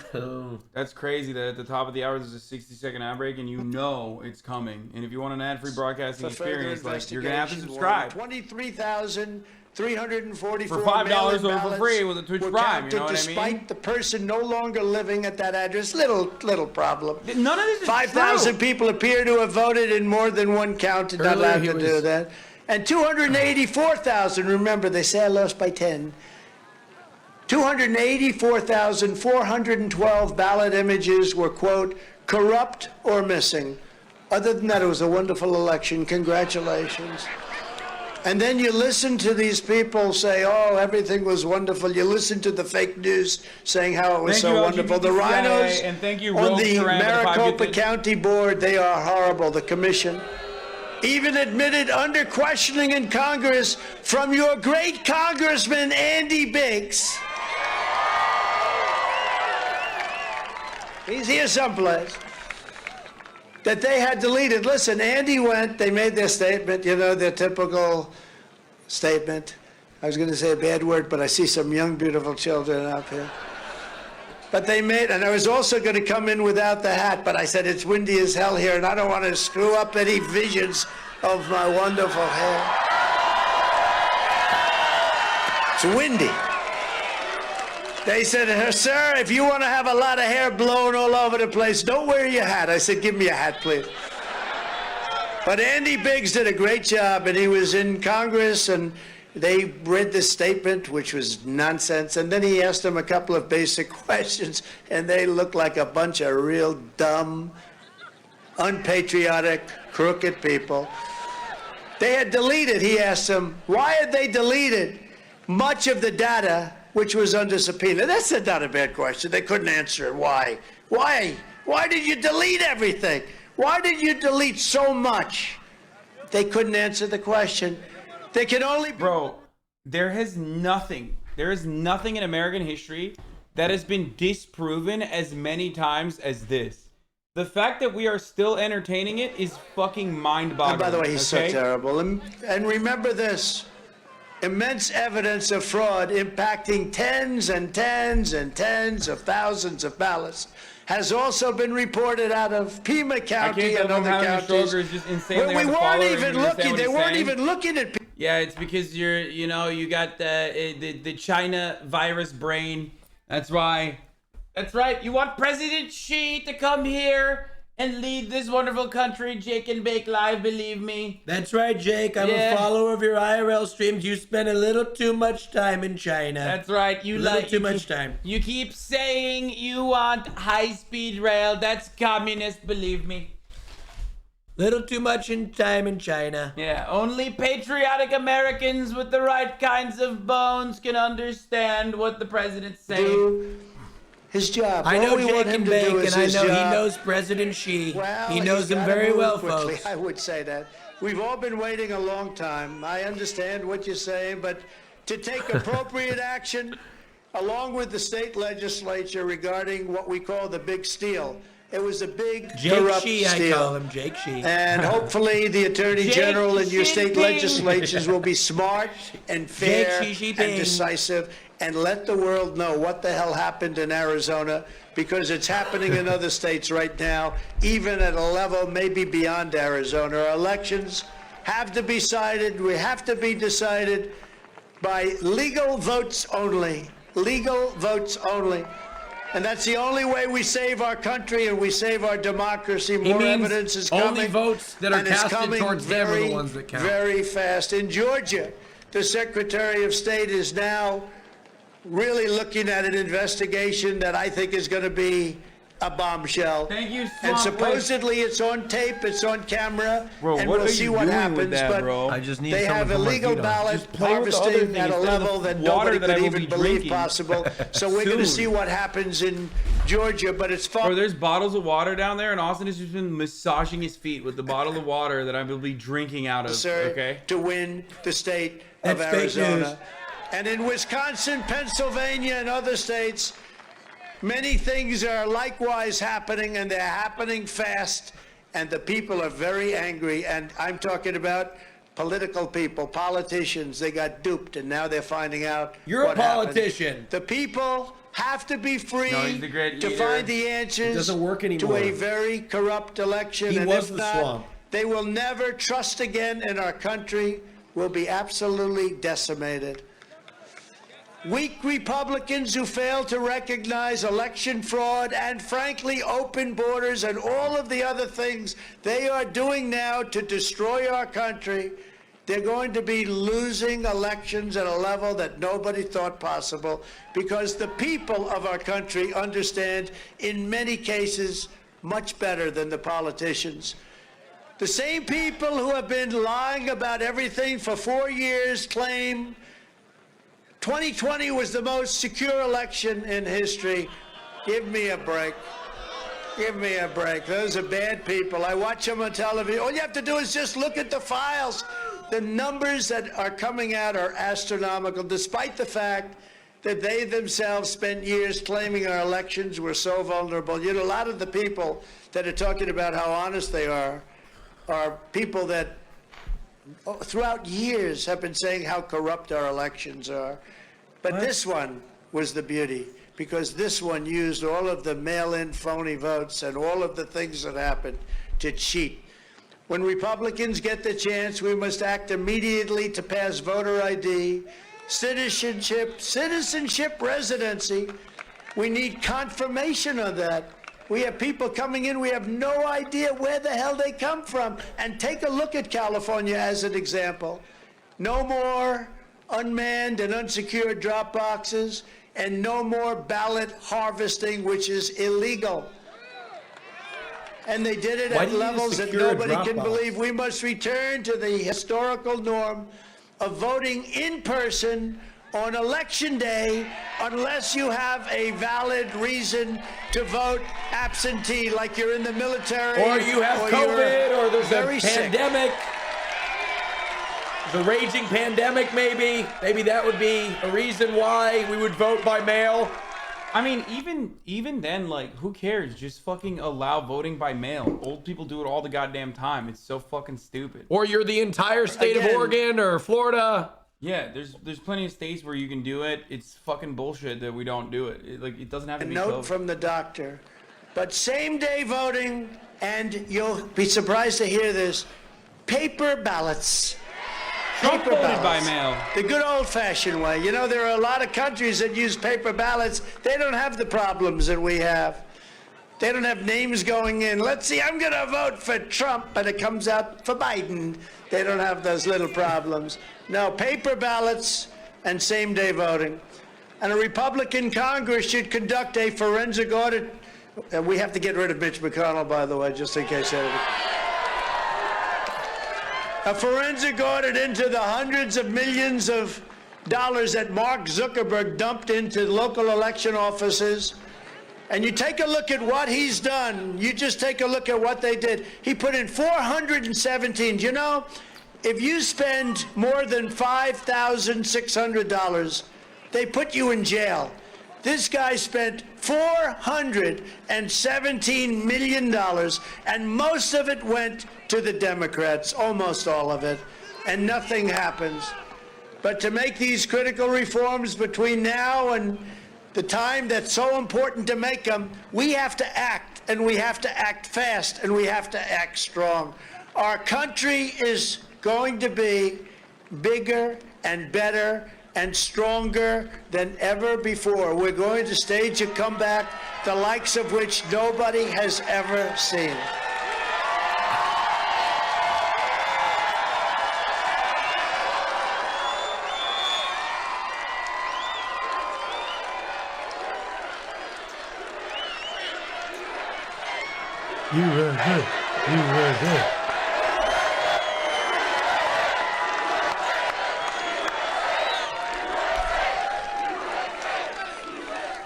We need every one of you to pour out your heart and soul into ensuring the radical Democrats go down in a midterm defeat so crushing they cannot steal it or corrupt it, starting with your ultra left-wing senator here in Arizona, Mark Kelly, who only fights to allow your border to remain open and an open cesspool of illegal immigrants that are pouring into Arizona on a daily basis. He is a disaster who supports H.R. 1 and all the Democrats' corrupt schemes to destroy election integrity nationwide. He's a disaster. And you have some great people running, and I'll be making an endorsement at the right time, I'll tell you that.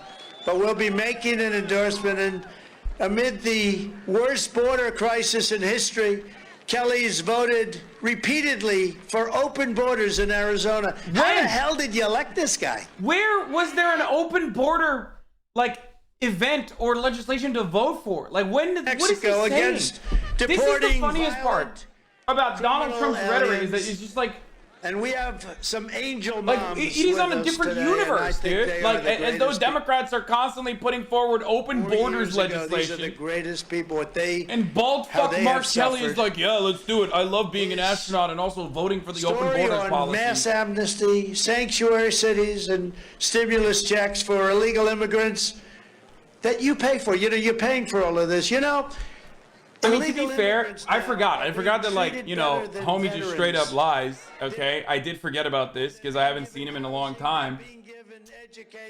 But also, like, it's kind of wild that he's not even trying. He's just like, he said white people are getting pushed to the back of the line in New York for COVID treatment. Like, that's, Democrats, I've never heard that. socialist spending and really of driving runaway inflation, and he's driving it through the roof. And by the way, I have teleprompters that are moving all over the hell of them. And it seems the thing they like the best is when we just get off those damn things and talk right straight from the heart.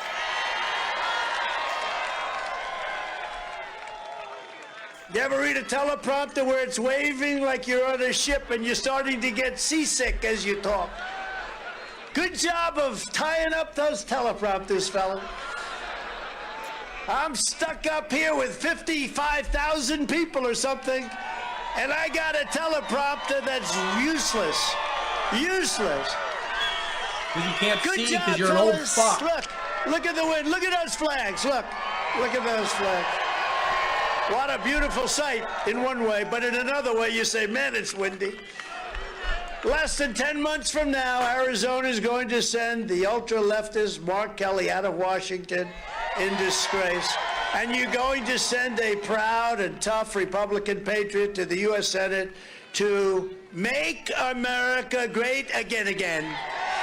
You know, we made America great, and I was going to use that. I had a wonderful theme. It was Keep America Great, but I can't use that anymore. Keep America Great, because frankly, whether you like it or not, and some people won't like, America is not great now. We're a laughing stock all over the world. And you know, I really think the borders are a horror show, but I really think that the Afghan withdrawal, the way they did it so incompetently with moving the military out first, leaving thousands of people as hostages, leaving that equipment, I really think that the Afghan withdrawal did more to hurt our country than any single event that I've ever seen. And I think maybe it's the most embarrassing moment in the history of our country. This November, you're also going to elect an outstanding new governor. And I'll tell you, you better do a good job, Carrie. I'll come here. I will not be nice. If she doesn't do a great job, I'll say, Carrie, I don't like you anymore. But I don't think we have to worry about it. I don't think we have to. But Carrie will be a warrior for the people of Arizona. She'll be strong on the border, tough on crime. She's very tough on crime and very strong on the border, and always support our amazing veterans. You know, the Trump administration had a 92% approval rating with respect to the vets. It's the highest by 32 points.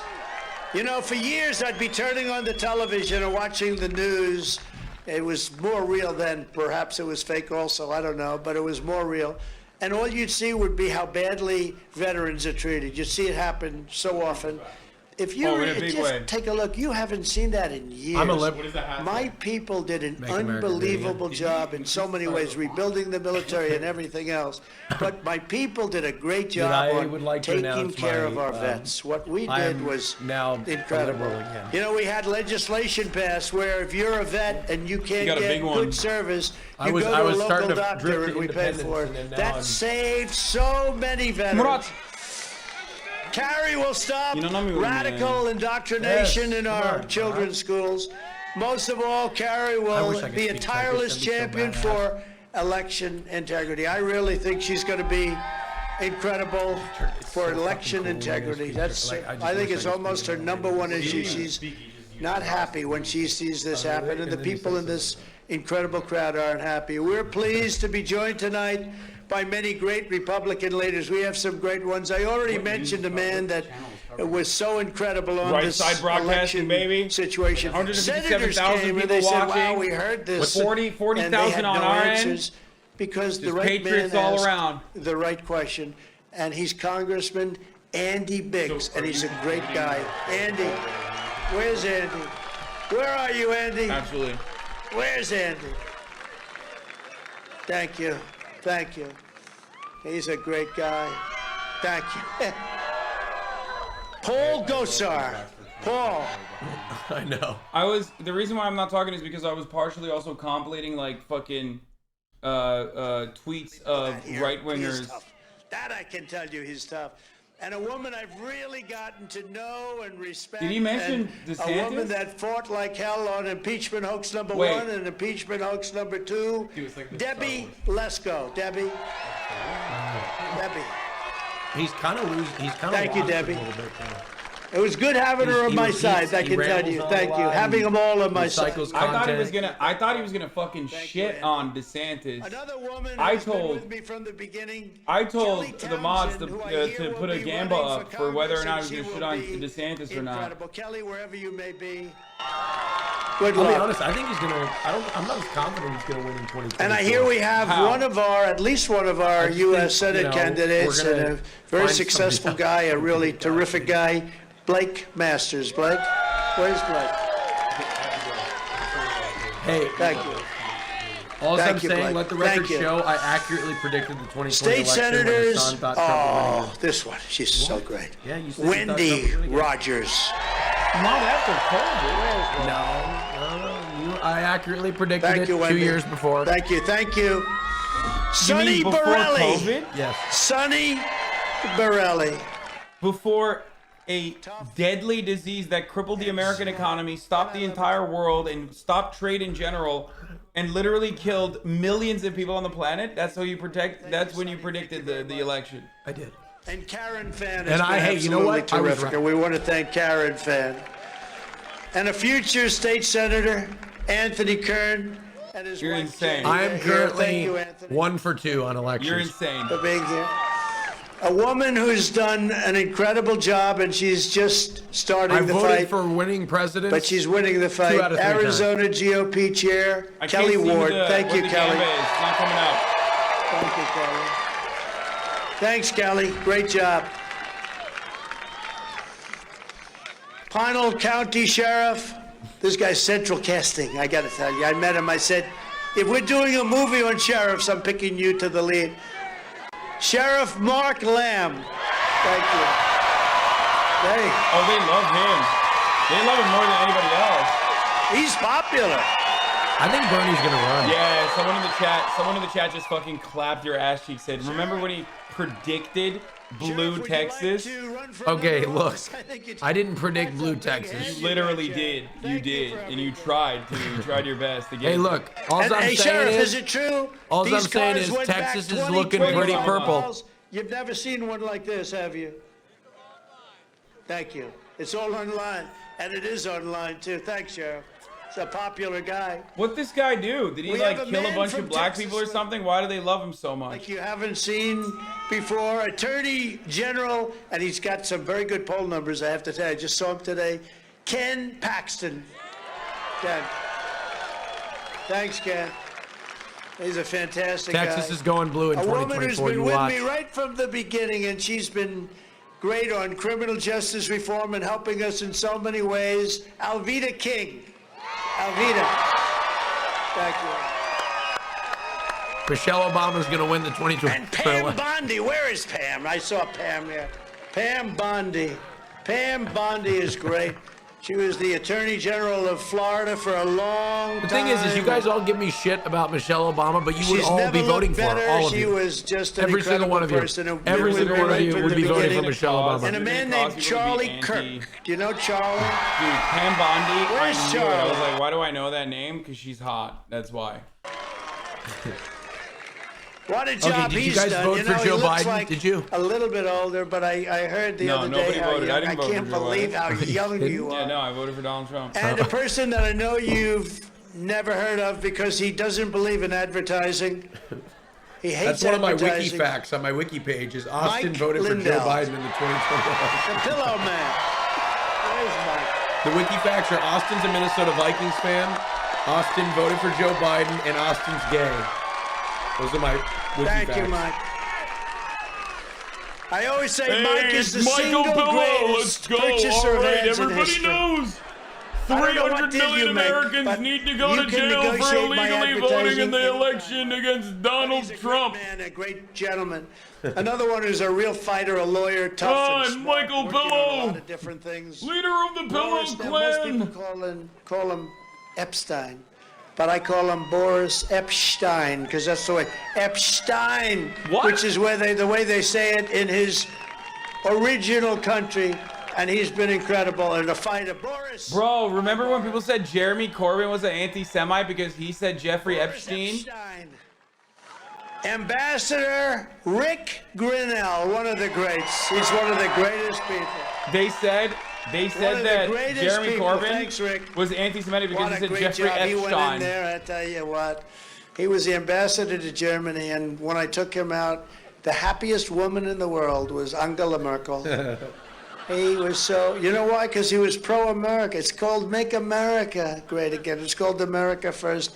And Rick Grinnell was fantastic, and he did a great job after that. We brought him back. He was so good, we brought him back. I said, I want to have him in our country. And the next Arizona Secretary of State, a man who's tough and smart and loves our country, a man who you must get elected along with Kerry. You have to get him. Mark. No, I'm not saying that. I don't think saying Einstein or Epstein fucking means you're anti-Semitic. For the record, I'm Turkish. We say Einstein as well.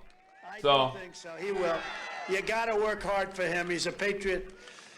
And thanks also to the many supporters of Arizona Life Coalition. You know, you got a big setback with this election like you never thought possible, but to the Arizona Life Coalition, I want to thank you very much for being here and You'll be back where you want to be in hopefully a short period of time. Please stand up. Thank you. Thank you very much. We appreciate it. In less than 1 year, Joe Biden and the radical Democrats have brought our country to the brink of ruin. And all I can tell you is the people that are telling the truth in America, like One America News, are being threatened. Does everybody like One America? I love Bro, you One are America. straight up not watching.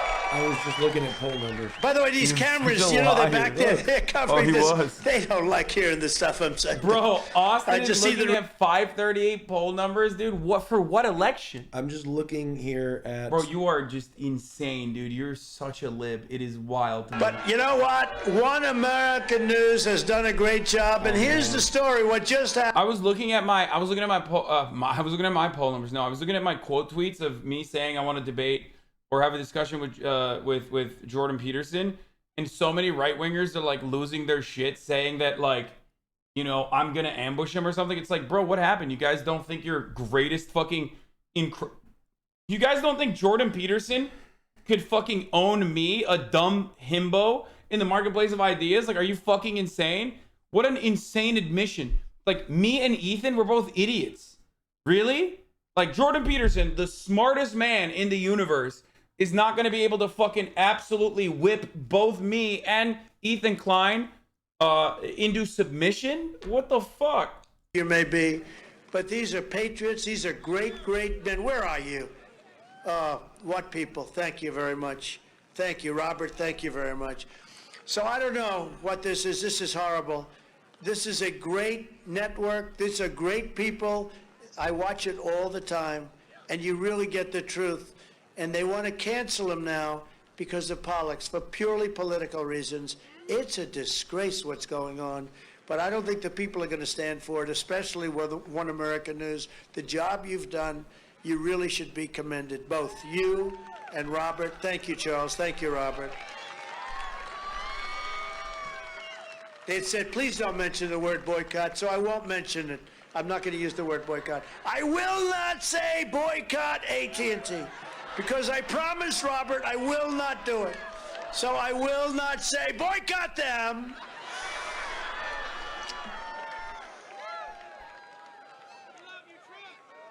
Don't lose hope. Don't lose hope. Our country will be great again, and with your help, we will again be putting America first, and very soon, because we're not putting America first anymore. When we knock down and when we do what we did with the Russian pipeline. How about this? I end the Russian pipeline in Europe, and then I hear Trump is soft on Russia. It's the biggest thing they've ever done, and the sanctions and everything else. And then Biden comes in his first week, he approves the Russian pipeline. I ended it. And now they're going to be selling energy all over Europe. When Republicans take it, and then they say Biden is tough on Russia. Biden is not tough on Russia. Biden's not, he's only tough on Republicans, and that's not him. That's the cabal that surrounds him. When Republicans take control of Congress, one of our very top priorities will be to stop the flood of illegal aliens across our southern border. Under my administration, with the help of two great men, these are great men. Tom Homan, did you ever hear of Tom Homan? You never want to get in a fight with Tom Homan.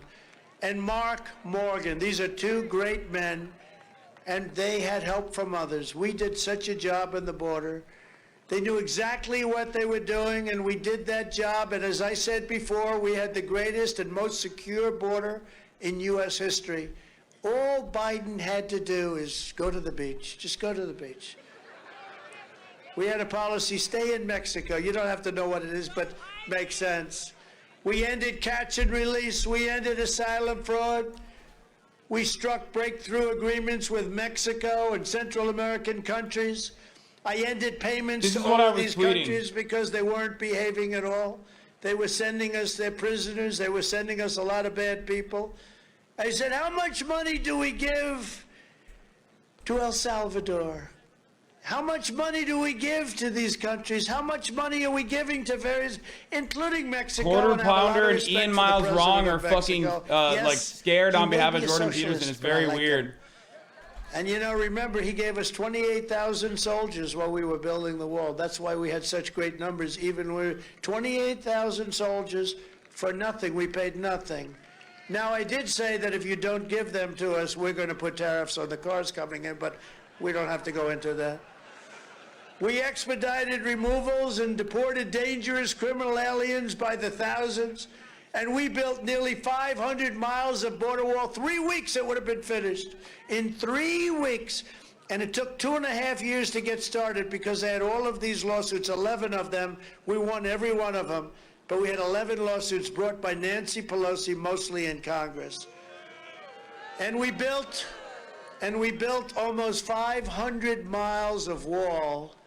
And we built in Arizona 225 miles right here. And your senator, by the way, I think he's going to want to take them down. Let's take down the wall. And these walls are tough. These are exactly what they wanted. I went to Homan, I went to Mark Morgan, and I said, what do you want exactly? And they brought all of the Border Patrol people up to Washington, and we had a meeting, and we got the wall. They wanted everything. They wanted steel and concrete. They wanted rebar. They wanted wires going through all parts of the wall so they could hook up high technology. We gave them everything. Joe Biden took this unprecedented success and he made it the greatest border calamity in the history, I think, of the world. I don't think there's a worse border in the world. I don't care if it's a third world or fourth world country. There is no border so bad as the border we have. We went from the best border we've ever had in a period of 1 year to the worst border we've ever had. Over 2 million illegal aliens have trespassed across our borders. They're fucking done, dude. Look at everybody looking around back here. They're bored. Yeah, this is weak. Because the number, I think, could be 10 times that amount. You suck. I think we're talking about start booing tens him. of millions of people are pouring into That's this what I'm country. saying. We see certain people. Look at and the we crowd. Sort of mark it down. Well, that's Talk about the number, crowd but it's again. not. I think we have tens of millions of people. He's kind of losing and it. these are It's not kind of like necessarily this is a people that we limp want in dick our speech. country. Yeah, he's like, he needs to say, let's go, Brandon. He needs to start new drama by, like, I don't know, threatening to kill, like, Nancy Pelosi or something. And then, like, everyone says, like, that's crazy that he said that, how fucked up. And then he could be like, I didn't mean literally, lying fake news media. You know what I mean? Like, honestly, I don't know why he's fucking falling off so hard. Well, this is what I'm saying. I think he needs to say, like, let's go, Brandon. Smugglers, human traffickers, and very vicious criminal cartels. What the criminal cartels are doing to women and children. This is what happened to Muhammad Ali in Baki Hanma. When, Muhammad Ali, the Muhammad Ali character, was almost about to perfect Muhammad Ali Kempo, okay? The greatest, the greatest boxing strategy of all time. But then because he refused to fight in the Vietnam War, he was decommissioned and he was not able to fight, okay, for 3 years. And therefore, he was not able to perfect the Muhammad Ali Kempo for that reason, okay? That's just what's going on right now. Trump decommissioned after January 6th, after he got owned by Twitter fake news media. Okay? And now he's off his two-step. His game is off. He doesn't know how to fucking do it. Yeah. Joe Bastianich would say, Trump, have you peaked? That's what he would say. And then he would turn around and cock his head back. Protected is crazy. It's what the hell are they thinking? Thereby ending the whole concept of sanctuary cities, and we did a lot of it, but we didn't quite. The clock ran out unexpectedly. In addition to Biden's border disaster, there's also the Afghanistan disaster, the single greatest foreign policy humiliation in American history. And because of Joe Biden's utter incompetence, and really the military leaders, some of whom I know, their gross incompetence. You look at the numbers of people killed and the look at how equipment and bored everybody everything that looks in the happened. back. Because we could talk about it all night long, and the fake news won't talk about it at all. The We numbers took in haven't tens diminished, of though. People are still thousands watching of at home. Totally unvetted people. We have no idea where the hell they Look come at from. look at people drifting. What their ideology is. And by the way, I want to wish our best wishes and good luck and Godspeed to the hostages right now in Texas, taking place right now. Oh my God, the Probably crowd heard is about thinning. It just happened. Hostages in Texas. Not a good situation. You'll see what happens, and you'll see who it is that's holding so dangerously those hostages. I think I have a pretty good idea. So far, not a single member of the administration has yet been fired for Afghanistan. You know, normally when something like that happens, you fire the general. This sucks. Like, I'm actually bored. He started with 300,000 viewers. No shot. Are you serious? He kind of fell off. Plus, he's white. Plus ratio. You know.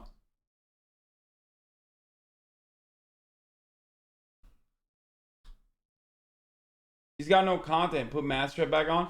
Yeah, I might go back to Masterchef. But you know who else fell off? CNN, motherfucker. That's what I was trying to show you. According to a Fox News report, CNN's ratings are down 90% year over year, dude.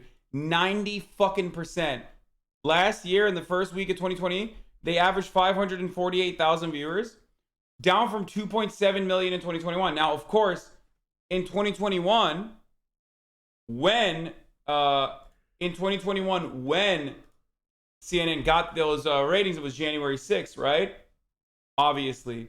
But that jump off is insane. That jump off is actually fucking insane, dude. Imagine if you got 4K viewers next year. Yeah, like they're washed, bro. They're fucking dying. They're the lying and dying fake news media. He's about to finish.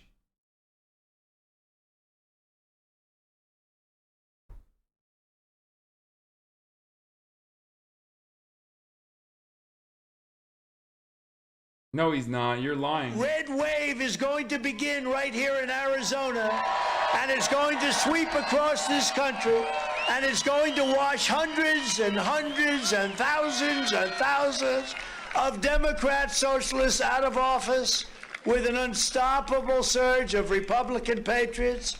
And they're going to be doing it. You're going to be heading. I'm not going to lie, considering how fucking, how this community is continuing to grow, even on the off season when there's like not a lot of people interested in politics. This midterm season is going to be fucking insane, dude. Get ready, boys. Strap on for the fucking ride. I think it's going to be a wild one, okay? I mean, dude, we have 40,000 people in here every day. We are going like, to take back the we're hitting fucking Steven Crowder numbers on Twitch.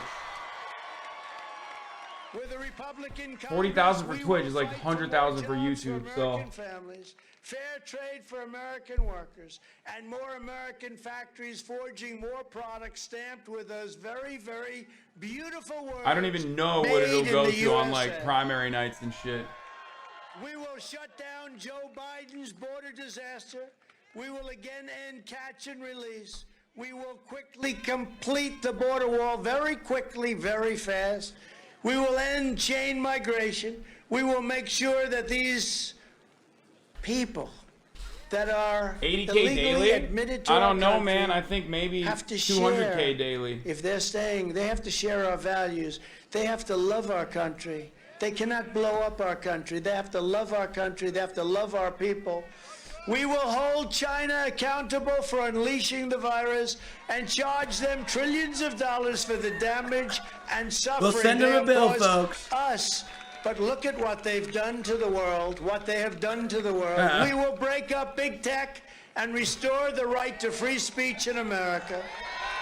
Thanks to us, we right, will Superman? protect Yes. innocent life. We will defend our Constitution. We will defend the Second Amendment. We will proudly uphold the Judeo-Christian If you want to values gain and more fans, principles be more of our moderate to appeal to both sides, suck my fucking dick, bitch. You've been here for 14 months.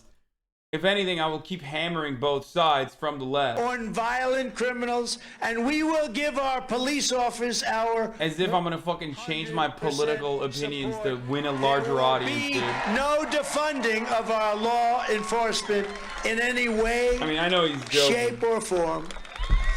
We will ban critical race theory in our classrooms. We will ban it in our military. We will ban it from our workplaces. And we will ban it from our federal, state, and local. For the record, that's quite literally fucking censorship. Patriotic education to our schools. I mean, and we will homie is actually saying like, no, actually, I want to censor. I want to like really do government and censorship. to always respect our great American flag.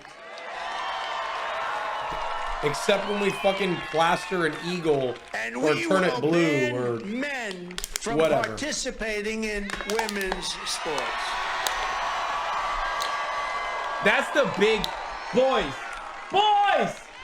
There's like you 3 trans female athletes in high school, and we're banning them. Like, can you imagine?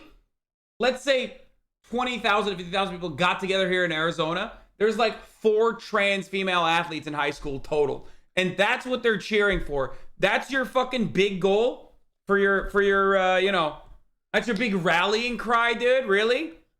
4 trans like track athletes? Really? Insane. They put up an ounce, a little ounce on each side, an ounce. But the record stood for 11 years. This weightlifter comes along. He didn't even lift weights before. Bing, bing, bing. Bing, bing. He broke it by numbers that you wouldn't even believe. How ridiculous Bing, bong. is it? And it's so unfair to women.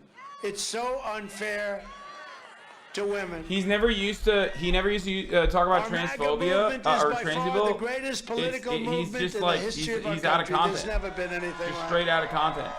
And even the fake news doesn't dispute it. I say it all the time, and the fake news can't dispute it. That's a lot of fake news back there, too. Considering they can't stand me, that's a lot of news. They are just, you know, you could save America. You could save America. But it's all about America first, great schools, good jobs, strong military, growing economy, and pride in our country. That's all we want. Together, we're standing up against some of the most sinister forces, entrenched interests, and corrupt opponents that anyone on our shores has ever seen before. But no matter how big or powerful the opposition may be, you must never forget our nation does not belong to them. Our nation belongs to you. Belongs to you.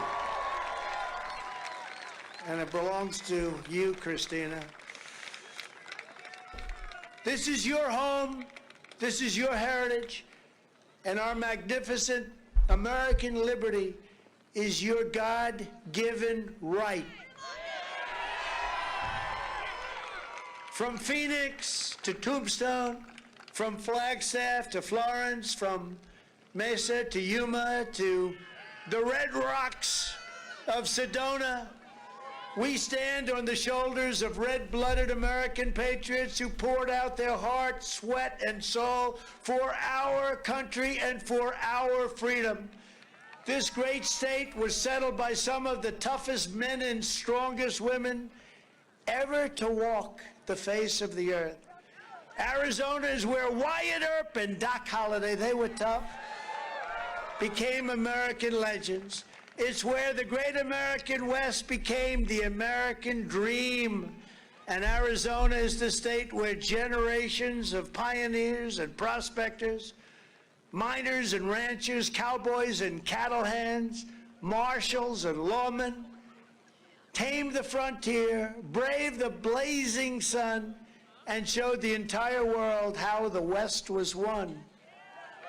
So big, so important. They gave everything they had to make America into the greatest country in the history of the world, and we will never let any socialist or communist movement take that away from us. There is no mountain we cannot climb. There is no summit we cannot reach. There is no challenge we cannot meet. There is no victory we cannot have, as long as we remember that we are strong and proud and mighty Americans with faith in our hearts, grit in our souls, and courage in our veins. And that's what you have. We are the Americans who will make America great again. We are going to make America great again We had already done it, and now we're going to have to do it again. Boo! You We will suck. not bend. We will not break. Boo! We will not yield. We will He's never ending give it. in. We will never give up. We will never back down. We will stand proudly for our flag, and we will start talking about greatness for our country again. My fellow Americans, make America great again, and all that represents. And it has only just begun. We have only just begun. Because we are one movement, one people, one family, and one glorious nation under God. And together, we will make America powerful again. No, we're not. We will make America wealthy again. We will make Thank you. America strong again. We will make America proud again. Proud again, folks. We will make America safe again. That's right. We will make America united again. And we will make America great again. folks. Thank you, Arizona. Thank you. Thank you. Thank you. Thank you, folks.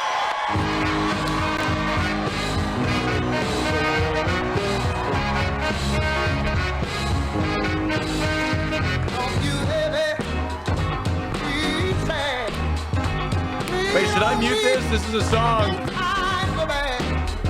And then they come. It's so good though. Fuck.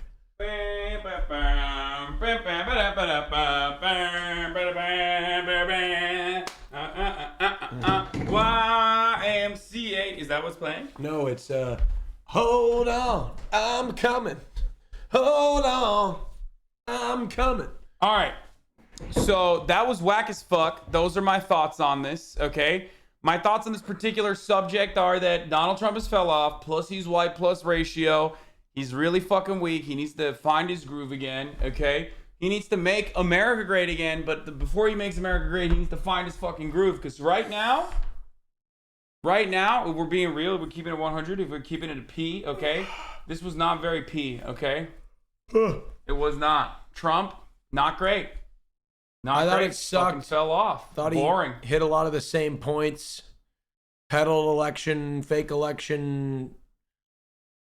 He just fraud. kept repeating the same bullshit over and over and over again, and it was kind of fucking boring.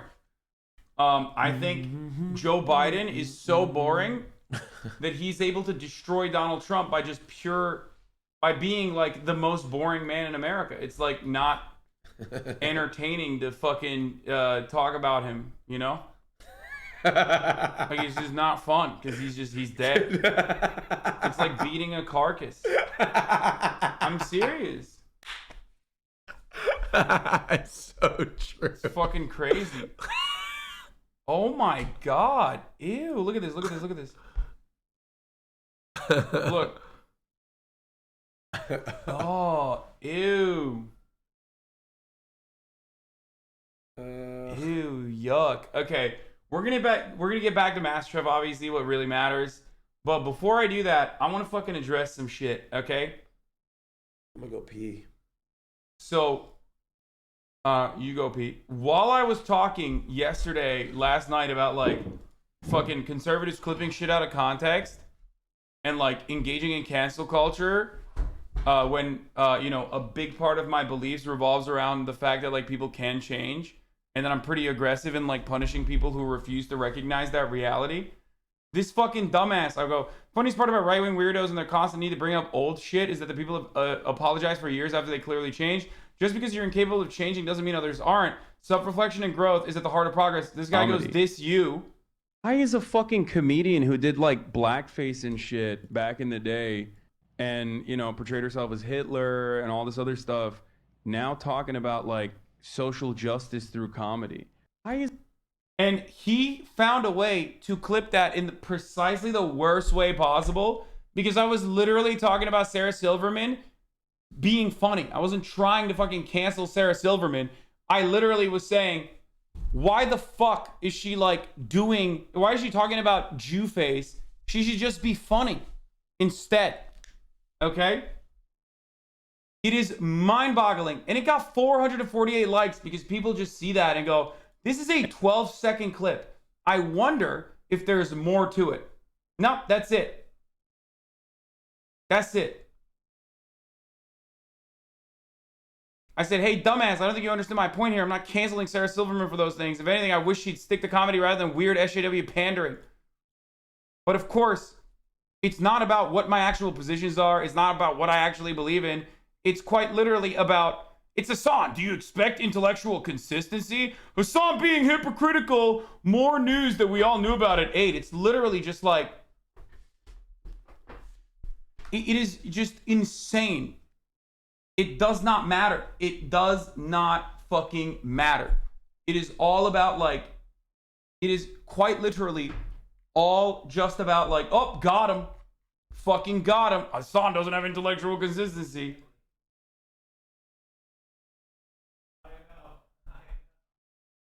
Bro, that tweet got signal boosted by Oh my god, that pathetic little dweeb and his fucking 11th ban account. Too lazy to try, username checks out. Oh, that's why. I was wondering where this came from. I was wondering why like this was, this was elevated. Wow, again. Intellectual consistency and honesty. You will never find it. You will never fucking find it. So, this is what I should be doing instead. I don't know why I don't just do that.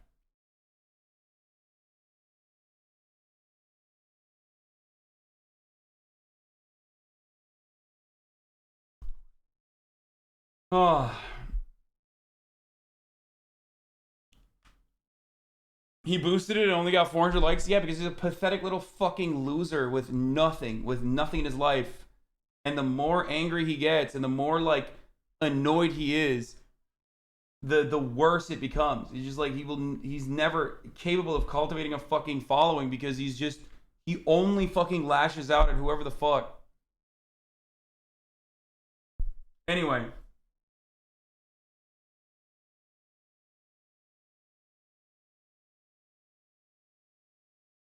Typical lib, never taking responsibility for anything and playing victim Andy, you're pathetic, says Petro.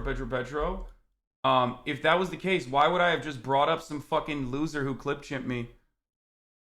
And I would have just instead not even talked about it. And I would have just blocked him and moved on. It's quite literally the peak of accountability to elevate a tweet that had nothing on it to 40,000 people that are watching me currently and address it. Anyway. Because you're pathetic? Yes, I'm the pathetic person and not the person who thinks they're directly speaking to me. Anyway, okay. This is always good though, because like people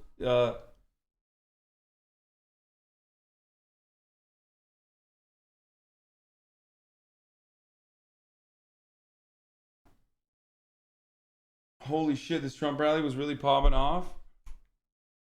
Okay, dude, shut the fuck up. The other thing I was gonna mention again is though, like the insanity of me being like, listen, I think there's a difference between platforming Jordan Peterson. I would not have deleted the videos regardless, okay?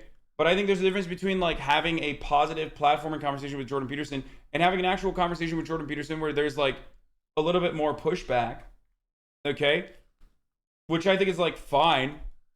You know me, I don't have a problem, especially when it's like someone with a gigantic platform. I don't have a problem fucking having a conversation with the person with a gigantic platform who's like spreading misinformation.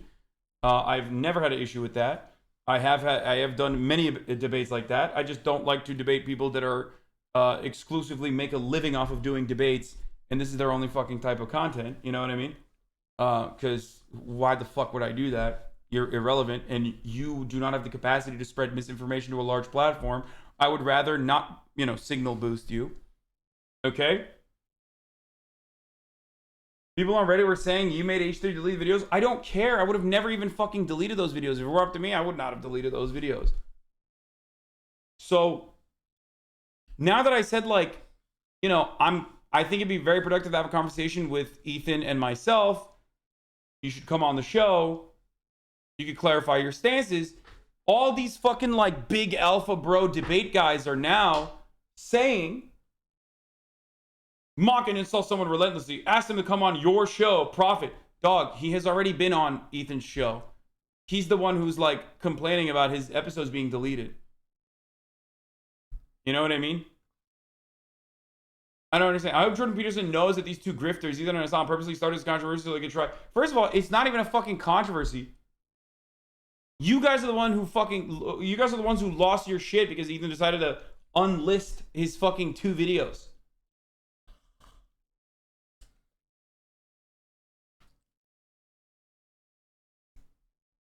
I don't know why they think I can like. I don't know why they think I could like influence Ethan to do anything. And it's also additionally stupid that they think like a fucking podcast that gets 1 million views per episode on YouTube needs Jordan Peterson to be on it to get like boosted. Very dumb. So yeah.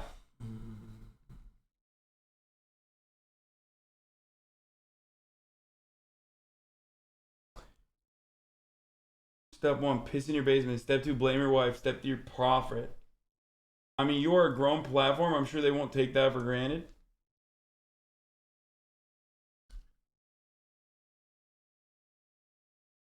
Do you literally like, no, I want Jordan on when Ethan deleted them? Yeah, I know. This is really nice. So here's the thing. Like, debates are usually just completely unproductive. But having a debate or a discussion with someone like Jordan Peterson is not, because it hits some of the important metrics. I don't know why even pay comment to them. Who the fuck this Ian guy is? Even never heard of them, both you and Ethan. Anyway. It's just, I don't get it. Like, I'm a fucking idiot. Like, I literally said, look, are these right-wings actually scared that Jordan Peterson won't be able to clearly communicate his ideas to me and Ethan Klein? I'm a dumb himbo. Jordan Peterson has dealt with way more contentious interviewers. Like, what? Why are they fucking worried? Why are they so worried that, like, Jordan Peterson is not going to perform well in front of a dumb himbo like myself? You know? Clean your room, bucko. More of a contest than a combo? What do you mean? Anyway. So. Nobody believes you're a dumb himbo anymore? Yeah, either people...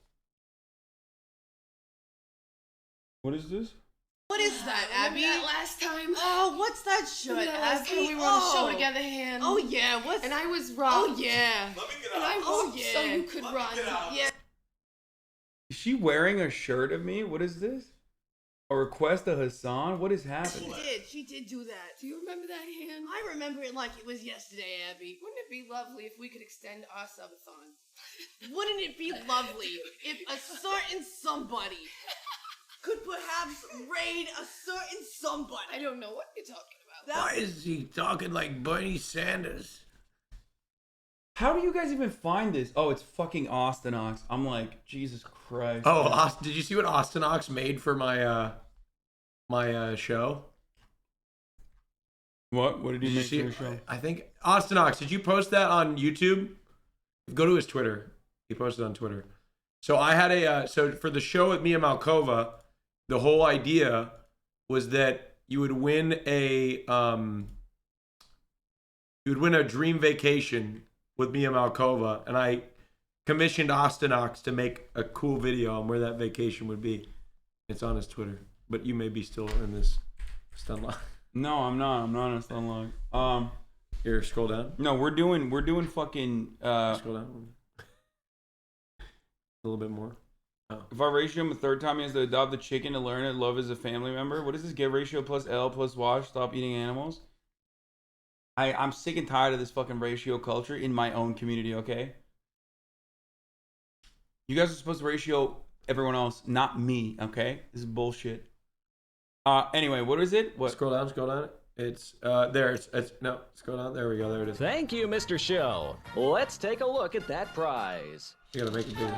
It's time to pack a small bag, unless you want to pay extra, because we're sending you 1,500 miles from civilization on a some expenses paid trip to historic Lincoln, Nebraska. But you won't What the fuck? You're so stupid. Did you write this or did you write this? My team wrote it. be alone. You'll be joined by America's sweetheart, Mia Malkova. You two will fly coach on a one-way trip to the Great Plains for a 2-night stay at the Travelodge by Wyndham with a breathtaking view of the airport and I-80. You'd better bring your knee pads because the two of you will be taking the Super Shuttle 17 minutes southeast of downtown Lincoln to the National Museum of Roller Skating. And you better save room for breakfast because your stay includes free continental breakfast and 14 additional days at the hotel to quarantine. That's a lot of time alone with Mia and a whole lot of free pancakes. Because anywhere is a dream vacation when you're with Mia Malkova. Dude, the best part of the video, go back to the beginning. The best part of the video is the beginning. I lost it. Because you think you're going, Mr. Show. You think you're going to somewhere exotic. Yeah, when the plane It's time to pack a small God. bag, unless you want to pay extra, So we're because going- we're sending you I 1,500 love miles this. from civilization We're going to, like, on a Hawaii. some expenses paid trip No to way, we're historic back- Lincoln, oh, no. Nebraska. So good. It was. So I thought it was Japan or something. No, that's what I thought too. Exactly. It was Yeah. So we wrote that in, but Austin Ox developed this whole the visuals. It was so good. He was so good. Lincoln, Nebraska. Missed out on Chantel Jeffries too, dude. Stop. I know. Aiden Ross had Chantel Jeffries on. Who's that? Chantel Jeffries. She's a cutie.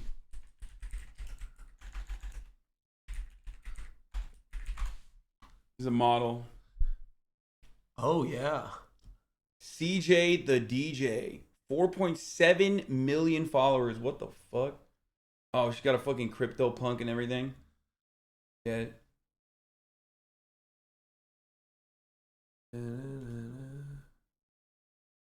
Now tell him to stop bothering me, please. What?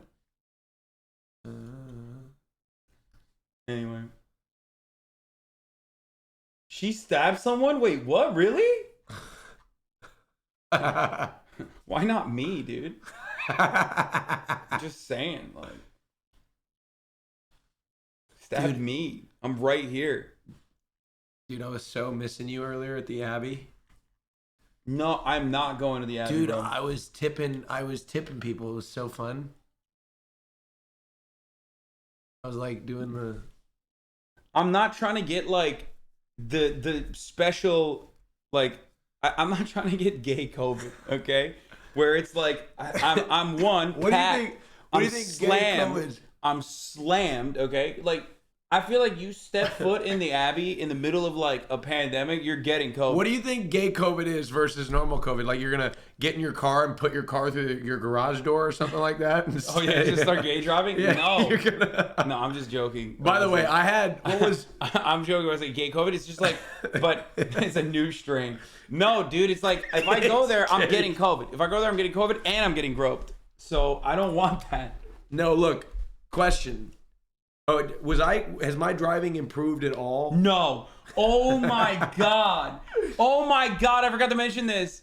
Yo, last night Austin picks me up. Okay. He's going to make a left turn. Tell what I was driving. He's going to make a left turn into a boulevard. Okay. And he's driving a fucking Denali. It's like the fattest fucking truck. It's like a truck.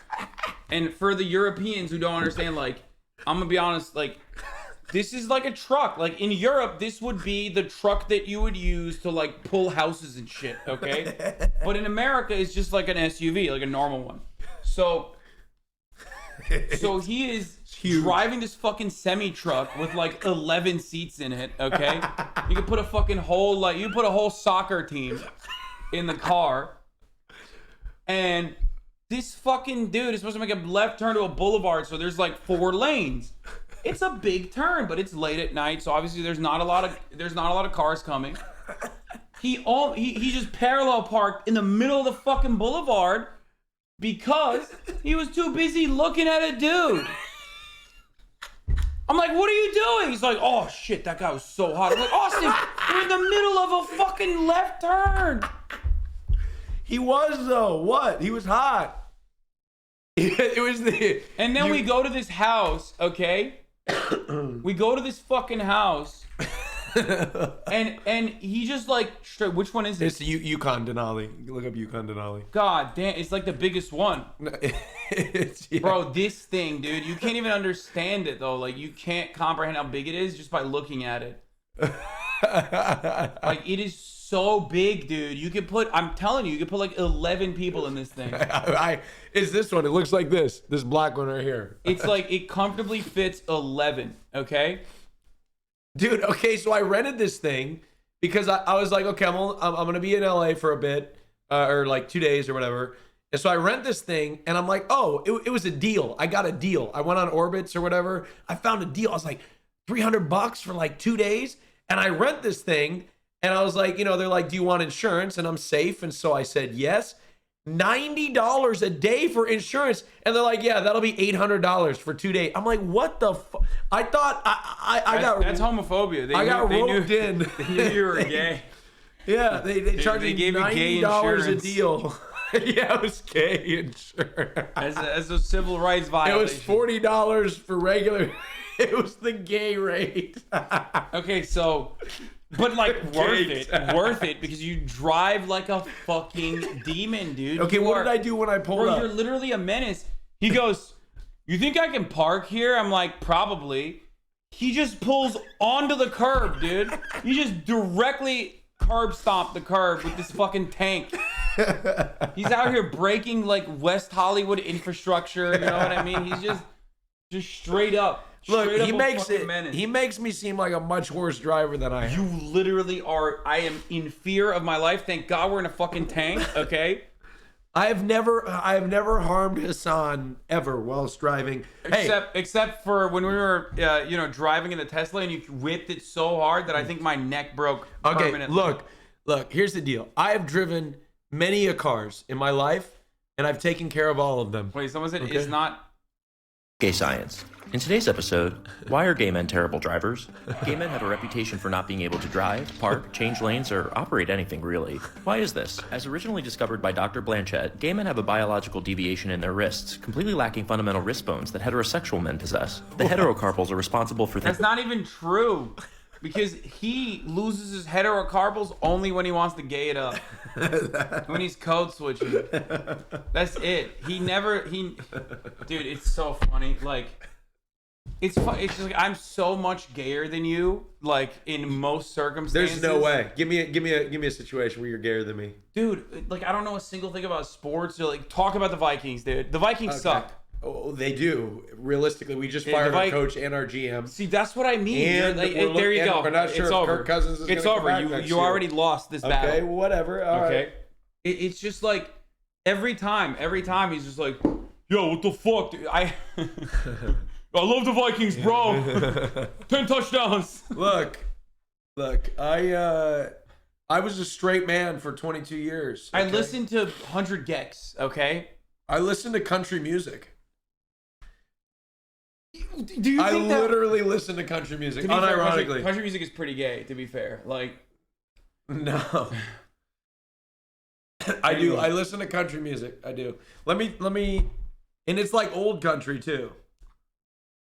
Anyway, so, like back when they were racist, brother. No, not that. Like 90s, like the 90s country. Yeah, not like, exactly. When it was okay.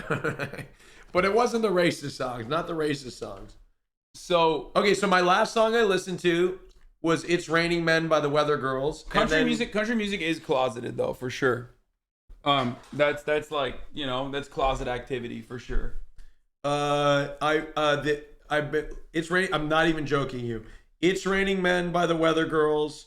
"Gimme, Gimme, Gimme," "A Man After Midnight" by ABBA, because I got back from the Abbey and I was feeling like some gay anthem. Wait, hold on. Someone brought up a really good point. Okay. Talking about a sports team as "we" is the straightest behavior. Really? Why?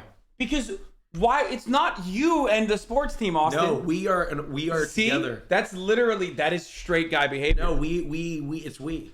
No, we. No shot. It's we. Well, you just don't understand sports. You don't get it. You don't get the passion because you grew up and you didn't watch sports. You don't get it. You don't understand what people like myself and Will go through on a season-by-season basis for our football team. You don't get it. You don't get it. And you're laughing. You're laughing just like, but wait, one of these days, Hassan, you're going to catch the bug and you're going to be in LA. You're going to be at SoFi Stadium and they're going to go, whose house? That's never going to happen. You're going to be in the press box on the 50-yard line getting canceled by Fox News. Socialist Hassan Piker, season ticket holder for the Los Angeles Rams, super fan. That's what's going to happen. I'm telling you, just wait. You are a straight guy that likes to exclusively fuck men. Hey, look. Okay? Look, like the people that I introduced Austin to last night were shocked when they found out. Yeah, like, he didn't believe me. They're like, what? He didn't believe me. The guy was like, what? What? Yeah, your friend. What was your friend's name? What was his name? I don't know if you. Cena. No, Cena. Not Cena, but the other guy. Oh, Maurice. Yeah. Okay, so he did like a double take. I was like talking about guys. He's like, wait, what? I was like, yeah, I'm gay. And he's like, what? I'm gatekeeping. He didn't know.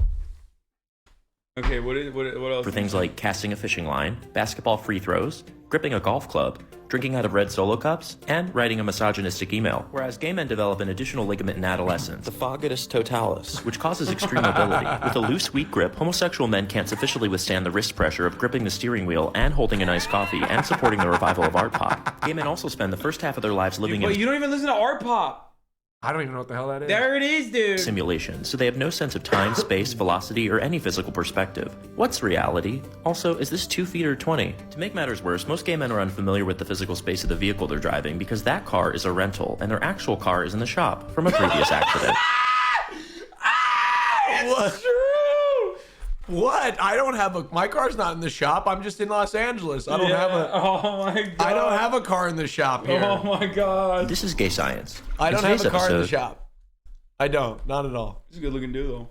Not my type. What? He's not. Just like you. Look at how much. Look at you. Look at you. Look at you. I'm not my type. Everybody, I'm telling you. Tell you what. What? Not my type. You're conventionally attractive. I can feel your aura. Thanks, man. But you're just not my thing. You know what I mean? Thank you. No, he's not an otter. This guy's not an otter, I don't think. He looks more like daddy to me. I don't know what he maybe not daddy, but like jock. I don't know. I need to see him with his shirt off. I don't know. I'm sis, but thinking all gay men fit into a box of sleepers. Like a young daddy, like a jock. Yeah, obviously, we're not saying all gay men are terrible. Like a jock daddy. At what age do I become a daddy? Like, what is that? When do I become? When I say Austin straight, there's a joke, chat. Okay, like I hope you're not getting upset on behalf of Austin, my good friend. Yeah, Austin. he can. Hassan has permission to be homophobic towards. You were trying to get me to say the F word last night. I would not. Oh do yeah, it. totally. I was like, come on, Hassan, just call me it. Come on, see what happens. I would not do it. Nope. I was saying it because it kind of turns me on, but I'm just kidding. I'm kidding. It does not. I'm kidding. I would never. No. No, you're like, you coming out of the closet versus like you where you're at now is great because like your humor has started to become like more gay. Yeah. In the best way possible, obviously. Mm-hmm. And so you're like starting to make jokes like that. But I would never say the F word because I think like give it a year. Well, no. I would never say it on stream because people would think that a lot of people don't know. There's still people to this day they don't know I'm gay. They don't. That's true. A lot of people don't know I'm gay. I every day I see somebody that doesn't know. Every day. Speaking of gay men that I will be having on this broadcast, Christian Walker will be coming on the broadcast on Wednesday. That's right. There it is. Can I come? There you have it. You want to come on? Are you going to be here? I don't know. He kind of scares me a little bit. Why? I'll just be a conservative with him. I'll just be another gay conservative.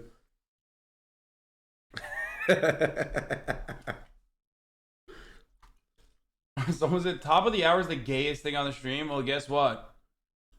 It will be impacting you. Why don't we do bottom of the hour? Where you? Oh wow. That's so like. Wow, Austin said bottom visibility. Bottom of the hour. We should do ads at the bottom of every hour instead of the top of every hour. Wow, Austin. Why is it top of the Austin's every hour? coming out hard for bottom. I'm just right. being honest. Why is it top of the every hour? Why can't it be bottom of the every hour? You know That's what I'm crazy. saying? Well, regardless, whether it's the top or the bottom, there's a 60-second ad break that's coming to you That's right now. right.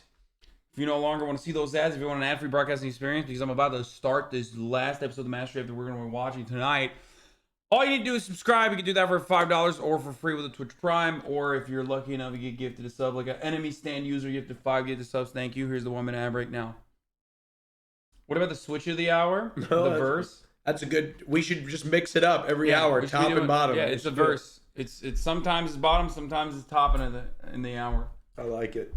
Let's keep going. Think about this one, guys, because it doesn't sound This is right. exactly the type of activism that come from a top. I am a top for sure. I've never bottom before in my life. One I've tried. day. I ordered a dildo, but it was like 7.5 inches.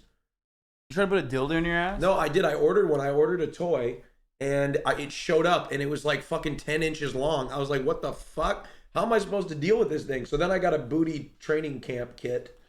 What? Yeah, you got. I took myself to booty boot camp. What? You never stuck a finger in your ass or anything like that? Don't act. How does it work? Explain it to me. So it progressively gets bigger. You have to work your way up. You start small and then you get a little bigger. What? Come on, hey guys. Look, They're teaching our men how to be homosexuals. Hey, look, I have no shame. They're teaching men how to bottom. They're teaching them how to become hungry power bottoms. You guys look. Don't act like all you men out there don't have a prostate, okay? Don't act like it. Butt muscles often hold a lot of stress and tension. Butt stuff. You never heard Hasanabi? DH. I don't even know what kind of laughter that is. But, yeah, but I feel like the butt muscles they're like good for holding the poopy in, no? See, this is the thing. When straight guys describe anal sex, it's the worst way possible. Imagine if I describe vaginal sex in the most disgusting way possible. I think it's like that's how straight men. I call it butt fracking. Yeah, I know, because that's the way you do it. Like, imagine if I just described like a vagina in the most disgusting, crusty, like fucking crusty, hairy, stinky, fishy, fucking. First of all, none of those things are true. Just crusty. You sounded like 40-year-old virgin. Just when you said crusty, you literally sounded like 40-year-old virgin being like, well, you know, boobs. And then it's got like pee. sandbags. It's got pee on it. You know what I mean?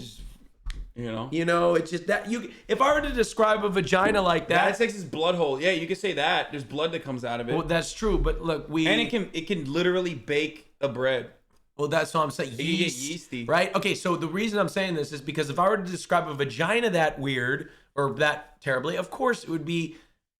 Why would anybody? It's just when straight men describe anal sex, you're like, fucking excavate. Okay, let me salvage this before people think you're a gigantic, misogynist. But what he's trying to say is, straight men are inexperienced with anal, which is true, and oftentimes straight men are doing anal with inexperienced people that aren't cleaning their stuff out and like getting prepared for anal. Anal preparedness is something that, you learn at bottom camp first day, right?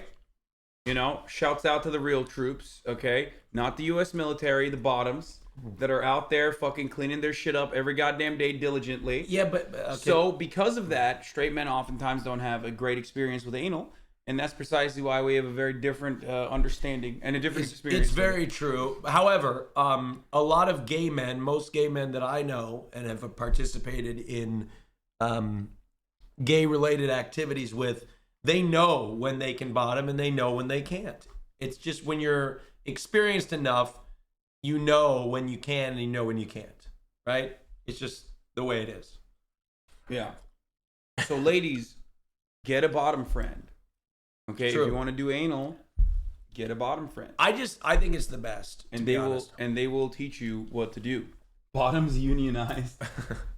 I may be a little biased here, but I think Why are we having this discussion while the food show is on? I don't know. I mean, it's important. What? You don't eat ass?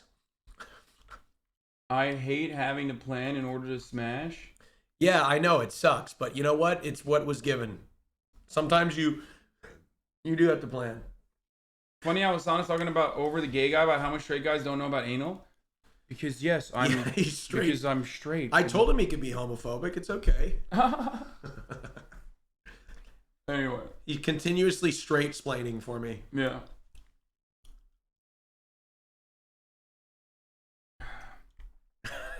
What stage are you on? Bottom booty camp? I stopped. I gave up. I quit the program. So you didn't like it? I felt topping was so much easier.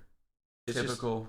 It's so much easier. But look, bottoms. You hear that? This is a typical top. So yeah, selfish. but the bottoms aren't so selfish. Hold on, but bottoms aren't displeased to hear that. Bottoms don't want to top. Like exclusive bottoms don't want to top.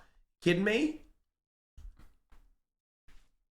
Like they're happy to hear that. That's tops like tops are bottoms rejoice. You know what I mean? Tops are just lazy as fuck. They never want a verse. No, I'm not lazy. No. I am not lazy. I will not. That is slander. I am not lazy. I am very much eager to please my partner, whoever I'm with. It's very important to me that they're enjoying the experience, or else I am not enjoying the experience. Period. End of story. Not lazy whatsoever. Period.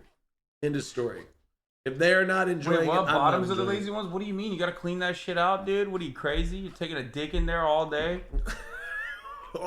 Yo, Hassan, you're straight showing a lot. Wait, I feel like it's difficult. Dude, I don't know why you just become like you become like a college frat dude from like 2011. I don't mean that in a bad way. I feel like, but like, you know, I feel like that requires work. I'm defending. I'm a bottom defender, dude.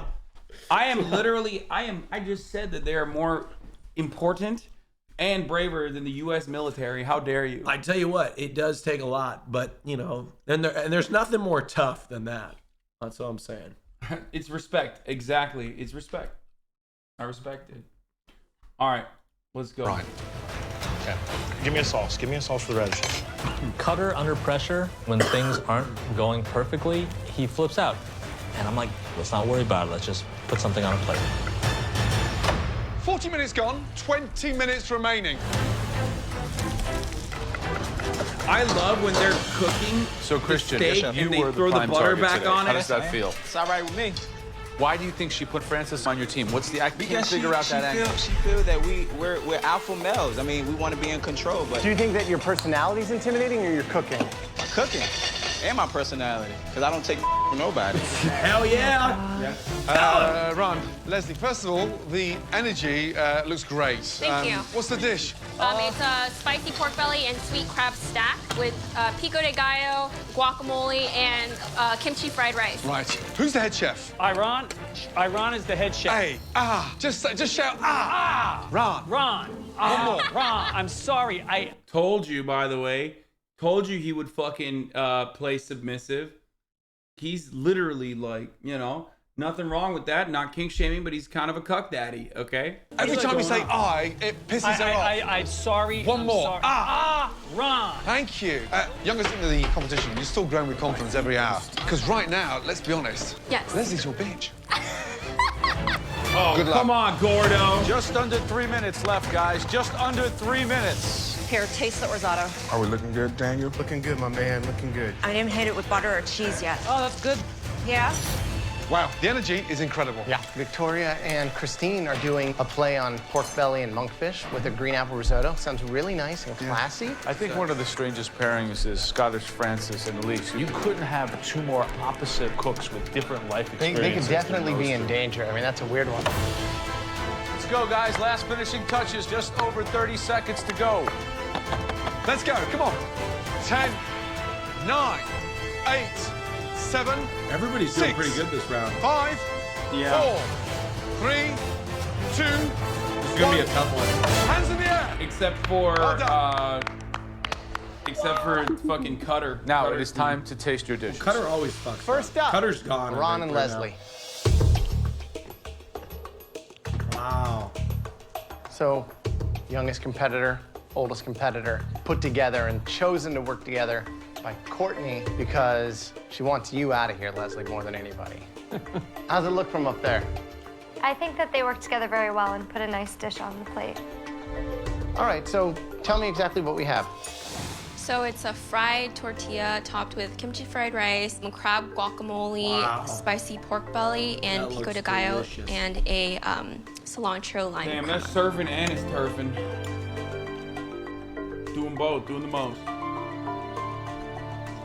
Flavors are great. It's really well thought out. Do you have a new respect for Leslie? You know, I respect him as a cook and as a person, and I think that this like partnership was really kind of the stepping stone into that. That's awesome to hear. Good job, guys.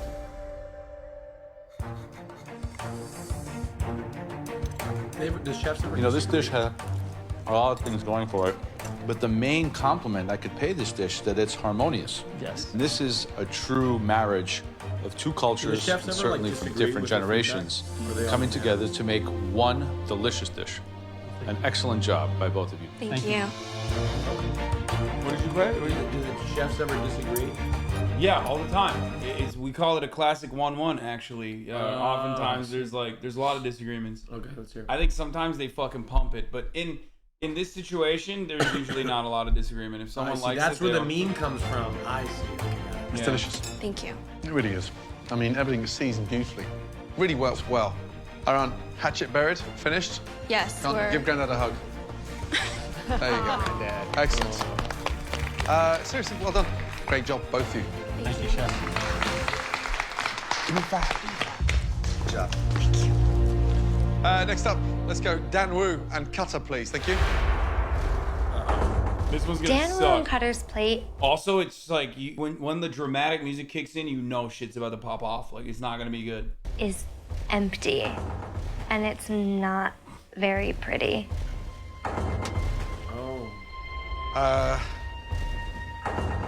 What in the is that? Oh my God. I am so embarrassed. That pantry is stocked. There are professional restaurants and kitchens that don't match what we've set up in there for you. And that's what I get.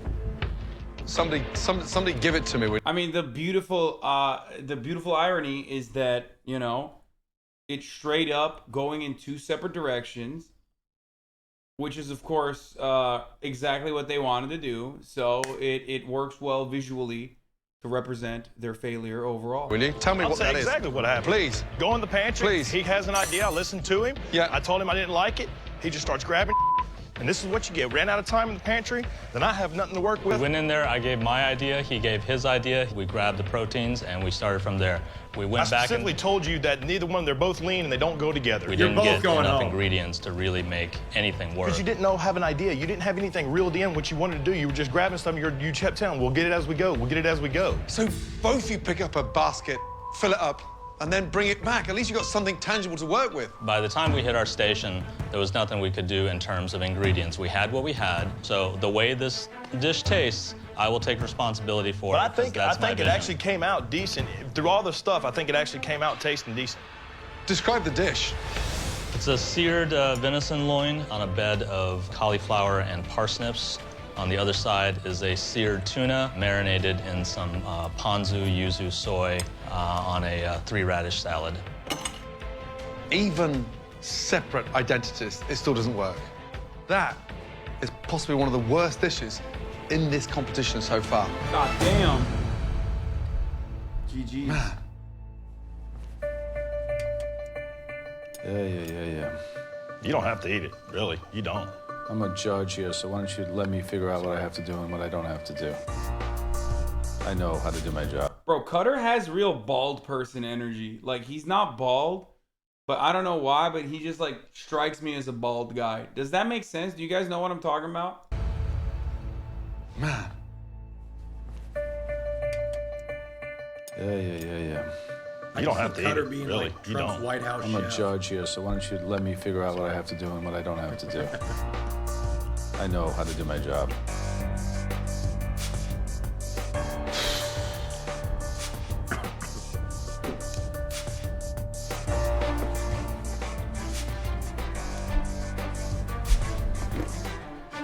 Oh, he's bringing it. Oh, no. Have you peeked?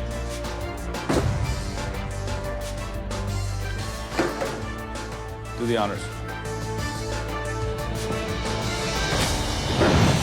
Oh my god, dude, he cucked him. Is that like It's pretty funny because like Cutter's like fucking military guy. Hoorah, I'm from Texas, brother. I got the fattest fucking, high school football ring you've ever seen.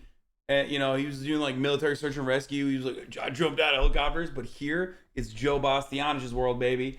That's right. He's your fucking drill sergeant. Okay, he's your lieutenant. He's your commander. Gotta respect him. Put some respect on it. Yeah. You don't have to eat it, really. Graham got 0 yummies from that one, which sucks. I'm a judge here, so why don't you let me figure out what I have to do and what I don't have to do. I know how to do. Okay, we already saw the moment, okay? Very much. There's no point Like, playing the they blame find game. like a good moment and they have to juice it up again. They have to replay it. Like, okay, I'm we not got going to do it. If I'm going to blame anybody, it's going to be myself because I'm responsible for what I do. And it's a cowardly thing what he did. I'm just so mad because I know that this leads to a pressure test, which leads to a greater chance of me going home. Next up, Francis, Elise. Francis, describe the dish, please. It is a baked with yogurt rack of lamb with a crab risotto and blood orange foam with That's lemon too much. and mint I don't like caviar. Too much. He did too much. He's gonna say he did too much. Lamb. Yeah, it's nice. But you took the lamb out, the fat was still on there, and then you smeared it with yogurt. You can't put yogurt on top of fat. Fat needs to be rendered, or you remove it and put a crust on there. I did sear the lamb before there was anything put on it, and then I roasted it in the oven. Yeah, it came out. You let it rest, and then you smeared it back over with the yogurts. And visually, it looks a mess. I mean, lamb looks like a dog's chew. Caviar looks like frog spawn. A lemon and mint caviar because the lemon is great with crab and the mint is great with the lamb. Yeah, I like the quirkiness, but it needs to have a right time and a right place on a right plate. Yogurt. Not on surf and turf. So, unimpressed with both of you. Jamie and Elizabeth, come on down. Yeah, he didn't like it because it looks like British food. Exactly. That's why. This reminds me of my mother's cooking.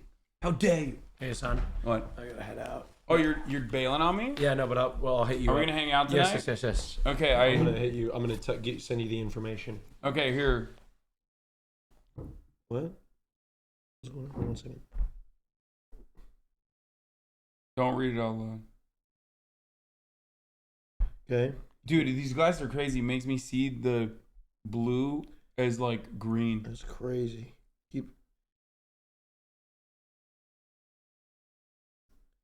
Anyway, just go. Get out of here. Oh. Get out of here, dude. Like right now? No. Oh. Later. Oh, okay, maybe. All right, guys. Thank you so much. Ladies and gentlemen, this was Austin Show. That's right. That's right. Austin Show. I stream once a month. He streams once a month. If you're lucky, you might be able to catch it. That's right. Once a month.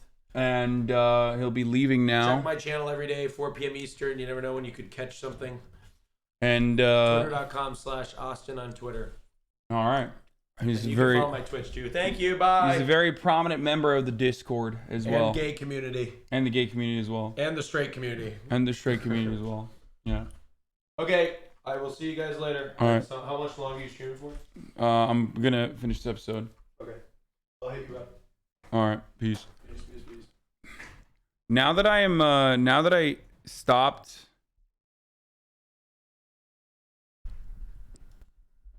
Now that I stopped. Oh fuck! I need my glasses. Hold on, I can't see anything. Now that I stopped taking taking nicotine gum, like, and chewing as much nicotine gum as I was before, immediately my my situation is improved.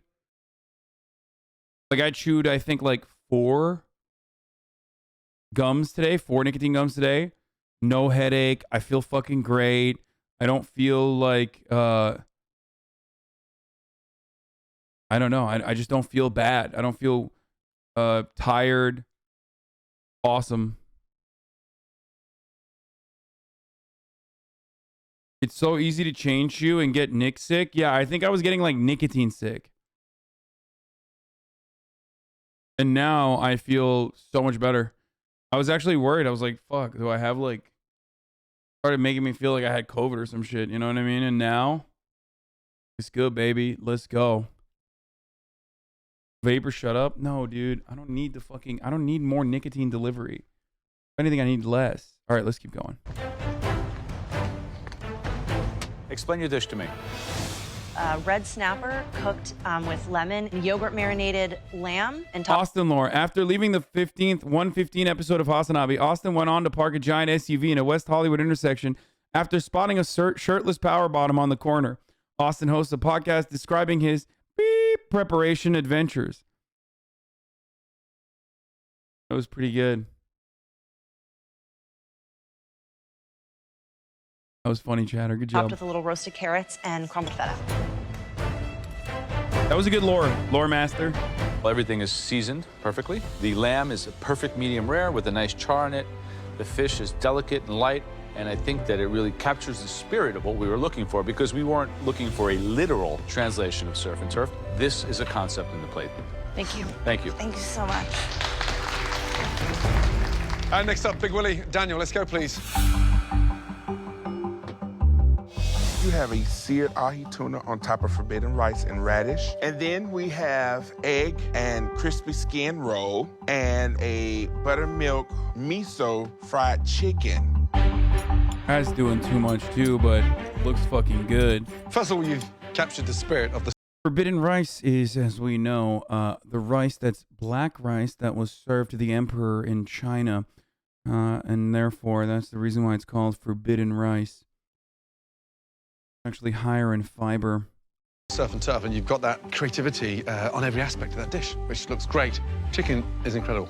Tuna cooked beautifully. A little bit too much going on. Doesn't need the fried veg on top. I don't want anything fried on top of fried. However, the flavors are there. It has character. Well done. Thank you. Thank you, chef. All right, next up, please. Christine, Marvelous. Victoria. Wow. Plate looks beautiful. Please describe your dish. We've got a pork belly wrapped monkfish over a green apple risotto with a apple and pork belly salad.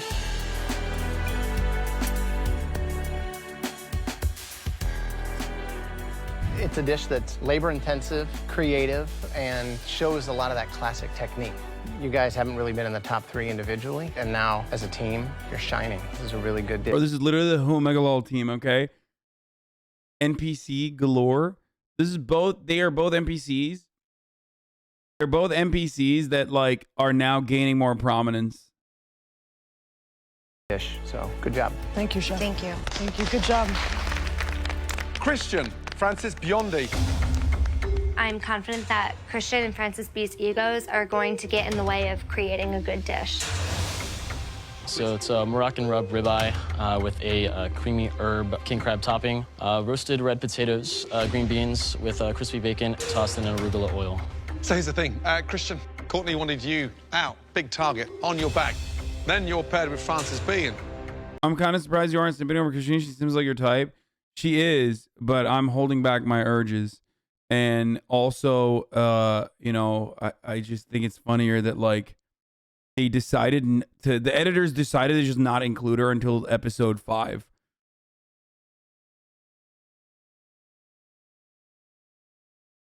You know? Smart, articulate. But I think it's a funnier joke to make that they just, like, editors just decided to fucking chop her off entirely. Each one of you could have done this dish on your own in 20 minutes. Christian, I love it when you step up to the plate with the arrogance that you're a front runner. Francis B, front runner, but I'm not feeling it. So I'm underwhelmed. To be honest with you, you know, seeing those other dishes come up here and whatnot, I just feel we could have kind of a dog gave shit. a little more creativity.